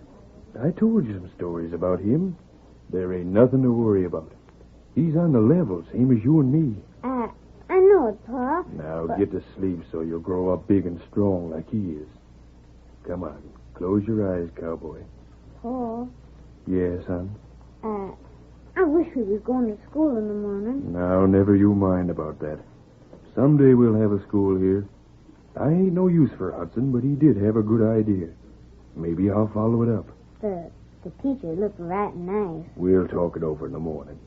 Good night. Night, Pa. Poor young'uns. They've been talking school for the past month. Dread it, why does Jim Hudson have to start that rumpus about me harming his stock? I can't take that sort of thing. Boss, yes, men to see you. Huh? They was riding in. Come on, Tonto. Bring the other one. You back again? Yes. Have you ever seen this man before? I have. You're the Hudson hired man. I ain't no more. What about this man? I never seen him before. My name is Hudson. Oh, so you're the maverick that sends another man here in your place to charge me with poisoning your cattle. I did no such thing. You did so. You said that Markheim done it because he couldn't buy you out. I didn't send you here to accuse him of it. Hudson, I'm glad you're here. Because I want the chance to tell you that no man can accuse me of that sort of thing and get away with it. If you'd been out here long enough to learn gunplay, I'd have met you with hot lead, and it'd have been you or me. But you ain't. It wouldn't be a fair fight. So instead of teaching you a 6-gun lesson, I just forbid the kids in town going to that school of yours. Just a minute. Hudson, what made you think that Markheim was behind the poisoning? Dan figured it that way. You needn't blame me for it. I ain't working for you no more. You can settle your own rows. I'm leaving. Not just yet. You're staying here until we get a few things straightened out. Markheim, suppose Jim did not send Dan to accuse you of those things. He thought it of me. That's the same thing.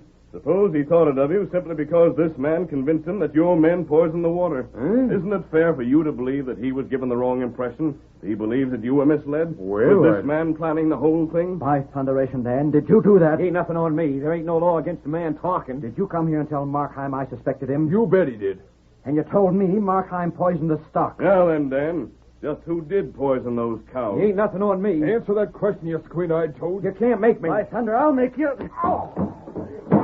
Did you poison those cows? Let me alone. Talk up or I'll give you the worst beating a man ever had. Stop him. Hey there. Leave me, Pa. It ain't right to interfere. Who's interfering? Go ahead, Hudson. Let's see you make him talk.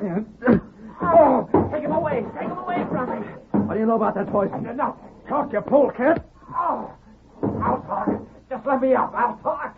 Come on, then. I done it. I wanted you to get Silas down on you. You poisoned cattle? Yeah, I done it. You lied to me about what Hudson thought? Answer up. Yeah, I lied. And you lied to me about what Markheim was doing. You schemed the whole thing. Yeah. Well, Markheim, I reckon I misjudged you plenty. I thought you done it because you was sore when I wouldn't sell my land. Hudson, you're a fool. I own over 5,000 acres of land.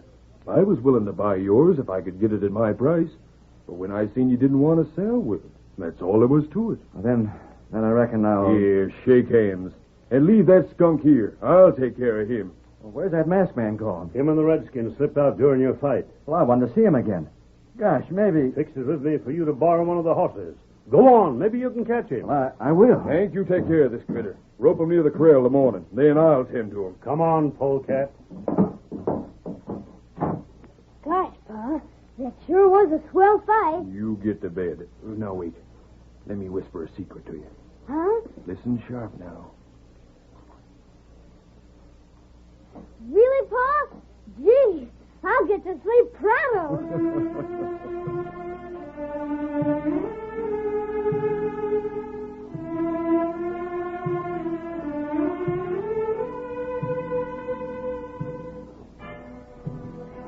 The next morning, Jim finally found the masked man.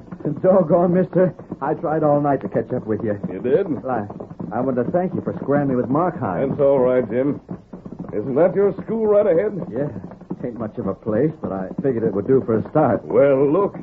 What's that wagon there? After we left Markheim's place last night, I think he got busy. There's two big buckboards, and neither of them is mine. No, they're both from Markheim's place. Well, there's folks inside the school. Hi, there comes Mary. Silas Markheim explained everything. Mary. I'm so sorry for what I thought. Jim, will you forgive me? But you ain't done nothing, Mary. But come on. All the children in town are inside. Hello, Jim. You coming to school? The kid. Yes. And Silas brought Dan all tied up, and he's making him sit there, too. Hey, Jim, come on and see your school. Markheim, you're going to use it? I'll jail the man that don't send his youngsters here. And my girls to have her job? Why not? We've got to have a school marm, ain't we? Here, stand aside, Jim. Let me be the first to ring that bell. Ring away. The first school in the county. Watch me call the young uns in.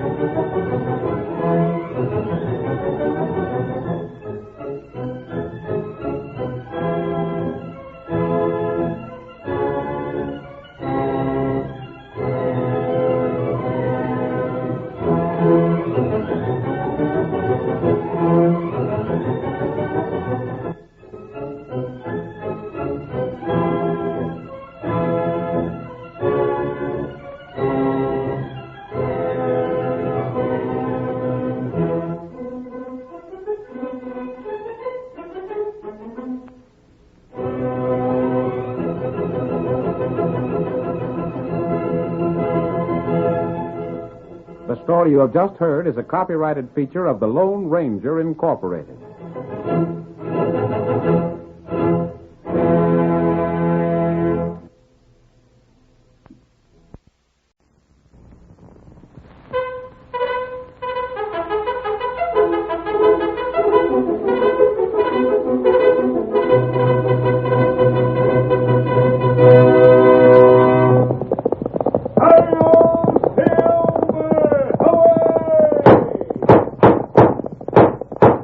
Fiery horse with the speed of light, a cloud of dust, and a hearty hi-yo, Silver, the Lone Ranger.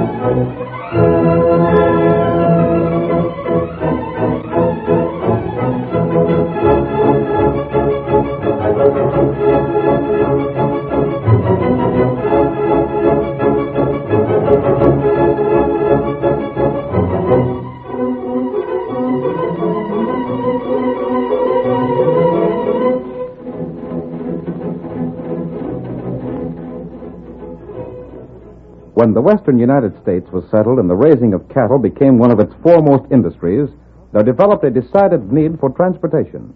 Railroad companies hurried to extend their lines into the cattle country, and many ranchers became rich selling their spreads to the railroad representatives. Advance information on which way the trains would travel was invaluable. The possibility of making huge sums of money attracted the lawless, and the need for law and order in this new country increased. It was then the Lone Ranger rode to the cause of justice. He fought crime and criminals throughout the length and breadth of 7 states, and the memory of his deeds will remain as long as the memory of the early West itself. Return with us to those thrilling days of yesteryear. From out of the past come the thundering hoofbeats of the great horse Silver. The Lone Ranger rides again. Come on, Silver! Fellow signaling from the railroad camp! Hail, Silver! Away!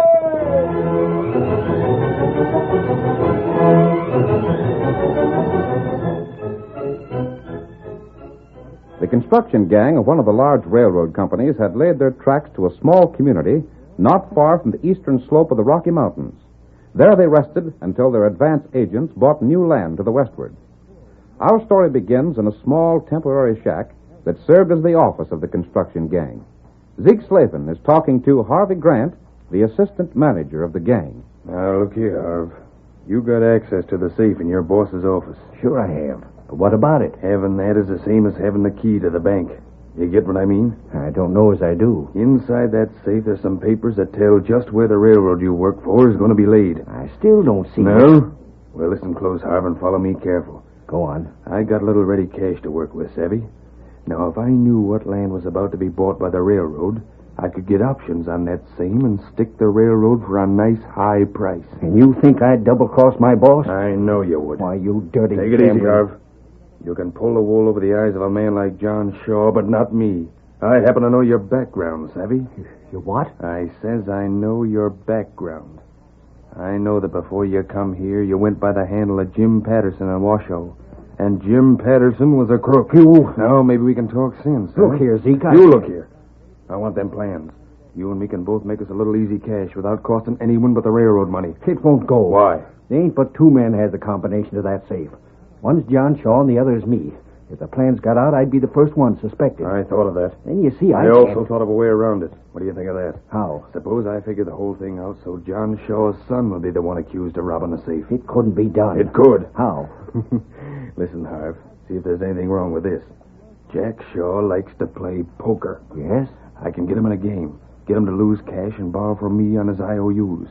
That won't be hard because the kid thinks he's a first-class poker player.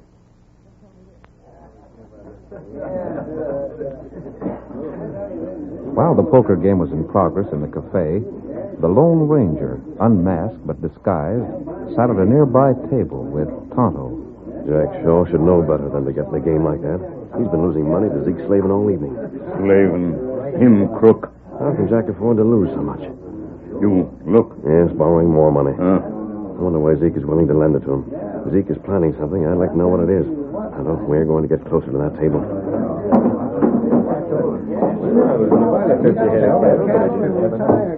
Just between the two of us, Jack. I'll call you. What have you got? Full house, queens and tens. Take a look at these. 4 of a kind. You're sure holding them tonight, Zeke. I reckon that about finishes you, don't it, Jack? Now, look. Lend me some more money, will you? I know my luck will change. I know it will. I've let you have about 1,000 already. I know, but just give me a chance. I got your IOUs for $1,000. That's as far as I want to go. I'll pay you back. How can you? Look, just lend me $100. That's all I ask you. Just 100. Well, I don't know. Give me a piece of paper. I'll write you another IOU. You'll write nothing. I don't savvy. I don't want your note. But there's something you can get that I might be willing to pay for. Now, what's that? You hombres can mosey along now. I want to talk to Jack private. I'd forget about what you owed me if you got it. What is it? If there's anything I can do, Your pa's in charge of this here railroad. Oh, yeah, but... I hear there's plans to build a branch line to the south.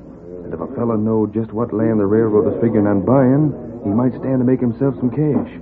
You can get that information for me. But I couldn't. Why not? Paul keeps the plans in his safe. I can't steal from my own father. Are you going to welch, eh? I see the whole thing now. You cheated me to get me in debt here. What science? I'll bet you fixed the card so you get me in debt here. Why, you little... You did cheat. I'll teach you. I'll kill you for that. Oh, wait. I ain't on Zeke. I'll show you, you ornery. Drop that gun. What? Keep out of this, stranger. Drop your gun. Keep your hands up. Jack, you come with me. I'll get you for this. Stand back. I'll shoot the man who moves. Come on, Jack. I never thought they'd be low enough to draw me when I wasn't packing a gun. Watch them, Tonto. Tonto wants him. Blast this stranger. I'll teach you. You wait. Outside, Jack. Yeah. Where's your horse? Over there. Come on. Here, Silver. What are you going to do, stranger?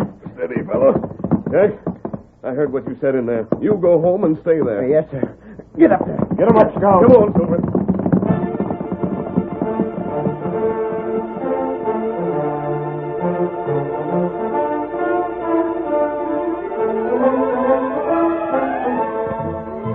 Later the same night, Zeke Slavin met Harv Grant and told him about the fight in the cafe.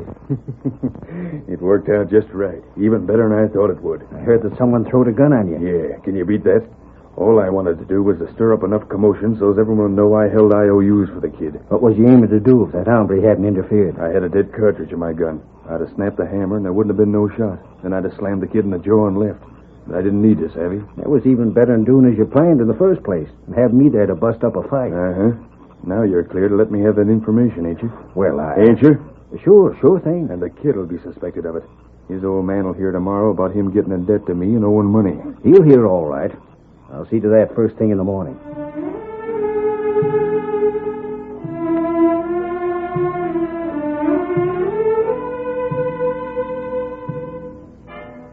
Harv, are you sure of your facts? I'm just telling you what I heard, that's all, boss. Of course, it's none of my business. I thought Jack had learned not to gamble. Well, you can't be too harsh with him, boss. He's young. Oh, I'm sorry to hear it. Sorry to hear it. It's bad business, gambling. Gosh, if I'd known it was going to affect you that way, boss, I wouldn't have said anything about it. I'm glad you did. I'll have a talk with him. How much did he lose? I don't know, but folks said it was a sizable amount. Harv, you go out and check with the stage station about the equipment we're expecting. Now? Yes. All right, boss, but I got some work to do. Well, let it go. Jack will be in a little while, and I want to have a talk with him alone. Whatever you say. Approval of the plans I send east should be in on the next mail. You can watch for them. Oh, that'll be what... Huh? That'll verify everything so we can go ahead, won't it? Yes. Well, I'll see you later, boss.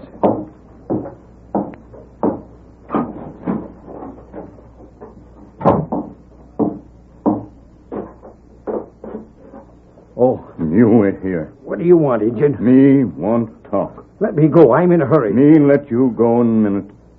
You just talk About game last night. You've been listening at the window. That's right. All right, what of it? Ain't any of your business, is it? How you know about game? What do you mean? Why shouldn't I know about it? It's all over town this morning. That's right. But you not in town. How you know, huh? Why, blast your hide. It ain't no business of yours. Now, stand aside before I throw lead. Tonto, go now. Get him up, Scout. What the dickens did he mean? Who is he anyhow? Morning, Mr. Grant. Oh, morning, Jack. Who was the redskin that just rode away? I don't know. Looking for a handout, I guess. Your pa's inside. He wants to see you. All right, thanks. You going in? I'm going to town. I'll be back by and by. So long. Bye.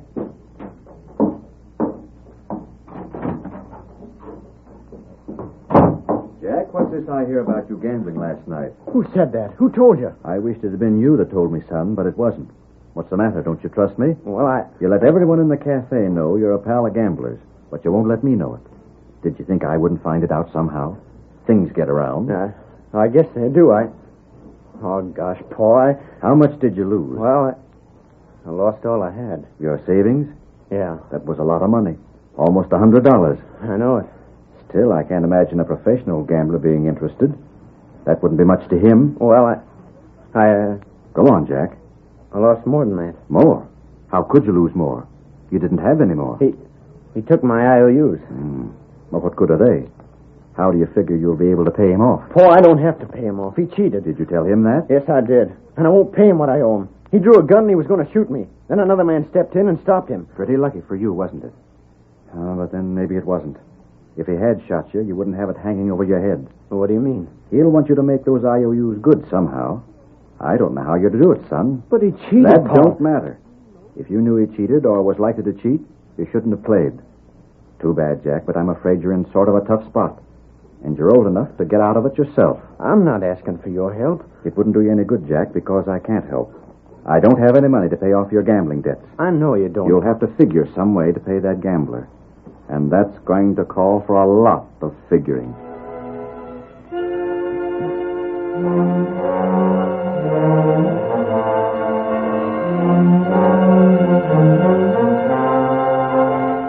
When Tonto met the Lone Ranger, he told about the meeting with Harv Grant. I wonder how that man did know about last night. Me not know. He couldn't have gone to the town after we left. The place was just about ready to close up. That's right. And he wouldn't be likely to have seen anyone this morning.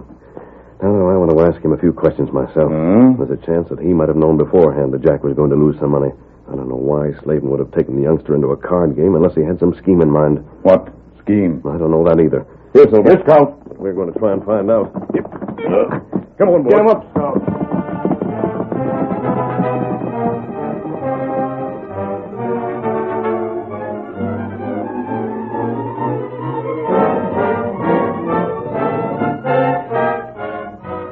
Around noon, Harv returned from town, and the Lone Ranger and Tonto arrived at the office a few moments later. Go, Scout. Go, Silver. Go, boy.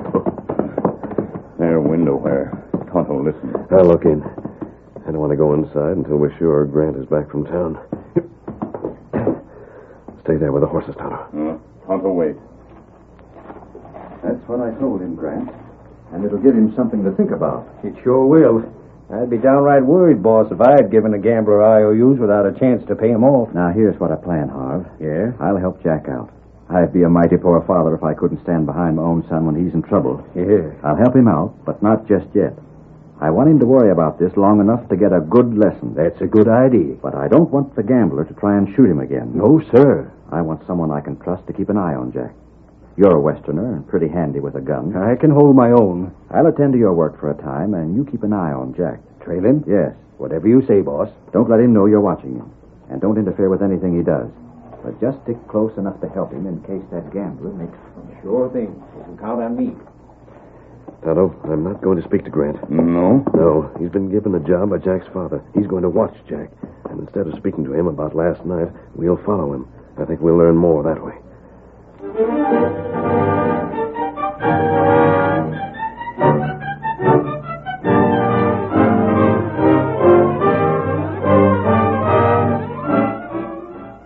Though the manager of the railroad didn't know it, he played right into the hands of Harvey Grant when he gave him the job of guarding Jack. Before the next exciting scenes, please permit us to pause for just a few moments.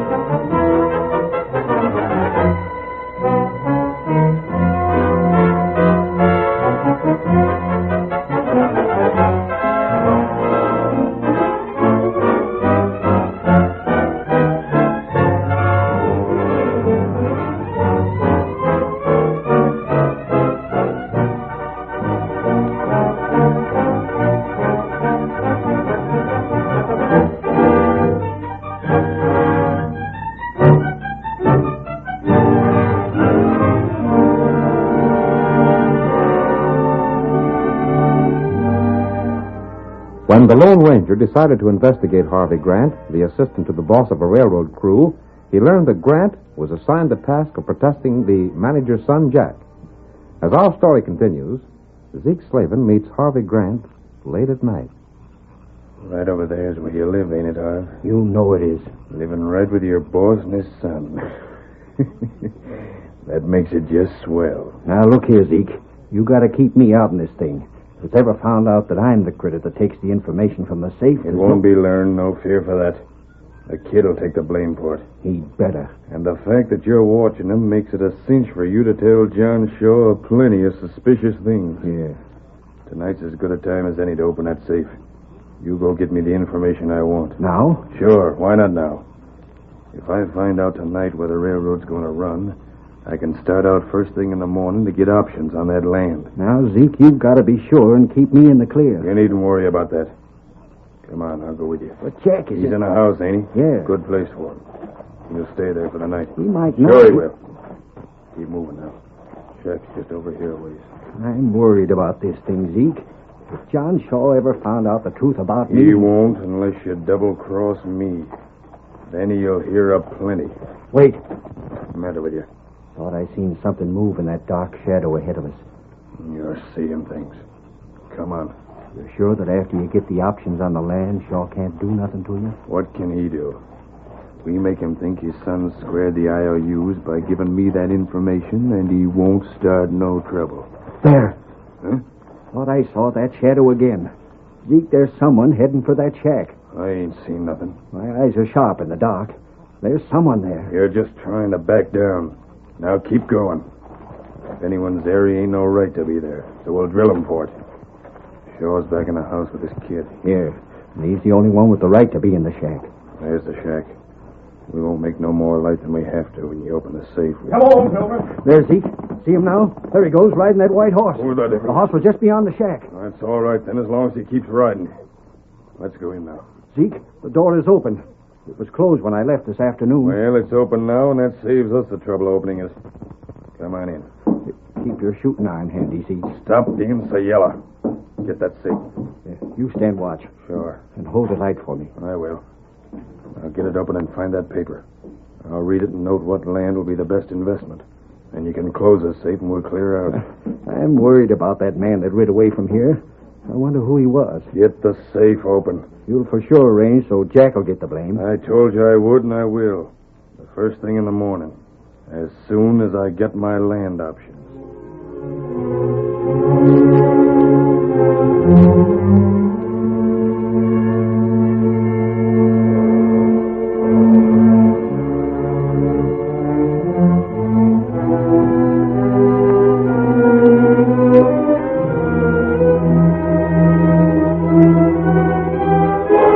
About noon the next day, John Shaw sat alone in his office.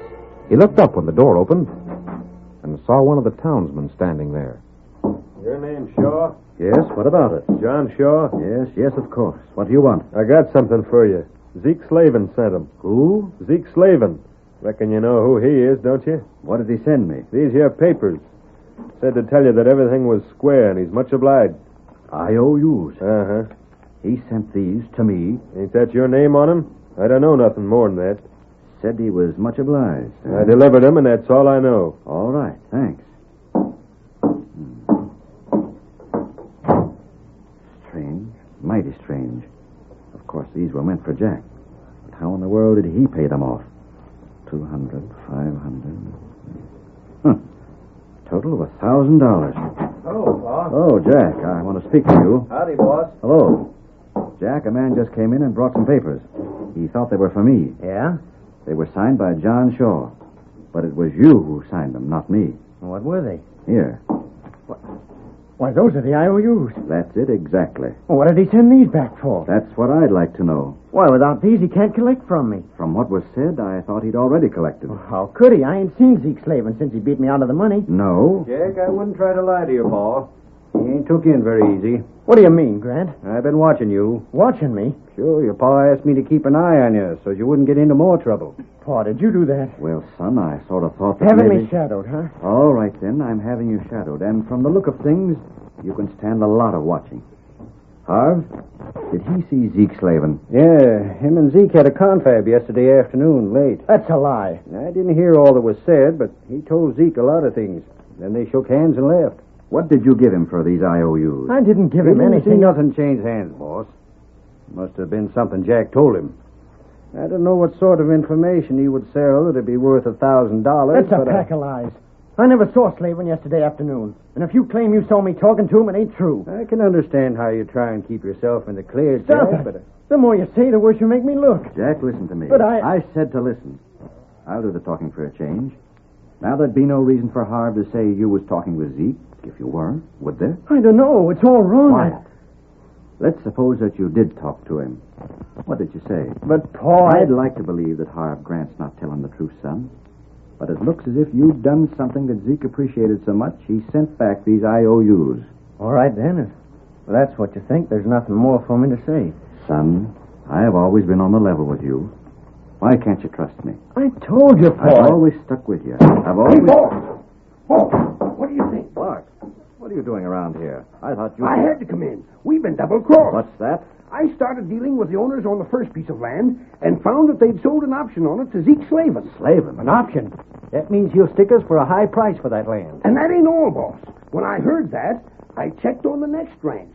And Zeke had already been there, too. He's taken options on all the land we want to buy. Why, that dirty underhand... Boss, that looks awful bad. Jack's able to open your safe, ain't he?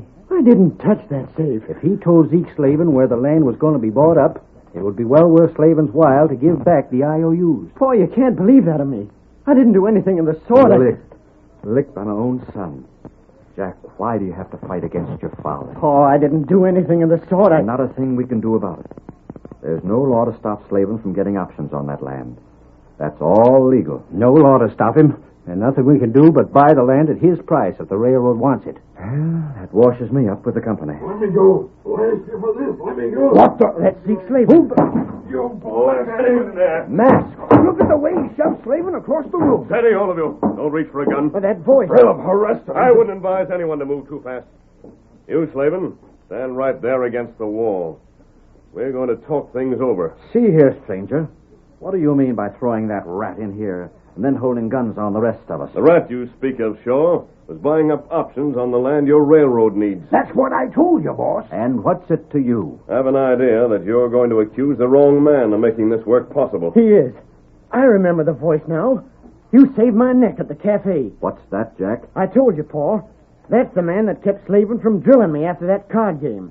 I suppose I should be grateful to you for saving my son's life. I don't want your gratitude, Shaw. Then money? No. Nothing but a square deal for a man who's been framed. That's me, Paul. I told you. Hold the law. Have that masked man thrown into jail. He ain't no right to handle me like he done. We'll have the law here soon enough, Zeke, and you'll be the one to get thrown into jail. You needn't worry about your land, Shaw. Needn't worry. Slavin has bought some options, but... All right, Shaw, he's right. I did buy options. And spend my last dime to get them. But you will pay up plenty to get the land you want now. What's more, if you don't let me get out of here, I'll double the price. How did you know what land we wanted? I told you that, That's boss. my business. 1 minute. I'm glad you spent your last dime for those options, Slavin. Because when you don't take them up, you'll lose all your cash. Yeah? Only I won't lose, savvy? I'll sell them to the railroad. If you want that land, Shaw, I'm the one you gotta deal with. He's right, boss. The law can't touch him for buying the options. You forget that when the end of the term on the options is reached, Shaw can buy the land at the same price you plan to buy it. Yeah? Well, it won't lapse, see? I'll take up them options. You can't do that if you're in jail. Jail? What am I to go to jail for? I ain't broke no laws. That's where you're wrong. You and Harv Grant came to this office last night. You opened that safe and stole the information you used. Stranger, are you sure of that? It ain't so. That's what happened, Paul. That must have been it. He's loco. Zeke and I weren't in this office last night. When you came here, you saw me. I was just ahead of you, Grant. Oh, that's... He's trying to make us admit something, Harv. He can't prove no such story as this. Do you know what was done when I was in this office just before you? What? Suppose someone put a powder that is known as magenta in that safe just before you came here last night. Do you know what magenta does? Well, what? I ain't interested. What's it do? It doesn't show at the time, but later, when your hands are dipped in water, it turns red. Red? And that red color will find the crooks. Tonto, bring in the water. Lawman, Outside now. Lawman. The sheriff. A friend brought him to make some arrests. Put the water there, Tonto. Jack, you're accused of opening that safe. Dip your hands in the water. I didn't touch the safe. Then dip your hands. See? They ain't turned red at all. I've told you that Zeke and Harv were here. Now let's have a look at their hands. Come on, Harv. I don't have to. I don't believe a word you say. Grab his hands, Tonto. Douse them in that water. Sure, I'll do it. I washed my hands this morning. They didn't turn red. Perhaps it takes time for the powder to work. Put a hand in water now. Put it. There. They're red. You can't hold me. Listen, You're the one that gave the plans away. Boss, let me talk. Slavin made me do it. I didn't have no choice. Trying to get me in it. Why, you dirty rat, you. I won't let no one double-cross me. You're wanted for crimes, and I'm squealing on you. That's all that's needed. Come on and get them, Sheriff. And they talk plenty before we're done. You squeal on me, Zeke, and I'll tell a few things. And see the Jack in that card game. And Who'll take the word of a crook like you? Come on your way, boys. I reckon we better get all this loose talk down and right. You'll be right handy at the trial. Paul, that puts me in the clear. It does, son. And I guess you've learned a lesson. I have. And so have I. I won't mistrust you again. But, stranger, wait a minute. Yes, sure. I don't understand. How did you get into the safe last night? And if his hands didn't turn red when he washed them this morning, why did they turn red now? I didn't open the safe. Tonto rubbed the powder on when he grabbed his hands to soak them. Grant's guilty conscience did the rest. But wait. Thanks. Jack, it all goes to show what a guilty conscience will do to a man.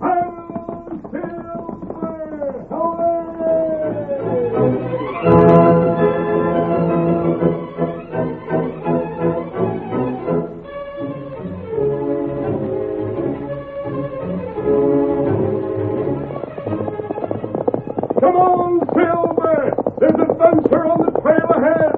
Hi-yo, Silver!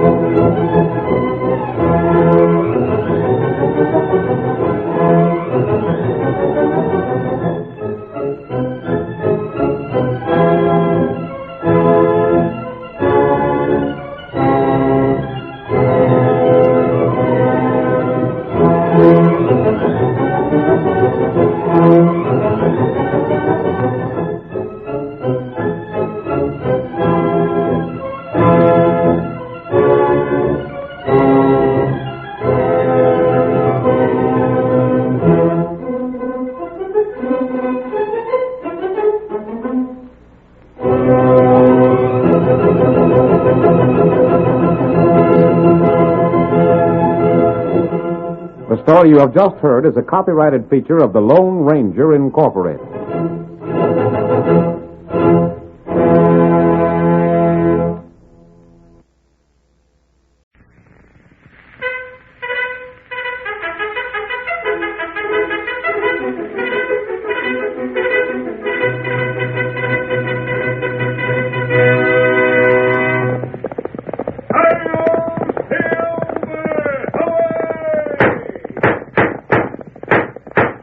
Fiery horse with the speed of light, a cloud of dust, and a hearty hi-yo, Silver, the Lone Ranger.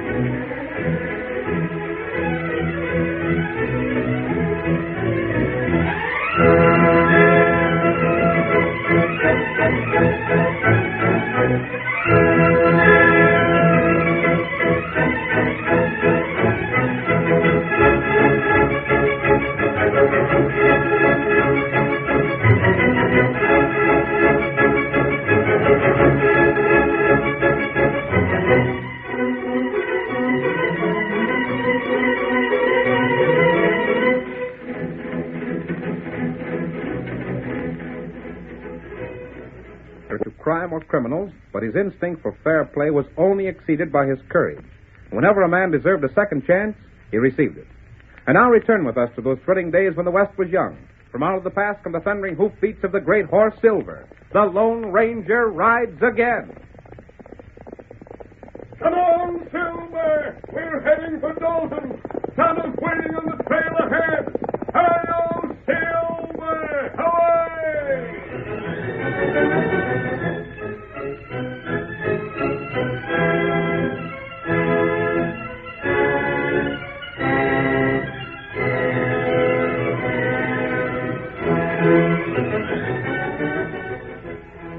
Night overtook the Lone Ranger and his faithful Indian companion Tonto as they rode toward Dalton. The Ranger's face was disguised, and the two men stopped at a large ranch house near the town. They talked with the ranchers, watered their horses, and then continued on their way. I'd better put on my mask now, Tonto. There's something about that man that I didn't like. Feller named Kirby? Yes, Nick Kirby. He's too shrewd looking. He seems suspicious of every move we made. That's right. And he's a lawyer. How you know that? I saw his certificate on the wall. What would a lawyer from the East be doing here? And what would he want with a ranch as large as that one of his? Me not know. And another thing, those two cowmen we saw him with. Them plenty tough feller. One of them at least was an outlaw, Scar Larkin. You know him? Yes, he's wanted in Kansas. I wonder what he... That shot. Steady, Silver. It come from there. Get him up, Scout. Come on, Silver. I'll shoot. It's woman. In that dry gulch. This way, Silver. You drop gun. Move on, move. Oh, wait, mister. Oh, don't shoot. Me got rifle now. Go. Let go, Indian. Oh, don't you kill me. All right, Tonto. Let's go for arm. Why, you ain't Nick Kirby. No, I'm not Nick Kirby. Oh, my sakes alive. Oh, thank the good Lord I didn't shoot you. It'd have been sin enough to kill Kirby, much as the polecat deserves killing. But to drill the wrong man... Oh, stranger. Oh, don't take me to the law. I know I done wrong. I know I shouldn't have shot at you. Why did you want to kill Kirby? There ain't a soul alive in Dalton that wouldn't like to see that snake put out of business.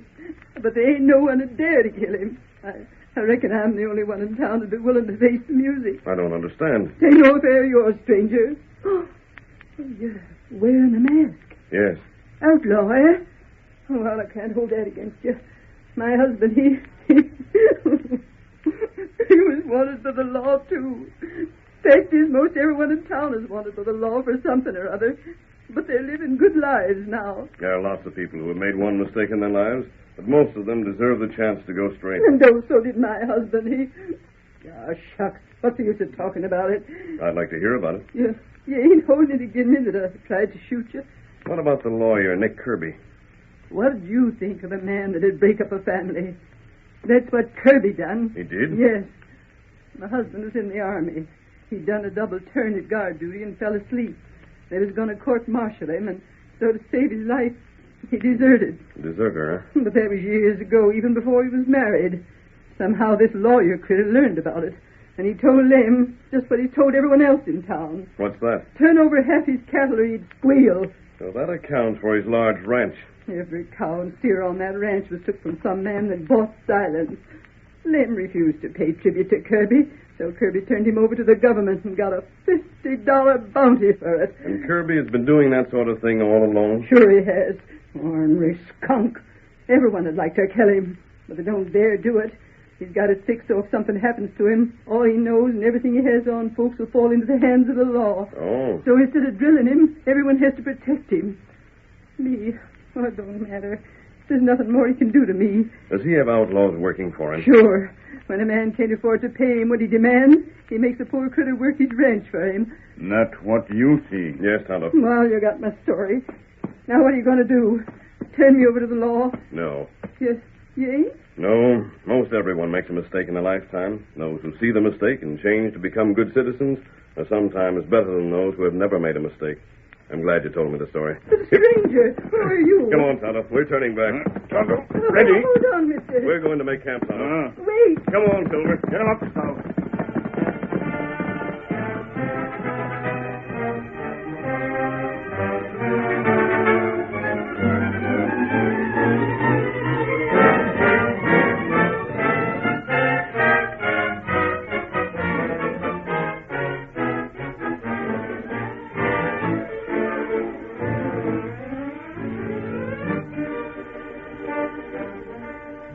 In the town of Dalton, two men were talking with Sheriff Allen in the lawman's office.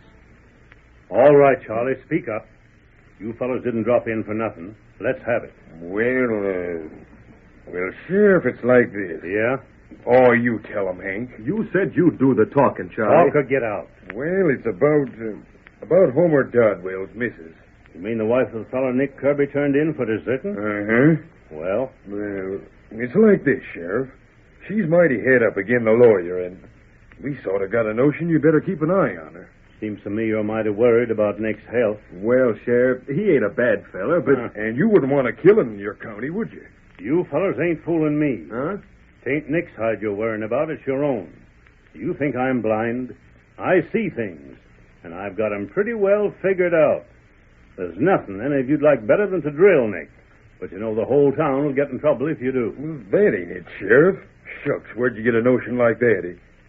Well, it's just that we wouldn't want to see any fellow shot, let alone what had happened to Mrs. Dodwell afterwards. I'll watch her. Gosh, Sheriff, that's Who's just... that? Say, you don't think something's happened to Nick already, do you? If it has, What the... Arrest me. Earle, look here, stranger. Get these men out of here. I'm talking to you alone. By God, Don't you... flap leather. God. Hey, don't point that gun at me. Get out. By thunder, I'm the law here. What's the meaning of this? I'll explain when these men are gone. All right, you two. I'll see that you go and keep on going. Walk ahead of me. We're going. Just ease up on the trigger finger, won't you? Yeah, don't do nothing you'd be sorry for. Those your horses? Uh-huh. That's them, mister. Get mounted. Sure, anything you say. But we've never done you no harm, stranger. Can you follow orders? Huh? What orders? Start riding and don't stop. If they catch you back here, there'll be trouble. We ain't coming back. Honest, we ain't. And this will help you get started. On your way. Get up there. Get up.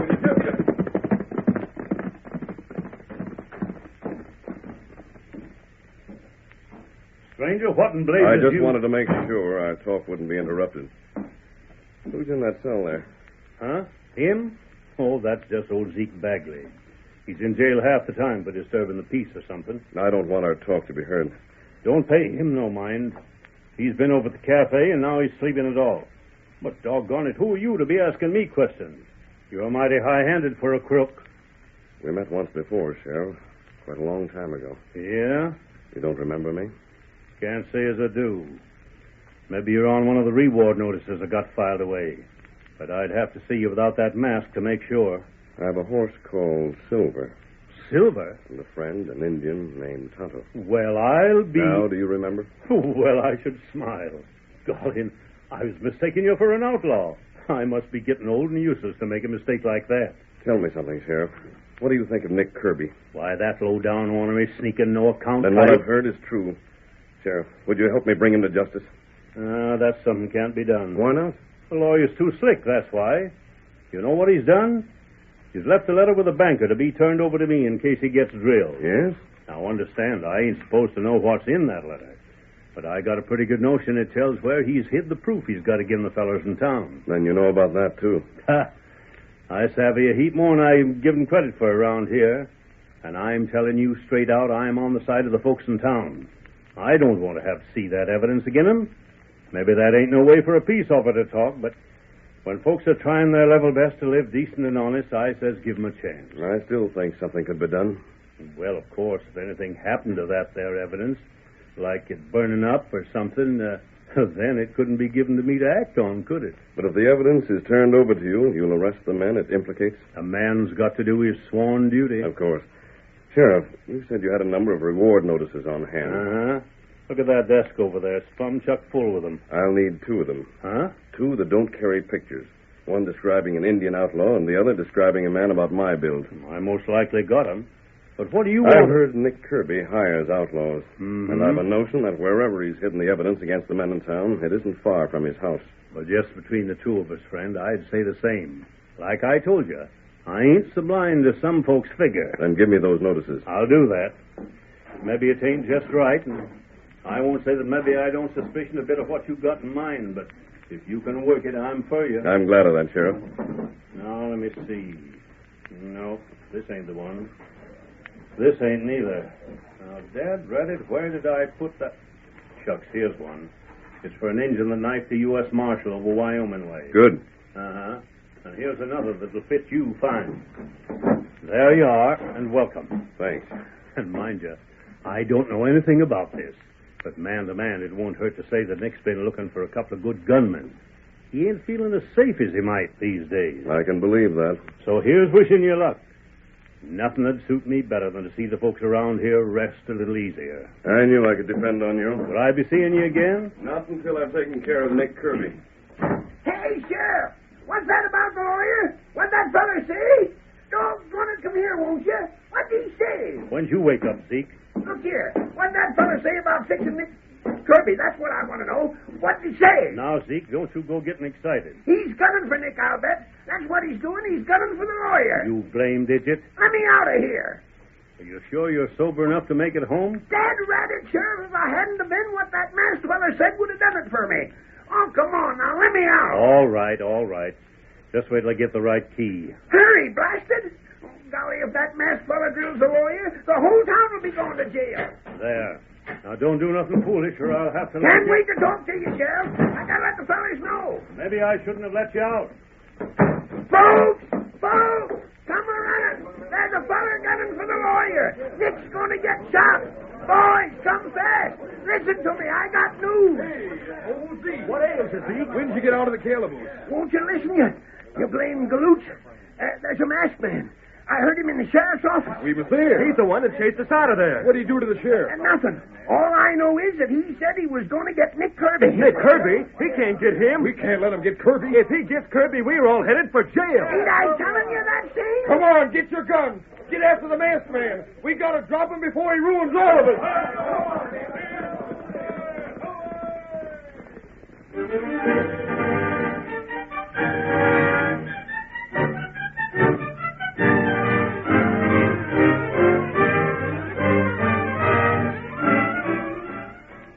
Hunted by those he wants to help, the masked man is faced with a difficult problem as the curtain falls on the first act of our Lone Ranger drama. Before the next exciting scenes, please permit us to pause for just a few moments.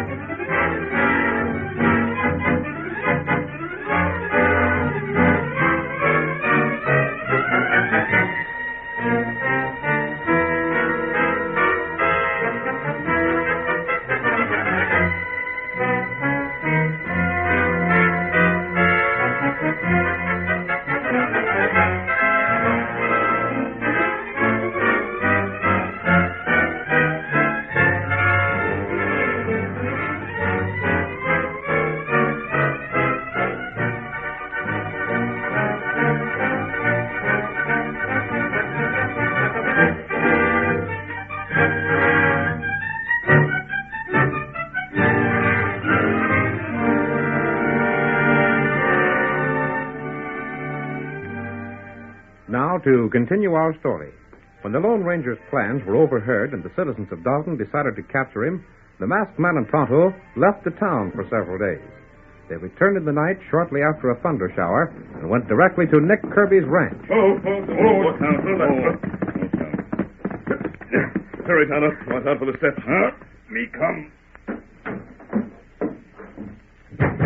Open the door. Open up there. Out of our way. I don't want the door left open. What is this? What do you mean by breaking in here? We want shelter for the night. You was in a blasted big hurry. Well? We don't care for strangers. Wait. Haven't I seen this Indian before? Perhaps. Who are you two? In the West, people don't ask questions like that. Who are you? Hold on, Barney. Stranger, you wouldn't be keeping something undercover, would you? That's our business. Yes? Well, I'm making it my business. I've noticed before that people running from the law don't like to talk. We're not outlaws. Oh, of course not. Of course not. Mind if I sit down? Go right ahead. You will. We've been working around... Look. What's the matter, Scar? Here. The stranger just dropped these papers out of his pocket. Give me those. I'll take them, Scar. Barney, watch the stranger and the Indian. If they make a move, shoot. I'll keep an eye on them. Those are mine. Sure. That's why I'll look them over. Here you are, Nick. Well, reward notices. You'll wish you hadn't seen those. And quite an accurate description, too. So you're wanted for murder, huh? I'm not. Don't lie to me. What's the other paper say? This is for the Indian. He knifed a United States Marshal. Me not do that. No? Well, the government's pretty sure you did, offering $500 for your capture. Is that right, boss? And there's $1,000 offered for this other fellow. Golly, they must be wanted bad. You going to turn them in, Nick? I was just thinking. Yes? Stranger, just how handy with guns are you and the Indian? Good enough. Willing to show me? I am. How about a test in the morning? And if you prove yourselves, I'll hire you. We're not interested. I see. You'd rather go to jail. You'd turn us in. Well, why not? You're worth money to me. Of course, I'd rather not. I could use a couple good gun hands. But if you prefer jail, well, then... You seem to have us. Well, I'm glad you realize that.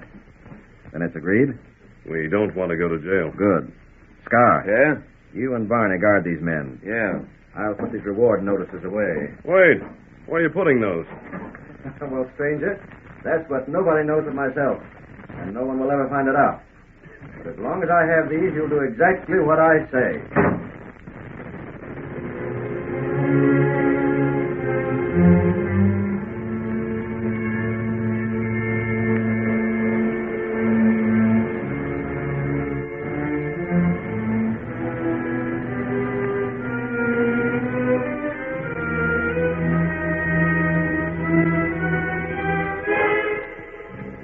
Nick's been gone 10 minutes already. How far does he have to go? Stranger, you can keep your questions to yourself. It ain't healthy to be asking things about Nick. Oh? He's coming back now. I heard him on the step. You ready? Come on, Tonto. Watch out! It's Roland. They hit the lamp. Grab him, Barney. Get a hold of him. Don't let them get out of here. I'll take care of him. What's happened? Let's go. Hey, let go. Let me loose. Barney. Ah, hell. Where's the engine? I can't see a thing. Hey, what are you doing? Let go. Men, shoot him. Shoot up. We're liable to hit one of us. You stand back. There's the engine. Get him. He ain't here no more. He slipped away. What? Where are you? Over here. Hell. I'm through, Tonto. Let's go. Out the door. Stop them. They're outside already. We like this other way. Come on, Silver. There. Now maybe we can see what we're doing. Well, I'll be. Huh? Look at Nick. Boss, what in blazes happened to your boots? Golly, they're gone. Stranger knocked me down and took them. Of all the loco things to do. What in tarnation was his ID? I don't know, but they're going to pay. You're going after them? You bet I am. I gave them their chance, but they threw it away. Now we're collecting those rewards. Barney, bring me another pair of boots from my room. Right away, Nick. I'll show those fellows what it means to cross Nick Kirby.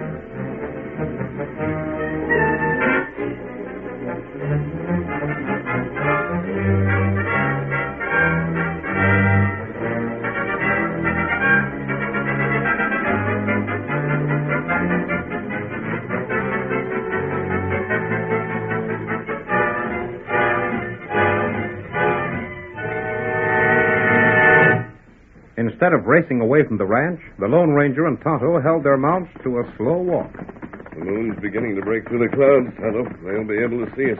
That'd be a good thing. When they chase us, I'll break away at the first opportunity. You keep on, but don't let them get within gun range. They'll probably think I'm on ahead. Tonto, do that. I'll need an hour's time. I'll have to return to the ranch, ride into town, and back to the ranch again. Me keep 'em way. Then I'll meet you on the hill overlooking Kirby's ranch house. There they are. They've seen us. Them bright, very fast. They want that reward money. Come on. Get 'em up, Scout. See those trees? That's where I'll leave you. Those trees will give me cover. Hail, Silver! Away!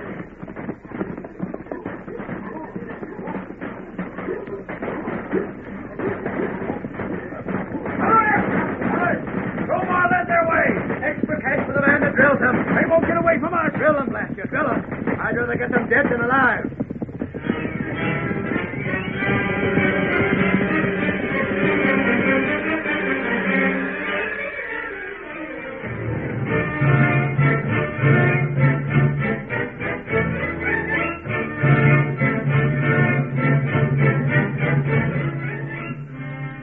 Unknown to Nick Kirby, however, the masked man had ridden off in another direction under cover of the trees. He returned to the ranch, and then, when he'd finished there, raced into town. Hank and Charlie were in the cafe and heard the distant hoofbeats of the great horse Silver. Listen. Come on, fellas. The masked man again. Coming right through town. Whoa, look at him ride. Stop it. Get him, man. Here he comes. Come on, Silver. Now's our chance. Get your after him, Nick. He's going to Nick's place right now. Everybody out, fellas. We're riding. If we're going to keep that fellow from killing Nick, now's the time to do it.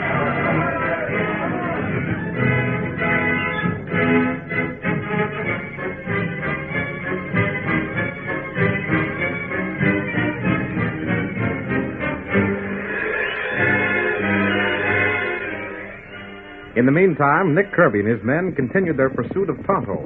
Watch that engine, Toss. Don't ever seem to get tired. He can't keep it up. And how about the other fella? He just rode plumb out of sight. I'm about ready to give up. I say we won't. 500 is better than nothing. We'll get the Indian at least. Get up there. Get up. Hey, what's the matter? Look where we're going, huh? There's Sandy Creek. There's old Baldy over to the right. Fellas, that redskin's got turned around and he's heading straight back for the ranch. Big doggone. That means he's so scared he doesn't know which way he's going. We'll get him for sure. You bet we will. He's going to be blamed sorry he took us on a chase like this. Come on. Get more speed out of these horses. He might give us a slip yet. Get up. Get up. Get up. Get up.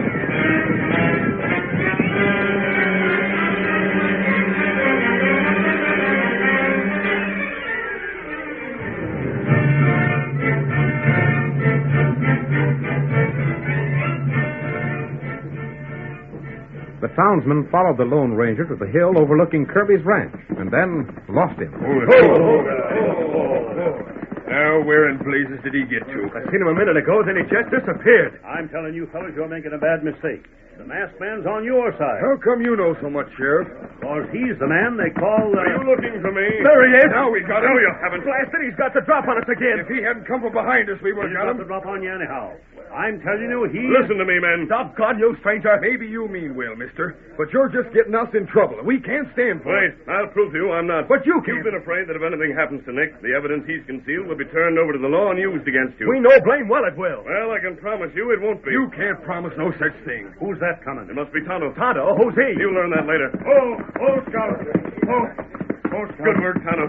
You gave me all the time I needed. Other fella, come behind. What other fellas? Nick and his two gunmen. You can hear them now. I see him. There's the skunk. Stranger, if you lay a hand on Nick... Leave this to me. Yeah. Hold that Indian. Hold that. The Indian an outlaw, Sheriff. He knifed the U.S. Marshal. Say, the last Darby looks like that other fellow we was chasing. Sheriff, I demand their arrest. On what charge? They're murderers, both of them. There's $500 reward for the Indian and $1,000 for his friend. And we're claiming them rewards. Can you prove it? I've got the reward notices. You stay here, and I'll go after them right now. Don't bother. What? I gave those reward notices to the masked man and the redskin. But you mean that they're not... I mean they're not wanted by the law. They're not the men those bills describe. You're crazy. Nick, the masked man's gone again. Where in blazes did he get to? If he's got away, the Indian's still here. Redskin, you took us on that chase without any reason. And now I'm going to make you sorry you ever did such a thing. You'll not hurt Tonto. Everything's ready, Tonto. You light him. Like what? What are you talking about? You see. But what blazes are you... wait. Hold your horses, fellas. I got a hunch something's going to happen. Blasted powder! My papers.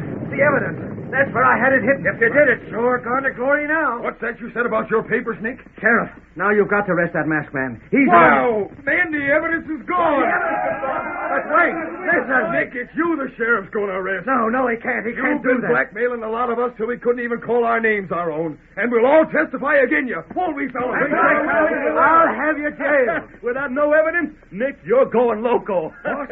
How in tarnation did the masked fella find your hiding place? I'll tell you. Blast you. You showed me yourself. You led me right to them. I didn't. Nick, when you left the ranch house to hide those reward notices, do you remember stepping into a mud puddle? Yes, but what's that? That wasn't mud. It was paint. Tonto and I had placed it there before we rode up to your place the second time. Then I walked in it and left tracks that took me straight to the evidence you've been concealing so carefully. You tricked me. And, boss, that must have been why the masked fella took your boots away. He didn't want you to catch on to what you done. That's it exactly. And to think we fellas in town was doing our best to stop you, friend. Charlie, it just goes to show you never can tell when you're well off. All right, Nick. You're going to jail pronto. But Sheriff, you know I had proof against these men. You know the masked man blew it up. You have to do something. Nick, when you've been a lawman as long as I've been, you get sense enough to savvy when to take action and when not to. Hey, wait! Gosh, you never even waited to be thanked. I never seen another fella like him. Sheriff, what was that you started to say about him a while back?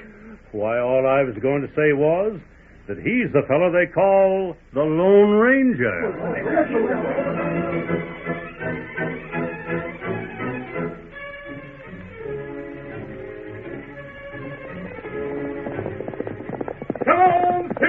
fellow! There's adventure down in Texas! Hi-yo, Silver! Away!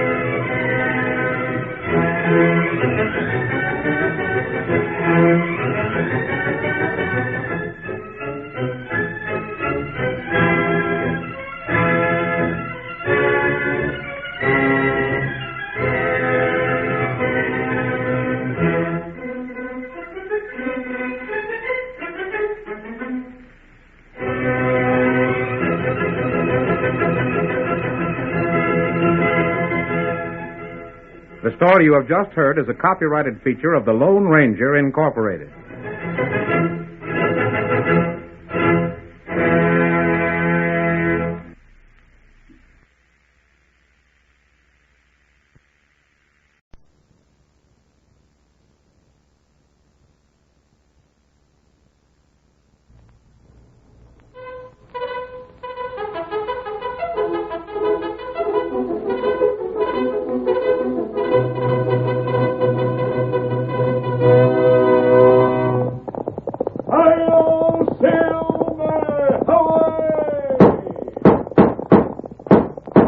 Fiery horse with the speed of light, a cloud of dust, and a hearty hi-yo Silver, the Lone Ranger.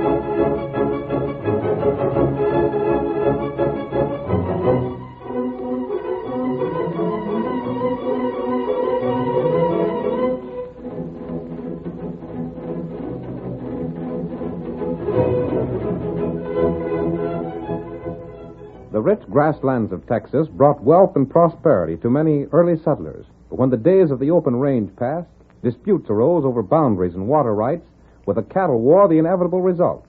The masked rider of the plains fought this means of settling a dispute just as bitterly as he fought the outlaws and cattle rustlers who roamed the new territory. It was he, more than any other man, who brought law and order to the frontier. And now return with us to those thrilling days when the West was young, and adventure lay at the end of every trail. The Lone Ranger rides again. Come on, Silver! We're heading for the range country! Hi-yo, Silver! Away!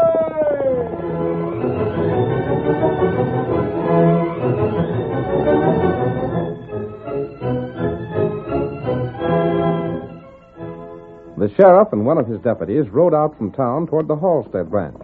As they approached the trail that led to the ranch house, they sighted two horsemen coming toward them. The sheriff and the deputy reined in their horses and held their rifles ready for action. Oh, there. Looks like one of them two's an Injun. So he is, Sheriff. The one riding the paint horse. Yeah. And get a look at the other man. He's wearing a mask. By thunderation, Halstead's doing just what he promised me he wouldn't. Bringing in outside gunmen, huh? Just so. Hey there, you. Hold up there. Rein up. We aim to question you. Stand where you are. Don't move. Wearing a mask, eh? You're the sheriff around here, aren't you? That's what I am. So what are you blocking this trail for? We hanker to ask a few questions. Why are you heading for the Halstead Ranch? I didn't know I was heading there. Is that where this trail goes? Just so. But it goes beyond the Halstead Ranch, doesn't it? Yes. That's where I'm going. I'm heading for the west. What's the idea of the mask? Because I want to hide my face. Why do you block the trails to the Halsteads? What's the matter there? You a professional gunslinger? No. Them 6 guns you're wearing look capable. And so they are. Tell me why this trail is closed. I want to go ahead. Well, you ain't going to. Savvy? If I wasn't so busy trying to keep some law and order with a range war going on, I'd run you in for wearing a mask and find out something about you. Range war? Yep, range war. There's a regular feud going on. That's why I'm stopping you and turning you back. Now swing your horses around and head back the way you come. If you want to get beyond the Halstead Ranch, take the trail to the south and go around it. Tell me more about this feud. Who's having trouble with Halstead? Bart Conway and his outfit. Granted, the whole region's tore up with the feuding of them two. I got my men posted on the trail to keep strangers from going through and getting shot up, and also to keep both Halstead and Conway from important gun toters, to make it a worse war than 'tis. Well, what started the war? Same thing as always starts them, water rights. There's plenty of water around this part of the country? That's what we always figured. But it seems that Halstead dammed up one of the main streams and diverted water from Conway's place to his own. I've heard of Bart Conway. He has a good many thousand acres. And so's Halstead. 2 of the biggest ranches around here, and they join each other. Now there's the dickens to pay. What are you wasting time arguing with him for, Sheriff? Tell him to get, and if you don't get, start blazing. Mind your own business, Deputy. When a man speaks civil to me, I speak civil to him. I want to see Halstead. For what? Bart Conway's on the level. And so's Halstead. That's what I want to find out. You better turn and get now, stranger. Sheriff, we're going on to Halstead's ranch. By thunderation, you ain't. You said the reason you wanted us to turn back was to prevent our being shot by one of the fighters. And that's just so. Then what are you going to do if we push on past you? Shoot us? You've been told to turn and get. Now, stranger, don't get me riled. Would you shoot us and do the very thing you're trying to prevent others from doing? Or would you let us go and take our chance of being shot? Dad, Rabbit, you ain't supposed to argue with me. You're supposed to... Hey, they're coming past us. Stop where you are. Let's drill him. Hold on, blast you, Deputy. Don't shoot. But he's gone past. He's heading for Halstead's. Well, what are we going to do about it? The critter's right after all. Better to let him take his chances being drilled by one of Conway's or Halstead's men than for us to drill him. He might come through alive, in spite of all the lead that's flying.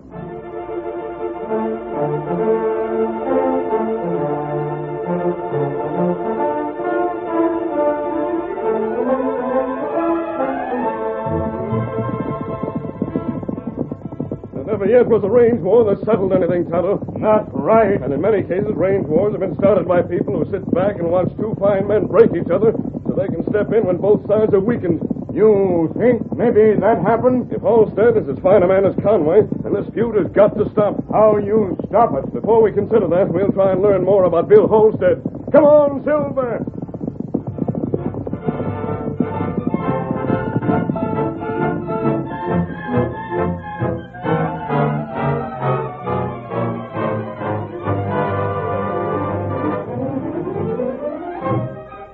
In a cafe a few miles from the scene of the range war, we find 2 men seated at a table. I did my best to pour lead into the 2 of them, Pete, but the sheriff wouldn't let me. How long ago was it that they got through to Halstead's place? Oh, it must have been 5-6 hours. Middle of the afternoon. They went right on past Halstead's and kept going. It's all right. They'll be past the far end of his ranch by this time. I thought maybe you could change your plans for tonight. Can't do that. I promised delivery on the cattle. I savvy. And the men that are paying the cash will meet you at the far side of the ranch to pay it and take the critters, huh? Just so. I sure got to hand it to you, Pete. You worked the thing right smart. What's the sheriff think of the feud? He's downright disgusted with it. Says the shame 2 men like the Halstead-Conway pair has to shoot each other up. The war's progressing in good shape, ain't it? I should say it is. Men from both outfits are kept too busy with fighting to pay any attention to branding and line riding and things of that sort. Sure. Good enough. Now, you do all you can to keep me posted on things. Well, I can do that all right, Pete. Yeah. Being a deputy, I get to hear all the news. Yeah. See that you pass it on to me pronto. Ain't I done that so far? Well, keep on doing it. Now I gotta leave here. I'll meet you here tomorrow and have some cash for you. Good. It'll be right handy.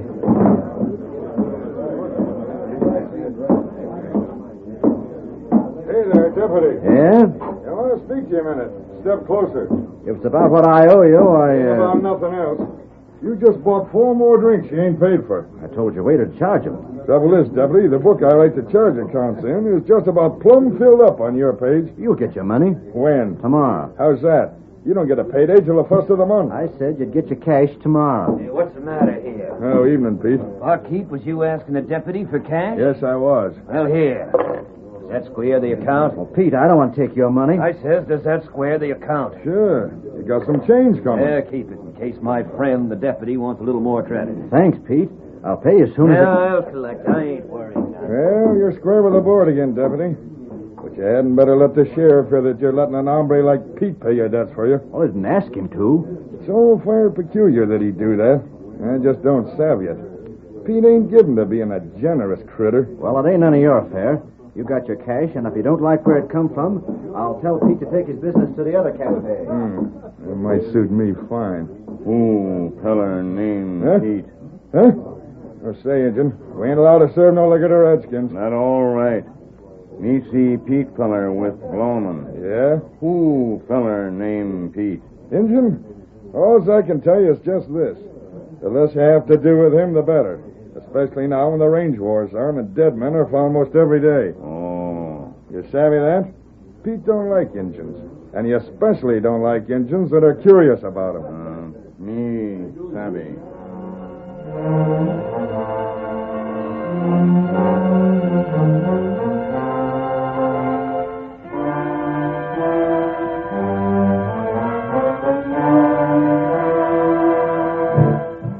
Tonto left the cafe shortly after Pete and followed him.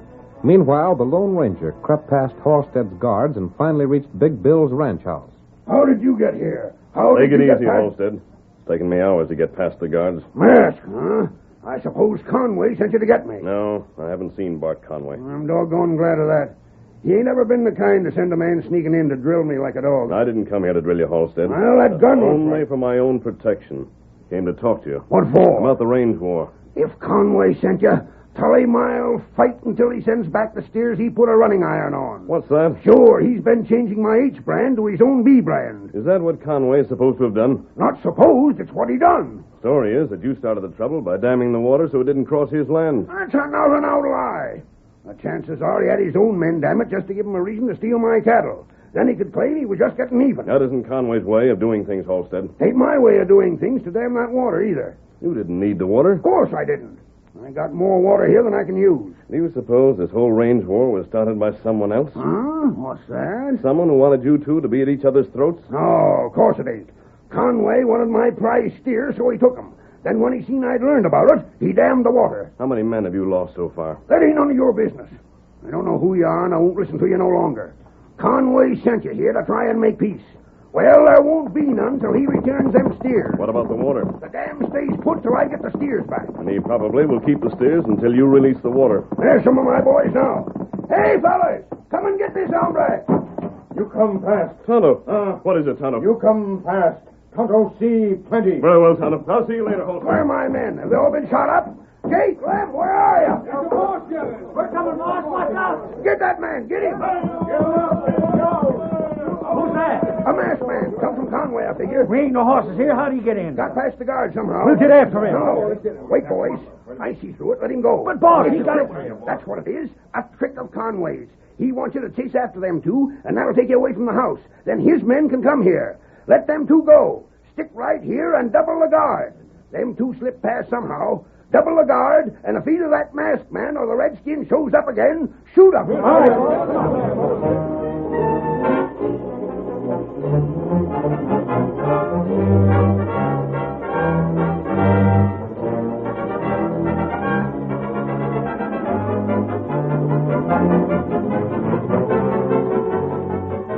The Lone Ranger and Tonto rode hard toward the western boundary of the Halstead ranch. On the way, Tonto described the man named Pete. He told the masked man how he'd followed him and had seen him letting cattle through Halstead's fence. And then, Tonto, you say this man took cash from the man he turned the cattle over to? Not right. And it must have been Pete who started the range war. He started it simply to keep both ranchers so busy fighting My men wouldn't be able to watch the stock. Wait. Hold, Tonto. What is it, Tonto? You look. You see campfire? Yes, I see it. Looks as if they're branding cattle over there. That's right. Stay here, Tonto. Keep an eye on that camp. I'm going to ride back and get Bill Halstead to see this. I don't want them. Come on, Silver. Here's where we end this range war. Hi-yo, Silver! Away!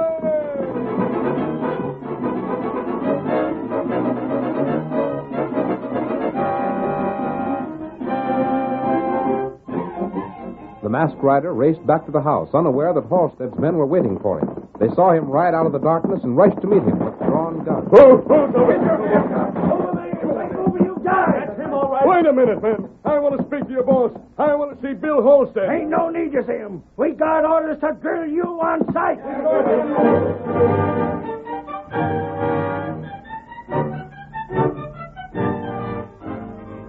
Captured by the men who tried to help, the masked man faces exposure and death. Before the next exciting scene, please permit us to pause for just a few moments.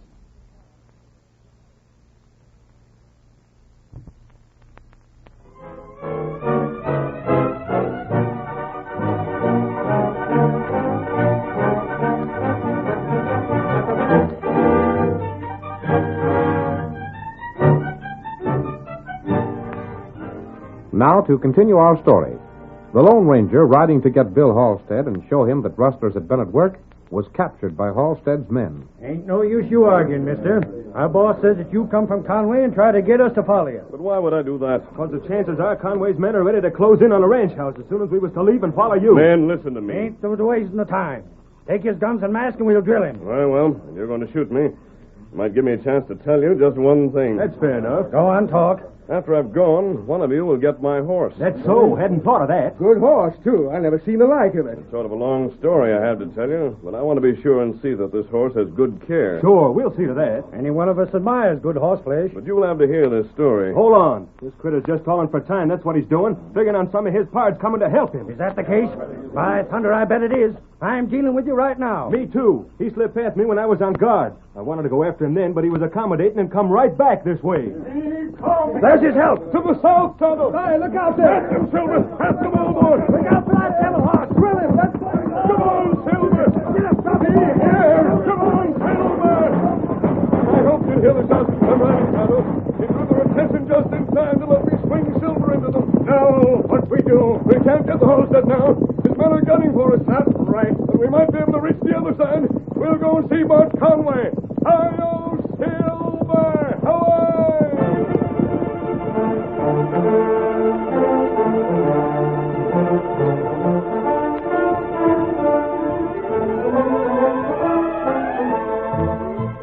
Conway was sleeping when the Lone Ranger and Tonto managed to reach his ranch house. Tonto was left to stand guard while the masked man opened the door and entered the house itself. Once inside, he found Bart's room and, walking to the side of his bed, gripped the rancher by the shoulder. Wake up, Bart, wake up. Where they at? Let me at the ornery water thieves. Where's my six-gun? Take it easy, Conway. I reckon I was dreaming. Hey, who are you? My name wouldn't mean anything. How'd you get in here? Let me get a light. You don't need a light to listen to me. Hold on. I heard that voice before. Talk some more. I've come from Halstead's. What? Why, that Halstead's all right, Bart. Just as square as you are. Found that out for myself. By thunderation, I wish I could remember where I've heard that voice before. Wish there was some light in this room. I reckon you're holding a gun on me, ain't you? No, I don't need to hold a gun on you, Bart, because I can draw it if it's needed. You saw me draw my guns a long time ago. Keep talking. That time, they were going to hang you for a murder you didn't do. An Indian saw the murder, and it took quite a while to convince the sheriff. Hold on. I remember now. There was a man that saved me from hanging. I hid out in the cave with him while the law worked to find me. That's right, Bart. A white horse, a mask. Are you masked? Yes. Thunderation, why didn't you say so? How'd you get here? What are you doing here? Why did you see Halstead? One question at a time, Bart. Now listen. Both you and Halstead are strong-willed men. He thinks you stole his cattle just as you think he dammed the water to keep it from you. I never stole cattle in my life. What would I want of his critters? I got a plenty of my own. What do he want with your water? There's more than he can use even in the dry weather. Just ornery cousin. No.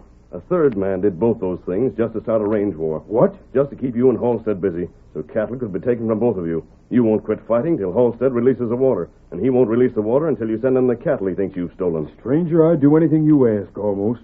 But I'm darned if I'll back down. I can't do it. If I was to go to him with peace terms, I'd be the laughing stock of the county. Pride, Bart. You're going to let more men get killed because of your pride. Let Halstead come to me? I can't reach Halstead. The men are ready to shoot me on sight. I'd sooner go broke, lose all my cattle, see all my men shot down, or get shot down myself, than to go and kowtow to Bill Halstead. With both of you feeling that way, this war can go on as long as there's a man alive on either side. Just so.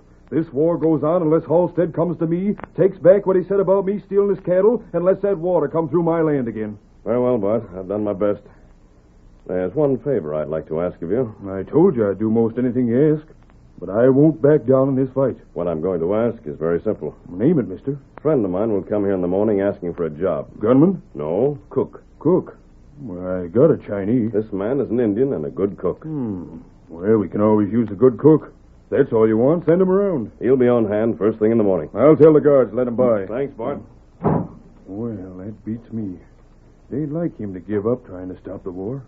Yet, by ginger, that's just what he seems to have done. That's him, all right. There ain't but one man shouts like that. The Lone Ranger.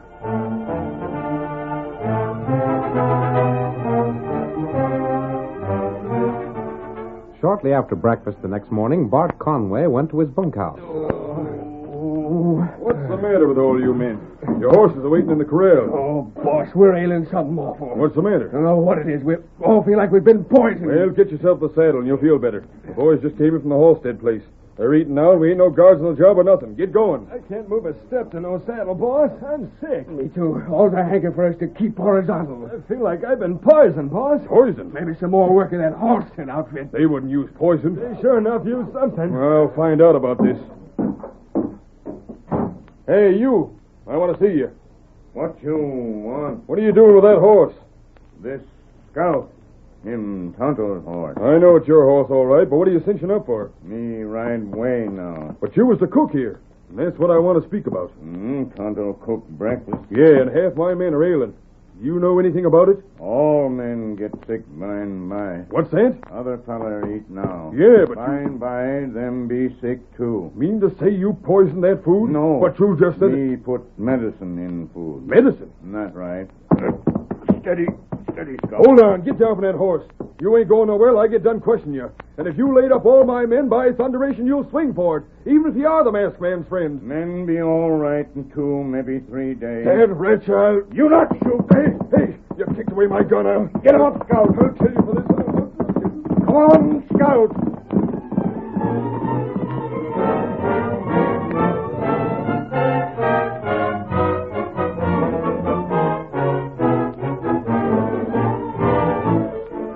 That same afternoon in the town cafe.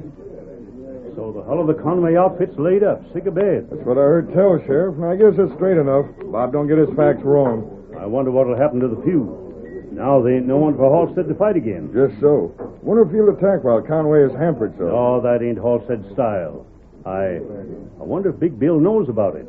Seen any of his men around here, barkeep? Ain't seen hide nor hair of any of them, no, sir. Reckon we're all busy guarding Halstead's ranch house since that masked man got away. I've heard about him. Doggone, I'd like to get a hold of him again. He slipped past me once. Well, I'll see you later, barkeep. Yes, sirree.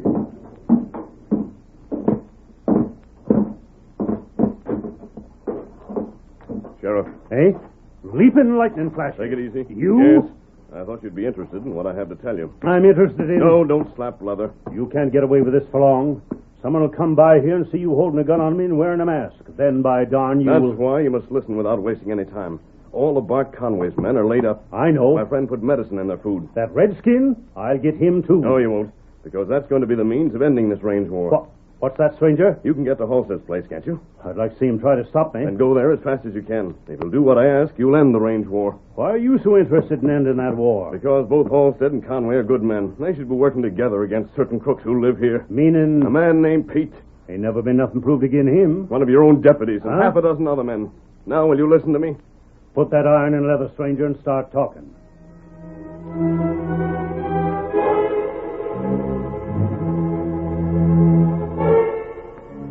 After the sheriff had listened to the Lone Ranger, he went to Halstead's ranch, arriving there in the late afternoon. Halstead began the conversation. Now, there ain't no use you trying to tell me to stop fighting, Sheriff. I won't do it. I know better than to suggest anything as sensible as that, Halstead. What I do object to is the means you're using. Huh? It ain't right nor just to try and poison all of our carved men. Who says I done that? Name the polecat that accuses me of using poison. I ain't naming nobody. But the facts are that every one of Conway's bodies is sick of bed. Oh, is that so? Yep. Looks to be some sort of poison that got into their grub. I thought you'd know something about it. You know better than that. I hoped you wouldn't use such means of carrying on a range war. How bad are they? Oh, they'll pull around in a day or two, but meantime, Conway's alone there. He ain't even a guard to help him. Shucks, I can't fight a man in that condition. That's the way to be, Halstead. I always said you was a fair hombre. I thought I'd tell you. But as soon as his men are around, they'll be heading here again, trying to get past my guards and smash that dam. Reckon so. And I won't let 'em. Not till he fetches back that cattle. I didn't dam the water, but as long as the dam is there, it stays there. It's a darn shame you got to neglect your ranch so much. I bet you ain't had line riders out since the feud began. How could I? I'm most afraid to see what my fences look like. They ain't been checked in weeks. Might have a lot of stray cattle by this time. Say, with Conway out of the fight for a couple of days, I can have my men tend to some of the work here. That's right, Halstead. Wait, I'll get them started right away. Hey, you call in the boys. We're riding west to check the lines. Have all the men ready to ride and work all night. All right, boss. I'm glad you come and told me that, Sheriff. I've been worried about them fences. We'll be ready to ride in no time.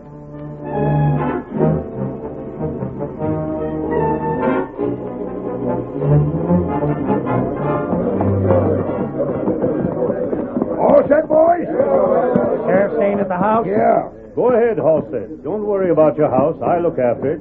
Maybe spend the night here. Come on, boys. Get up there. It's worked out just right. Now to meet the masked man. Then follow them, boys, so the law will be on hand for the showdown.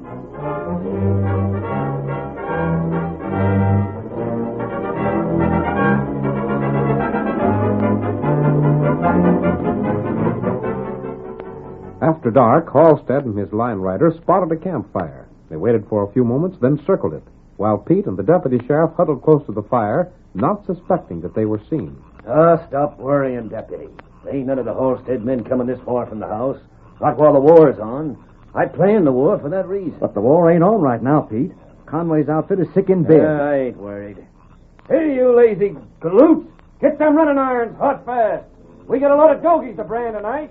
Ain't but a few hours so the boys will meet us and take them over. That's all we need to know. What's that? Keep your heads high and stand up. Halstead. We heard what you said. You started the war. Damn the creek and ran a running iron on our cows. Cut the line. I guess we should make a move, Pete. Just move and give me reason to shoot. Never mind, Halstead. I'll deal with him. Sheriff. Yep. I've been a long time trying to prove something on you, Pete. All right. What are you going to do about it? Plenty. And that goes for you, too, deputy. And all the rest of you. But I thought you was at the house, Sheriff. Couldn't stay there, Halstead. I had to be here to make arrests. You knew these snakes was here? I had a good idea the masked man told the truth. Who? The masked man that made Conway's men sick. So you'd ride lines and find Pete here. I reckon when I tell Bart the truth, the two of you can shake hands. There's nothing I'd admire to do more, doggone it.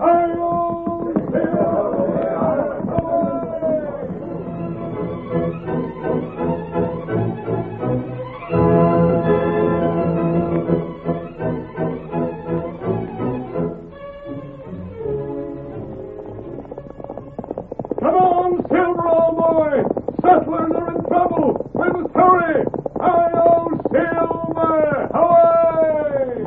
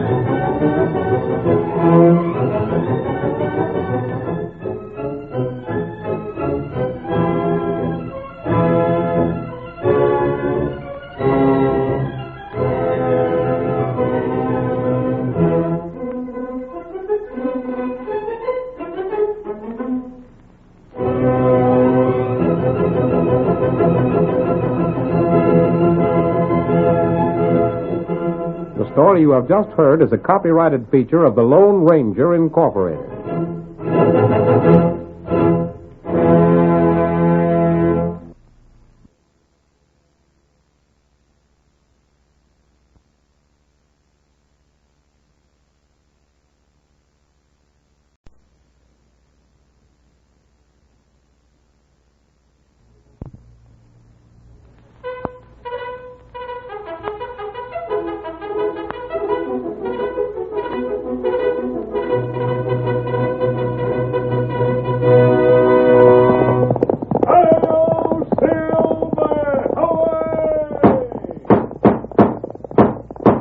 Fiery horse with the speed of light, a cloud of dust, and a hearty hi-yo Silver, the Lone Ranger.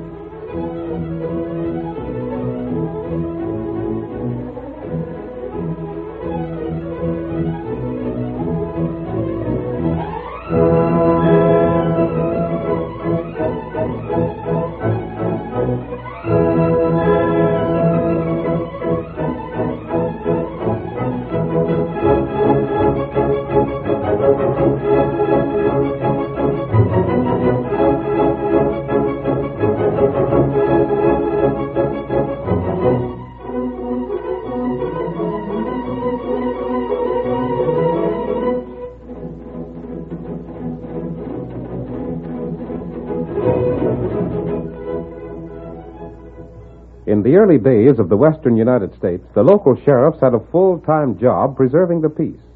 They knew very little about law. There was no adequate court system, and the men, women, and children who couldn't defend their rights by force had no law enforcing agency to protect them. The masked rider of the plains was the only man to whom they could turn for help, and in time, Hi-O Silver became the battle cry of justice. And now return with us to those thrilling days of yesteryear. From out of the past come the thundering hoofbeats of the great horse Silver. The Lone Ranger rides again. Come on, Silver! We're heading west to the gold country. Hi-O, Silver!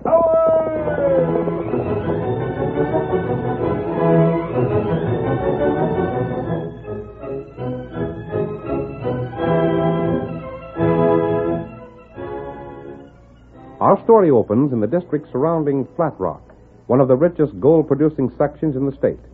Barnaby Greer opens the door of his home and looks outside for his partner. The letter he holds in his hand contains important news. Stan! Hey, you, Stan! Come over here! What's the matter with you? Come here, I got bad news. What in Junket's the hurry about the spreading of bad news? Oh, listen, I got a letter from a lawyer in St. Louis. St. Louis?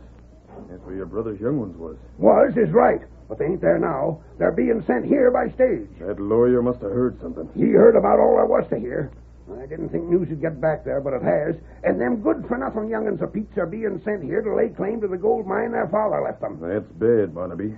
That is bad. Especially after us figuring it was ours. It'll mean I'll have to give an accounting of all the gold we took out in the mine. That's bad. We gotta do something.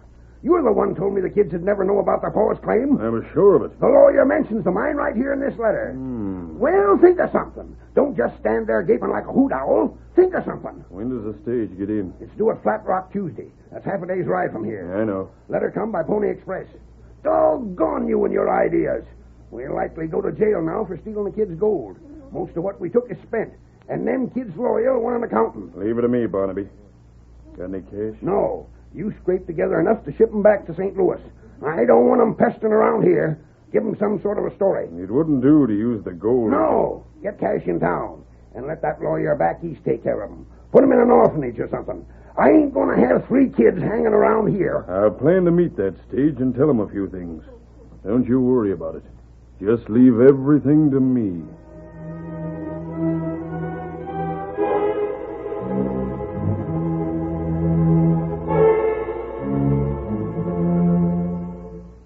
On the day the stage was due, Stan borrowed money from everyone he saw in town.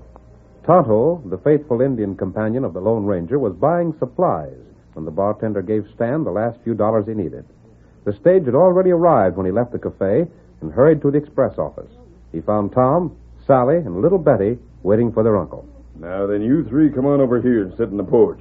I got a few things to tell you. But where's my Uncle Barnaby? Ain't he to be here? Tom, he ain't well. He couldn't get here. What's the matter with him, mister? I hope he isn't real sick. Well, to tell the truth, girl, your father's debts and worry about you 3 young'uns sort of wore him down. You see, your old man thought he had a sizable sum of cash here, as well as some mining claims. We were told there was a house and a gold mine and some cash in the bank for us as well. Yes, we come to live with Uncle Barnaby. Trouble is, kids, the mine caved in. It had cost too much to tunnel it out again. Caved in? Yep. Then your uncle went broke. And then, as if that wasn't enough, his creditors come and took the house and property. There was just a few dollars left, and I got that. Your uncle sent it so as to buy you a stage passage back east where you come from. You know people there. But we can't go back there, Mr. Denton. There's no place to go there. No place but the orphanage, where the lawyer said we'd have to go. Well, shucks, even that'd be better than starving out here and putting your poor sick old uncle a lot of worry, wouldn't it? Oh, we don't want to worry him or be a bother. There, now, that's right nice, you Sally. Let's see. Tom, you're the oldest. I'll hand this cash money over to you, and you sign this paper showing you got it. Yes, sir. You're the man of the family, you know. Sign important papers and everything. I'll go see Mrs. Beebe. That's her house across the street. She'll put you 3 up for the night, and you can pay her $1 or so for it. Yes, sir. Then tomorrow the stage will come through, and you can get on it and get back where you come from. There's cash enough to buy you a passage there. Here, now sign here. Yes, sir. This isn't the way we thought it'd be. Now, don't lose your nerve, Sally. I'm not going to let you and Baby go to the orphanage. I'll get a job and work. Don't you worry. There. Now, wait right there, and I'll go across the street and see Mrs. Beebe about you. Yes, sir. Tom, what about Baby? It's an awful long trip. We can't turn right back and go through it all again. I don't know what else we can do, Sally. This money won't keep us long if we stay here, and it's all there is. Tonto, see, baby? Oh, a real Indian. Oh, gosh, Her plenty nice. Sally, look. Baby's smiling. Why, that's the first time in days she smiled. She likes the Indian. Me, Tonto. You from East, huh? Yes. We came here to live with our uncle, but all the money was lost and he's ailing. So we're going back east. That long trip. It's an awful long trip. I wish we didn't have to go. Who, Uncle? His name's Barnaby Greer. Do you know him? Oh, Tonto know him. You do? Get away from them youngsters, Injun. Come on, kids. You'll stay with Mrs. Beebe till the stage comes. So wait, Mr. Denton. This Injun's friendly. I told you to get. You say Greer sick? Yes, he's sick. You say money all gone? Ain't none of your business. Now clear up before all the cash that was left out of what Pa had was given to us, Tonto. You give him cash? Yes. Oh. What's it to you? Tonto, go now. You'd better. You not worry. Maybe you not go east. Not go east? What do you mean? Tonto maybe see you later. Good riddance to him. Don't you kids talk to no redskins. Tain't safe, savvy? Now, come on. Get him up, Scout.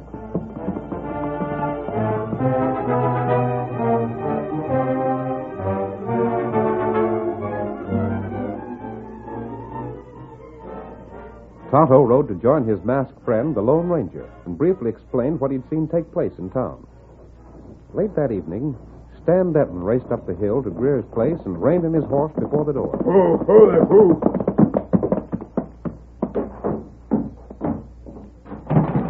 Barnaby! Open the door! Hey, Barnaby! Now, what's the matter with you? What are you on horseback for? Where's the buckboard? I had to leave it in town. I had to get here fast. Listen to me, Barnaby. Well, go on, talk. What's all the excitement? Let me come in and get my wind back. I wanted to be sure I got here first. First? What do you mean? Tell you in a minute. Well, go on now, talk. Did you see the kids? Let's get some cash. I about enough to give them a stage fare back to St. Louis. But it didn't do no good. They ain't going back. Ain't going back? Where are they now? They're on their way here. On their way here? Confound you, Stan. I know what you told me, Barnaby. And I carried out things just as we'd planned. I met the kids and told them the mine had caved in. Yeah, what'd they say? They believed it all right. Everything was going swell. They was going to stop for the night with Mrs. Beebe and catch the eastbound stage tomorrow. Well, why ain't they doing it? Why are they coming here? Who's bringing them here? I'm trying to tell you as fast as I can. While I was at Mrs. Beebe's, an Injun got to talking to the kids, and they told them all about themselves. What'd you find out? Well, for one thing, I told the kids the money I gave them was what their pa had left them, and the Injun seen me borrow it in the cafe. Blasted Injun, spoiling all our plans. That ain't the worst of it. The kids didn't want to go back. Of course not. So they was quick to believe anything that was told them. Yeah, what was told them? They didn't believe an Injun over you, did they? Well, not at first. I left them with Mrs. Beebe, you see. Then I hung around town for a while. I figured there wasn't any sense in coming back too soon, so I dropped in the cafe. Next thing I know, the Injun come in and took me out. Then what? Outside, there was a masked man. He told me the kids was coming here, and him and the Injun was bringing them. A masked man? What in thunderation is a masked man doing interfering with our business? He told me he knowed the whole thing was a lie, that the kids' mine was good, and they was going to get it. He talked to the kids? Yeah. Tom, that's the oldest. I know, go on. Well, Tom showed him the letter the lawyer wrote, proving who he was and telling anyone of my concern that he was the rightful owner of this mine we've been working. We gotta do something. We gotta do something. We gotta do it doggone fast. Barnaby, if them kids get here and see that mine's being worked, they'll know the whole thing's a fake. There ain't no telling what this masked man will do. Doggone it, I didn't think they'd get folks on their side 5 minutes after hitting town. Gotta do something fast. There ain't but one thing we can do, Barnaby. Well, go on. I should know better than to listen to your ideas, but go on, tell me. If the kids get here and see the mine working, they'll expect all the gold that's been taken out of it to be theirs. That's where the shoe pinches. We ain't got it. Not having it, we'll both go to jail. You ain't telling me no news. Thought you said you had a plan. I'm getting to it, Barnaby. Only thing we can do is blow up the entrance to the mine. Blow it up? We gotta do it, Barnaby. When the kids see it's caved in, they'll believe I told them the truth. Then we can convince them the masked man and the Injun was just scheming something. And we can still send them back east. There'll be another stage heading there in a week. Yeah, we can tolerate them for a week. But with the mine caved in, we'll have all the trouble of digging it out. Well, what do you want to do? Dig the mine out again or go to jail? There ain't no choice. Go on, get ready to set that blast.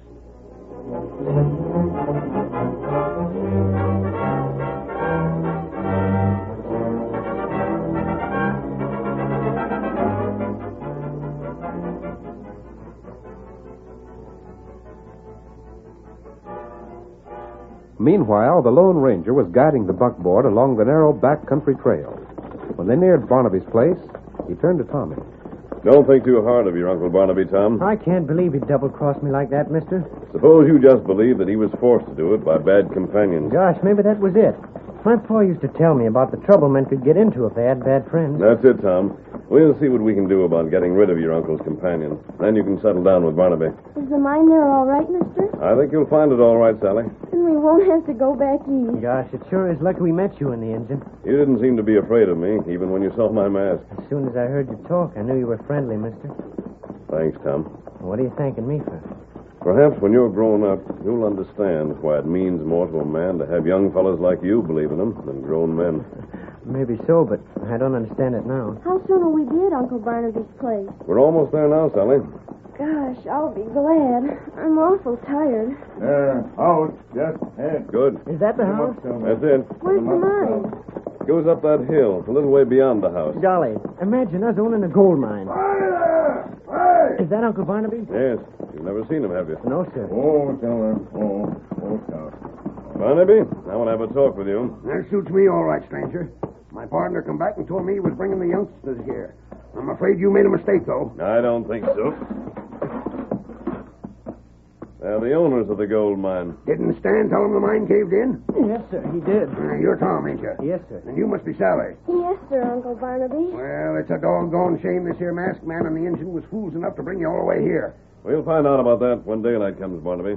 I told them you must have been forced to send word that the mine caved in. We don't hold it against you, Uncle Barnaby. This masked man is trying to work some schemes of his own. The mine has caved in. It has. It's caved in, and you can see for yourself as soon as daylight comes. But you come in now. I'll put you up for the night, and then I'll have to take you back to town first thing in the morning. You mean to tell me the mine is actually caved in? You can hear, can't you? Tonto, you stay right here. Keep an eye on these children. Me do. I'm going to find out something. just as soon as I can unhitch Silver from this wagon. I didn't think the masked man was working any scheme up Uncle Barnaby. He's masked, ain't he? Well, yes. Ain't your pa ever told you outlaws in the West wear masks? Knock him in the house. If that hombre didn't pack 2 guns, I'd hold him and turn him over to the law. We'll meet sometime tomorrow, Barnaby. Hello, Silver! Away!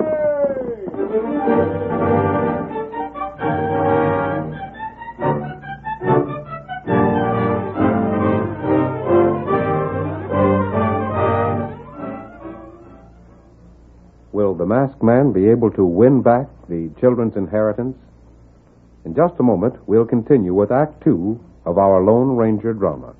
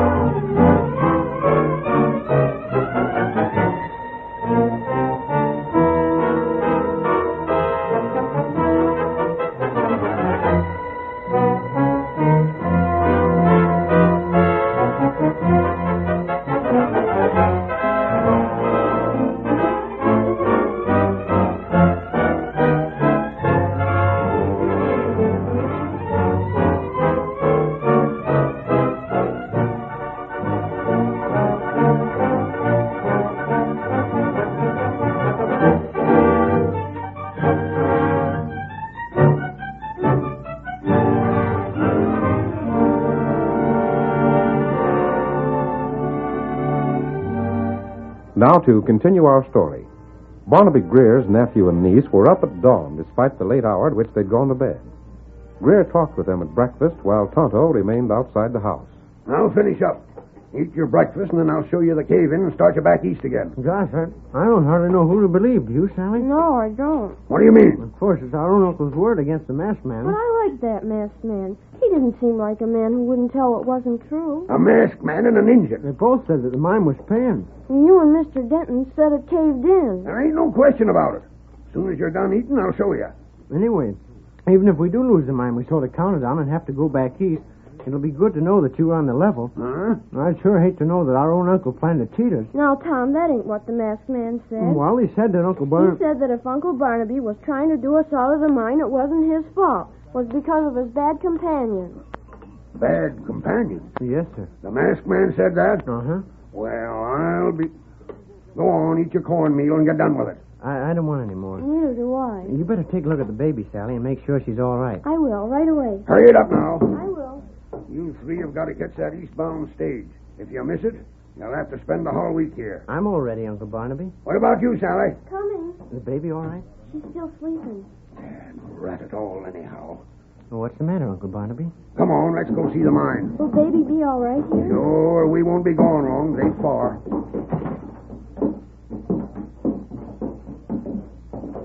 Gosh, I'll hate to leave this country. Look at those hills, Sally. They're a sight different than what we see back east, aren't they? Say, Tom. Yes, sir?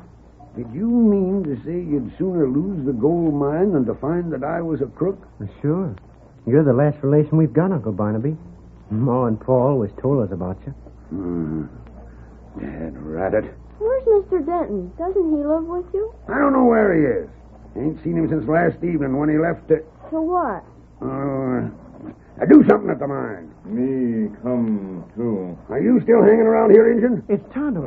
Me still here. Well, blast your hide. Stay close. What are those people doing over there? I darn, they're all around my what was left of your claim. Is that where the gold mine was? Yes, you can see now that it's all caved in. It sure is. What in thunder are they doing there? Uncle Barnaby, it looks as if they're digging it out. Well, boy. Hey, what's this mean? Howdy, Greer. You're just the man we want to see. I reckon this will save me going to your house and looking for you. What do you mean, Sheriff? Just that. The law's likely to want you. The law? Sally, he's the sheriff. What are you talking about, Sheriff? You'll see later on. Now, look here. Don't leave here till the men are done working. What are they doing? Looking for the body. What? Now, you see here, Mr. Sheriff. My Uncle Barnaby ain't done anything wrong. How do you know, kid? Because he hasn't. He's my pa's brother. He wouldn't do anything wrong. He told us the truth about the mine. Now listen. You come with Tonto. Who are you? Go on, you kids. Go with the Indian. Let me talk to the sheriff. Anyhow, they can't say you did anything dishonest. If they do, they'll have Tom and me to argue with. That's right, Sally. See you later, Uncle Barnaby. Come on, Tonto. Got a couple of loyal young'uns there, Barnaby. I know it. Blasted, I've been feeling like an ornery, low-down cuss. It's a shame you are such a cuss. Look, if there was any way to undo what I'd done... There ain't no way to undo a murder, Barnaby. Murder? Just so. No, see here, Sheriff. That there's all wrong. I never killed a man in my life. We'll know, blame soon. I didn't. I done some pretty raw things. I did scheme to rob them young'uns, but that was before I knowed them. Before I seen the way they could look at me and tell me how they trusted me. Mm-hmm. And that was before I seen the way both of them kids went and stuck up for me when they seen you. It still stands. I want you for the murder of your partner, Stan Denton. Stan Denton? Yeah. Come on. Step over here a ways. That mine wasn't closed up yesterday like that, was it? No. And Stan was seen in town yesterday. Seems that you and him argued frequent. Sure, but there wasn't anything serious. We'll see. Stop here.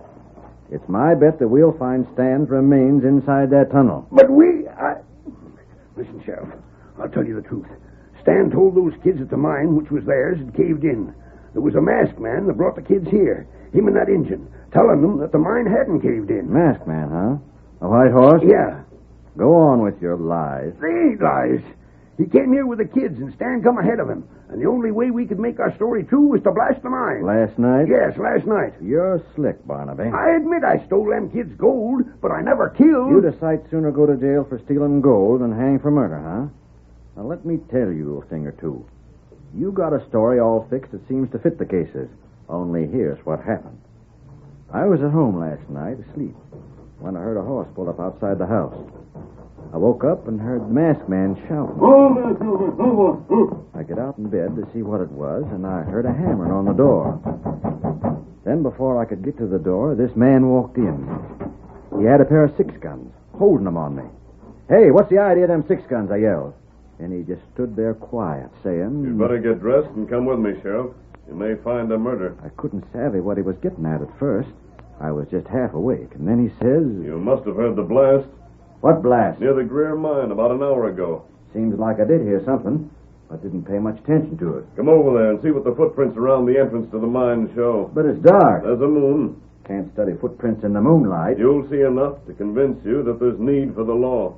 Barnaby, I went along with him and come here, and what I seen was a plenty to hang you. No, Sheriff. The ground was tore up with a mess of footprints showing every sign of a scrap.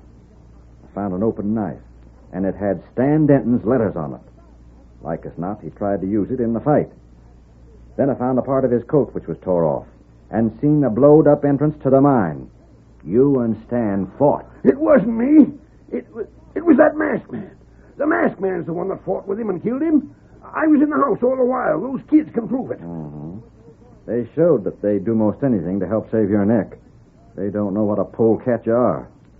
Well, I fetched a crew to dig that mine out, and just as soon as we find Stan Denton's remains, you're going to jail for murder. Find that masked man. He's the one you want to find. He's the killer. If that was the case, why'd he come for me? But I Stay right here where I can keep an eye on you. Hurry up there, boys. Get that tunnel opened up.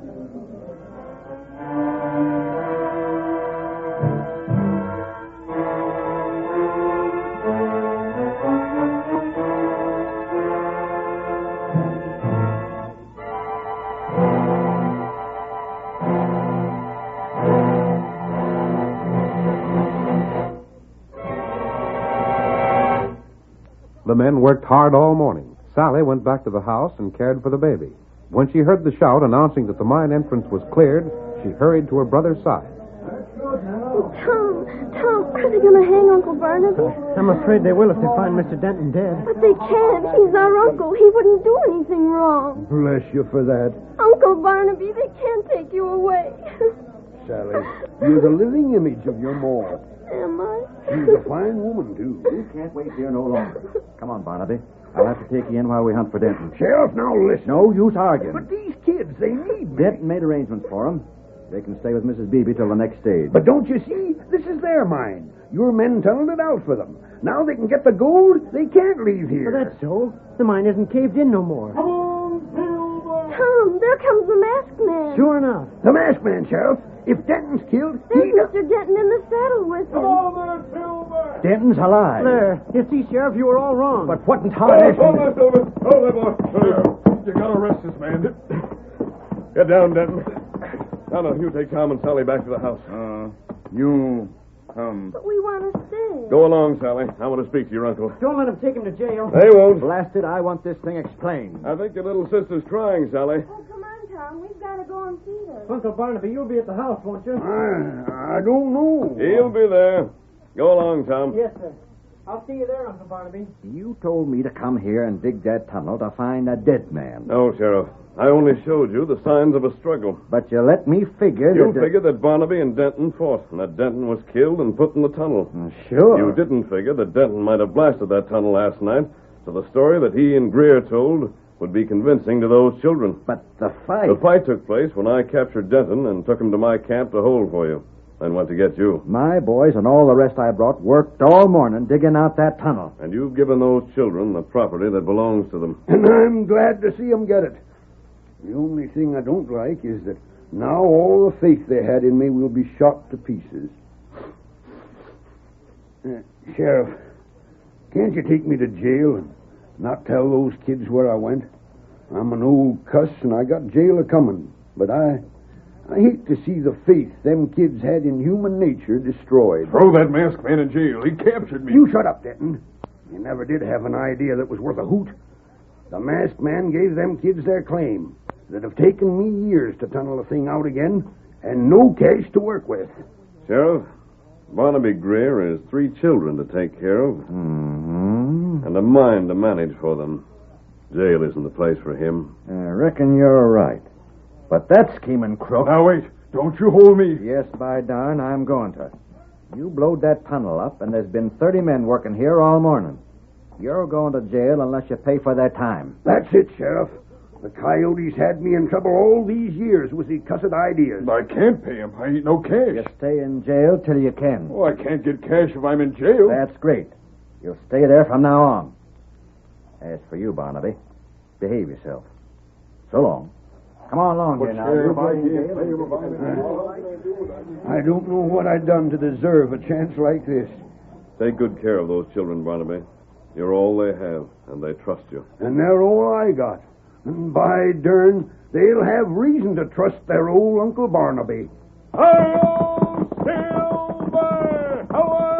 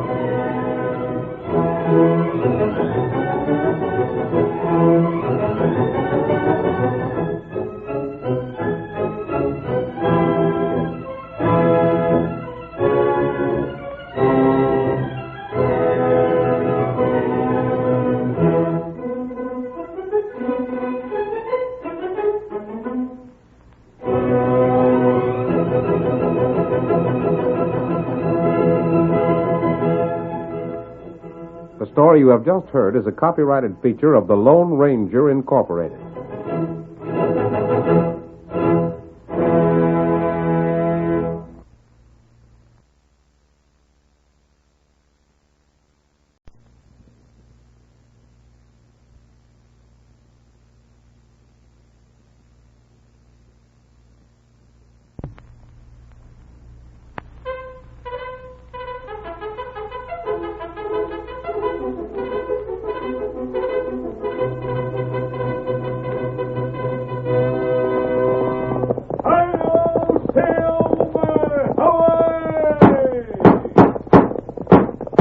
A fiery horse with a speed of light, a cloud of dust, and a hearty hi-yo, Silver, the Lone Ranger.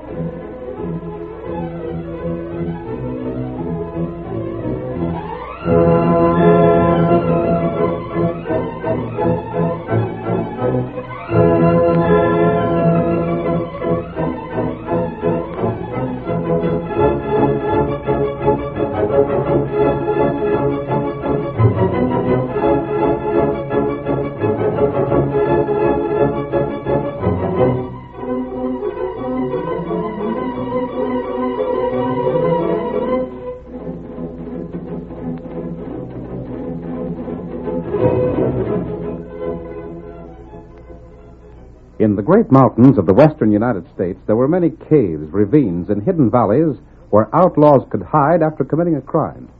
The masked rider of the plains knew the country better than anyone else. It was for this reason that he brought so many criminals to justice. Astride his great horse Silver, he rode through the length and breadth of 7 states, and no man did more to bring law and order to the frontier. And now return with us to those thrilling days when the West was young, and adventure lay at the end of every trail. The Lone Ranger rides again.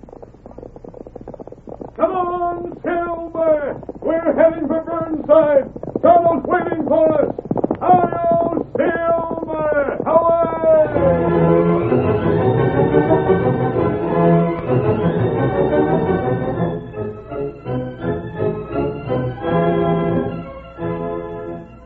The mining town of Burnside lay at the foot of Eagle Pass.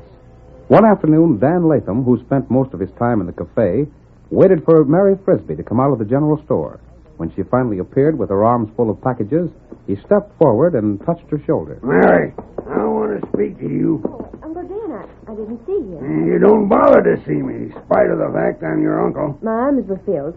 An awful lot of shopping. Yeah, you dropped a package there. I'll get it as soon as I get these others in the buckboard. Must be nice to have so much money for spending. Now, don't start hopping on that again, Uncle Dan. You drop package. Oh, thanks, Injun. Maybe this feller lazy. That'll do from you. I don't take nothing from a redskin. There's a lot you could learn in the way of good manners from some of them. Good day. Wait! I ain't done talking. Maybe your pa's told you things about me. He's always saying things that don't do me no good. Let go my arm, Uncle Dan. Pa's told me the whole story about you and him. And a pack of lies, I bet. You and he worked the claim the two of you staked out as partners, but you drank and gambled so much you split up. He done me out in my share. No, he didn't. He divided the claim and you took first choice. Your half petered out to nothing, and he found a new load in his half. He got rich. He's rich right now. And look at me. His wife's own brother. Down and out. Not a decent vest to my name. Not even the price of a drink. Please, let go my arm. I know what Pa's done for you. He's given you thousands of dollars that he didn't have to, just because he felt sorry for you. Lies, I tell you, it's lies. All he's ever done for me is to give me enough cash so he could lord it over me, so he could always say I was in his debt. That's not true. Instead of appreciating what he's done for you, you resent it. If you'd saved your money instead of drinking and gambling, you'd have had plenty. Now, please let me go. I must get home. I got something for you to tell, Ned. You ain't going till you hear it. Then please hurry. I ain't done with him. He swindled me. That's what he done. He swindled me, and I won't stand for it. Is that all you want me to tell him? Just tell him that. You've been saying that for as long as I can remember. Well, I ain't fooling. I mean it. You let girl go. You keep out in this. This is a family affair. Tonto here. Uncle Dan, I want you to take your hand off my arm at once. I won't. No ornery redskin is... Doggone you. Now, you go. Oh, thank you, Injun. Me name Tonto. Thank you, Tonto. You tell your old man that. I'm sick of hearing that. Get up there. I'll get square. I'll fix things someday. I ain't going to be the underdog all the time. You wait, Mary Frisbee. You and your old man will get what's coming to you. You heap big fool. And you, too. You'll get yours for slapping my arm away. You just wait.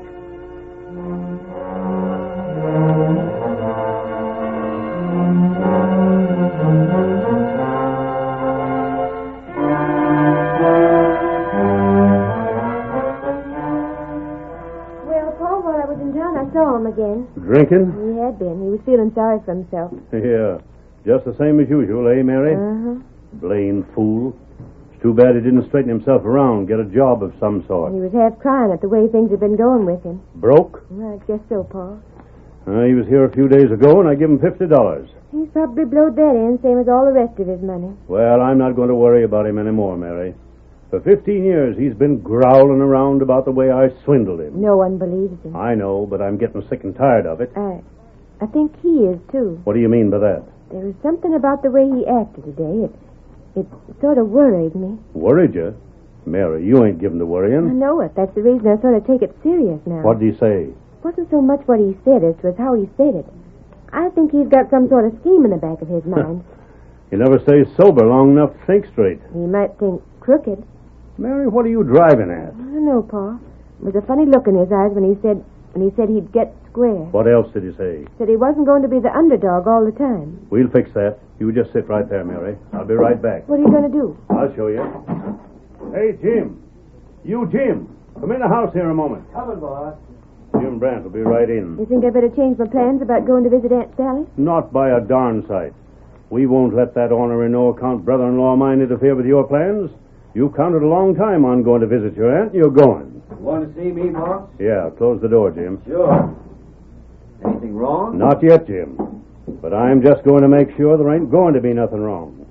You know Dan Latham? Who is there in these mountains don't? He's been making more threats. Well, that don't mean nothing, boss. He's always making threats. Well, maybe he's getting serious. Anyhow, that's the way Mary feels about it. Oh, I didn't mean to worry you so much, Paul. It's all right, Mary. But, Jim, you see, Mary's planning to ride through Eagle Pass to visit her Aunt Sally. Sure, I know. I wouldn't put it past Dan to try and make a little trouble. She ain't nerve enough for that, boss. Oh, can't tell about a man like Dan. Anyhow, I'm changing the plans I had of letting her ride through the pass alone. I want you to go along with her. Well, that suits me fine. Good enough. I'll go see who that is, Paul. All right, Mary, I'll go over the plans with Jim. Me come tell you. Oh, it's Tonto. Who's that? Paul, this is the Indian sent Uncle Dan about his business when he was trying to stop me. Oh, come in. Mary was telling me that she met Dan in town today. Dan him bad feller. You ain't telling me nothing. What'd you come here for, Injun? Me come tell news. News? What sort of news? Is anything wrong? Maybe plenty wrong. Go on. Me hear feller in town. Dan? That right. What'd you hear? What do you have to say? Him talk to another feller. Maybe them make plenty trouble for you. Yeah? Him not take drink. He didn't take a drink? That right. Why not? That's the first time I ever hear to him refusing one. Him say him keep sober. What's he want to keep sober for? He sure changed a lot. Him say him got plenty big plan. Look here, Injun. Did he say anything about what his plan was? Oh, you can't go much by what Dan says. And I wouldn't take much talking what a redskin says either, boss. I want a reward, eh, Injun? No, that's not right. Well, whatever happens, we got things in hand, savvy? Now you can mind your own business, Injun. That's good. You shouldn't have talked to the Indian that way. Shucks, it's all right to help you out like you done this afternoon, but he needn't think he has the right to interfere with all of our affairs. I don't think he felt that way. He just heard Dan saying things, and he thought we ought to know about it. But that's funny. Did you hear that? Well, there was two men out there. Yeah. Now, what do you make of that, Jim? Might make a plenty I of don't it. like the way you talk about Tonto. After all, he's been right nice. Now, Mary, don't you worry about it. It ain't no business of yours. And the fact that he had another man waiting outside for him, that strikes me as being downright suspicious. Same here, Jim. You reckon the engine's up to something? Either that or he's hooked up with Dan. Well, I'll be just as well satisfied for Mary to get out of here for a while. Maybe while she's visiting her aunt, I'll be able to have a final showdown with him. Jim, you figure on riding with her till she gets past Eagle Pass. I sure will, boss, and you don't have to worry.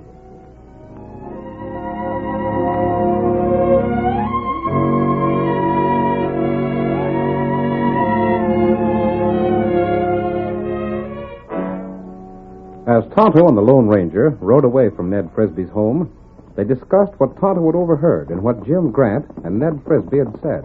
I heard most of the conversation through the window, Tonto.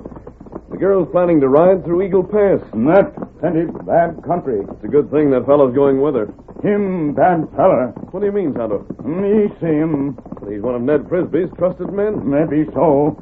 Tonto not like him. You're usually right at judging a man, Tonto, but still... Tonto think him bad fella. When you heard Dan Latham talking, he said he had a partner. But we don't know who that partner is. That's right. Tonto, there's only one place that he can make a play to capture Mary Frisbee. That's Eagle Pass. That's right.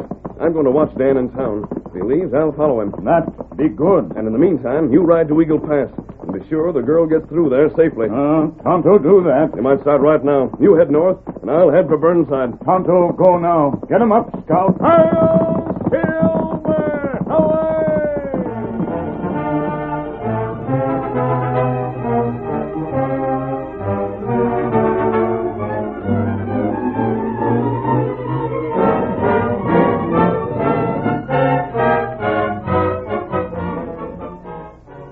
Late that night, while the Lone Ranger hunted through the town of Burnside for Dan Latham, the man he sought met Jim Brant in the dark shadows of a grove of trees close to Frisbee's home. Everything is set, Dan. Good enough. Remember, whatever I get, you get half. I'm counting on that. Things worked out even better than we figured. How's that, Jim? I didn't even have to ask the boss to get time off to visit friends. I didn't ask him. And how in blazes are you going to get to Eagle Pass? You'll laugh when I tell you. I'm going to ride there with a girl. With her? That's right. The old man's sending me along to protect her, in case you try any stunts. That sounds good. It'll work out perfect. Once we get in the pass, there's plenty of hiding places alongside the trail. I'll just tie her up. Savvy? Good enough. And I'll be free to handle the deal with Frisbee. Before I'm done, I'll have what's rightfully mine.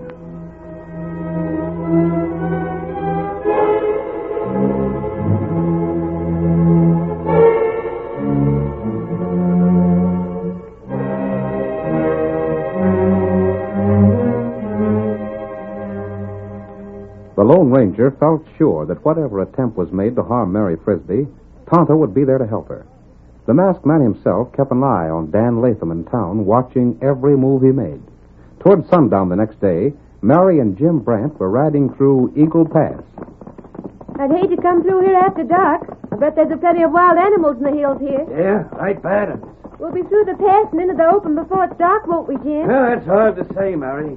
Lots can happen before we get out of here. What do you mean? Well, let me see. Where's that rock? What are you looking for? Oh, there's a rock near here, right along here somewhere. It marks a hiding place, and a doggone good one, Mary. A person lost in here can never be found.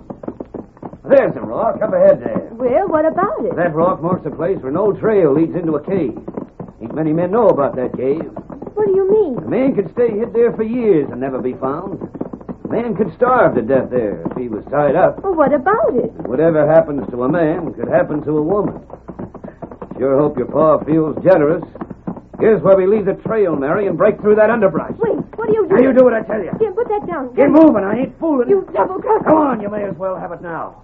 Me and your uncle are working together on this, and your old man's going to turn over half of everything he's got if he wants you out of here alive. Get him up, go! Help! Help, Tonto! You let girl go! That blamed engine again. I figured someone was following me. Well, you won't stop me. Oh! You killed him!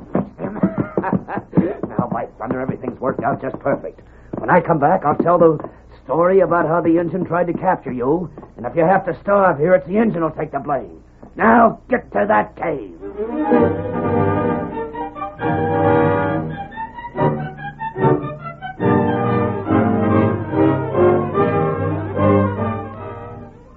Tonto, the faithful companion of the Lone Ranger, lay on the ground beside his horse. Jim Brandt's bullets had found their mark. In just a moment, we'll continue with the second act of our Lone Ranger drama.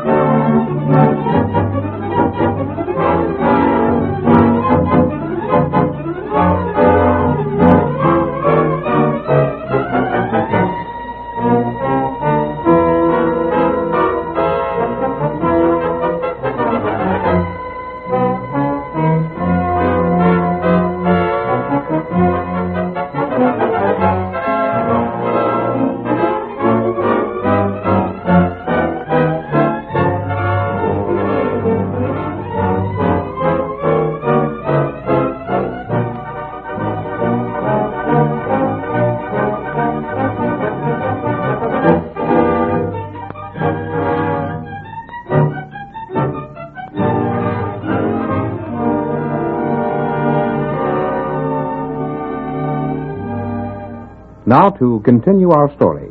The Lone Ranger, certain that Tonto was guarding Mary Frisbee as she rode through Eagle Pass, watched Dan Latham as he made the plans to kidnap the girl. The day after Mary left her father to visit a relative, Dan called at Frisbee's home. Who's there? Open up. Open up, Ned. I gotta talk to you. Wait a minute. Dan, what do you want here? I told you never to show your face around here again. Yeah, you told me a lot of things, Frisbee. But I reckon this is the time you're going to begin taking things back. What do you mean? I'll just step in where we can talk private, if you don't mind. All right. Say all you got to say now and get it over with. This is the last time you're going to set foot inside this house. Yeah? That's what I said. Mary told me how you acted toward her in town.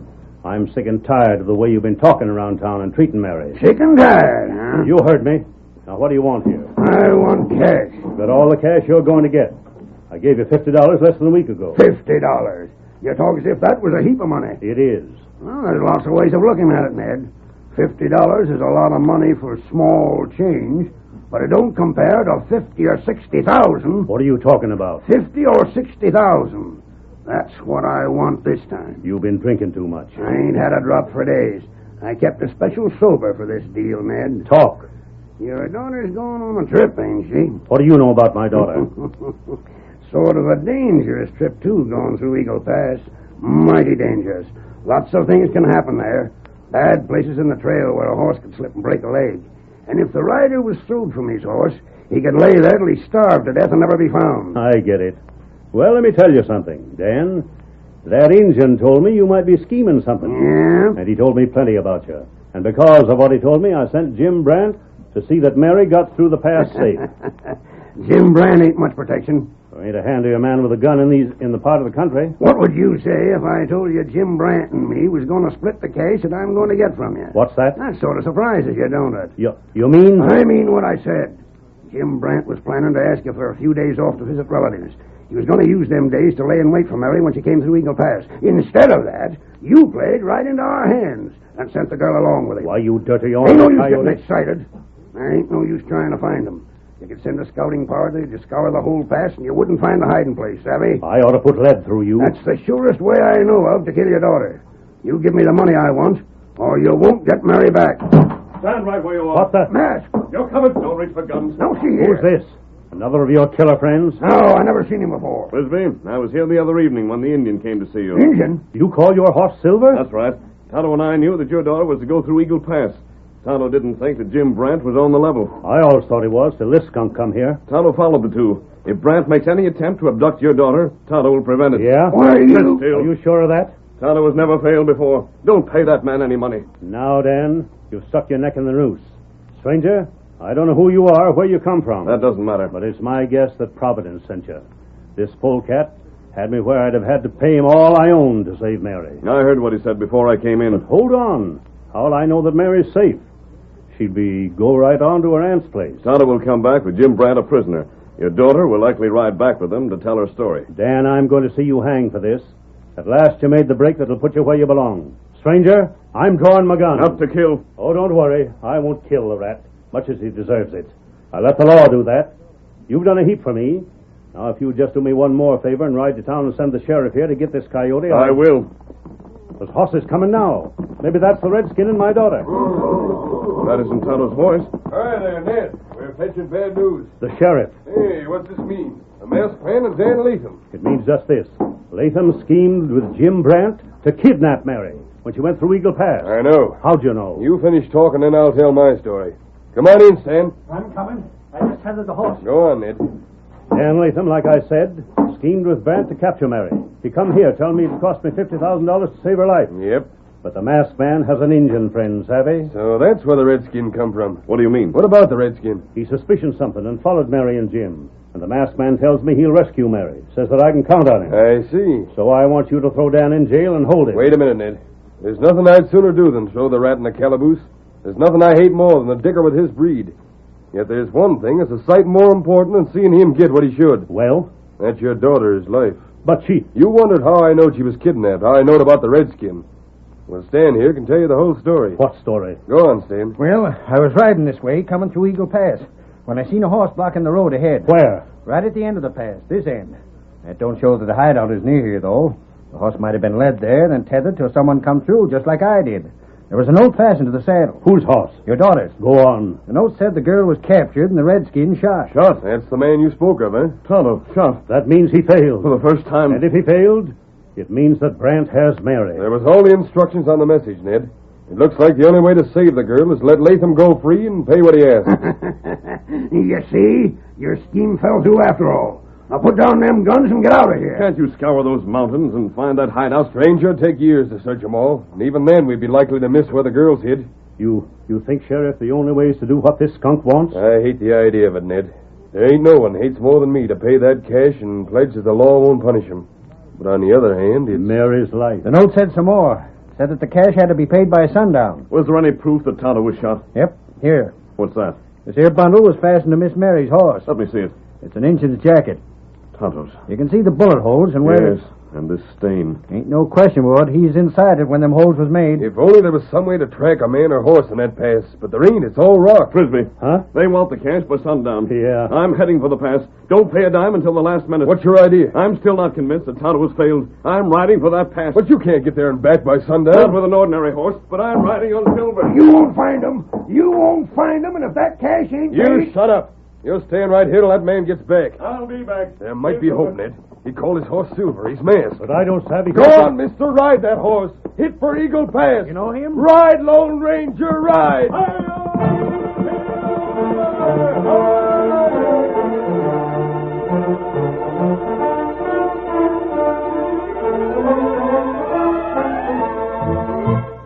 The great horse Silver raced toward the hills and then started the treacherous climb upwards. There was scant hope, however, that the Lone Ranger would be able to find the girl and Tonto. And even if he were successful, it would be almost impossible to return to Frisbee's home before the sunset. Meanwhile, in a well-concealed camp far from the main trail, Jim Brandt talked with Mary. No use you worrying about it, Mary. Your pa will pay the cash and everything will be all right. Don't talk to me. And even if he don't, there ain't no cause to worry, see? I ain't gonna leave you here to starve like your uncle planned me to do. No, I wouldn't do that. I'd take you away and me and you will get married. You'll make a good wife. I'm gonna stay here and starve. Nah, that ain't no way to feel about it. After all, I ain't a bad hombre. I'm just taking a chance of a lifetime to get plenty of cash. You only... Lot of spunk, huh? That's the kind of woman I like. You see, me marrying you, it'll sort of keep the cash right in the family. Leastwise, the half of the cash that I get. How's that Injun? I ain't interested in You him. might at least do what you can for him. He's wounded mighty bad. Let him die. If you don't want to help him, untie my hands and let me... I ain't untying your hands, and I ain't wasting my time playing nurse to no redskin. Too bad he didn't die right off the bat. Maybe I should sort of help him out. Please help him. All right. I'll help you, Mary. Wait, I didn't mean that. That's too bad I didn't think of it before. He's already got one bullet in him. Another one will finish him. Please don't. This'll be interesting. Wait, Jim. Save your breath. You let him shoot. But Tonto... Tonto, not mine. There, you see. Me ask one thing. Yeah? Well, reckon that's all right. Go on and ask. You come close. Tonto got secret. Can't you talk no louder? Come close. Tonto got secret. All right. Go on, tell me what's on your mind and be fast. You got Tonto hand tied tight. I don't take no chances. You think wound make Tonto plenty weak. All right, I think the wound made you weak. You think Tonto hand still tied. But I'm not tied. How'd you get free? Get him, Tonto!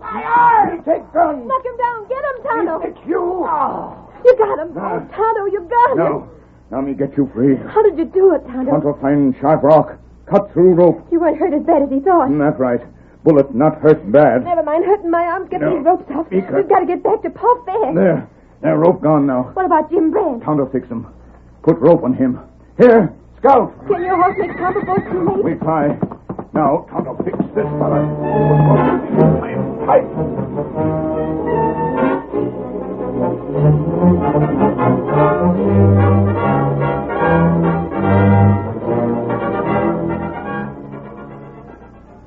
There goes the sun. Now you better hand over that cash and sign the agreement fast. What about it, Sheriff? Well, Ned, I've been hoping and praying that in spite of all the odds against it, the masked man would do the impossible. But it don't seem he's done it. And if I don't get that agreement that me and Jim won't be jailed, then the whole deal is off. I've got to start now if I'm to send the signal to Jim that the cash is delivered. Open that door. Let's see the sun. It's going down, Ned. That settles it. Here's the cash, all of it. I'll sign the agreement now. You have to sign it too, Ned. Yes, you sign it, and then the deputy can sign as witness. You can't back out on your promise. Untie me now and let me have that cash. Hold on. What's that? Look, there he comes. He's riding back. Look at that horse come. Look at the Lone Ranger ride. Hold that money till he gets here. Come on. Oh, boy, steady there. What's the news? Don't give that man a dime. Get him to jail. But what about my girl? What of Mary? They're coming behind me. I met Mary and Tonto on the trail. Brand is tied in the cave waiting for you, Sheriff. There they come, just breaking from that row of timber. And the way that girl is riding, Ned, there ain't a thing that's wrong with her. Tonto was wounded, but Tonto didn't fail. Mister, if you'll take a reward, you can have this cash that I was about to give the polecat. Hi-yo, Silver! Away!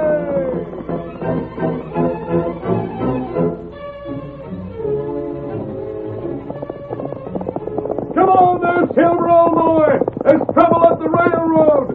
Hi-yo, Silver! Away!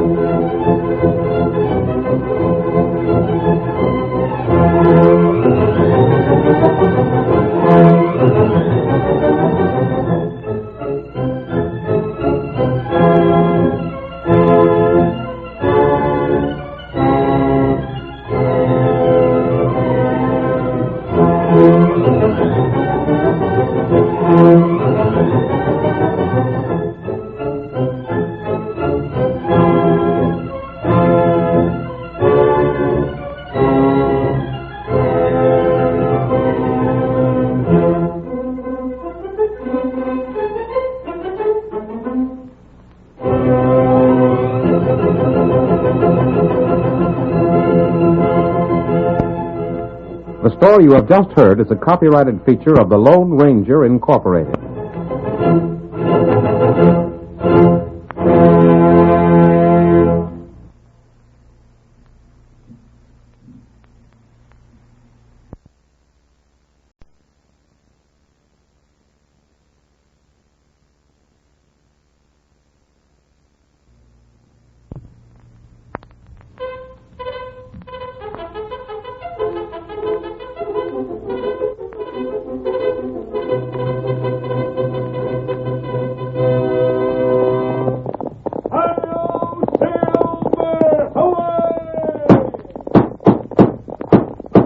fiery horse with the speed of light, a cloud of dust, and a hearty hi-yo Silver, the Lone Ranger.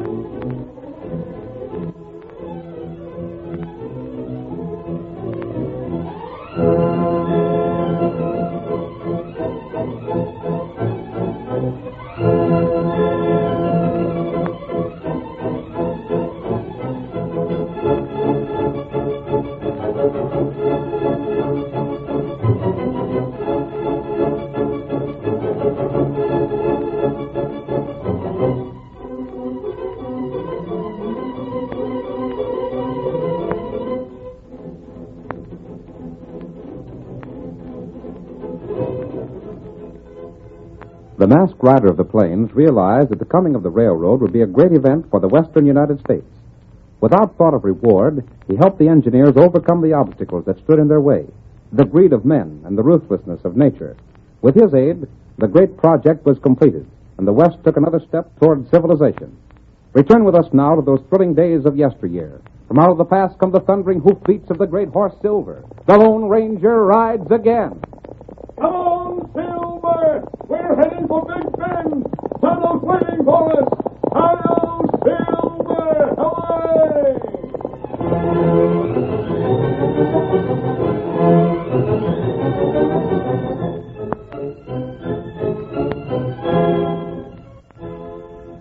Jim Webster was in charge of the construction camp not far from the town of Big Bend. Our story opens an hour before daybreak. Bart Fleming enters the overseer's tent and, grasping Jim's shoulder, shakes him roughly. Wake up, Jim. Wake up, will you? Wake up, fella. What's the matter? It isn't daybreak yet. Let me sleep a little longer, will you? You can't sleep. Get up, I tell you. There's a dickens of a time going on. What's the matter? What's the matter? Are you awake? Sure, I'm awake. Tell me, Bart, what's the trouble? Trouble aplenty. You know, last night one of the boys was took sick? Yeah, sort of a fever. That's right. There's 3 more sick tonight. And no telling how many more before this day's over. What's the cause of it? Oh, don't ask me. You come and talk to those men. Where's that medicine kit? It's gone. Gone? What in blazes could I have tried to find it. I was in here an hour ago with a lantern looking for it. It's just disappeared. Bart, what do you make of that? Who take the medicine kit? No one's allowed to touch it but you and me. I know that. Well, put your boots on and come with me. The boys are over near the cook tent. I'll be with you in just a second. Confound it. I figured we'd have the tracks as far as Big Bend when I rode in town to make my next report. You'll have a hard time doing it with 4 men on the sick list. If any more get laid up, we can't do it. There, I'm ready. Won't bother to lace the boots. Let's go have a look at those men. They're groaning something awful. Feverish, you say? Yeah, just like that one last night. Well, how's he? Well, we look at the others first. I'll tell you about Slim Trendle later. Tell me now. Well, if you've got to have it, Slim died. What? It's the truth. I didn't think it was as bad as that. It is. You know what this job means, Bart. I know. The big chance of our lives if we finish that contract on time. And if we don't finish the contract on time, you know what that means. The company loses it. And there's plenty of important money in the East that would like to see our company lose it. I know. But our main concern right now is the men in that tent. Do any of the others know about it? Not yet. They'll know about it at breakfast time, though. Can't keep it from them. Lucky thing all 3 of the boys was in the same tent. No one else in there? No. Here we are. You keep back. An Injun! What are you doing here? Me, Tonto. I don't give a hang who you are. Get away from those men. They're ailing. Me know that. Them plenty sick. How'd you get here? Where are you from? What are you doing there? Me fix a man. Maybe you're the one. Fixed them already. Come on, Injun. Get! Tonto not go. Tonto here, fellers grown. Are they dead? No. Them not dead. Well, they're quiet now. That right. Them sleep. Where'd you come from? That not matter. You get plenty cold water. What'd you do for them men? Me give 'em engine medicine. Make 'em well soon. Do you mean to say you just passed by here and heard them groaning? Not right. You know what's wrong with them? Them got fever. What caused that fever? Maybe bad water. Bad water? They have the same water we've been drinking, ain't they? Me not know that. You get cold water now. Keep cold cloth on head. Bart, I like the Indian style. He seems to know what he's talking about. We're going to do what he says. One man's dead already. And if the Indian can save these three and any others that get sick... Hold on, Jim. He said the water they'd been drinking was bad. If that's the case, every man in camp's likely to come down with a fever. We'll find out about that later on. The main thing now is to get these men fixed up. You tell us what to do, Tonto, and we'll do it.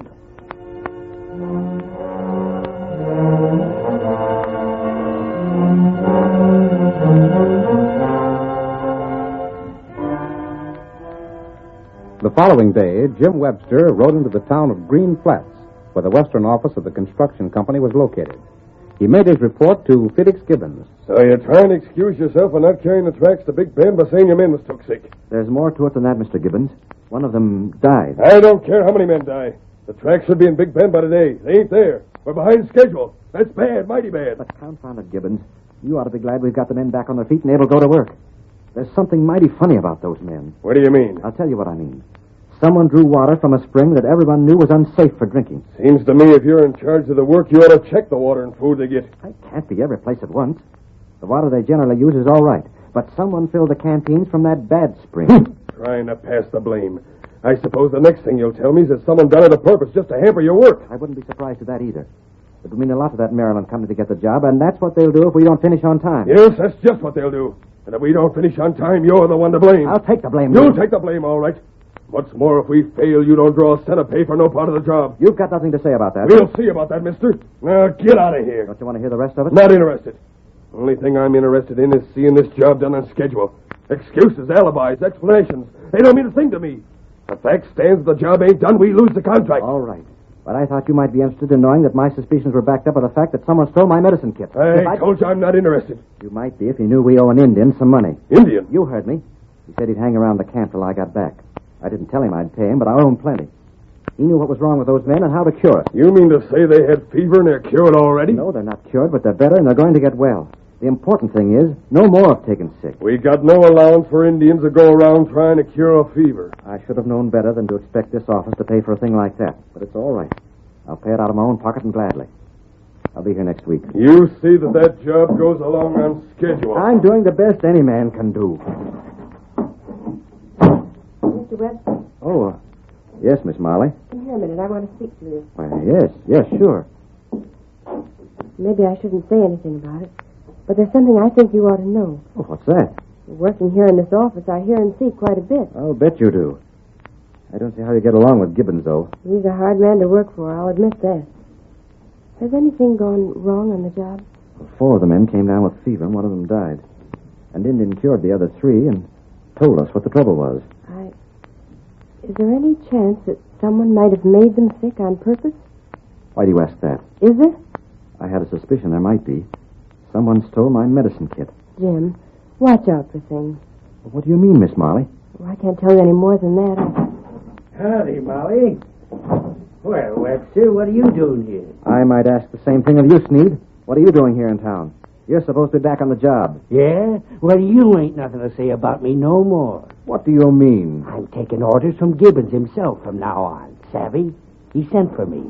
I'm going in to see him right now. I despise that man. Sneed's about the ugliest fellow we have on the job. Didn't you know he was coming to town today? No. Mr. Gibbons sent word to him direct. Why didn't he send word to me? I don't know, Jim. But just remember what I told you. I can't say any more than that. Just watch out for yourself. There's something mighty funny going on. Thanks. I'll be on the lookout. I hope I'll see you next time I come to town, Miss Molly. I hope so, too. Goodbye, Jim. Bye. If I could only tell him more. If I could only find out more. Molly, step in here. Yes, Mr. Gibbons. Molly, open the safe and get $100, Mr. Sneed. $100? You heard me. Do as you're told. Very well. It ain't my fault, Gibbons, that the fever idea fell through. A doggone Indian. No excuses, Sneed. No excuses. I thought we might set the job back by following your suggestion, but we didn't. All right, we'll try another scheme. You're really going to give me that $100? $100 now. The rest of what I promised you when you fulfill your part of the agreement. That job has to be fixed so it'll fall down. It's set back some now. Not far enough. Jim Webster could make up the work he lost so far. We've got to keep him from fulfilling the contract. There's $5,000 in it. Just who's paying all that cash? It's none of your business, but I'll tell you. It's the company that'll get the contract if the company I represent falls down. So you're sort of double-crossing the folks, eh? A man has to make a living where he can these days. Now listen. No matter how hard those men work, they can't work without supplies. Of course not. All right. Supplies are coming through next week on the work train. Yeah? The supplies are supposed to meet the working crew at Big Bend Creek. Sure, I know that. The boys are supposed to get the tracks there this week. And wait there till the trains come up to meet them. The train will have the supplies to build a bridge and carry the tracks beyond the creek. That's it. The way I figure, they'll have the tracks to the creek by Monday night. The train should pass Rock Center tonight. You can get there by hard riding. Yeah, I can make it easy if the train don't come too early. The train's due at midnight. Maybe half an hour early or late. You can't tell about that. But it won't be there before 11. It has to cross a bridge there. Savvy? Go on, boss. I'm a-listening. If something happens to that bridge, the supplies won't reach Big Bend. Gibbons, that's all you gotta tell me. I'll get started as soon as I get that cash.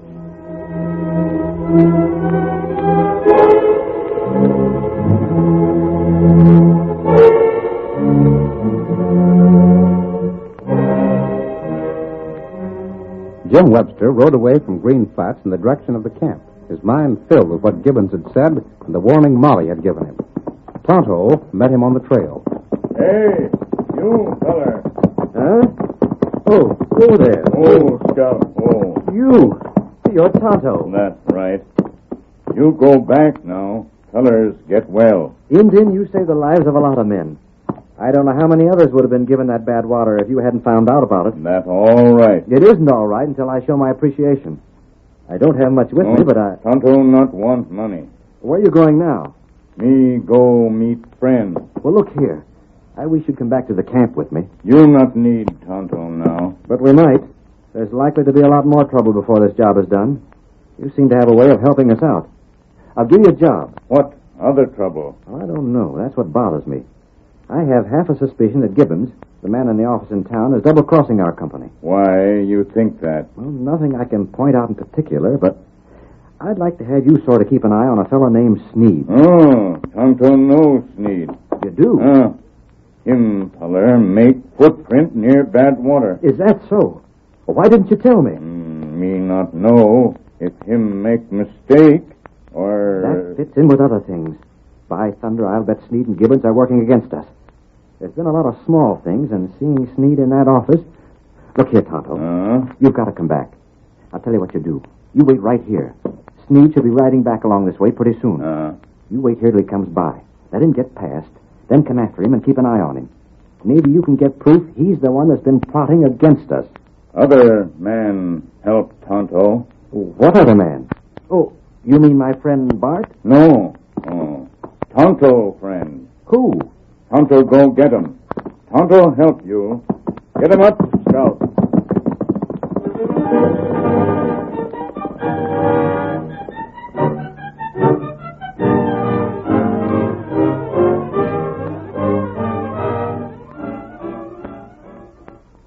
The curtain falls on the first act of our thrilling Lone Ranger drama. Before the next exciting scenes, please permit us to pause for just a few moments.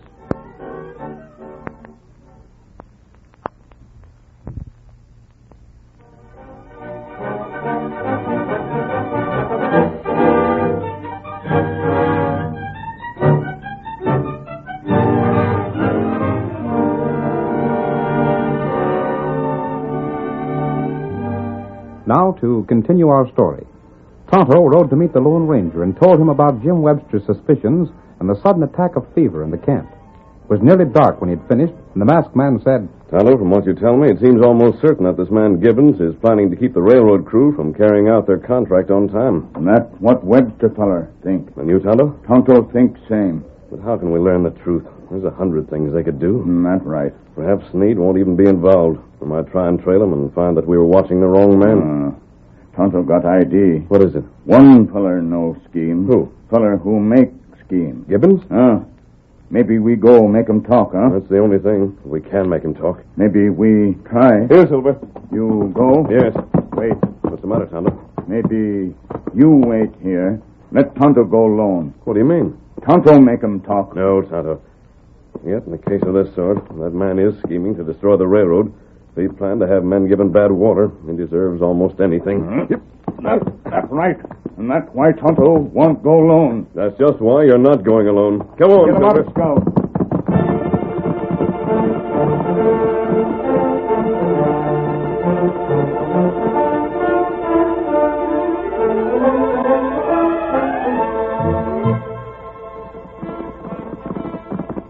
Hold this, Silver.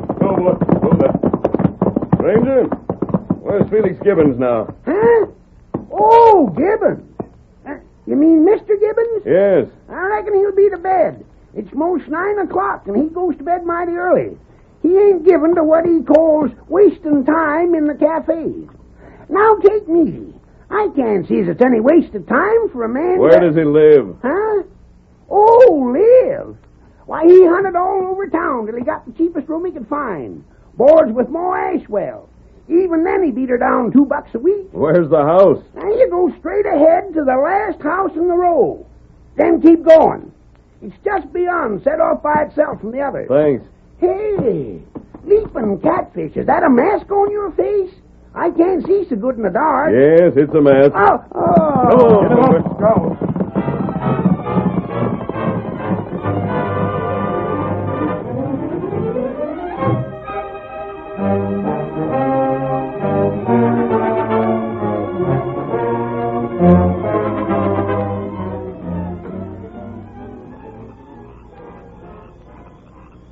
I'm glad we left the horses back a little.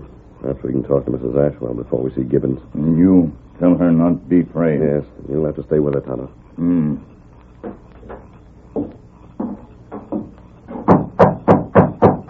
Who's there? We want to see you. Well, what? Matt. Mrs. Ashwell, don't be afraid of me. I want to speak to Mr. Gibbons. He's gone to bed. I know, but I must see him anyway. But Please don't be afraid of me. I think that man's a crook. I want to find out. Well, what are you? Never mind. Where's his room? End of the hall, but you see here. We want to talk to you. Now, I can't stand for this sort of thing. Stay with us, Tonto. Blast it, if this ain't the most high-handed proceeding. I ain't ever seen nothing like it. All right, Gibbons, wake up. Hey, see here. What's the idea with On your feet. Hey, who's in here? Strike a light. What'd you hold me out of bed for? To ask you where Sneed went, what he's going to do. Hey, I don't know what you... Hey, now look here. Gibbons, I'm not here to waste time. I want to know what you're going to do to try and smash that railroad. Who squealed? I mean... You're going to tell me. Get on your feet. Oh, let go of my arm. You hurt my I'll do more than hurt if you don't talk. I'm not going to beat around the bush. I'm little use for a man who tries to kill men with fever. If Sneed squealed... I mean, I don't know nothing. You can't do this to me. I'll have the law on you. Now I'm the law. You've admitted Sneed might have squealed. Where is Sneed? Now, wait. Let's talk it over. Where is Sneed? What's he doing? Oh, going to talk. I'll talk. Don't hurt me. Quick. Red Rock. The midnight train. The rest of it. Talk fast.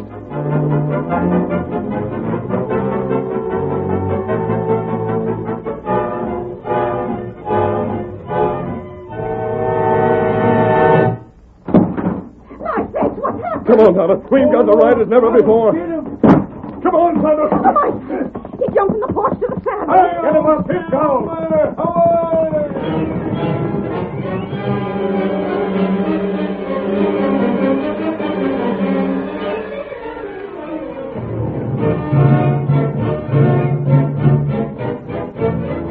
Like a streak of white flame, the great horse Silver raced across the open country toward the bridge at Red Rock. Tonto and Scout were quickly outdistanced, but the Indian kept riding hard. Get him up, Scout! Maybe him need us at Red Rock. Get him up!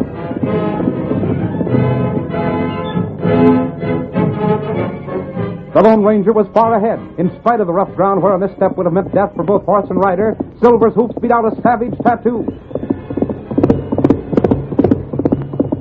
The white mane and tail of the great horse lashed straight out. The brim of the masked man's hat flattened back against the high crown as the wind pressed hard against it. Come on, old boy. There's barely time. If that train's early, we won't make it. Stretch out, Silver. Come on, big fellow. Hi-yo, Silver. Away! Then in the distance there was a sound that gave ominous warning that the train was running ahead of schedule. There's the train, Silver! And right now the killer's cutting away the supports of that bridge! Faster, Silver! Faster! Faster, old boy! It was a hopeless race, but the Lone Ranger would not admit defeat. With each breath, he urged Silver to greater speed. He saw the headline of the train. He knew there was no chance to stop it before it reached that bridge. He saw it thunder close, saw the bridge in full relief in the train's lights, and then...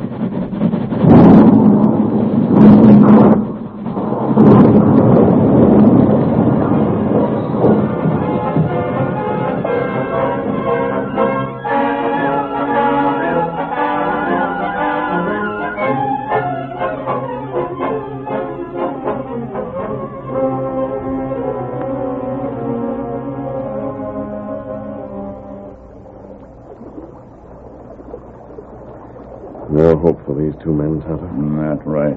Sneed, the killer, has escaped. There's only one small thing for which we can be thankful. What?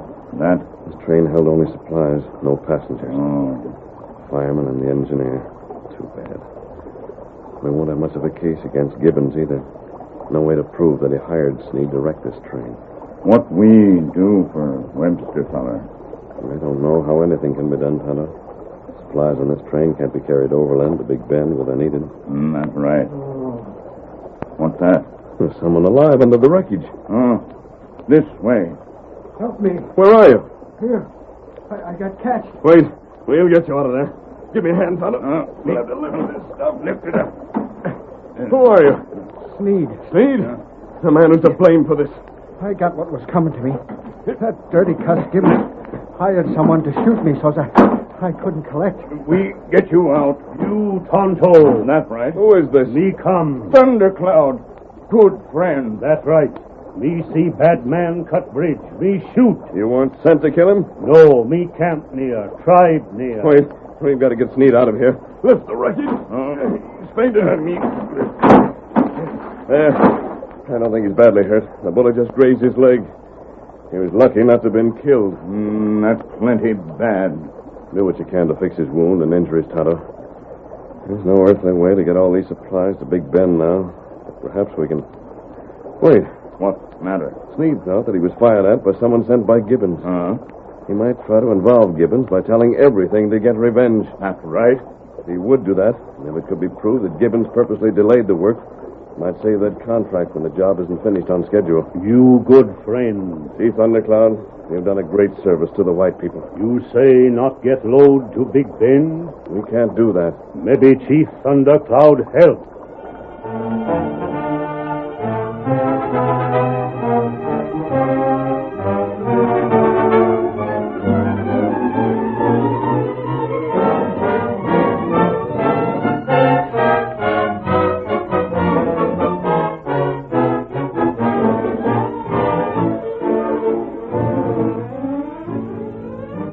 On Monday, Jim Webster and his loyal crew had laid the tracks as far as Big Bend, but the supply train had not arrived yet.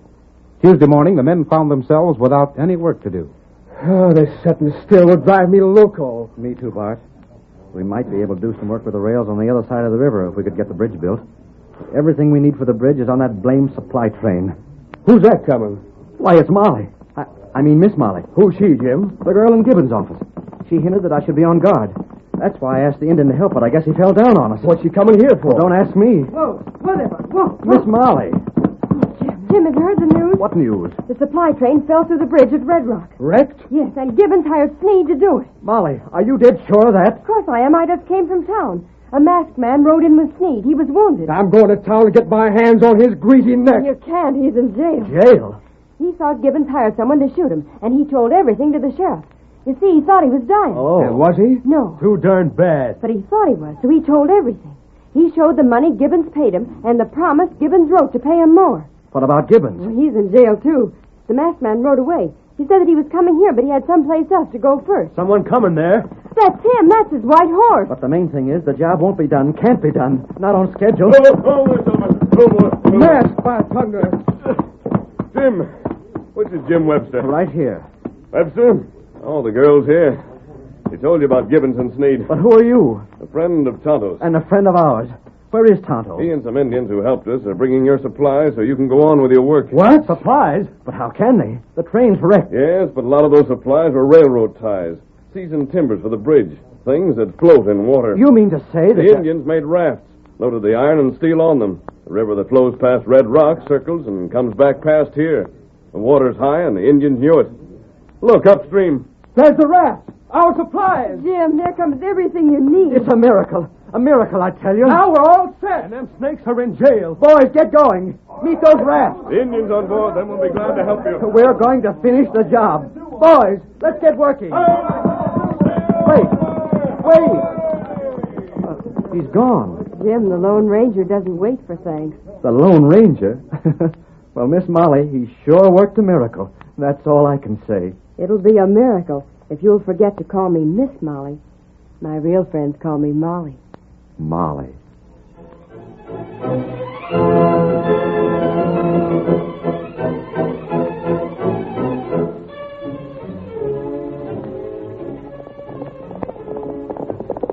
Come on now, Silver, old boy. There's trouble in the town of Osage.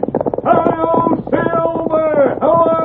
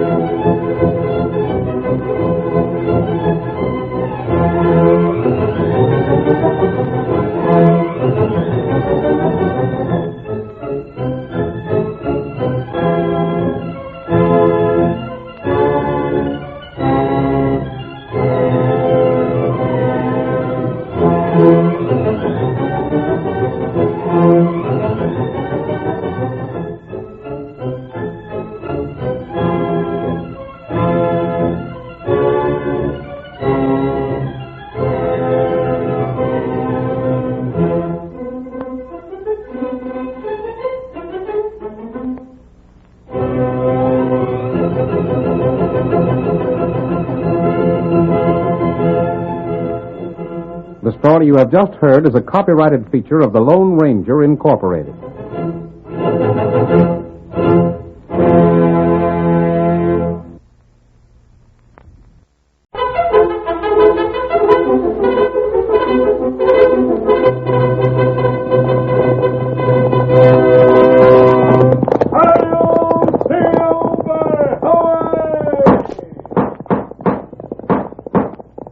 Horse for the speed of light, a cloud of dust, and a hearty hi-yo, Silver, the Lone Ranger.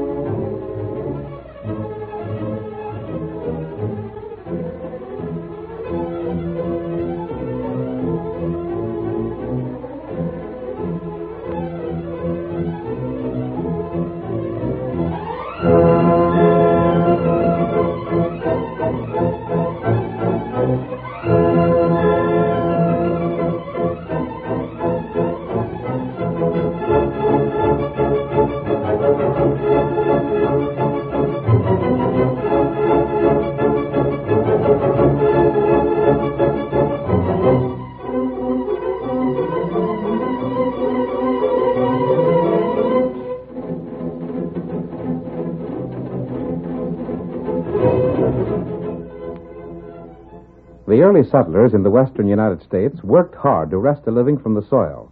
And though in time nature repaid them, they were unable to neglect their ranches or their cattle for a minute.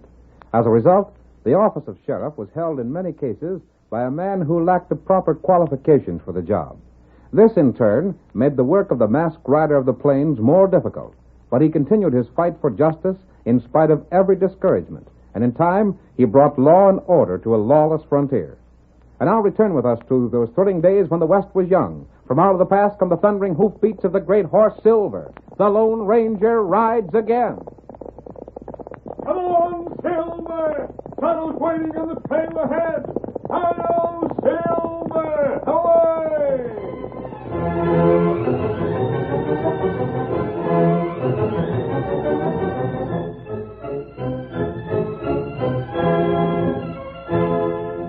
The Lone Ranger and his faithful Indian companion Tonto were riding toward Osage when the first shot split the night. Tonto, that sounded like a gun. Not right. There's another. Maybe third shot come. That danger signal. Steady, Silver. There it is. 3 space shots. Kimosabe, that's the signal that help's needed badly. It come from that way. Come on, Get him Silver. up, Scout. There's a house of some sort over there. See it? It's plenty dark round house. Just make it out. I'm sure that's where the shots were fired. We'll find out plenty soon. Now I see a dim light in one window. Tonto see it. It's a candle set on the table inside. Oh, there. Oh, go, steady. Go, Scout. Stick around the outside of the house. I'll go in. Tonto do that. Wait there, Silver.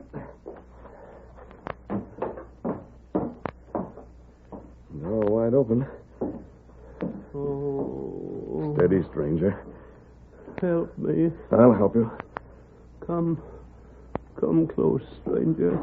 Who fired those shots? You heard 3 shots? Yes. It was me. Fired 2 of them. Tell me who shot you. The killer. He come in, and I knowed him. Yes? I fired and missed. He drilled me, then left. The third shot? I done that firing. 3rd shot. Danger signal. Help. Save your strength. That's a bad wound. I'll have a dress for you right away. And we've got to get you in that bunk and have... No. It's too late for that. Perhaps not. Listen close. Listen to what I say. I know who the killer is. I'm the fourth one he's killed. Name him. He... Steady now. He is...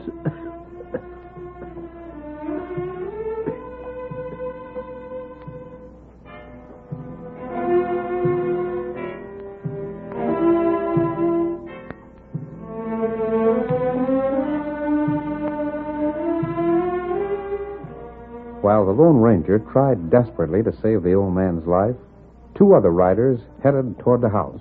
I tell you, Bart, if that mysterious killer has got old Cephas Conway, ain't nothing short of being the worst doggone puzzle we ever had around these parts. I sometimes think we're blame fools to be deputy sheriffs, Jack. Why? We do all the thinking and the hard work. We fetch a killer, why, we don't get the blame for it. I know it. We do fetch one in, old Thunderhead just sits there in the rocking chair and takes all the credit. Yep, just so. But we can't let the sheriff down. Fire-eating old Gila monster. If he had the use of his legs, I'd punch his nose and quit. We can't quit a man in his condition, though. He counts on us. Yeah. There's Cephas' place now. But I wonder how Sheriff Brell suspected Cephas might be in danger. I don't know. There ain't no way of telling how old Thunderhead knows things. I sometimes think he just gets blamed good hunches. Maybe that's so. Other times, I think he has scouts reporting to him. Whatever it is, he sure as shooting keeps us in saddle leather. Sure does, and I'll tell you one thing. If he sent us riding all the way to Cephas' house on nothing more than a hunch that the doggone killer that's been working around Osage would strike there, and if that hunch ain't right, here's one deputy that's going to shoot his mouth off aplenty. Hey, ain't that a horse outside Cephas' house? Can't tell much in the dark. Looks to be something on 4 legs. A horse right enough. Cephas ain't no horse of that color, has he? Didn't have last week. Here we are. Whoa, there. Whoa, boy. Whoa. There's someone inside. There's Cephas on the floor. Heist your hands there, mister. Masked, too, the killer. Out of my way. Stop him. Shoot, Jack. Get him.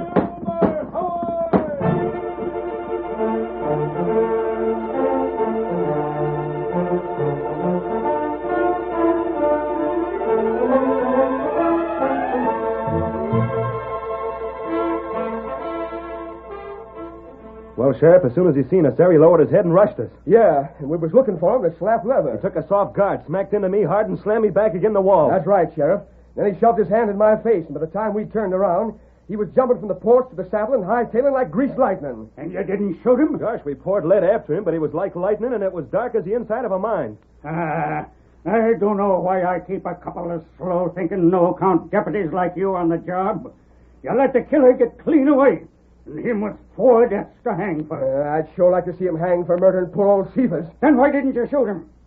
What's the idea of drawing guns on him and then letting him charge into you? If only I had the use of my legs. I'd show you how to bring outlaws to justice. I'd sure like to see you. It's easier to sit there and talk. I told you Cephas was in danger, and I told you he'd be the next one to get killed. But how'd you know that? He come here to town last week. Oh, me and Jack didn't know that. Did we, Jack? No, we didn't know he'd come to town. Well, he did. He went to Judge Parker and told him he had a pretty fair notion who the killer was. Yeah? That was just after Doc Grant was killed. And Conway was killed just 2 days after them 2 immigrants come to Osage. Yeah.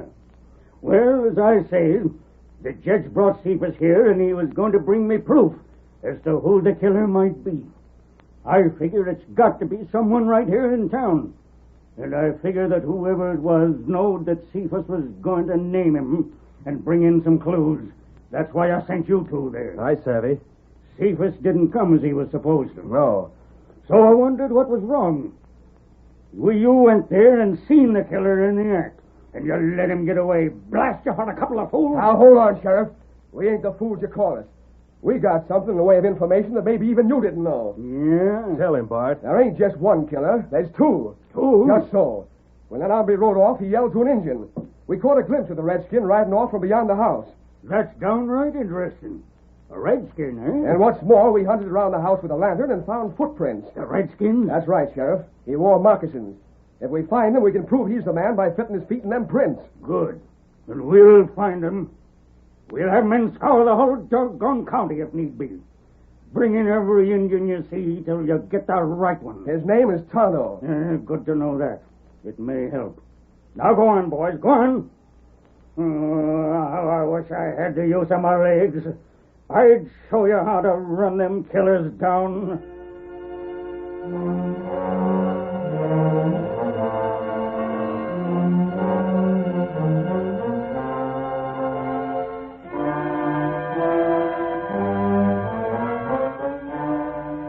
The masked man and Tonto, after leaving the scene of the murder, made camp not far away. The next day, the Lone Ranger disguised himself and went into town. He returned that evening and told Tonto what he had learned. Everyone in town thinks we're the killers, Tonto. That's right. I had to make that break to escape last night. There was too much evidence to point to my guilt. I wouldn't have had a chance of proving that someone else killed that old man if I'd been captured. No, feller in town, more sure. Yes. What you find out? Cephas was the 4th mysterious death. Oh. There were 2 people who came from the east, a man and his wife. They were murdered and robbed. Who do that? I don't know. Then a doctor in town was killed, but not robbed. Then what happened? Cephas came to town and thought he could help find the killer. He had some sort of a clue. He went to the judge, a man named Parker. The judge and Cephas talked with the sheriff. And Cephas was to go to his home and return with the evidence he had. When he didn't come back, the sheriff worried and sent deputies to see him. And them find him dead? Yes. What we do now? There are the facts. There's a murder around town. Right now, everyone's looking for 2 men. One with a mask and the other an Indian. If we stay around here, they'll find us. 20 men are searching. Maybe better we go away, huh? If we go away, Tonto, we'll be considered the murderers. The real killer will never be punished. You got plan? Yes. What plan? Listen to me carefully, Tonto. I'll outline it for you. It calls for risk, but finding the real murderer is worth some risk.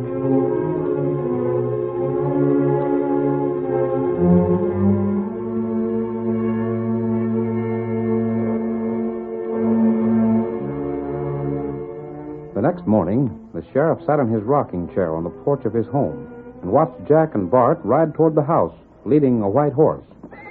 Hey, what have you boys got there? Come on there, Fletcher. Where'd you get that white horse? Look at the critter fight them rules. Steady now, Dad. Steady, Fletcher. Oh, get that rope around his neck, Jack. Hey, is that an untrained drunk or what? Steady there. Got the rope, Jack? That'll hold him. How do you like that, Sheriff? We captured the killer's horse. Where's the killer? I ain't seen him. We come on a camp, and there was signs of one man being around there and his horse. We hunted for the owner, but he couldn't be located. But we fetched the horse in anyhow. Well, that's something. The killer's without a horse. He can't travel far now. Hey, Sheriff, there's someone coming. Look at him. Paint horse. Yeah. That critter walking ahead is a redskin. Grab him. Grab all Injuns. Stick your hands up. This is my prisoner. Oh, there. Oh, boy. Hey, you stranger, you on that paint horse. Yes? Come here. That's what I intend to do. I want you to throw this Indian in jail. By thunder, that's just what we will do. Shut up, Jack. I'll handle it. Hey, what have you got against him, stranger? Try to take this horse away from me. Yeah? Well, now, Injun, where's your horse? There, horse. That's my... Oh, so that big white one's your horse, eh? See how the horse lets a redskin touch him? He wouldn't let us do that. It's his horse, all right. And they're moccasins. Well, do you want a prisoner or not? Can a man ride into Osage without being attacked by an Indian? Reckon he can, fella. You're from the east, eh? Didn't I come from that direction? Reckon you did. So the redskin tried to take your horse? Yes. Uh-huh. Boys, does them moccasins of his look like they'd fit the marks you found? They sure do. Wait. Injun, have you got a name? What are you called? Me named Tonto. Wow, the blame fool admits it. I guess he didn't know who we was and what we seen, huh? You said the part of that masked man was Tonto. And so he was. Sheriff, this here is one of the two men we want. Did you want this man? We sure did, stranger. And don't you worry. He won't try and take no more horses. Is there a reward for him? Well, If there is, I'm staying around town. You get on about your business. You didn't arrest him as a killer. All you done was haul him in for trying to take your horse. You don't share in no reward. But after all, I brought... Well, you'd better clear out, stranger. Less'n you got business here. But listen here, Sheriff. You heard me. Now get along. Very well. No sense letting strangers stay around here and cut in the reward money. Now lock that Injun up. I'll question him by and by and make him tell where his masked partner is hiding out.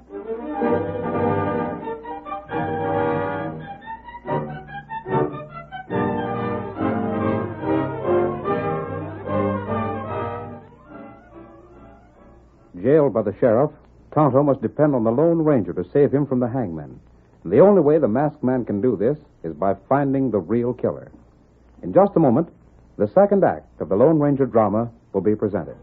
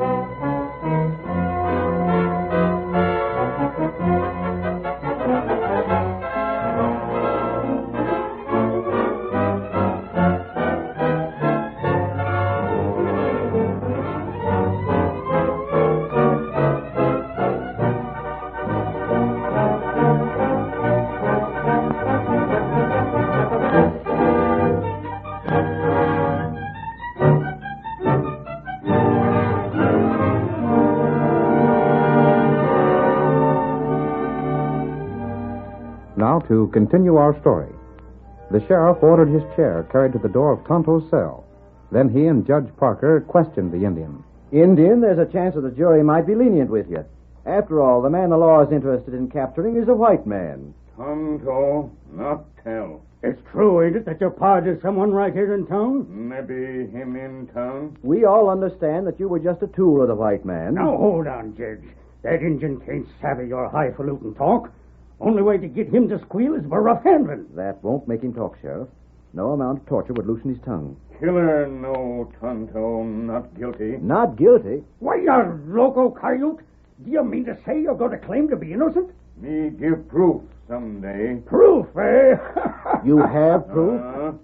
Tonto show proof someday. That's a good one. I'd like to know what that proof is. There can't be none. Sheriff Reld, it's possible that he has proof. Well, if he has, it's proof against his white pard. The Injun is as guilty as sin. Sheriff, your handicap doesn't quench your spirit any. Not by a darn sight. You merit the name Old Thunderhead. Never mind that. Tell me this, Tonto. What possible connection is there between the 4 people who have been killed? The first couple were robbed, but old Dr. Grant had nothing to steal. Neither did Cephas Conway. Proof come maybe by and by. Who's bringing it? You find out by and by. Sheriff, the Indian talks as if he was confident this proof would come and set him free. You're from the East. You don't savvy the tricks a redskin will try and put over, Judge. But Cephas spoke of proof he had. Sure, and he was killed so's the killer could get that same and shut his mouth. Having done so, the masked hombre ain't going to fetch it back here, is he? I don't know. I'm not convinced that the masked man who left Cephas' house when your deputies rode up is the killer. You ain't? Why, of all the stubborn, hard to convince... Did the deputies see him shoot? No, but they got there when he was standing over the dead body. Then he made a break to get away. I know that. And they found that Cephas' place had been ransacked and something took from it. He must have been the one that took it. There ain't no one else could have done it. Well, I don't... Sheriff, we went back to Cephas' place and looked around some more. Well? Them prints of the Redskins, all right. No question about that. I could have told you that without you going there. We figured something else out. Yeah? That proof that Cephas had weren't anything very bulky. How'd you know that? Well, judging from the places the killer looked for it. It was blamed small, or he wouldn't have bothered hunting under the carpet in such places. The point is, did he find it? I don't know about that. All I know is that we didn't find it. Proof come by and by. Huh? What's that? Oh, the redskin claims he ain't guilty. And neither is his pard that rid the other white horse. Other white horse? Well, the Injun had one. And you said the masked man hightailed on a white one? Oh, that's so. But we didn't see the Injun's horse. We got it here, ain't we? Right in the stable in back. Say, Redskin, when do you think that proof is due to get here? It come maybe tonight. How do you know? Me know. Feller fetch proof. Him come through Tuttle Pass. Tuttle Pass? That means he's coming from Red Rock way. That right. We ain't counting none on that. You boys just keep hunting for the masked man and the white horse.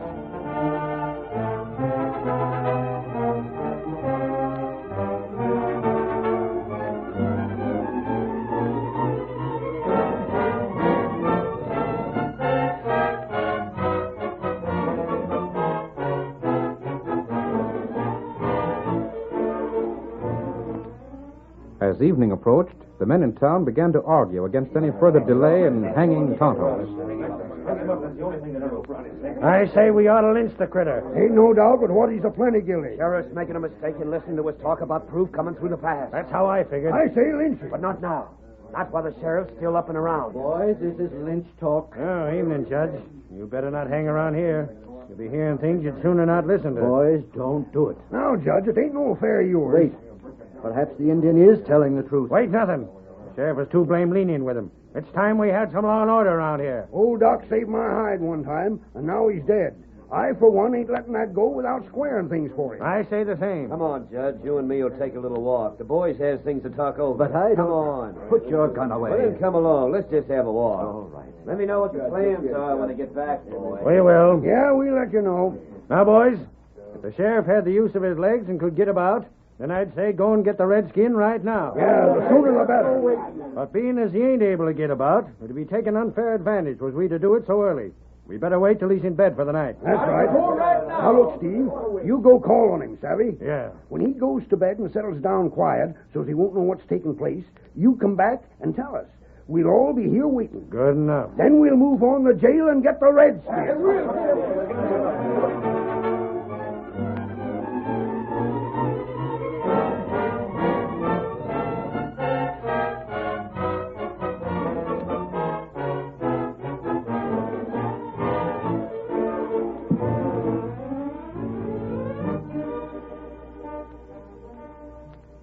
Getting sort of late, Sheriff. Yep. Reckon it is, Steve. Time I got to bed. Want me to help you? Nope. I got things fixed in my house here so's I can sort of shove from one place to wherever I want to go. Good enough. I'll mosey on then. Good night, Steve. Thanks for dropping in. Night, Sheriff. There. That's you, Steve. It's me. Sheriff's going to bed right away. Good. We won't have long to wait then. Let's get down to the cafe. Right. The boys all there? There and waiting. We can see when the sheriff puts his light out, then we'll allow an extra half an hour and then go get the redskin. Yep.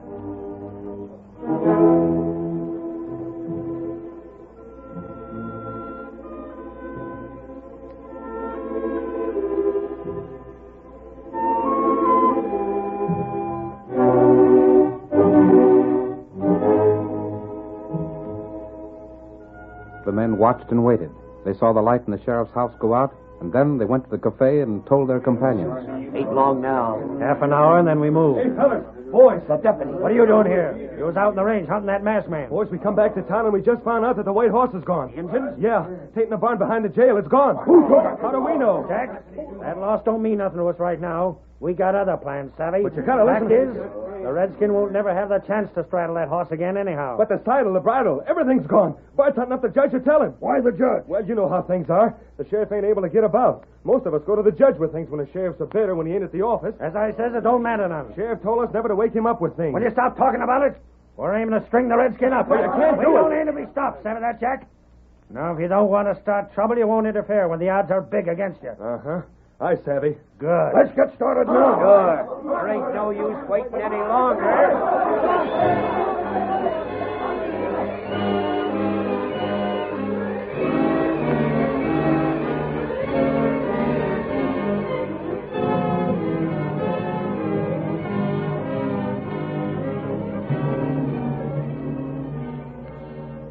When the group at the table rose, everyone in the cafe knew that the hour of hanging was at hand. They trooped from the place a body of nearly 50 men, some carrying ropes, others rifles to prevent interference with their plan. Meanwhile, the Lone Ranger headed from the east and came toward Tuttle's Pass. It's good to be with you again, Silver, old boy. If everything works out, we'll have Tonto with us in a few minutes.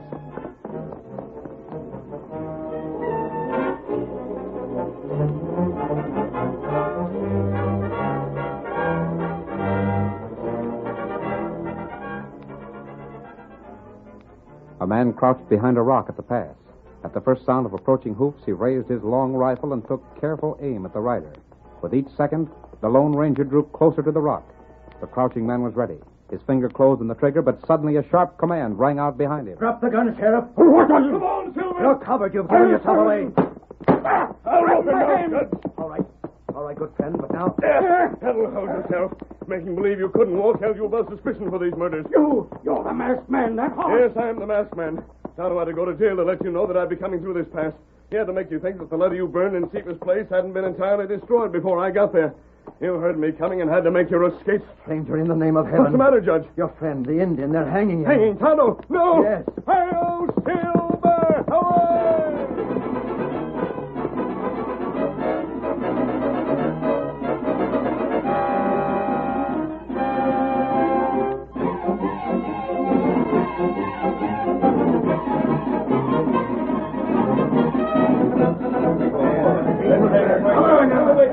You wait! Wait! Proof comes soon! You not hang Tonto! Pass the rope over that branch. No use wasting time! Wait! Get it around it. Wait! We'll be all over in 5 minutes. Boys, this is the same as murder. Here! Why don't you wait till we find out where the judge went through? Shut up. You deputies ain't nothing to say here. That's the voice we heard. Boys, wait! That's the masked man! Bring the engine up. He's riding this way. Look at him come. Hold that hanging! You're the wrong man! Hold it! Oh, son of a... Hold it! I'll shoot the man that touches that rope! Listen to me! The judge has the sheriff at the pass! The sheriff went there alone! He could walk as well as anyone! He's been robbing people for some time! Stevens had a letter about the killings, and he went to the judge with it. The doctor was killed because he learned that the sheriff could walk. The first two died because they saw the sheriff when he robbed them. Stevens didn't know who was guilty when he came to town with his letter. All he knew was that the mysterious killer was an important man in town. The sheriff was afraid, so he killed Stevens. He had to run when he heard Tonto and me coming. He threw the letter in the fire and left the house. Stevens told me everything before he died. But the sheriff thought the letter gave his name and had not been burned. He waited there at the pass thinking the letter was being brought there. The judge is there now, holding him a prisoner. That ornery cuss, that's how he knows so much. I told the judge everything, and he helped set the trap. Go get the sheriff. He's your man.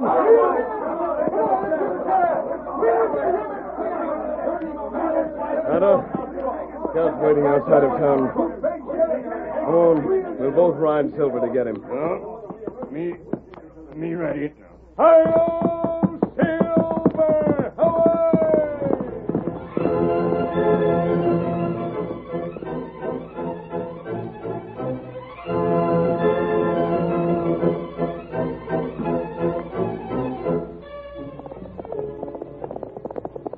Come on, Silver! We're heading to the hills!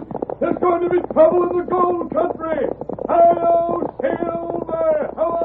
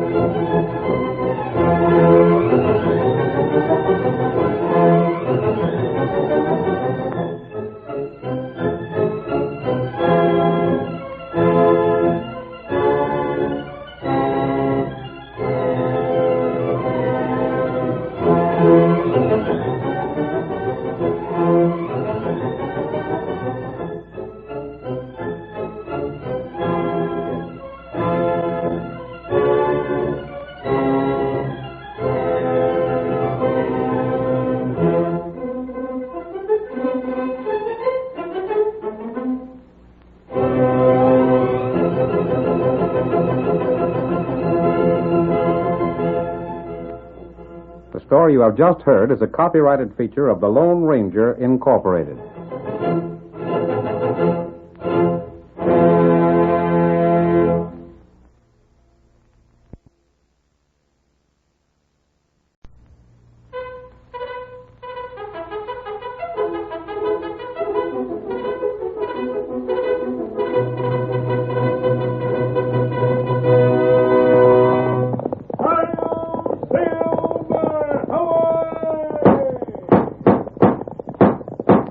Fiery horse with the speed of light, a cloud of dust, and a hearty hi-yo, Silver, the Lone Ranger.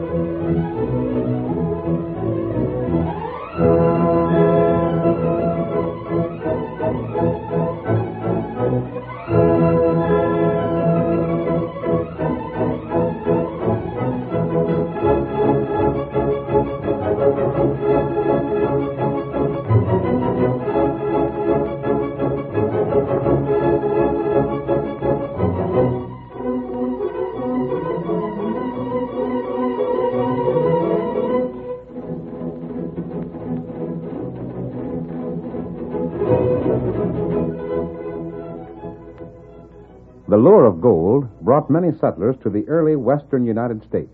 The government regulated the filing of claims to the best of its ability, but gunplay settled many boundary disputes, and it was in the gold country that the masked rider of the plains did some of his best work. With his faithful Indian companion Tonto, he fought for the rights of honest men, and the memory of his deeds will remain as long as the memory of the early West itself. And now return with us to those thrilling days of yesteryear. From out of the past come the thundering hoofbeats of the great horse Silver. The Lone Ranger rides again. Come on, Silver! We're heading for the hills. There's going to be trouble in the gold country. Hi-yo, Silver! Away!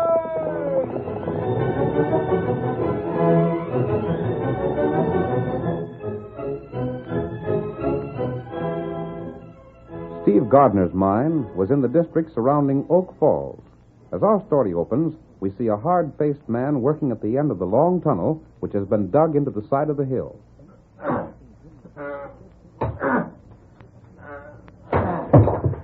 Colors. Gold ore. I hit my vein. Bull! Hey, Bull! What do you want, Jake? Come here and come a-running. Hey, what's it like? Bull, I found it. I found it. I knew blame well Steve's vein hadn't run out. All he'd done was come to a fault. If he'd kept on going, he'd have struck the vein again. Jump at Jehoshaphat. Here, give me that pick. I'm going to have a look for myself. There. Just pick up that piece you knocked off and have a look at it. Golly, it's richer than it was before Steve lost it. And bigger. Look at there. Well, that vein's twice as thick through as it was before. We're rich. We're going to have a fortune. Hold on a second. Huh? What for? Ain't you forgetting something? Forgetting something? You're forgetting this vein ain't on our claim. Where we're standing is Steve's property. That's so. But that something can be fixed. Yeah? We could offer him a price for his claim. After all, as far as he knows, it ain't worth much. Oh, don't be a doggone fool. You know just how far we'd get trying to do business with him again after that one claim we sold him. The one we sold it, you mean? Jake, I never seen a fellow so tarnation mad as he was after that deal. He was fit to be tied. Special because he couldn't prove nothing. But it looks like the couple of $100 we made on that claim is going to keep us from cleaning up on this other. I don't know. Steve's pa's mighty sick and needs a heap of doctoring. Steve might jump at the chance to get a little cash on hand. Maybe, but I doubt it. Well, come along. Won't hurt none to talk to him. If he's too blame stubborn to sell, well, there's ways to get around that. You got something in mind, Bull? I might have. Here's the hole that takes us into the main tunnel. Blast it, Jake, why'd you have to make it so small a fella can hardly squeeze through? Well, it had to be small enough to cover up easy, didn't it? If anybody ever found out we tunneled from our claim into Steve's, it'd be the devil to pay. Well, you go on through first. Go on. Right on my shoulder. All right, Bull, come on. Blasted hole ain't big enough for a snake. There. Yeah. Like I was saying, Jake, if Steve won't sell, I got another idea. Yeah? I figure if something happened to Steve, his pa'd sell out and be glad of the chance. Something happened to Steve? Now, look here, Bull. If you're planning to drill him, you can count me out. I don't aim to have the sheriff on my trail. We couldn't be blamed if somebody else drilled him, could we? Huh? Yeah, here's the entrance. Doggone if I ain't always glad to get outside again where a fella don't have to worry about rock caving in on him. There's smoke showing from Steve's place. He must be home, all right. Come on. Just what you mean about somebody else drilling Steve? You ever hear of Big Stone Canyon? Oh, don't recollect nothing. If Steve won't sell, that place is just made to order for us. Yeah, but what I'll tell you about it later. We don't want Steve to hear nothing. Come on in. Why, if I'd known it was you fellas knocked, I'd have told you to go to blazes. Fixing yourself something to eat, huh? Maybe it's being hungry makes you so blamed unsociable. Get out of here. Is that Jason Bull, Stevie? Yeah, Pa, but them skunks won't be in here long. Now, Steve, tain't no use you talking like that when we come to do business. You ailing so you can't get out of bed, Mr. Gardner? I'm all a sailing, Dad Rabbit. If it ain't one thing, it's the other. Stevie, give me another swaller of my medicine, won't you? Just a minute, Portal. I've settled with these polecats. All right, state your business, then make tracks. Steve, how would you like to sell out? Sell out? Sure. Me and Jake was just talking today about how bad you needed cash. We thought maybe if we bought your claim, it'd help you out some. We wouldn't be needing cash if you hadn't cheated us on that other claim you sold us. Shucks, Steve. We're as sorry about that as you are. That's why we'd like to make it up to you now. Sure. That's why, Steve. You're up to something crooked again. You fellas never done nobody a favor in your lives. Your claim's petered out, ain't it? Yeah, but and a little cash is better than none, ain't it? Not if it's your cash. Ah, come on now, Steve. That ain't no way to talk. Shut up and listen to me. I know you fellas sold that claim I bought off on you. Even if I can't get evidence, it'll stand up in court. If I hadn't found the one I got now, we'd have been dead broke, and Pa might have died.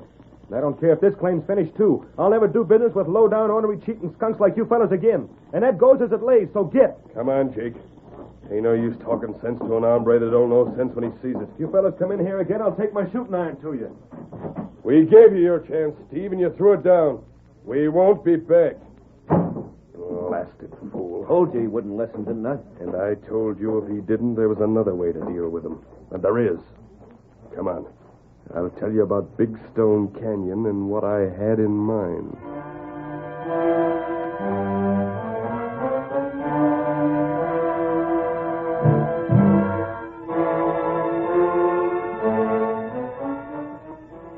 was almost 2 weeks later that Tonto, the faithful Indian companion of the Lone Ranger, heard someone call to him as he rode down a winding mountain trail. Injun! Hey, Injun! Oh, Scout. Oh. Come over here, Redskin. Come here. I want to talk to you. And me come. Get him up, Scout. That's all right, Injun. I'm sure glad to see you. Oh, Scout. Oh. You want me? Injun, would you like to make yourself some cash? What me do? You know where Oak Falls is? That's where a feller mine gold. That's right. That's where I was heading when my horse went lame just now. Blast the luck. I had something real important to do there. Now I won't be able to make it. Where horse? That's my horse over there, tethered to that sapling. Now look here, Redskin. You do like I want, and there's more than $100 in it for you. Not plenty. You just bet it is. Are you on? You tell Tonto what do. Well, it's like this, Injun. I've been prospecting around these hills, and I run across a place where there's more gold laying around loose than you can shake a stick at. I wanted to get to Oak Falls to tell a fella I know about it. Now that my horse is lame, I can't ride no farther. Me tell fella you find gold. No, Injun, you can't do that. What matter? Well, you see, Injun, the fella I want you to tell don't like me. He thinks I done him a dirty deal once, so he won't believe nothing I say. I was wondering how I'd let him know without my name being connected with it. Then when I seen you, it came to me how it could be done. What feller's name? He's a young hombre by the name of Steve Gardner. You can't mistake him. He's got a paw that's ailing all the time. Here. I'll give you this poke of mine. There's over $100 worth of gold in there. Where you get gold? You just tell Steve you found this gold in Big Stone Canyon, and... What you say? Say, you know that place? No, me not know. Oh, I didn't figure you looked like an Indian to come from around them parts. Well, will you do it? How to do it? Tell Steve Big Stone Canyon is right where the Bitterroot swings south on the other side of the hills. He can tell it by all the big stones laying loose outside the entrance. And you can keep them nuggets for your trouble. Now, you got everything straight? Me not forget. Good. That's just fine. Now, get along with you. Remember, you do it just like I said. Me go now. Adios. Get him up, Scout.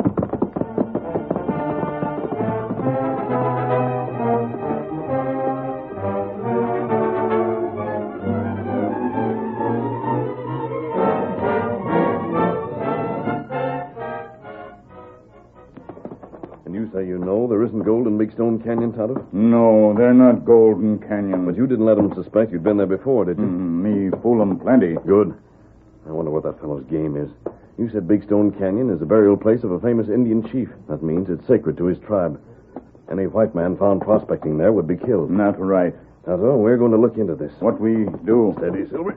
We're riding to Oak Falls. Oh. You're going to do exactly what that man told you. Unless he thinks that Steve Gardner is tricked, he'll not show his hand. Show Steve the gold. Tell him you found it in the canyon. Then leave the rest to me. Tonto, do that. Come on, Tonto. Hi-yo, Silver! Away!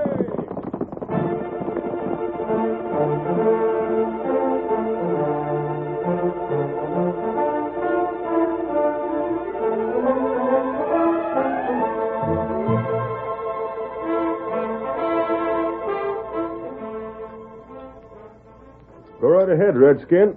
Fill up your plate again. You're welcome to anything we got here. Me not want more. Shucks, you haven't had enough to keep a bird alive. Hey, Pa, feeling good enough to have some of this bacon? Now, you just let me sleep some, Stevie. Maybe later on in the day I'll be able to swallow some victuals. Him sick? Pa ain't been well for the past 5 years, Redskin. Gosh, I'd give my right arm to have the cash to send him east where he could be took care of right. But it ain't likely I'll ever have that much all at one time. Maybe me help him. Huh? What could you do? You know many medicine, paleface not know. Well, it's mighty kind of you, Redskin, but I reckon you couldn't do any more for him than a sawbones in town has done. Hey, where you going? Me leave now. What are you doing with that leather poke? Me pay for grub. Now, hold on, Redskin. We don't want no pay for what you ate. Why, Jerusalem, Redskin. Where'd you get that gold? Me find long way off. Gold? If I knew where to lay my hands on some nuggets like Tim, I could take care of Pa the way he should be. I could... Gosh, Redskin, you wouldn't tell me just where it was you found that, would you? Me tell you. You will? Me find in Big Stone Canyon. Huh? Where's that? It's where Bitterroot River goes south. There's big stone outside. That's how canyon get name. And there's more of that gold where you found that? Plenty more. Whoa! Say, you haven't told nobody else about this canyon, have you? Tonto only tell you. Pa, did you hear that? Redskin told me where I could get more gold like he's got. Hey, Redskin, come here. You said maybe you could help Pa. I don't suppose you can, but would you be willing to stay with him while I'm gone? If you ain't, I'll have to let that gold go. I can't leave Paul by himself. No, Stevie. Ye stay. Redskin, you're a gift from heaven. You're the best fellow I ever seen. I'm getting packed and I'm leaving for Big Stone Canyon today.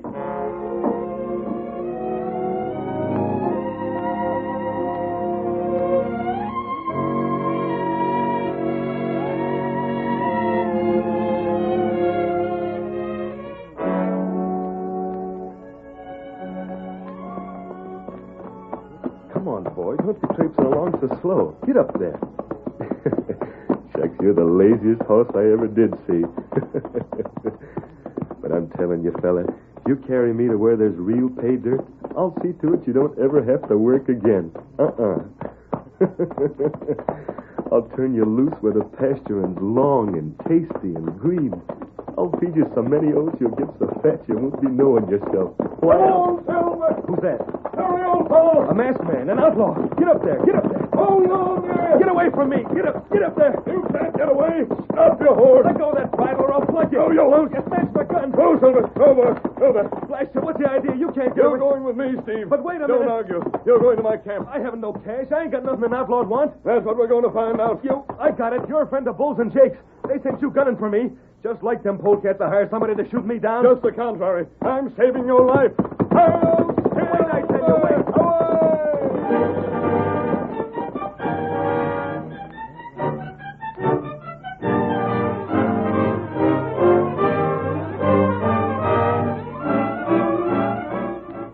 The curtain falls on the first act of our thrilling Lone Ranger drama. Before the next exciting scenes, please permit us to pause for just a few moments.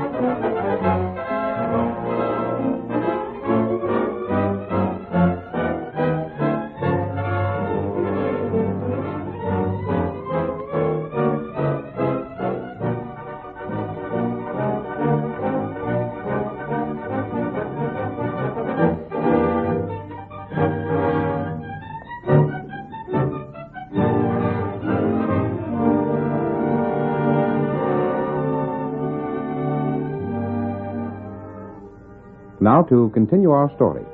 As Steve Gardner was making his way toward Big Stone Canyon in the belief that he could find gold there, he was captured by the Lone Ranger. Several weeks later, we see the two miners known as Bull and Jake as they approach the Gardner cabin. Don't figure we're calling on old Andy too soon, do you, Bull? Steve's been gone 3 weeks, ain't he? Yeah, but I But don't... nothing. I savvy them Injuns by Big Stone Canyon. If they didn't scalp Steve for going in there, I'll eat my shirt. They most likely did, but you can't be sure. Look here, Jake. If Steve was alive, he'd have been back here by this time after finding out he got fooled. Yeah, maybe. And if he ain't been killed, it don't make no difference. Just so he ain't around. Huh? Why don't it? Because I've been looking things up. And I found where he's got both his claims registered in his pa's name. Is that a fact? Uh-huh. We're going to get Andy to sell out to us, or I'll know the reason why. He ain't like Steve. I ain't worried about him not selling it. Morning, Tonto. I told you you didn't have to knock. It ain't Tonto. Nope, Andy. It's me and Jake. You wouldn't walk in here like that if Steve was down. This ain't no time for hard words, Andy. We got some bad news for you. Bad news. About Steve, your boy. There ain't nothing happened to him, has there? Well, it's... No, shucks, you tell him, Jake. Wait till I sit down. Sure. I thought I was getting stronger since Tonto's been here, but I reckon I'm a mite weaker than I figured. Andy, this redskin you call Tonto's been the means of killing Steve. No. Steve? Dead? No. It can't be so. I'm powerful sorry to have to tell you about it, but it's so. Me and Bull just heard about it today, so we came right over. Go on. You see, Andy, it seems like this canyon where Steve went is a bad place for white folks. The Indians up there won't stand for a white man going in the canyon, because it's a place where a chief of theirs was buried. And when Steve went inside looking for gold, them redskins found his trail and killed him. Steve's dead. I just don't seem able to get it through my head. It don't seem no ways possible. The trapper told us. He wouldn't have no reason for lying about it. I reckon not. I don't suppose you're any too well fixed for cash, are you, Andy? If it hadn't been for Tonto, I wouldn't have had nothing to eat. And to think it was Tonto got my boy killed. What we was thinking was that maybe now, needing cash like you do, you'd consider selling the claim. Selling? Oh, why not? You ain't got the strength to work it. No. And what if Steve was again selling it to us? He sure wouldn't ask you to starve on account of the way he felt. I don't know. It don't seem hardly right. But there ain't nobody else that'll buy, and I gonna have cash for grub. Then you'll sell, sure enough? Give me time to sort of think it over, won't you? Sure, if that's what you want, Andy. We ain't gonna rush things. Only... Yeah? Well, even if you do like this redskin that's been staying with you, I wouldn't think you'd exactly hanker to be living off him no longer. After what happened. Just let me think it over, that's all. I'll give you your answer tomorrow. Good enough. Let's get home, Jake. I reckon Andy'd like to be alone for a spell. Uh-huh. We'll be back again tomorrow at just the same time. I'll be here. Good day, dear. Steve, gone. The boy I raised all these years. There wa'n't no finer boy anywhere. Andy. A masked man. Listen to me, Andy. Steve isn't dead. But they just told me. I know what they told you, but I'm telling you the truth. But... Here, read this. It's a note from Steve. I think it'll explain everything. Why, he says he's been with you all this time. He has. But why didn't he let me know? Why? It was hard on you, Andy, but it had to be done this way. If you'd known the truth, Bull and Jake might have guessed it. This way, they're convinced you believe Steve is dead. But, stranger, I still don't Does that note convince you that I'm your friend? Steve says to trust you, mister, and I reckon what Steve says is good enough for me. Good. I've learned a number of things lately. Enough to find a way to punish Bull and Jake. What's that? They plotted Steve's death, Andy. But if you do exactly what I tell you, they'll be brought to justice. They schemed to kill Steve? They did. Why, the low-down rotten skunks. Stranger, tell me what your scheme is.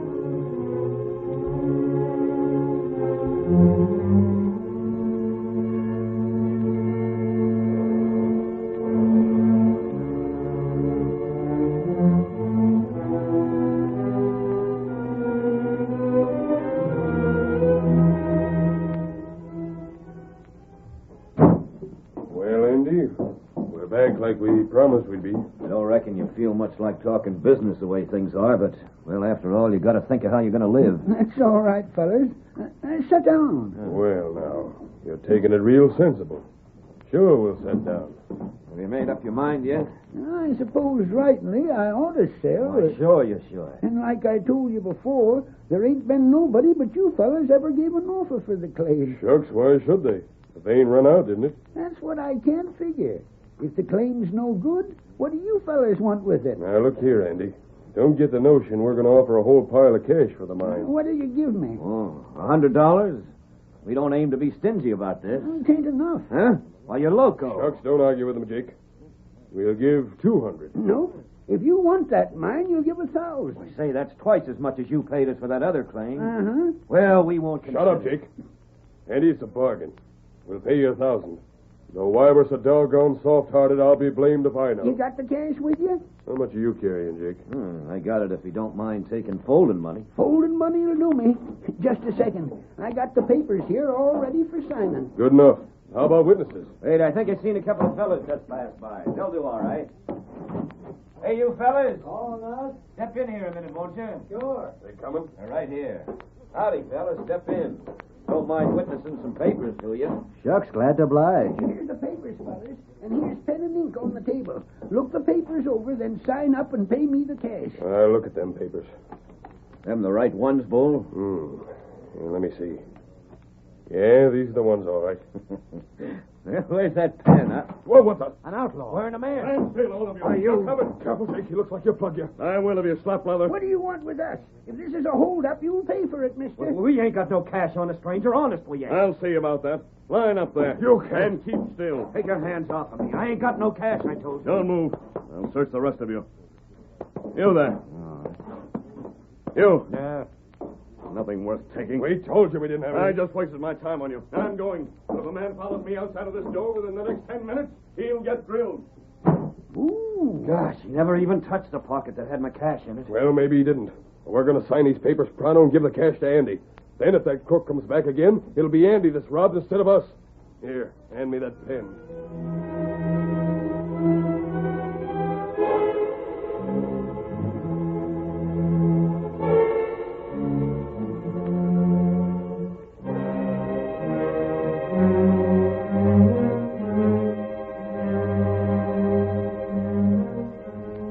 The deed was transferred and the money paid.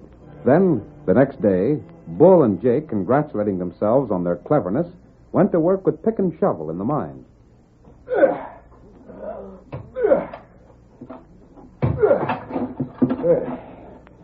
ain't gonna rest a minute, Jake.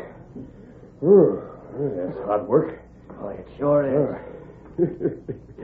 The more I think this deal over, Jake, the funnier it strikes me. It was a slick one, all right. But the best part of it is that even when we get through to where the vein starts again, old Andy won't be able to say nothing.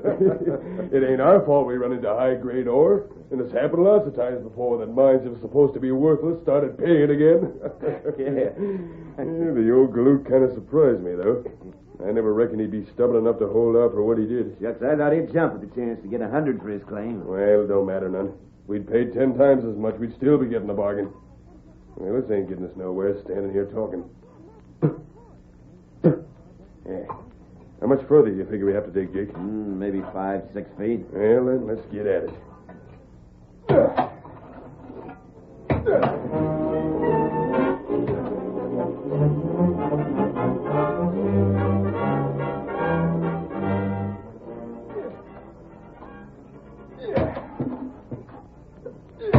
We're through. We strike the vein? Yeah, look, nice color. By golly, you're right.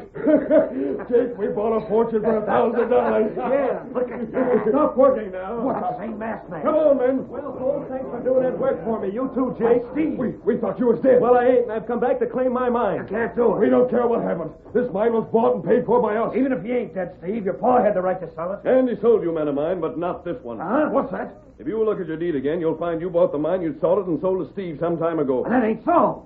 Bull, you looked at them papers, didn't you? He's trying to bluff us. Of course I looked at them, and they was for this mine right here. Oh, they were when you looked at them. What do you mean? But you didn't sign the same papers you looked at. Look, the masked feller's giving you the right of it, fellers. But we signed the papers was on the table. Do you remember when I came in the cabin yesterday? And held us up? You were so busy watching me that you didn't pay any attention to Andy. He'd had a second group of papers prepared, and he substituted those when you weren't looking. Boy, the dirty... It was your own fault. You couldn't wait until the papers were signed and the money given to Andy. You wanted him to be the loser in case of another holdup. Oh, you tricked us. I'll show Watch out, Andy. Oh, let go of that arm. Hey, you're breaking it. Drop that gun. There it is. I'll take care of the crooks now, stranger. Sheriff. You're prisoner, Sheriff. I'll see if they get a plenty.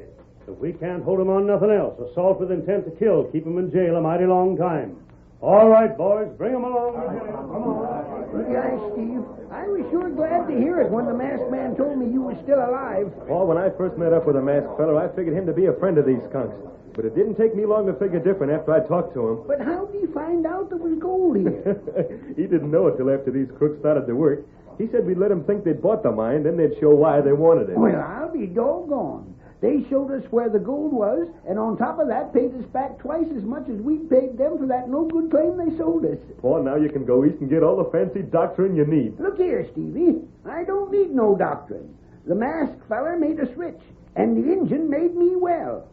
Them two fellers beat anything I ever seen. Harold Silver! Hooray!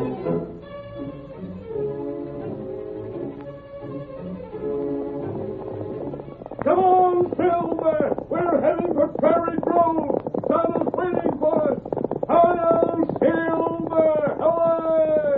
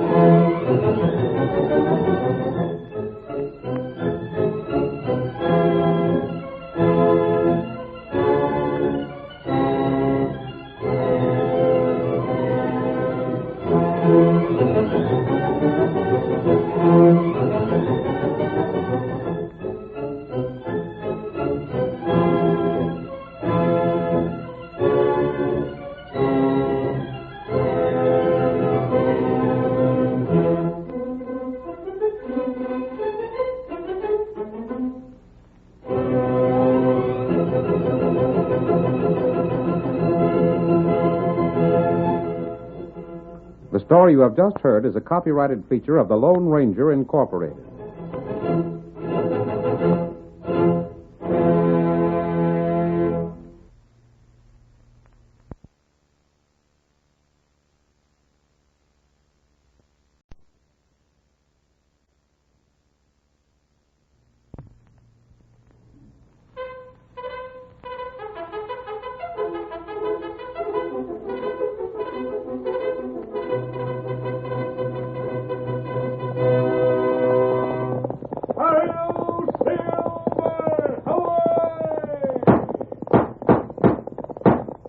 A fiery horse with the speed of light, a cloud of dust, and a hearty hi-yo, Silver, the Lone Ranger.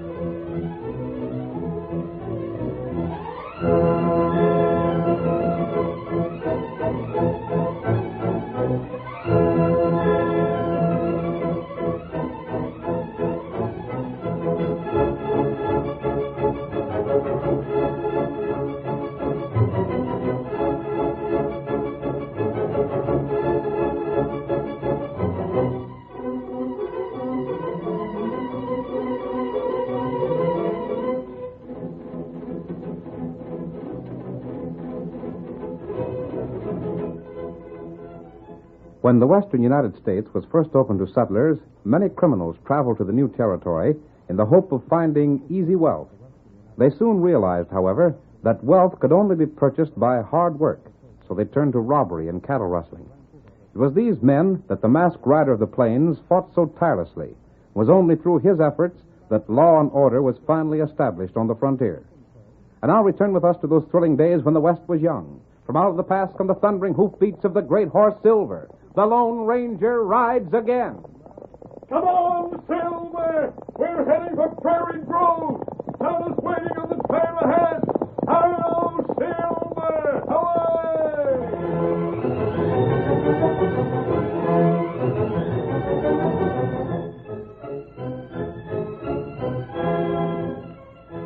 Our story opens in the town of Prairie Grove, a typical frontier settlement in southwestern Texas.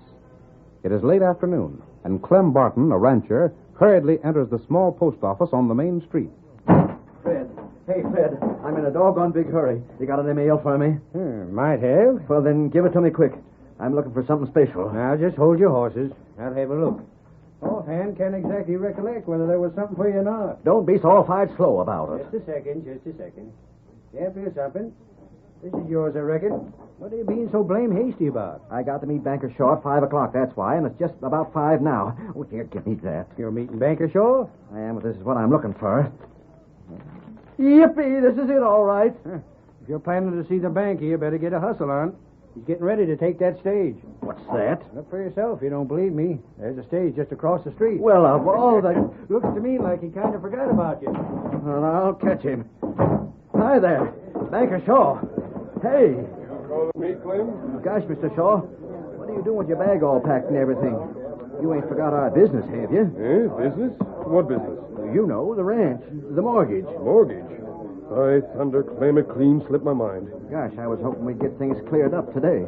Look, Mr. Shaw, step back away so as folks won't hear us, won't you? The stage won't be leaving for a couple minutes yet. Well, come along. Now, what is it that's so doggone secret? Well, it's like this, Mr. Shaw. I just now got the cash I sent for to pay off the mortgage. And I'd sure hate like blazes to take the risk of keeping it on me. Well, that's a shame, Clem. I'm sure sorry I forgot about our appointment.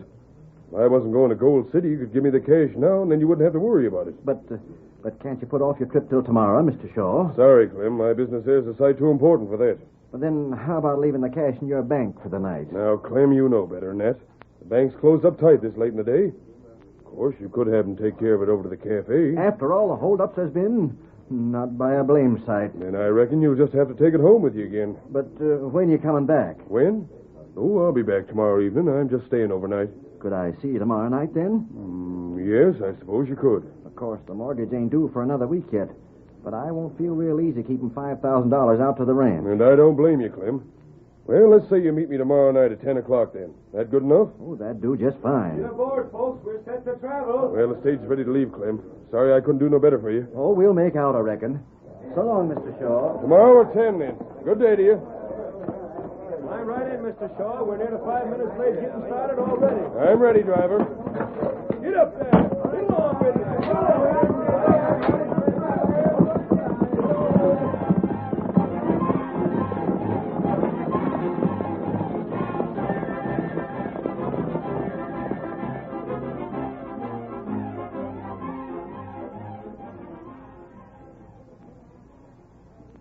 You ain't forgot the time, have you, Clem? Huh, Sophie? Well, what time is it? Most 9 o'clock. You said you had to be to meet Mr. Shaw in town at 10. Oh, gosh, I was near forgetting. Get the cash out of the cupboard for me, won't you, Sophie? I'll have to make tracks. I'll get it. My hat. Where in blazes is my hat? Your hat's on the chair where you put it. I declare, when you get fussed, you never know what you're doing. Well, I reckon I'm just feeling good knowing the mortgage is going to be paid up, honey. Well, it was mighty nice of your brother Ned to give us a lend of it. You'd better be careful with it. From what he says, things being the way they are back east, he won't be able to send you no more. You bet I'll be careful. Here it is, Clem. Now, you put it in a good, safe place. Yeah. There. It won't fall out of that inside pocket, I reckon. Now, where'd you say my hat was? Oh, here it is. Oh, you hurry to town. The horse is all saddled outside. Nice moonlit night to ride. Well, you take care of yourself. Who in the blazes is that? Whoever it is, don't you stop to talk to him. You just keep going. An Injun. Oh. What you want, Redskin? Don't stand there, Clem. I'll deal with the Injun. I'm a-going, honey. All right, Injun. What you say you wanted? Me want food. Me pay you. Food? Well, land's sake, we ain't got a whole lot on hand, but you're welcome to share. It's just for yourself? No. Me got friend. Oh, there's two of you. Another Redskin, huh? Him white friend. White friend?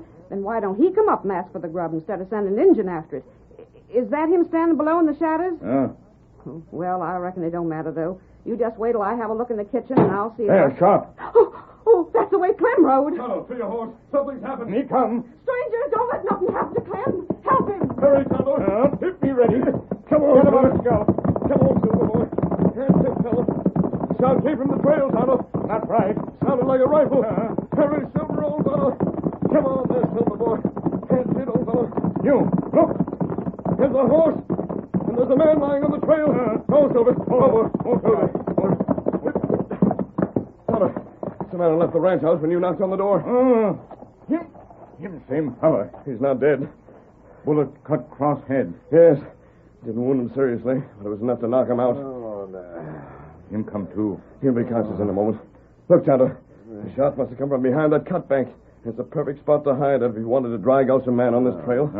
The man who fired the shot could follow down the gulch and make his escape unseen. Oh, the cash. You'll be all right, friend. The bullet only scraped your scalp. Wait, I gotta look. The cash. You were carrying money? It's gone. It was stolen? How much did you have? $5,000 in folding money. $5,000 and all of it borrowed. You're masked. You're the fellow that shot me. Easy, Clem. Your wife can prove we were at the ranch house when the shot was fired. But we didn't know you were carrying money on you. Here. Feel well enough to ride back to the house? Just let me rest a minute, stranger. Can you answer some questions? Huh? What questions? How many people knew you had that money? Nobody. That cash come from the east, and I never told nobody about getting it. No one at all? Well, I did tell Banker Shaw, but he don't count. What I mean is, it was him I was taking the cash to. So he'd have just as much reason as me for keeping it secret. I see. Oh, doggone this head. You see, Banker Shaw holds a mortgage on my place, and I was going to pay it off tonight. A mortgage for $5,000? Uh-huh. But from what I've seen of your place, it isn't worth that much. Well, as a matter of fact, stranger, it ain't. But when I asked for that $5,000, I needed it bad. And if the banker was willing to lend it, I wasn't going to put up no objections. Then Shaw would be more anxious to have you pay the mortgage than to take over your ranch. Shucks, I ain't suspecting him, stranger. You just asked me who knew about the cash, and I told you. Of course, he might have been careless and said something that was overheard. Banker Shaw don't ever say anything careless-like. And besides, he couldn't have told nobody. We fixed up our meeting tonight just when he got on the stage yesterday. He's been out of town ever since. The stage is only due in now. We're going to try and get your money back for you, Clem. Say, do you mean that? We do. Gosh, you're sure a strange sort of fellow to be wearing a mask and riding with a redskin. We're not crooks, Clem. You think you can make it back to the house now? Your wife will be worried. Well, I reckon I can. Give me your hand, will you? Here. Oh, my head's like to split. Here. Oh, thanks, Injun. I'll help you, Clem. Golly, I sure don't know what I'm going to say to Sophie when I get home. I'll sure get a tongue lashing with the cash gone and no way to borrow more. Steady, Silver. How soon does the mortgage have to be paid, Clem? Well, there's just 6 days left. A lot can happen in 6 days. You ready, Tonto? Be ready. Say, which way you heading? Ain't you going back to the house with me? Not now, Clem, but we'll see you later. Well, if they ain't the blamedest fellas I ever seen.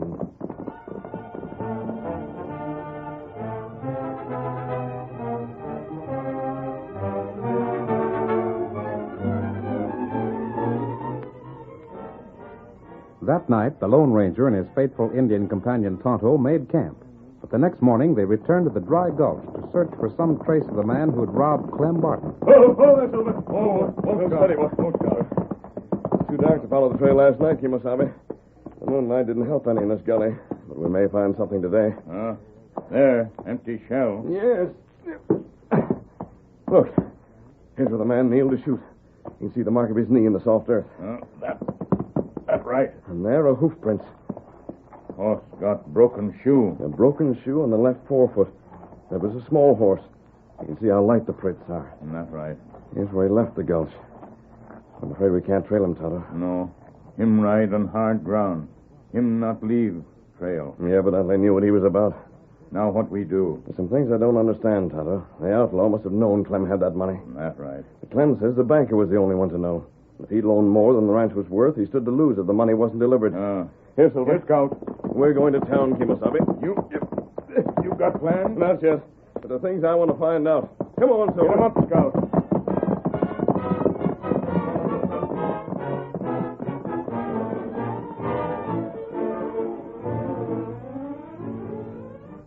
Two hours later, the Lone Ranger, disguised but without his mask, sat at a table in the cafe with Tonto. They watched a hard-faced man called Pete as he talked with the banker.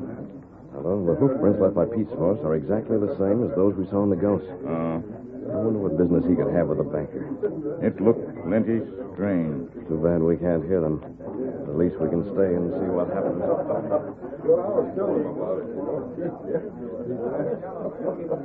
Well, Mr. Shaw, I better be on my way. Even already? Yeah, I gotta. But I'll be seeing you again. Uh-huh. Maybe there'll be some more business we can do together. I sure hope so. What happened to your head, Clem? You get in the shooting screen? Hey, hold on and tell us about it. Not now, boys. I gotta talk to Mr. Shaw. Howdy, Mr. Shaw. Can I sit down? Go right ahead. Thank you. Now maybe you'll let me know what you got to say for yourself. You kept me waiting last night till after midnight. Mr. Shaw, I was shot at. That's how I come to be wearing this bandage. Shot at? And the cash stole from me. Well, who done it? Well, that's something I don't know. The only fellas I seen was a masked man and an Injun that rode up when they heard the shot. The bullet knocked me out cold. A masked man and a redskin? Why, there, the crooks have stole your cash. You're mistaken, Mr. Shaw. Sophie says they was at the house when the shot was fired. Then they had a partner with them. Don't you see it? Their partner could have shot you, then rode off. Them other fellas talked to Sophie so they'd have an alibi. Then they rode up and stole the cash off you while you were still out. And it worked because you was idiot enough to think the same fellow that shot you must have got the cash. Say, do you really think that? I'll bet every penny in my bank it's so. Mr. Shaw, it wouldn't surprise me none if you was right. Hey, look over there. That's the same Injun. And that fellow with him. He's about the same build. We'll find out about this. Man, grab that redskin and his friend. Get a hold of them. There they go. After them. They're through the door. They're heading for their horses. Grab your gun. Make them stop. There they are. Drill them. They're moving too fast. Men, this is a job for the sheriff. Tell them Clem's just had $5,000 stole, and those are the fellas that stole it.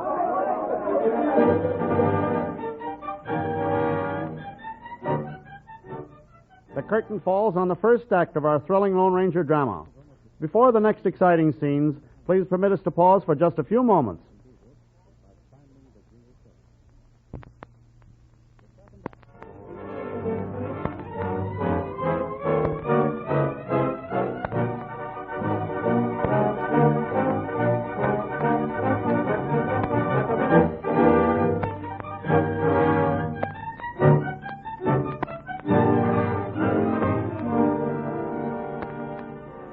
Now to continue the story. The Lone Ranger and Tonto, suspected of the theft of Clem's money, made their escape from town. Their great horses carried them safely beyond pursuit, but that night they returned under cover of darkness. That's Pete's place up ahead, isn't it, Tonto? And there, like in Captain. That means he's still at home.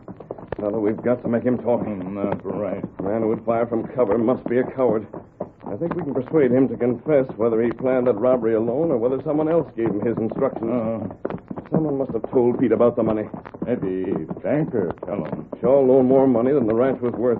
But Clem forgot that the banker could have hired someone to steal the money, and that way get the ranch, too. That's right. Tonto, just saw Pete through the window. Oh, Silver. Come on. He may not be alone. We'll have to take a chance. That's right. Come. What's up? We're going to have a talk, Pete. I'm asking you. Don't slap, Mother. Get over here. Alone, huh? Take his gun, Tonto. Leave my shooting iron alone. What's the idea? Good. Throw it aside. It's a hold-up. No, Pete.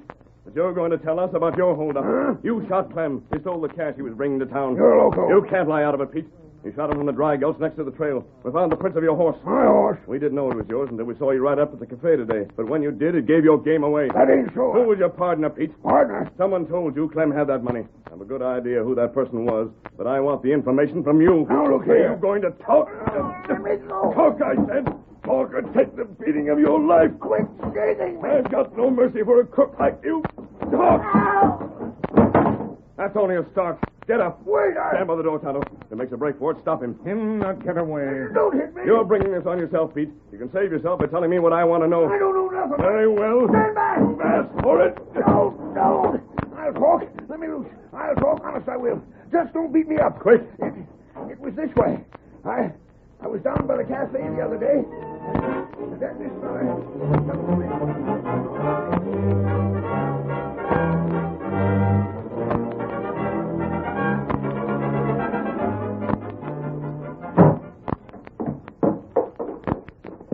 We found out the name of the man who gave Pete his information, Tonto, but there's still more to do. Steady, Silver. What's that? We've got to trick him into returning the money. It won't help Clem to get the guilty man if the money isn't found. You got plans? I have. We're going to call on the banker. Hi-yo, Silver!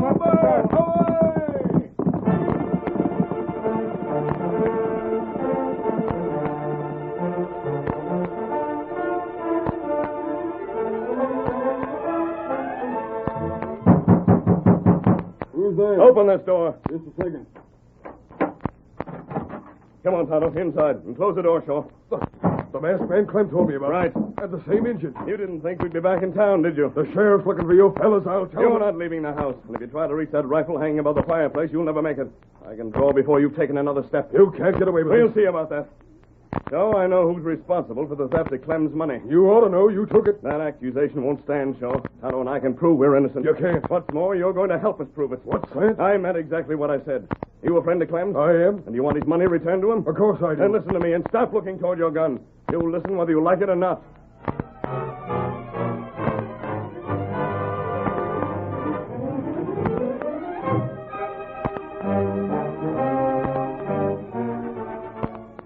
The following day, Shaw, the banker, entered the cafe, looked around a moment, then made his way toward a man standing at the end of the bar.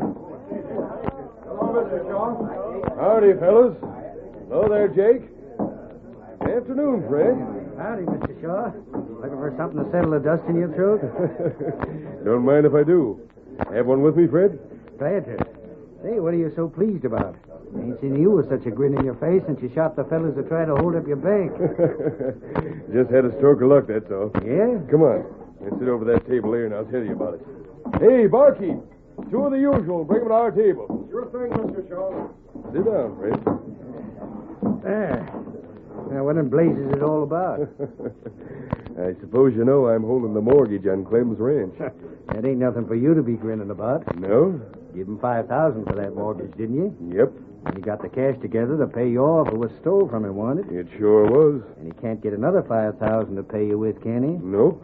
And if you can find anything in that to make you happy, I admire to know what it is. If it was me, I wouldn't give half the size of that mortgage for Clem's place. If you can grin about losing more than $2,000, you must be off your head. You're just postmaster, Fred.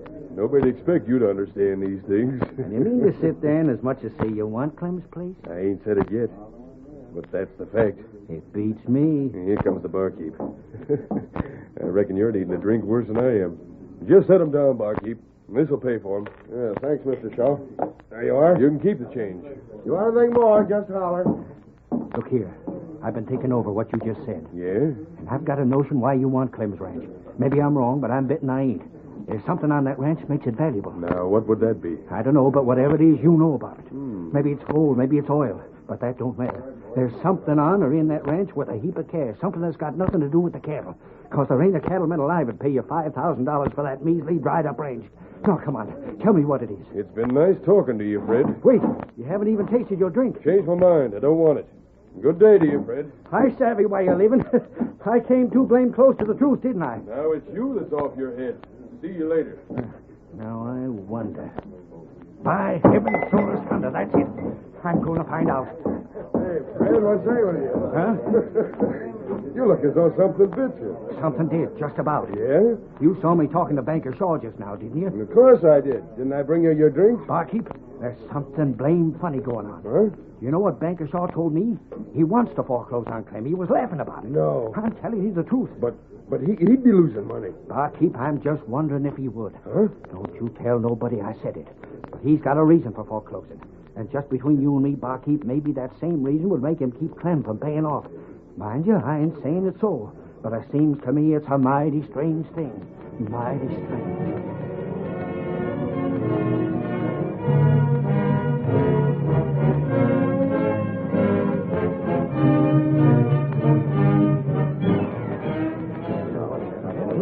Fellas, the banker's aimed to make himself rich with Clem's ranch. What's that? There's oil or gold on it. All of you fat so just what's the banker up to? We'll find out.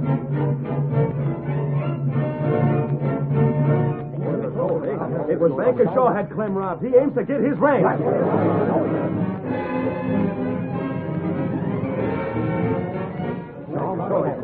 He must have done the banker done it. Why else did he want to foreclose?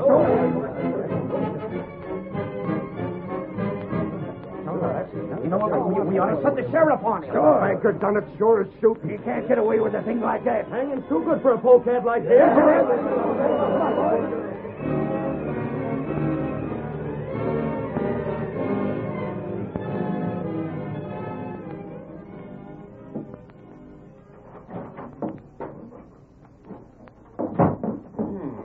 It's you, is it, Fred? Shaw, you're in a heap of trouble. Yeah? Ain't you been uptown? Nope, not since the last to talk to you. Well, everybody's talking about your foreclosing on Lem. They're saying that if you're so blame anxious to get his ranch, maybe you took steps to see that he didn't pay you. Nonsense. Yeah? If you think I'm lying, you just go over to the cafe again and see what happens. You mean they really think it was me, Rob Clem? They don't think nothing else. But they know better than that. I'm no crook. Why, I wouldn't take a penny I didn't come by honest. You needn't tell me that. I believe you. But it ain't all the folks in town knows you as well as I do. There isn't going to be trouble, is there? Look here, Shaw. You and me have known each other since we was young'uns. Sure we have. And we've been good friends all that time, too, haven't we? I reckon so. Well, then, you can believe what I'm saying. I've seen some mighty mean crowds. I can recollect the time the folks in town raided the jail and hung that crook who shot the other sheriff in the back. But Just you wait till I'm through talking. What I'm getting at is this. In all the time I've lived in this here town, I ain't never seen a crowd that meant business any more than the one that's gathering uptown tonight. So, they're fixing to hang you. Hang me? They put two and two together and decided you're guilty. They haven't any evidence. That's just why they're going to hang you themselves instead of waiting for the law to do it. They can't do that. They sure as blazes are fixing to do just that. And you got just one chance to save your skin. I got a chance, you say? I got it all figured out. The only way you can keep from being hung is to show 'em you don't want Clem's ranch. What's that? That's this way, Shaw. If you'd said from the first you didn't want the ranch, then they'd never got the notion you was responsible for the holdup. Ain't that so? I guess so. Now, if you do something to prove you're willing to give it up, maybe the crowd will change its mind about your being guilty. But what can I do? I said we've always been friends, didn't I? I heard you. Well, I'm willing to buy that mortgage from you. Then I'll go uptown and tell the folks you sold it. After that, they'll have to figure you wasn't to blame. I'll take my chances, Fred, before I'll lose my $5,000. You won't be losing it. You mean you'll pay me that much for the mortgage? I will. But just because we're friends. There you are. 5,000 even. Now make over the papers in a hurry so I can get back and head off the mob. That won't be necessary, Fred. For what? Where'd you fellas come from? We were hiding behind this other door and just waiting for you to show us whether you had that cash on you or not. But, Sheriff, The sheriff has already told the townspeople who was responsible for the holdup, Fred. The banker won't be bothered. Look here, what in blazes is this all about? Clem, bring him in. Here's the other scum. Well, you needn't shove me. He tried to escape last night as we forced the truth from him. But Tonto and I brought him back. Uh-huh. Then the masked fellow brought him around to my office and made him tell me who his partner was. You ain't going to believe anything he says, are you? Fred, even without Pete testifying again you, that $5,000 you just put on my desk would almost prove it. Where could you have saved $5,000 on the salary of a postmaster? It's a mistake. You're framing me. It's no mistake. But we nearly made one because Clem thought only the banker knew about his receiving the money. Clem forgot that he opened the envelope which contained it in front of you in your post office. But the masked fella found out the truth all right. And it was the masked man's scheme to make you think there was gold or oil on the ranch, Fred, so you'd hand over the cash you stole. If I get my hands on him, I'll... You ain't, Fred. You're going to jail. And, Clem, we might just as well take care of that mortgage right now. The masked fella cleared up the first robbery, but there's no sense in taking chances on another.